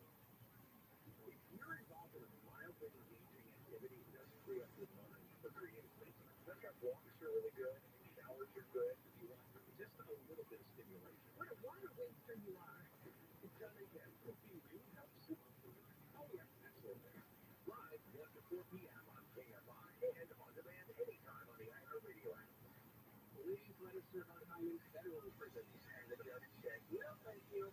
You will serve in state prison. None of those three are going to subject to conservation ever again. Oh, yeah. What, Bill? It's the food. It's the food. Yeah, it's the food. Yeah, it's the food. Yeah. Live 6 to 9 a.m. on KFI and on demand anytime on the iHeartRadio app.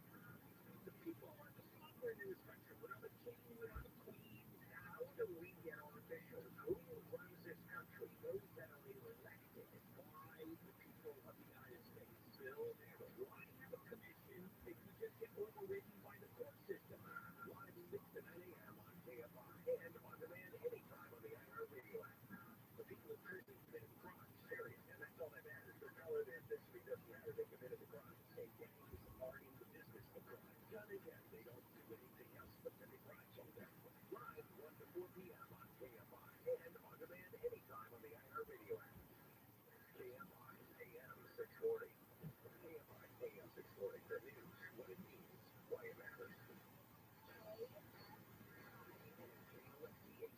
Los Angeles, Orange County. Live everywhere on the iHeartRadio app. Multiple winners. I'm Courtney Allen at KFI 24-hour newsroom. A nearly $400 million Mega Millions jackpot will be split among two winners who both bought their tickets at the same place in Southern California. Here's ABC's Christine Cordero, who says California lottery officials say both tickets were sold at Chevron in NCL.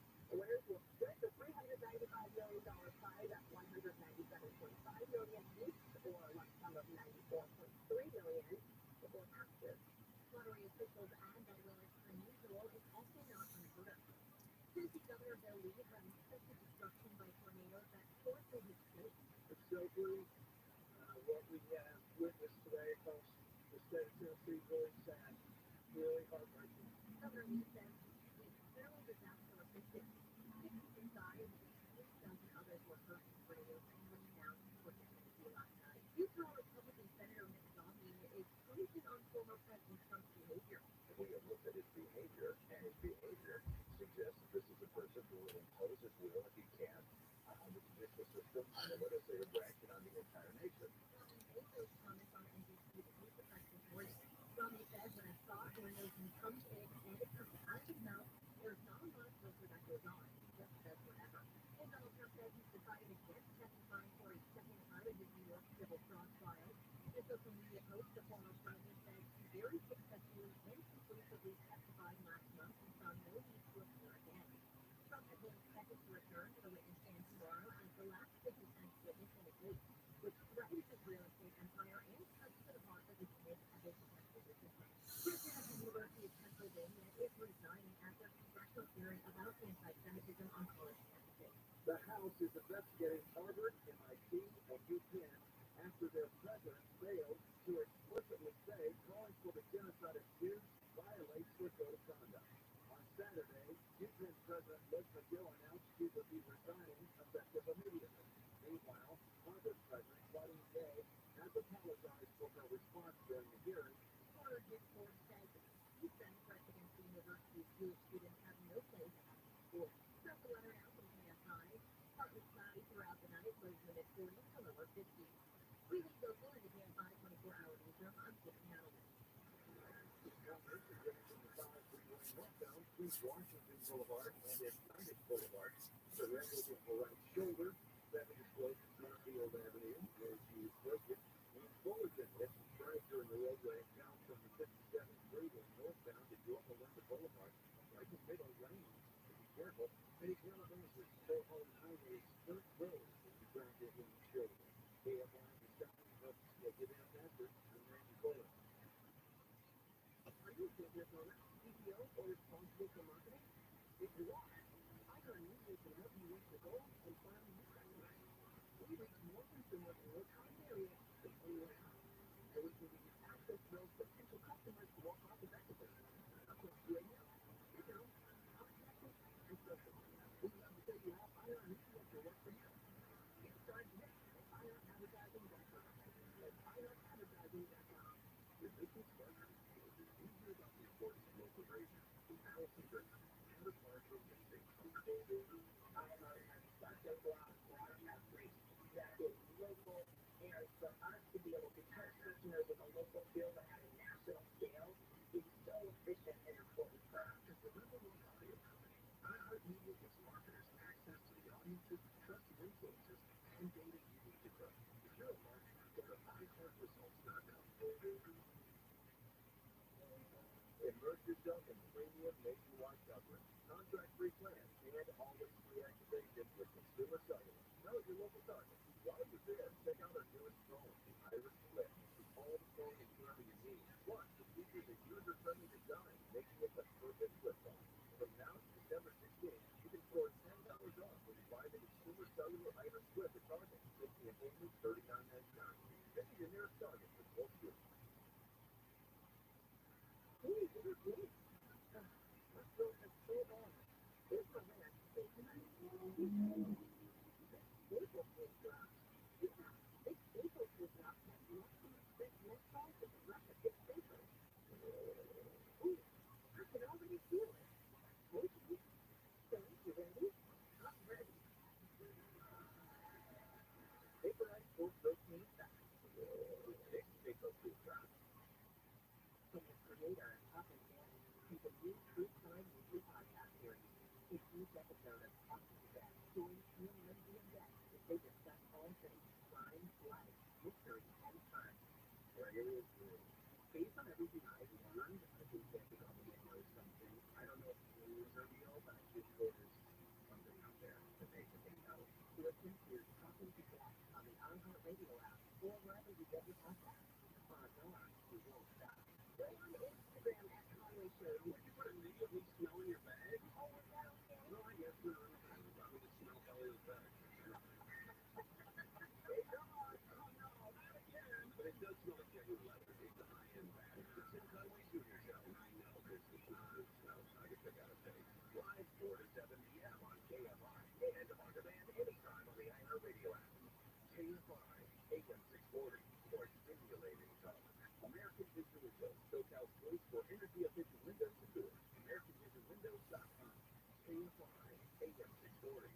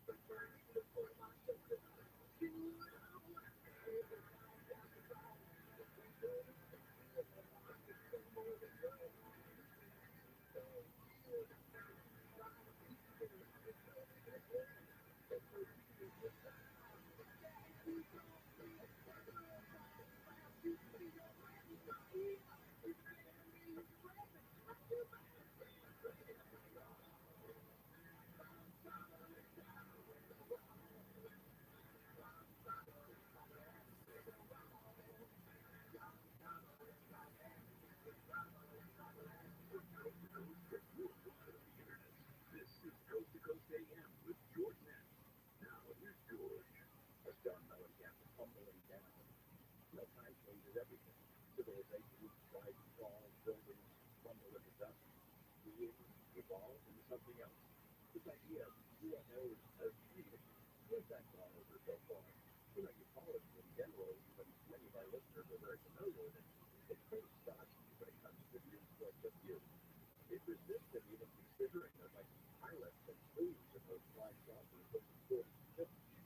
Hated stories about contact, abduction, strange medical and sexual interactions. Not too crazy about the concept they might be in other dimensions of parallel reality, but some of the biggest names in this field have been remarkably open to the idea that the visitors might be extraterrestrial rather than extraterrestrial. That is, from another time, not another world. In his second book, Extraterrestrial Model, Dr. Masters looked at many of the best-known close encounter cases in this light, and wow, we're to jump into them in just a moment.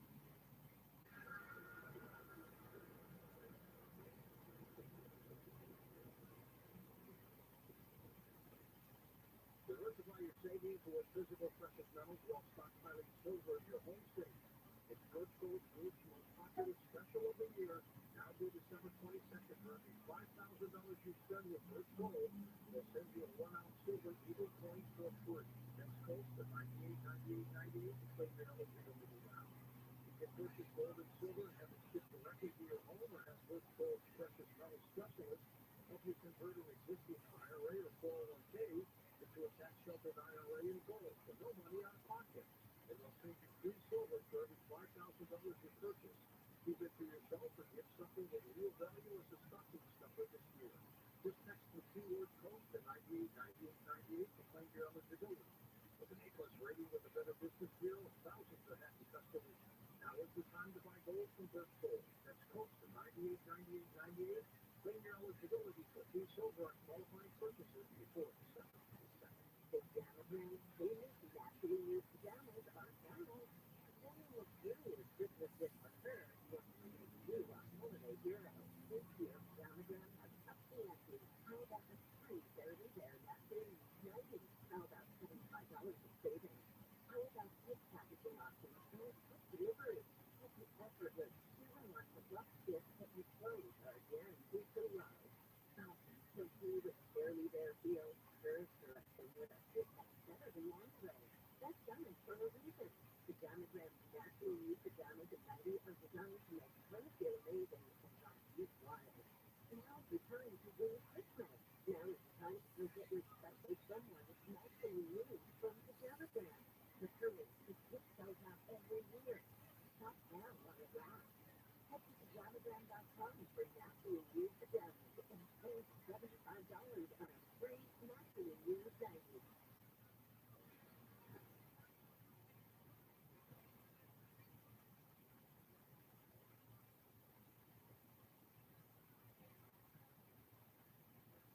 Michael Masters will jump into some specific cases in a moment. You had told me that thankfully your reporting on Habitat has been remarkably supportive of what you've written. You know, we've heard horror stories like Harvey's program where professors like John Mack, for example, for their unconventional research and writing. This too has been pretty good. What about colleagues in general of the anthropologists? Yeah, that's a great question, and I think it's important because I have been extremely fortunate. I remember a search the sheriff my department in 2016 just to get out in front of it, just to let him know what I was working on in case there was any backlash. Because obviously there's stigma involved in the subject. And I walked up to him and I said, hey, just so you know, I'm working on this book that explores whether UFOs might be time traveling future humans based on how we're doing the research. And he looked at me kind of cockeyed with this flinching glare and shakes his head and says, yeah, that's our job. And just walks away. My father turns and walks away. Like, that's exactly what we're supposed to be doing. And yeah, all the way up the chain of command in the administration. I remember when the book came out in 2019, it got picked up. My friend John Aiden here in Hugh, or there in Hugh, I guess I'm not in Hugh right now, did a cool story featuring that, but it was just supposed to be a soundbite because nobody was allowed to talk about it. You know very well, the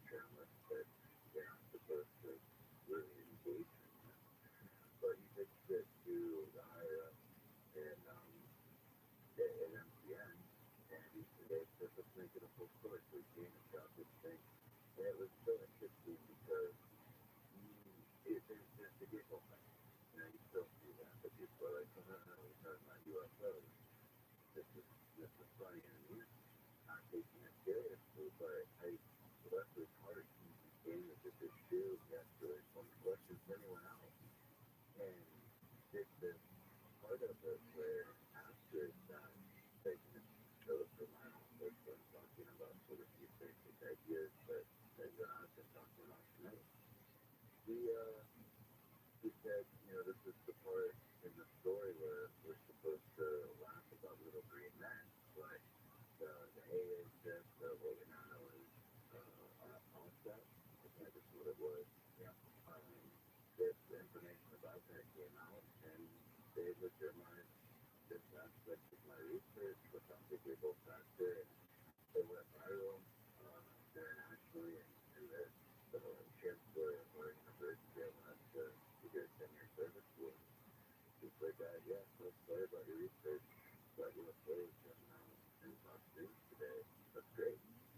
So it was the opposite of what I thought it would be. I was trying to get out in front of this hailstorm of scorn and ridicule that we've been programmed to think about, that we were trained to think about from Project Growth, Project Sun, Project Blue Book, because it's deep into our heads, and scientists were used to this divide and conquer strategy to perpetuate that. And so it's so great to see an encouraging way forward where it doesn't have to be like that. And I feel extremely fortunate that I ended up at Montana Tech for this and to the support of this research. As I mentioned a couple of minutes ago, the ecology as a whole can be really kind of resistant to change and resistant to new ideas. If we can be the opposite of that, given the topic itself. But your second book, you mention a lot of the other ecologists and UFO writers who have embraced this idea, or at least are open to it. Jacques Vallée comes to mind, and many others that we can talk about. Philip Corso was an Army intelligence guy, controversial, who had talked about Roswell rockets being distributed to private industry. I just found these old interviews I shot before he became known in the UFO world a couple of weeks ago, and he repeatedly referred to these saucers as diamonds. And that is, you mentioned Corso, I think, in some of your writings. Yeah, I did. What I try to do in the second book, because actually it's funny talking to you now about this, because you told me back in 2019, I think we just serendipitously met at Menville, Oregon, and you reached out later because we started having conversation about this, and you said I've seen this idea bounce around for a while, but you've taken it and combined a lot of scientific research to bullshit, to make a case that it's true, because the idea has been around. I think that's what I try to do in my second book, is acknowledge everyone that I could find that has done it, because it's not my idea. It came to me independently when I was 8, 9 years old, I guess, at the start of the show, but it's not my idea. I don't claim ownership over it. There's a lot of other people who also are hypothesized about this, and not just in the academic thing, not just in intelligence, because you're right, Orso, there's Ernst Hilbert, there's Commander George Hoover.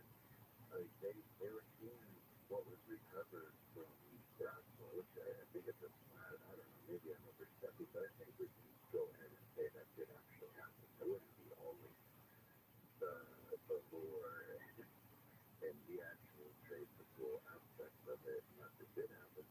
But they said this was a time machine. Even back then, it was obvious to them. So no, it's not a new idea, but you think there's a lot of ways to explore it with an open mind, without having confirmation bias, without concluding that yes, we're all future humans, but just to step back and look at the characteristics of these crafts, the characteristics of these individuals, which, like you said in the start of the most recent segment, we need to focus on that too. It can't just be about the machine, if that's important, but we also have to focus on all aspects. We have to focus on the experiences, we have to focus on the SFPs, the contacting, that video and start having a conversation about who's inside of these machines, who's driving, who's operating them, and where essentially when are they coming?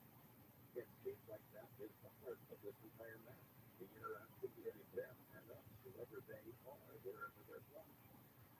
Yeah. But about the technology for a moment, and we'll jump into the broken paradigm. Now, where is everybody? And it's asking about if there are things out there, where do we find them? The same that we asked about the professionals, where are they? Or are they here? Is that what we're seeing on the side? It's timing. I mean, I would argue that we are, yes, and you're right, that can be applied to both cases. If there is real. The question was asked without acknowledgement of the phenomenon. Enrico Fermi, when he asked that, I think it was the 50s or 60s, well, there's all of these planets with all of these habitable planets surrounding these different star systems in this galaxy, and we're just one of billions of galaxies. There must be life out there, so where are they? There was kind of, the way it was really strange is somewhat ignorant, actually looking in hindsight, because they're everywhere. They're here. We just weren't willing or able to acknowledge that this is a real phenomenon at that time. Because if we had said that now, we said that in 2023, we would all say, well, we know that.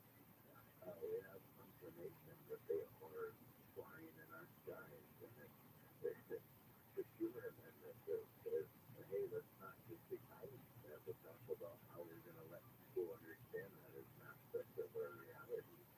So I think it was just sort of a misappropriation of that question in UFO phenomenon.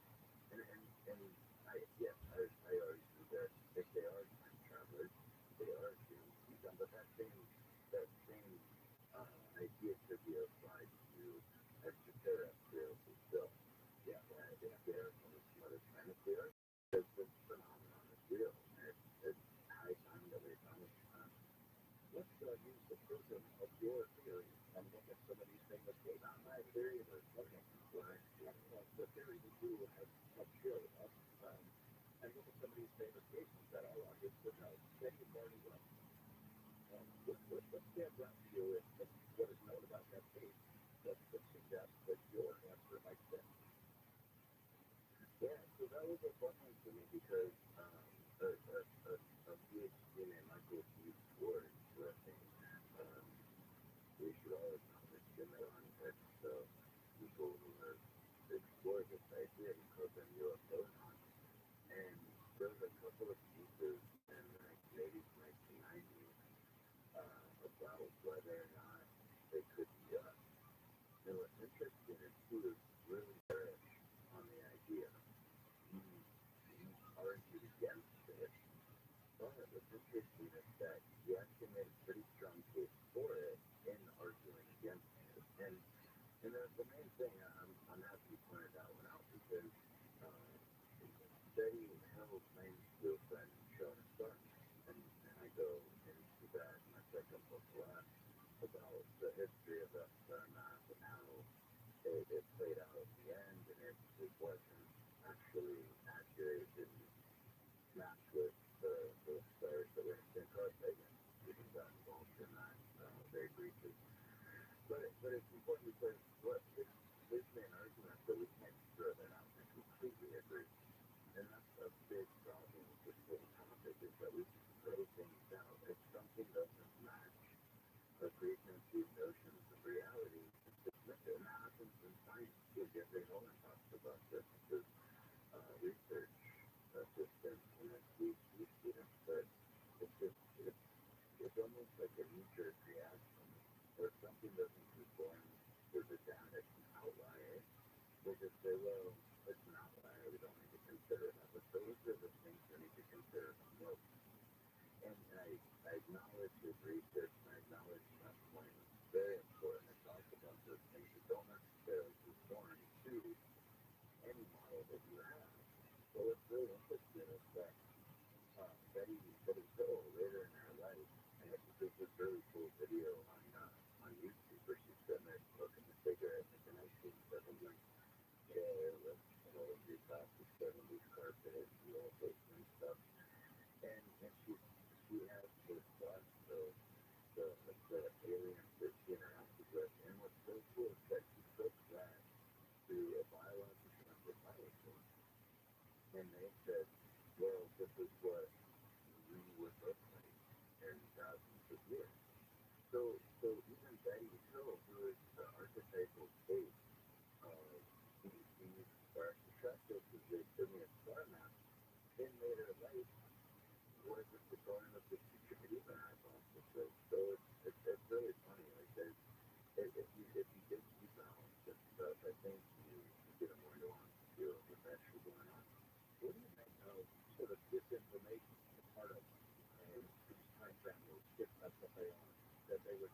paramount to them to legal office. Yeah, that's a big question. I think it's an important question because why would they? Why would they stay with them this way if they're not? And I think it's partly well, there's the picture element, and like you said in the introduction of the statement, it's not super cut and dry. It's not just yes, to a model and drop away. Yeah, I know. Well, started to get away from that idea and got a bunch of black for headed too. You know, don't get into the situation and I'm not sure couple move on how they would hate it. So I was talking about that day. It was pretty good. Actually, they really hated me for challenging this notion. And I wasn't. I was just presenting evidence that there might be something different. And they had to deal with that too. It's just, it makes sense intuitively. Like if something, you see it coming down from the stars, you're associated with the stars. So I understand that. But, yeah, so I was looking at this in the context of a lot of different things, but I think really we need to just kind of step back and focus on, which I'm not going to lie, you have well, I just asked him, let's just broaden it a little bit and ask about what we can learn from these incidents that you covered in the second book, about what their agenda might be. What is the Betty and Barnesville case tell us about what they might be up to visiting? You know, in the sci-fi scenario, a time traveler come back, they step on the course, they cause a flight and change the future in drastic ways that could not be anticipated. Why would they risk coming back and what would they be up to trying to interact with Betty and Barnesville? Well, again, I acknowledge potential bias in answering that question because I am a biologist, and what I study is the physical characteristics of our hominin past, going back to 80 years ago again. So what I would do is almost identical to what's described in these instances of close contact with adults. They take skin samples, hair samples, they examine our bodies, they take fecal samples. Unfortunately, our culture has made that something of a meme where we focus on not a lot, but it's important. Like I said before that that's how we know that Neanderthals consumed about 7,000 calories per day of mostly meat because we found what we call constantly dry and fossilized food, for lack of a better word. And it's important, and as my editor pointed out in my second book, it might not just be about the diet, but the gut microbiome that we have come to understand is so important to overall health and well-being. So it might not just be what you're going to eat, but what's going on inside the digestive system that might be related to so many other aspects of your overall health. So, but beyond that, I think an important thing is also, again, the ubiquitous extraction of sperm and egg. And if that became very ill described with theory reluctantly, eventually said, yeah, we put something on my penis and extract the sperm, and so many people describe it. So you have to ask why. And so if we look at past and current trends, there's been a 60% reduction in sperm count in males over the last 40 years in the Western world, and 50% globally. A lot of it's like the environment and pollution. Michael, I'm sorry to interrupt you right there. That was too moment, but we'll pick that up back up. To discuss what the agenda of these time travelers might be, we'll get a break with Green Day. Don't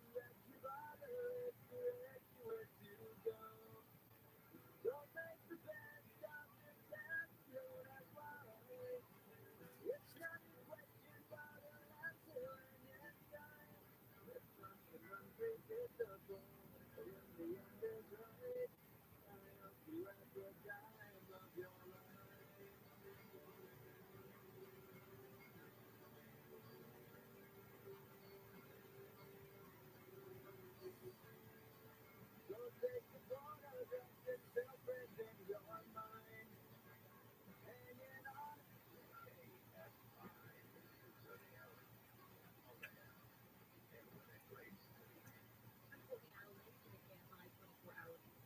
A Jewish man who was beaten yesterday during a parent hate crime is speaking out. Rabbi told KTLA he was walking on Saturday when it happened because he had been kicked off the street and was not in the car of Hamas. Police in Beverly Hills have arrested a man on suspicion of attacking himself with a belt, attempted robbery, and committing a hate crime. Cops say he had lacerations on his head from the assault. He was walking with his wife near North Rexford Avenue and Santa Monica Boulevard. The U.S. has vetoed a United Nations resolution calling for a ceasefire in Gaza. The United Arab Emirates introduced the resolution on Friday, seeking an end to a war between Israel and Hamas. Starting weather now from KFI tonight, partly cloudy, lows in the mid-40s to lower 50s. Monday will also be partly cloudy, highs in lower 70s in metro LA and in LA. Lower to mid-70s in the valleys, lower 70s at the beaches, 72 to 75 in Austin. Julie Joker in the KFI 24-hour newsroom. I'm Courtney Adler. On the 421 westbound Crenshaw Boulevard, traffic is blocking the left lane. At River Palmdale, the 14th Freeway northbound between Granville Vista Boulevard and 10th Street. That stretch is closed on the 14th Federal Crash. There's big work on there. It's going apart from the 91 Freeway westbound before Beach Boulevard. You got right lane, the middle lane, that's blocked. And some wreckage over on the right shoulder. There's a car crash with a lot of police from Brooklyn. They have on the sky, okay, they're down to the high grade forward. Today's market was big growth. See traffic is somewhere. Those areas.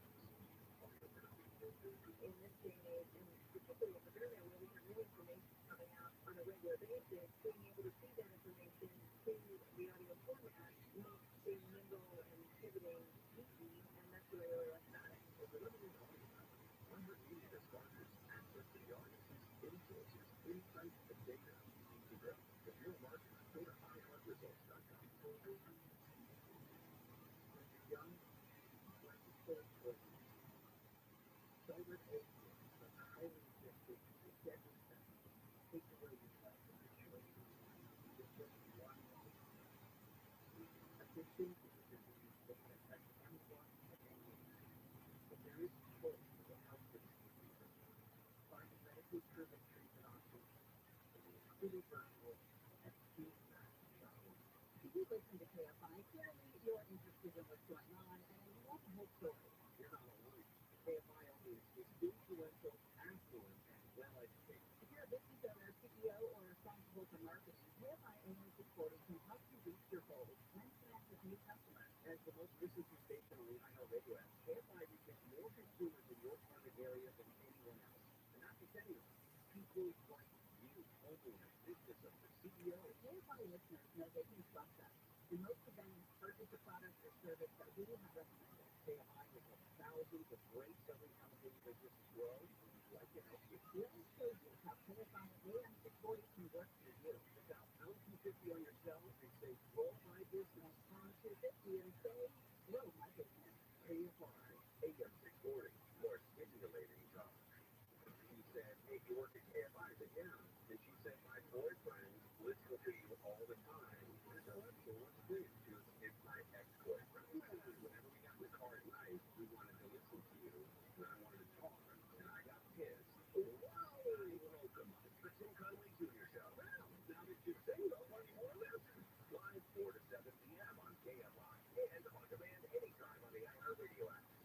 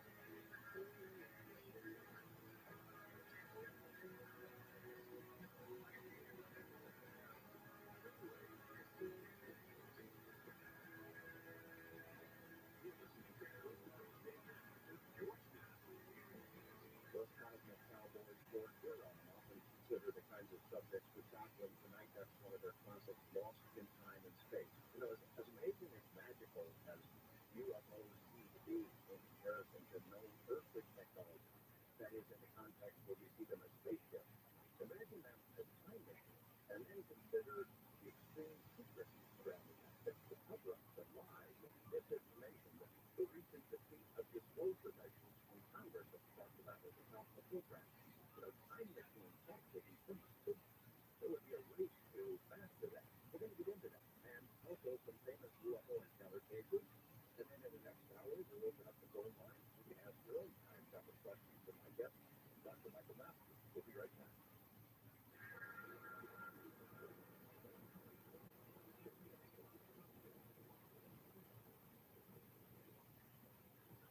Most people have no idea there's an invisible gap in their home protection. Your home, your equity is at risk. This invisible threat is house stealing. Your FBI crime stories, and I quote, con artists leave a house, can be a vacation home, rental property, or the home someone is living in right now. They transfer the deed of this house into their name by obtaining their forms, using the fake IDs, and filing the paperwork with proper authorities. Now they own the home. Once this step is complete, they take out loans using your home as collateral. They can even sell your home. Protect your home from this invisible gap. Check on your home's title right now at HomeTitleLock.com. Be sure to use promo code RADIO, and they will send you a complete title scan of your home's title.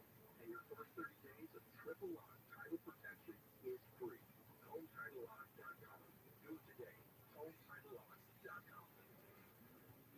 With so many mesothelioma lawyers, how do you choose the right one for you and your family? I'm John Morgan of Morgan Law, and here's my advice to you. Do your research. Results matter. Reputation matters. As America's largest injury firm, we have more offices, more lawyers, and more caring staff members than any other injury firms in the world. Last year alone, our team answered over 2 million of your calls. We recovered over $1 billion for our clients.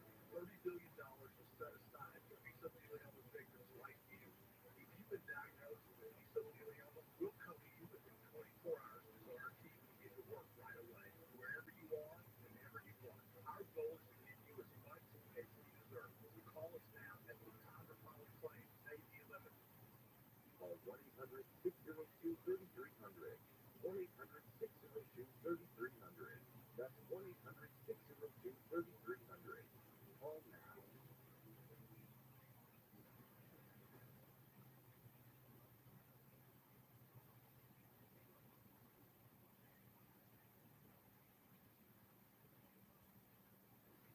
Dr. Masters, apologies for interrupting your answer when we're discussing the possible agenda of the time travel. Their intense interest, as you described, in biological functions and our reproductive systems.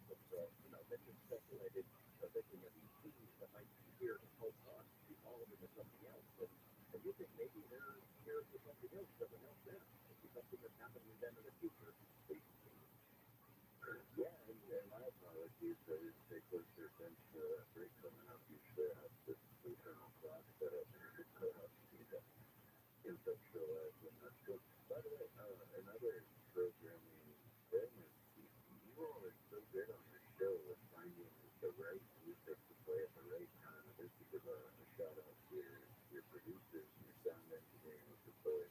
I think I told you last week that time that we started talking about Russia and technology and then they dropped that Party Like a Russian song. This is from Robbie Williams, right? Yeah, Robbie Williams, yeah, right on the line. It was beautiful. So, yeah, my props to those guys and gals that are running the show from behind the scenes. Yeah, so we were talking about the gamete, the ubiquity of gamete extraction. I think that it's really important because we can't know their intentions. And I don't claim to know what they're doing, why they're doing things. This was actually the topic of a MUFON conference in Cincinnati, Ohio, just a few months ago. And I gave a lecture about origins and intent. Like, what would their intentions be if they're extraterrestrial versus extraterrestrial, ultra-terrestrial, green being, all of these different conceptualizations of what they might be in there. There are a lot of interpretations. Again, I don't claim that this one is correct. I don't think they're mutually exclusive. I think it's probably a lot of different things going on. But if we do focus on the gamete, they're constantly taking sperm from males, eggs from females, and there's a question of hybrid. A lot of people describe seeing individuals, and I talked about a number of cases in my second book, there's industrial model, where people, if I can call them people, they're described as having a very familial form. Not twins per se, but very similar to physiology. And that might be a part of this. They're clearly taking the sperm and egg. What are they doing with it? What is the intent? And yeah, so again, let's do the past, because that's what we can know from the current position in time. We can know about the past. We can see these trends in a reduction in sperm counts in males. There's also difficulty with reproduction in females. In vitro fertilization helps overcome those, but could also be contributing to the problem if you think about it, because in what we call a wild type genome, in a situation where natural selection is working on our genetics, people who can't reproduce wouldn't reproduce. So a healthy people that shouldn't naturally be able to reproduce, and that introduces more of those genotypes that aren't necessarily selected for in a wild type population to have more babies. So there's just a lot of things that seem to indicate that in the future we will have problems with reproduction. What's interesting about that is, as I was wrapping up my first book, I was introduced to the case of Jim Henderson and Ernest Report in the 1980s. Very well documented case. It's known as the Rothschild of the UK.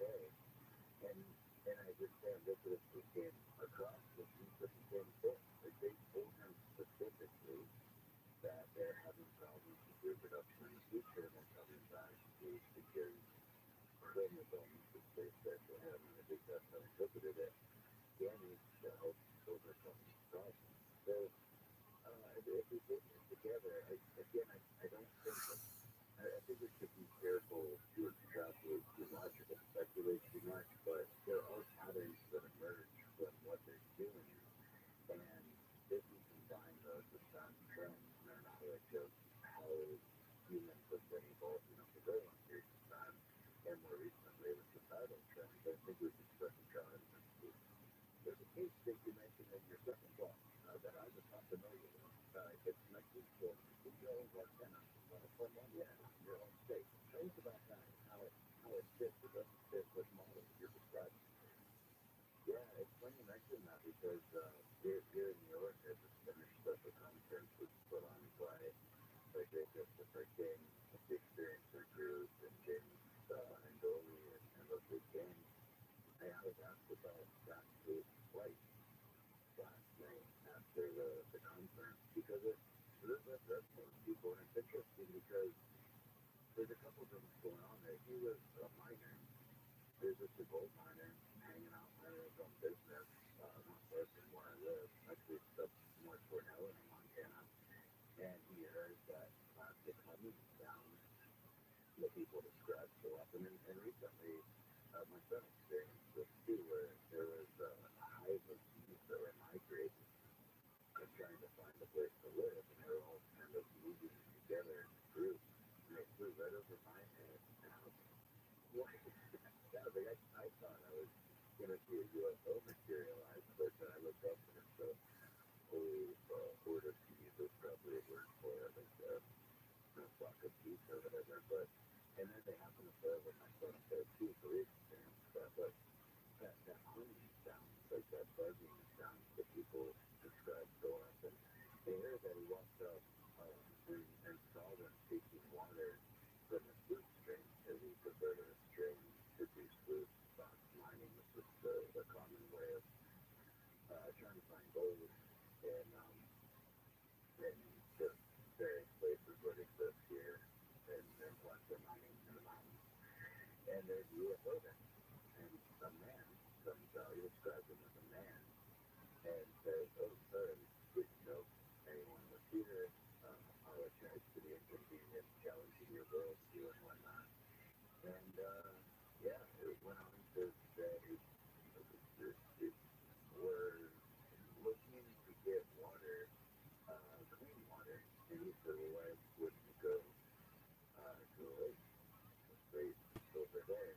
It was more populated, and it was also not as clean. They said they need clean water, that they were specifically extracting hydrogen as a fuel source from that water, which makes sense to do that now when you get up something that connects present technology, but essentially future technology.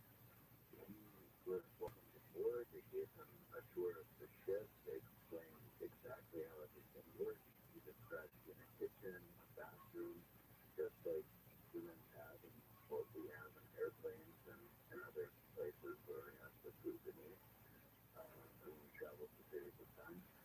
And he found it so impactful that he reached out to John Glenn, who was a legend in Ohio as an astronaut, was the first people to visit the moon, and recently was elected senator of Ohio. Reached out and described as much as he could possibly remember about this encounter because he thought it would help progress American technology. He was very patriotic, even though he was an immigrant. He was very patriotic about this country, and he thought it would help a lot. So he's done all this with John Glenn. I never even got to John Glenn.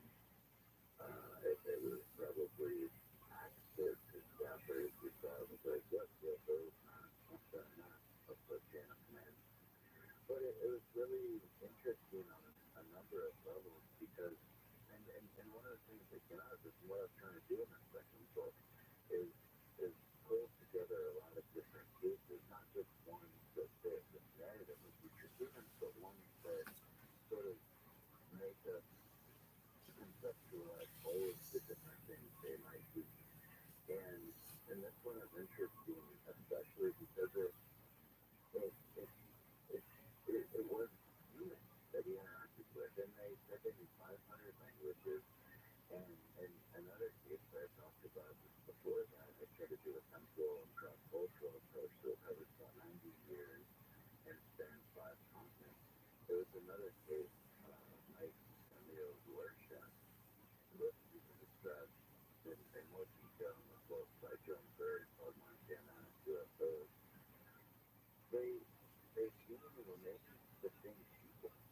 They both said that they spoke 500 languages. They interacted with them throughout their lives, just making their door shut. Udo Lakina only had this one encounter. What's really talking about this, the thing that jumps out to me, and your friend Jeff Craig will mention this stuff in our accounts here too, is that they allowed him to have all of these ones. They showed the ship, they explain how these counter-rotating flywheels create this anti-gravity and arguably counter-manipulated the one question they would not answer was he asked about Jesus. He asked about religion. And they said, we're happy to answer any question you have except that. And that really comes up, this comes out the job was, well, why? Why should they not talk about that? And it really does make you sort of step back and think about all this in the context of culture and just our understanding of the world. And if they say all that, it's maybe trying to not be disruptive and how more disruptive could you be than religion? I mean, maybe religion, going up to talk at this conference just by Diana Pasolfa, who many of your listeners are probably aware of, that's what she studies, the relationship between UFOs and religion. It's a very clear connection there. It's not just the Nation of Islam who acknowledges that UFOs influence their religion, but there's all of these other ones too, Scientology, Mormon religion, even Christianity. As much as people don't want to hear it, there's a lot of things in these religious texts that are exactly what is described in the UFO lore. You know, just think about the alien editorial. That's all over the world. Whatever they're from, there's people who they interact with. Hey, let's take care of this thing. Let's see it around. Get lessons again. They don't really care about the planet for ourselves, but maybe for their own. Yeah, that's a great point. And I think, so today, Alan Hynek, Paul Hynek, who is a magnate unto himself, not that that's his only claim to fame, but he often says, how would they find us and why would they care? And I think that's an important thing to reflect on. It really boils it down. How would they find us if they're extraterrestrial? Why would they care about this planet if they're extraterrestrial? You would think that they would come here and they would take our resources and enslave us and eat us because we have a greater source of fuel as other animals are to us as well. But they could find us because they are in the future. Why would they care? Because we are their ancestors. In the same way that I studied our ancient hominin past, as we were talking about earlier, they would care for the same reason. They want to know about that past, our culture, our physiology. But yeah, it's all about the earth. You're right. It's take care of the earth. Steve Mirror talked about this in that podcast interview that I cited in that book you're referencing. They don't genuinely care about humans in the context of like genocide and things like that. They genuinely let that go, which could also benefit them as well. It's horrible to say that, but if it is about this planet and they have to inherit it, they would be more focused on the sanctity of this earth that they live on in the future after we're done with it. And it's not some super crazy hippie liberal thing to say that we're not doing a great job with it right now. It could be interpreted that. It could be interpreted as that, but it's true.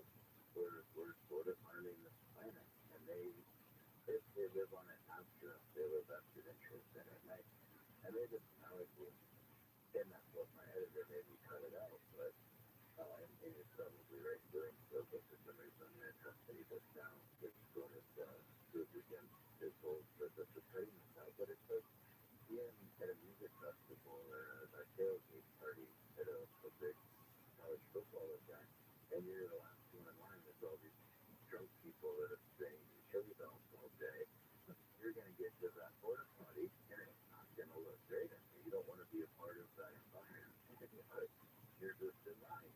And that's where they're in line to inherit this planet. We're kind of messing it up and eating chili dogs all over it. And I know it's a radio show, so I can't use the words I'd like to express the sentiment, but I think your listeners can extrapolate. Wait, why did that have a different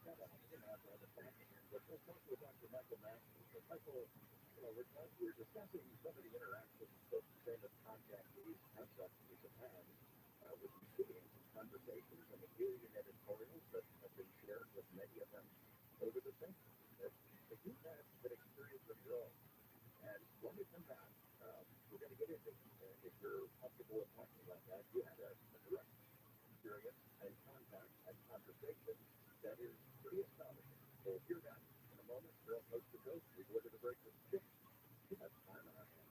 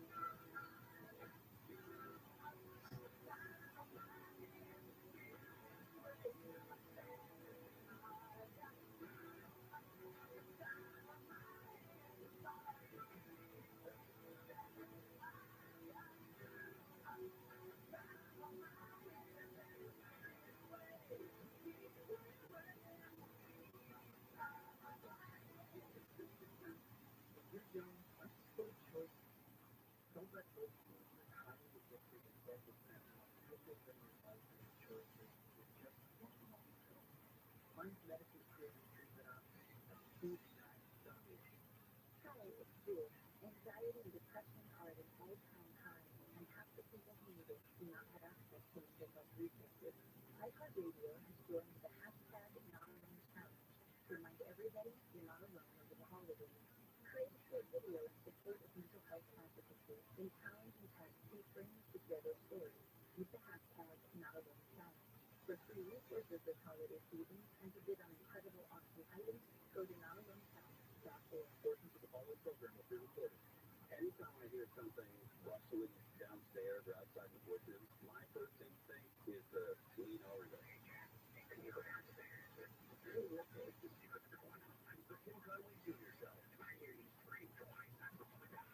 Live 4 to 7 p.m. on KFI and on demand anytime on the iHeartRadio app. I feel the only thing left is live sports. If you really don't want to record and watch later, it just doesn't work as well. Yeah, yes, but recording a police case and watching it the next day, it's over. It's done and good. There'll be another one in a few minutes anyway. Live 1 to 4 p.m. on KFI and on demand anytime on the iHeartRadio app. My grandfather convinced me to always have it full. Because I'm one of those paranoid idiots. If there's an earthquake, we gotta get out of LA, and I don't want to be the a-hole who stops on the side of the road, telling my wife and my daughter, yeah, I was going to get gas for Tim Conway Jr. show. I went and got tacos instead. Live 4 to 7 p.m. on KFI and on demand anytime on the iHeartRadio app. We're not here to tell you what to think. We're here to give you the latest. Los Angeles, Orange County, live everywhere on the iHeartRadio app. Thank you for tuning in. I'm Courtney Allen in the KFI 24 Hour Newsroom. One man has been killed during a shooting at a California playground. The LAPD said someone reported 4 to 5 officers yesterday around 12:15 a.m. 2 others were hurt in the shooting. Secretary of State Antony Blinken said Israel does not want to harm Palestinian civilians, but also to do more to avoid civilian casualties and allow humanitarian aid. The intent is there, but the results are not always manifesting themselves. He said Israel needs to protect itself from more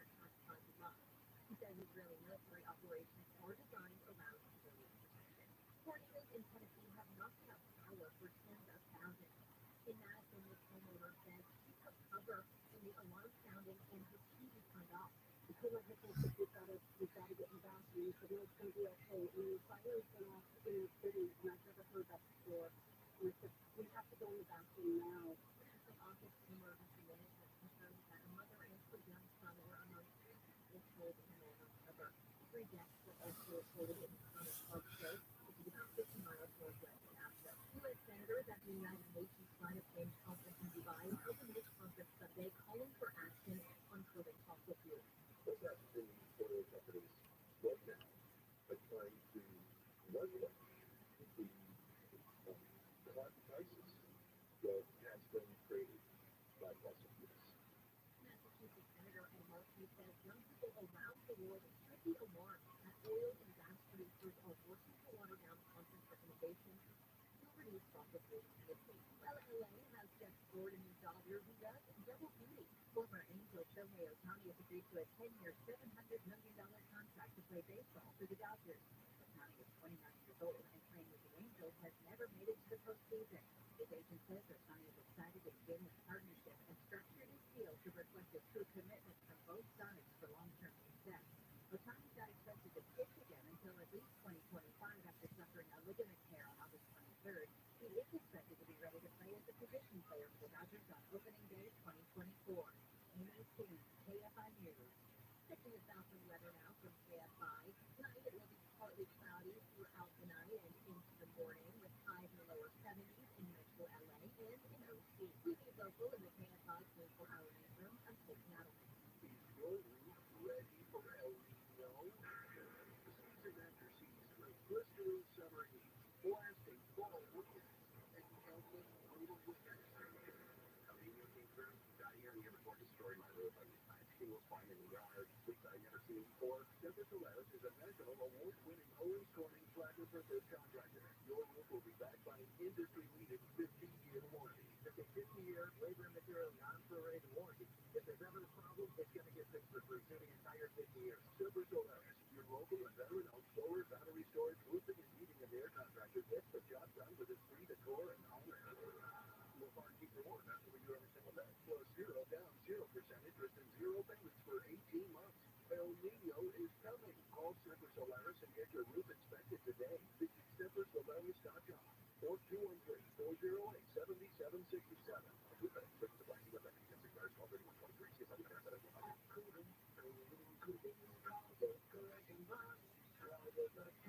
To the village of Nothing Much and delight in soothing tales from the lakefront inn to the downtown bookshop to the cabin in the woods. Based on the beloved Nothing Much Happens podcast, stories from the village of Nothing Much offers family-friendly and joyously weaving narratives celebrating small joys and community bonds. A tower of a tree stood lit in the glory in our hearts. And the wall flapped and whistled in our face. Listen to stories from the village of Nothing Much on the iHeartRadio app or wherever you get your podcasts. This week's marketing report, David Nussbaum, Executive Vice President, Worldwide Marketing at Warner Brothers Discovery, weighs in on regional audio marketing. Although we're marketing at a very broad scale, it doesn't with specific local markets, and that's the beauty of iHeart Network. As a number one audio company, iHeartMedia gives marketers access to the audiences, influencers, and data you need to grow. If you're a marketer, go to iHeartResults.com. Your perfect entertainment resort is always available to Pachanga. So that's Southern California Casino. Find all the details at Pachanga.com. The new connector between the 15 and 91 express lanes is now open. You can now access both express lanes from either direction for a seamless commute. All you need is a fastback transport. To open an account, visit 91expresslanes.com. What's up, LA? Coker Striker here Thursday at 5:15 p.m. The LA Chargers take on the Las Vegas Raiders. Listen live to the game on Cult 98.7 and go Wolves. We are here to spread love and tolerance. Like, it's not everyone's fault. Yo, keep fighting, keep hypocritical. Bring it up to us. It's bothering. This is just a random conversation they take among these LA City Council members. A random one. Johnny Depp, because there's always their frauds to say this. Live 1 to 4 p.m. on KFI and on demand anytime on the iHeartRadio app. This is my lucky day. I can't believe my good fortune. You're looking at spam folders? Should I give you the list of things I've won just since 7:30 this morning? A Ninja Pro Grill and Grill. I won a DeWalt Power Station, a Yeti cooler, a 2D leather backpack, a new pizza. I'm on a roll. I mean, there's no dirty one in there. It's not a gap. I might be able to use that. Live 1 to 4 p.m. on KFI and on demand anytime on the iHeartRadio app. KFI AM 640. The KFI AM 640.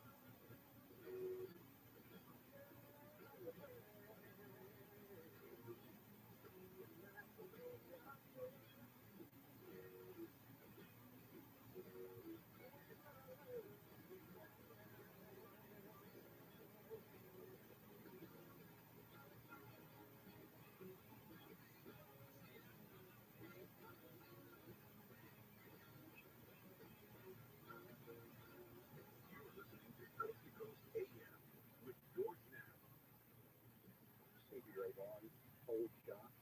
Unlike the other popular songs we're playing tonight, this one is not about time. It's night travel. It's just a really good song, and it felt like a good time to play. We're talking with Dr. Michael Masters about his book, Identified Flying Objects, was the title of the first. The extraterrestrial model was the second. He's also got a third book, Revelation, The Future Human Past, a satirical time travel science fiction novel, which is a raucous one. I just started it today. It's a heck of a book. It's a lot of fun and explore some of the ideas that we've been discussing tonight. In this hour, we're going to get personal with our guest, Michael Masters. Something that happened to him that directly affected his views of the time traveling issues we've been discussing.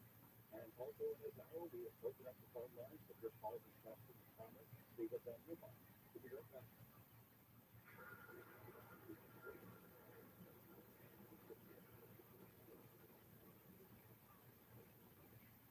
With the holiday season upon us, the increase in travel, shopping, and connecting online can significantly increase the opportunity for identity theft.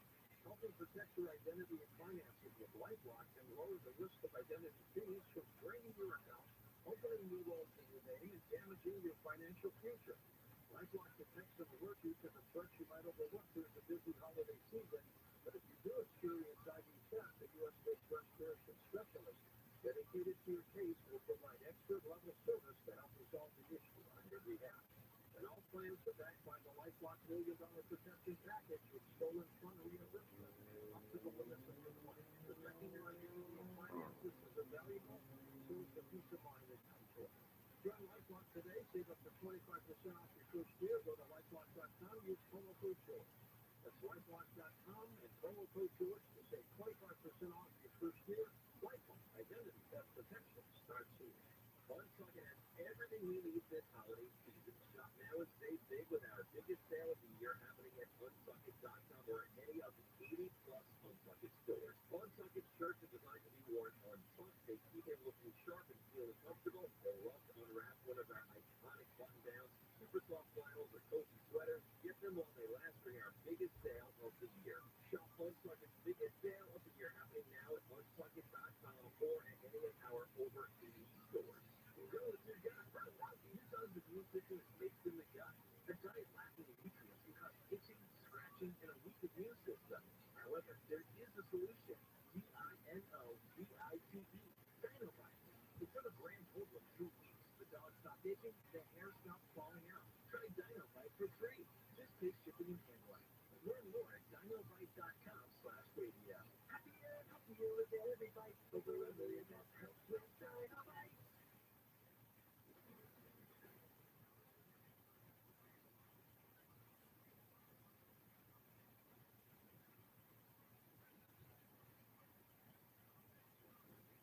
All right, Michael Masters, here we go. You had a conversation, Kelsey, that greatly informed you about this topic we've been discussing tonight in a very direct way. Can you tell me where you were and when this happened?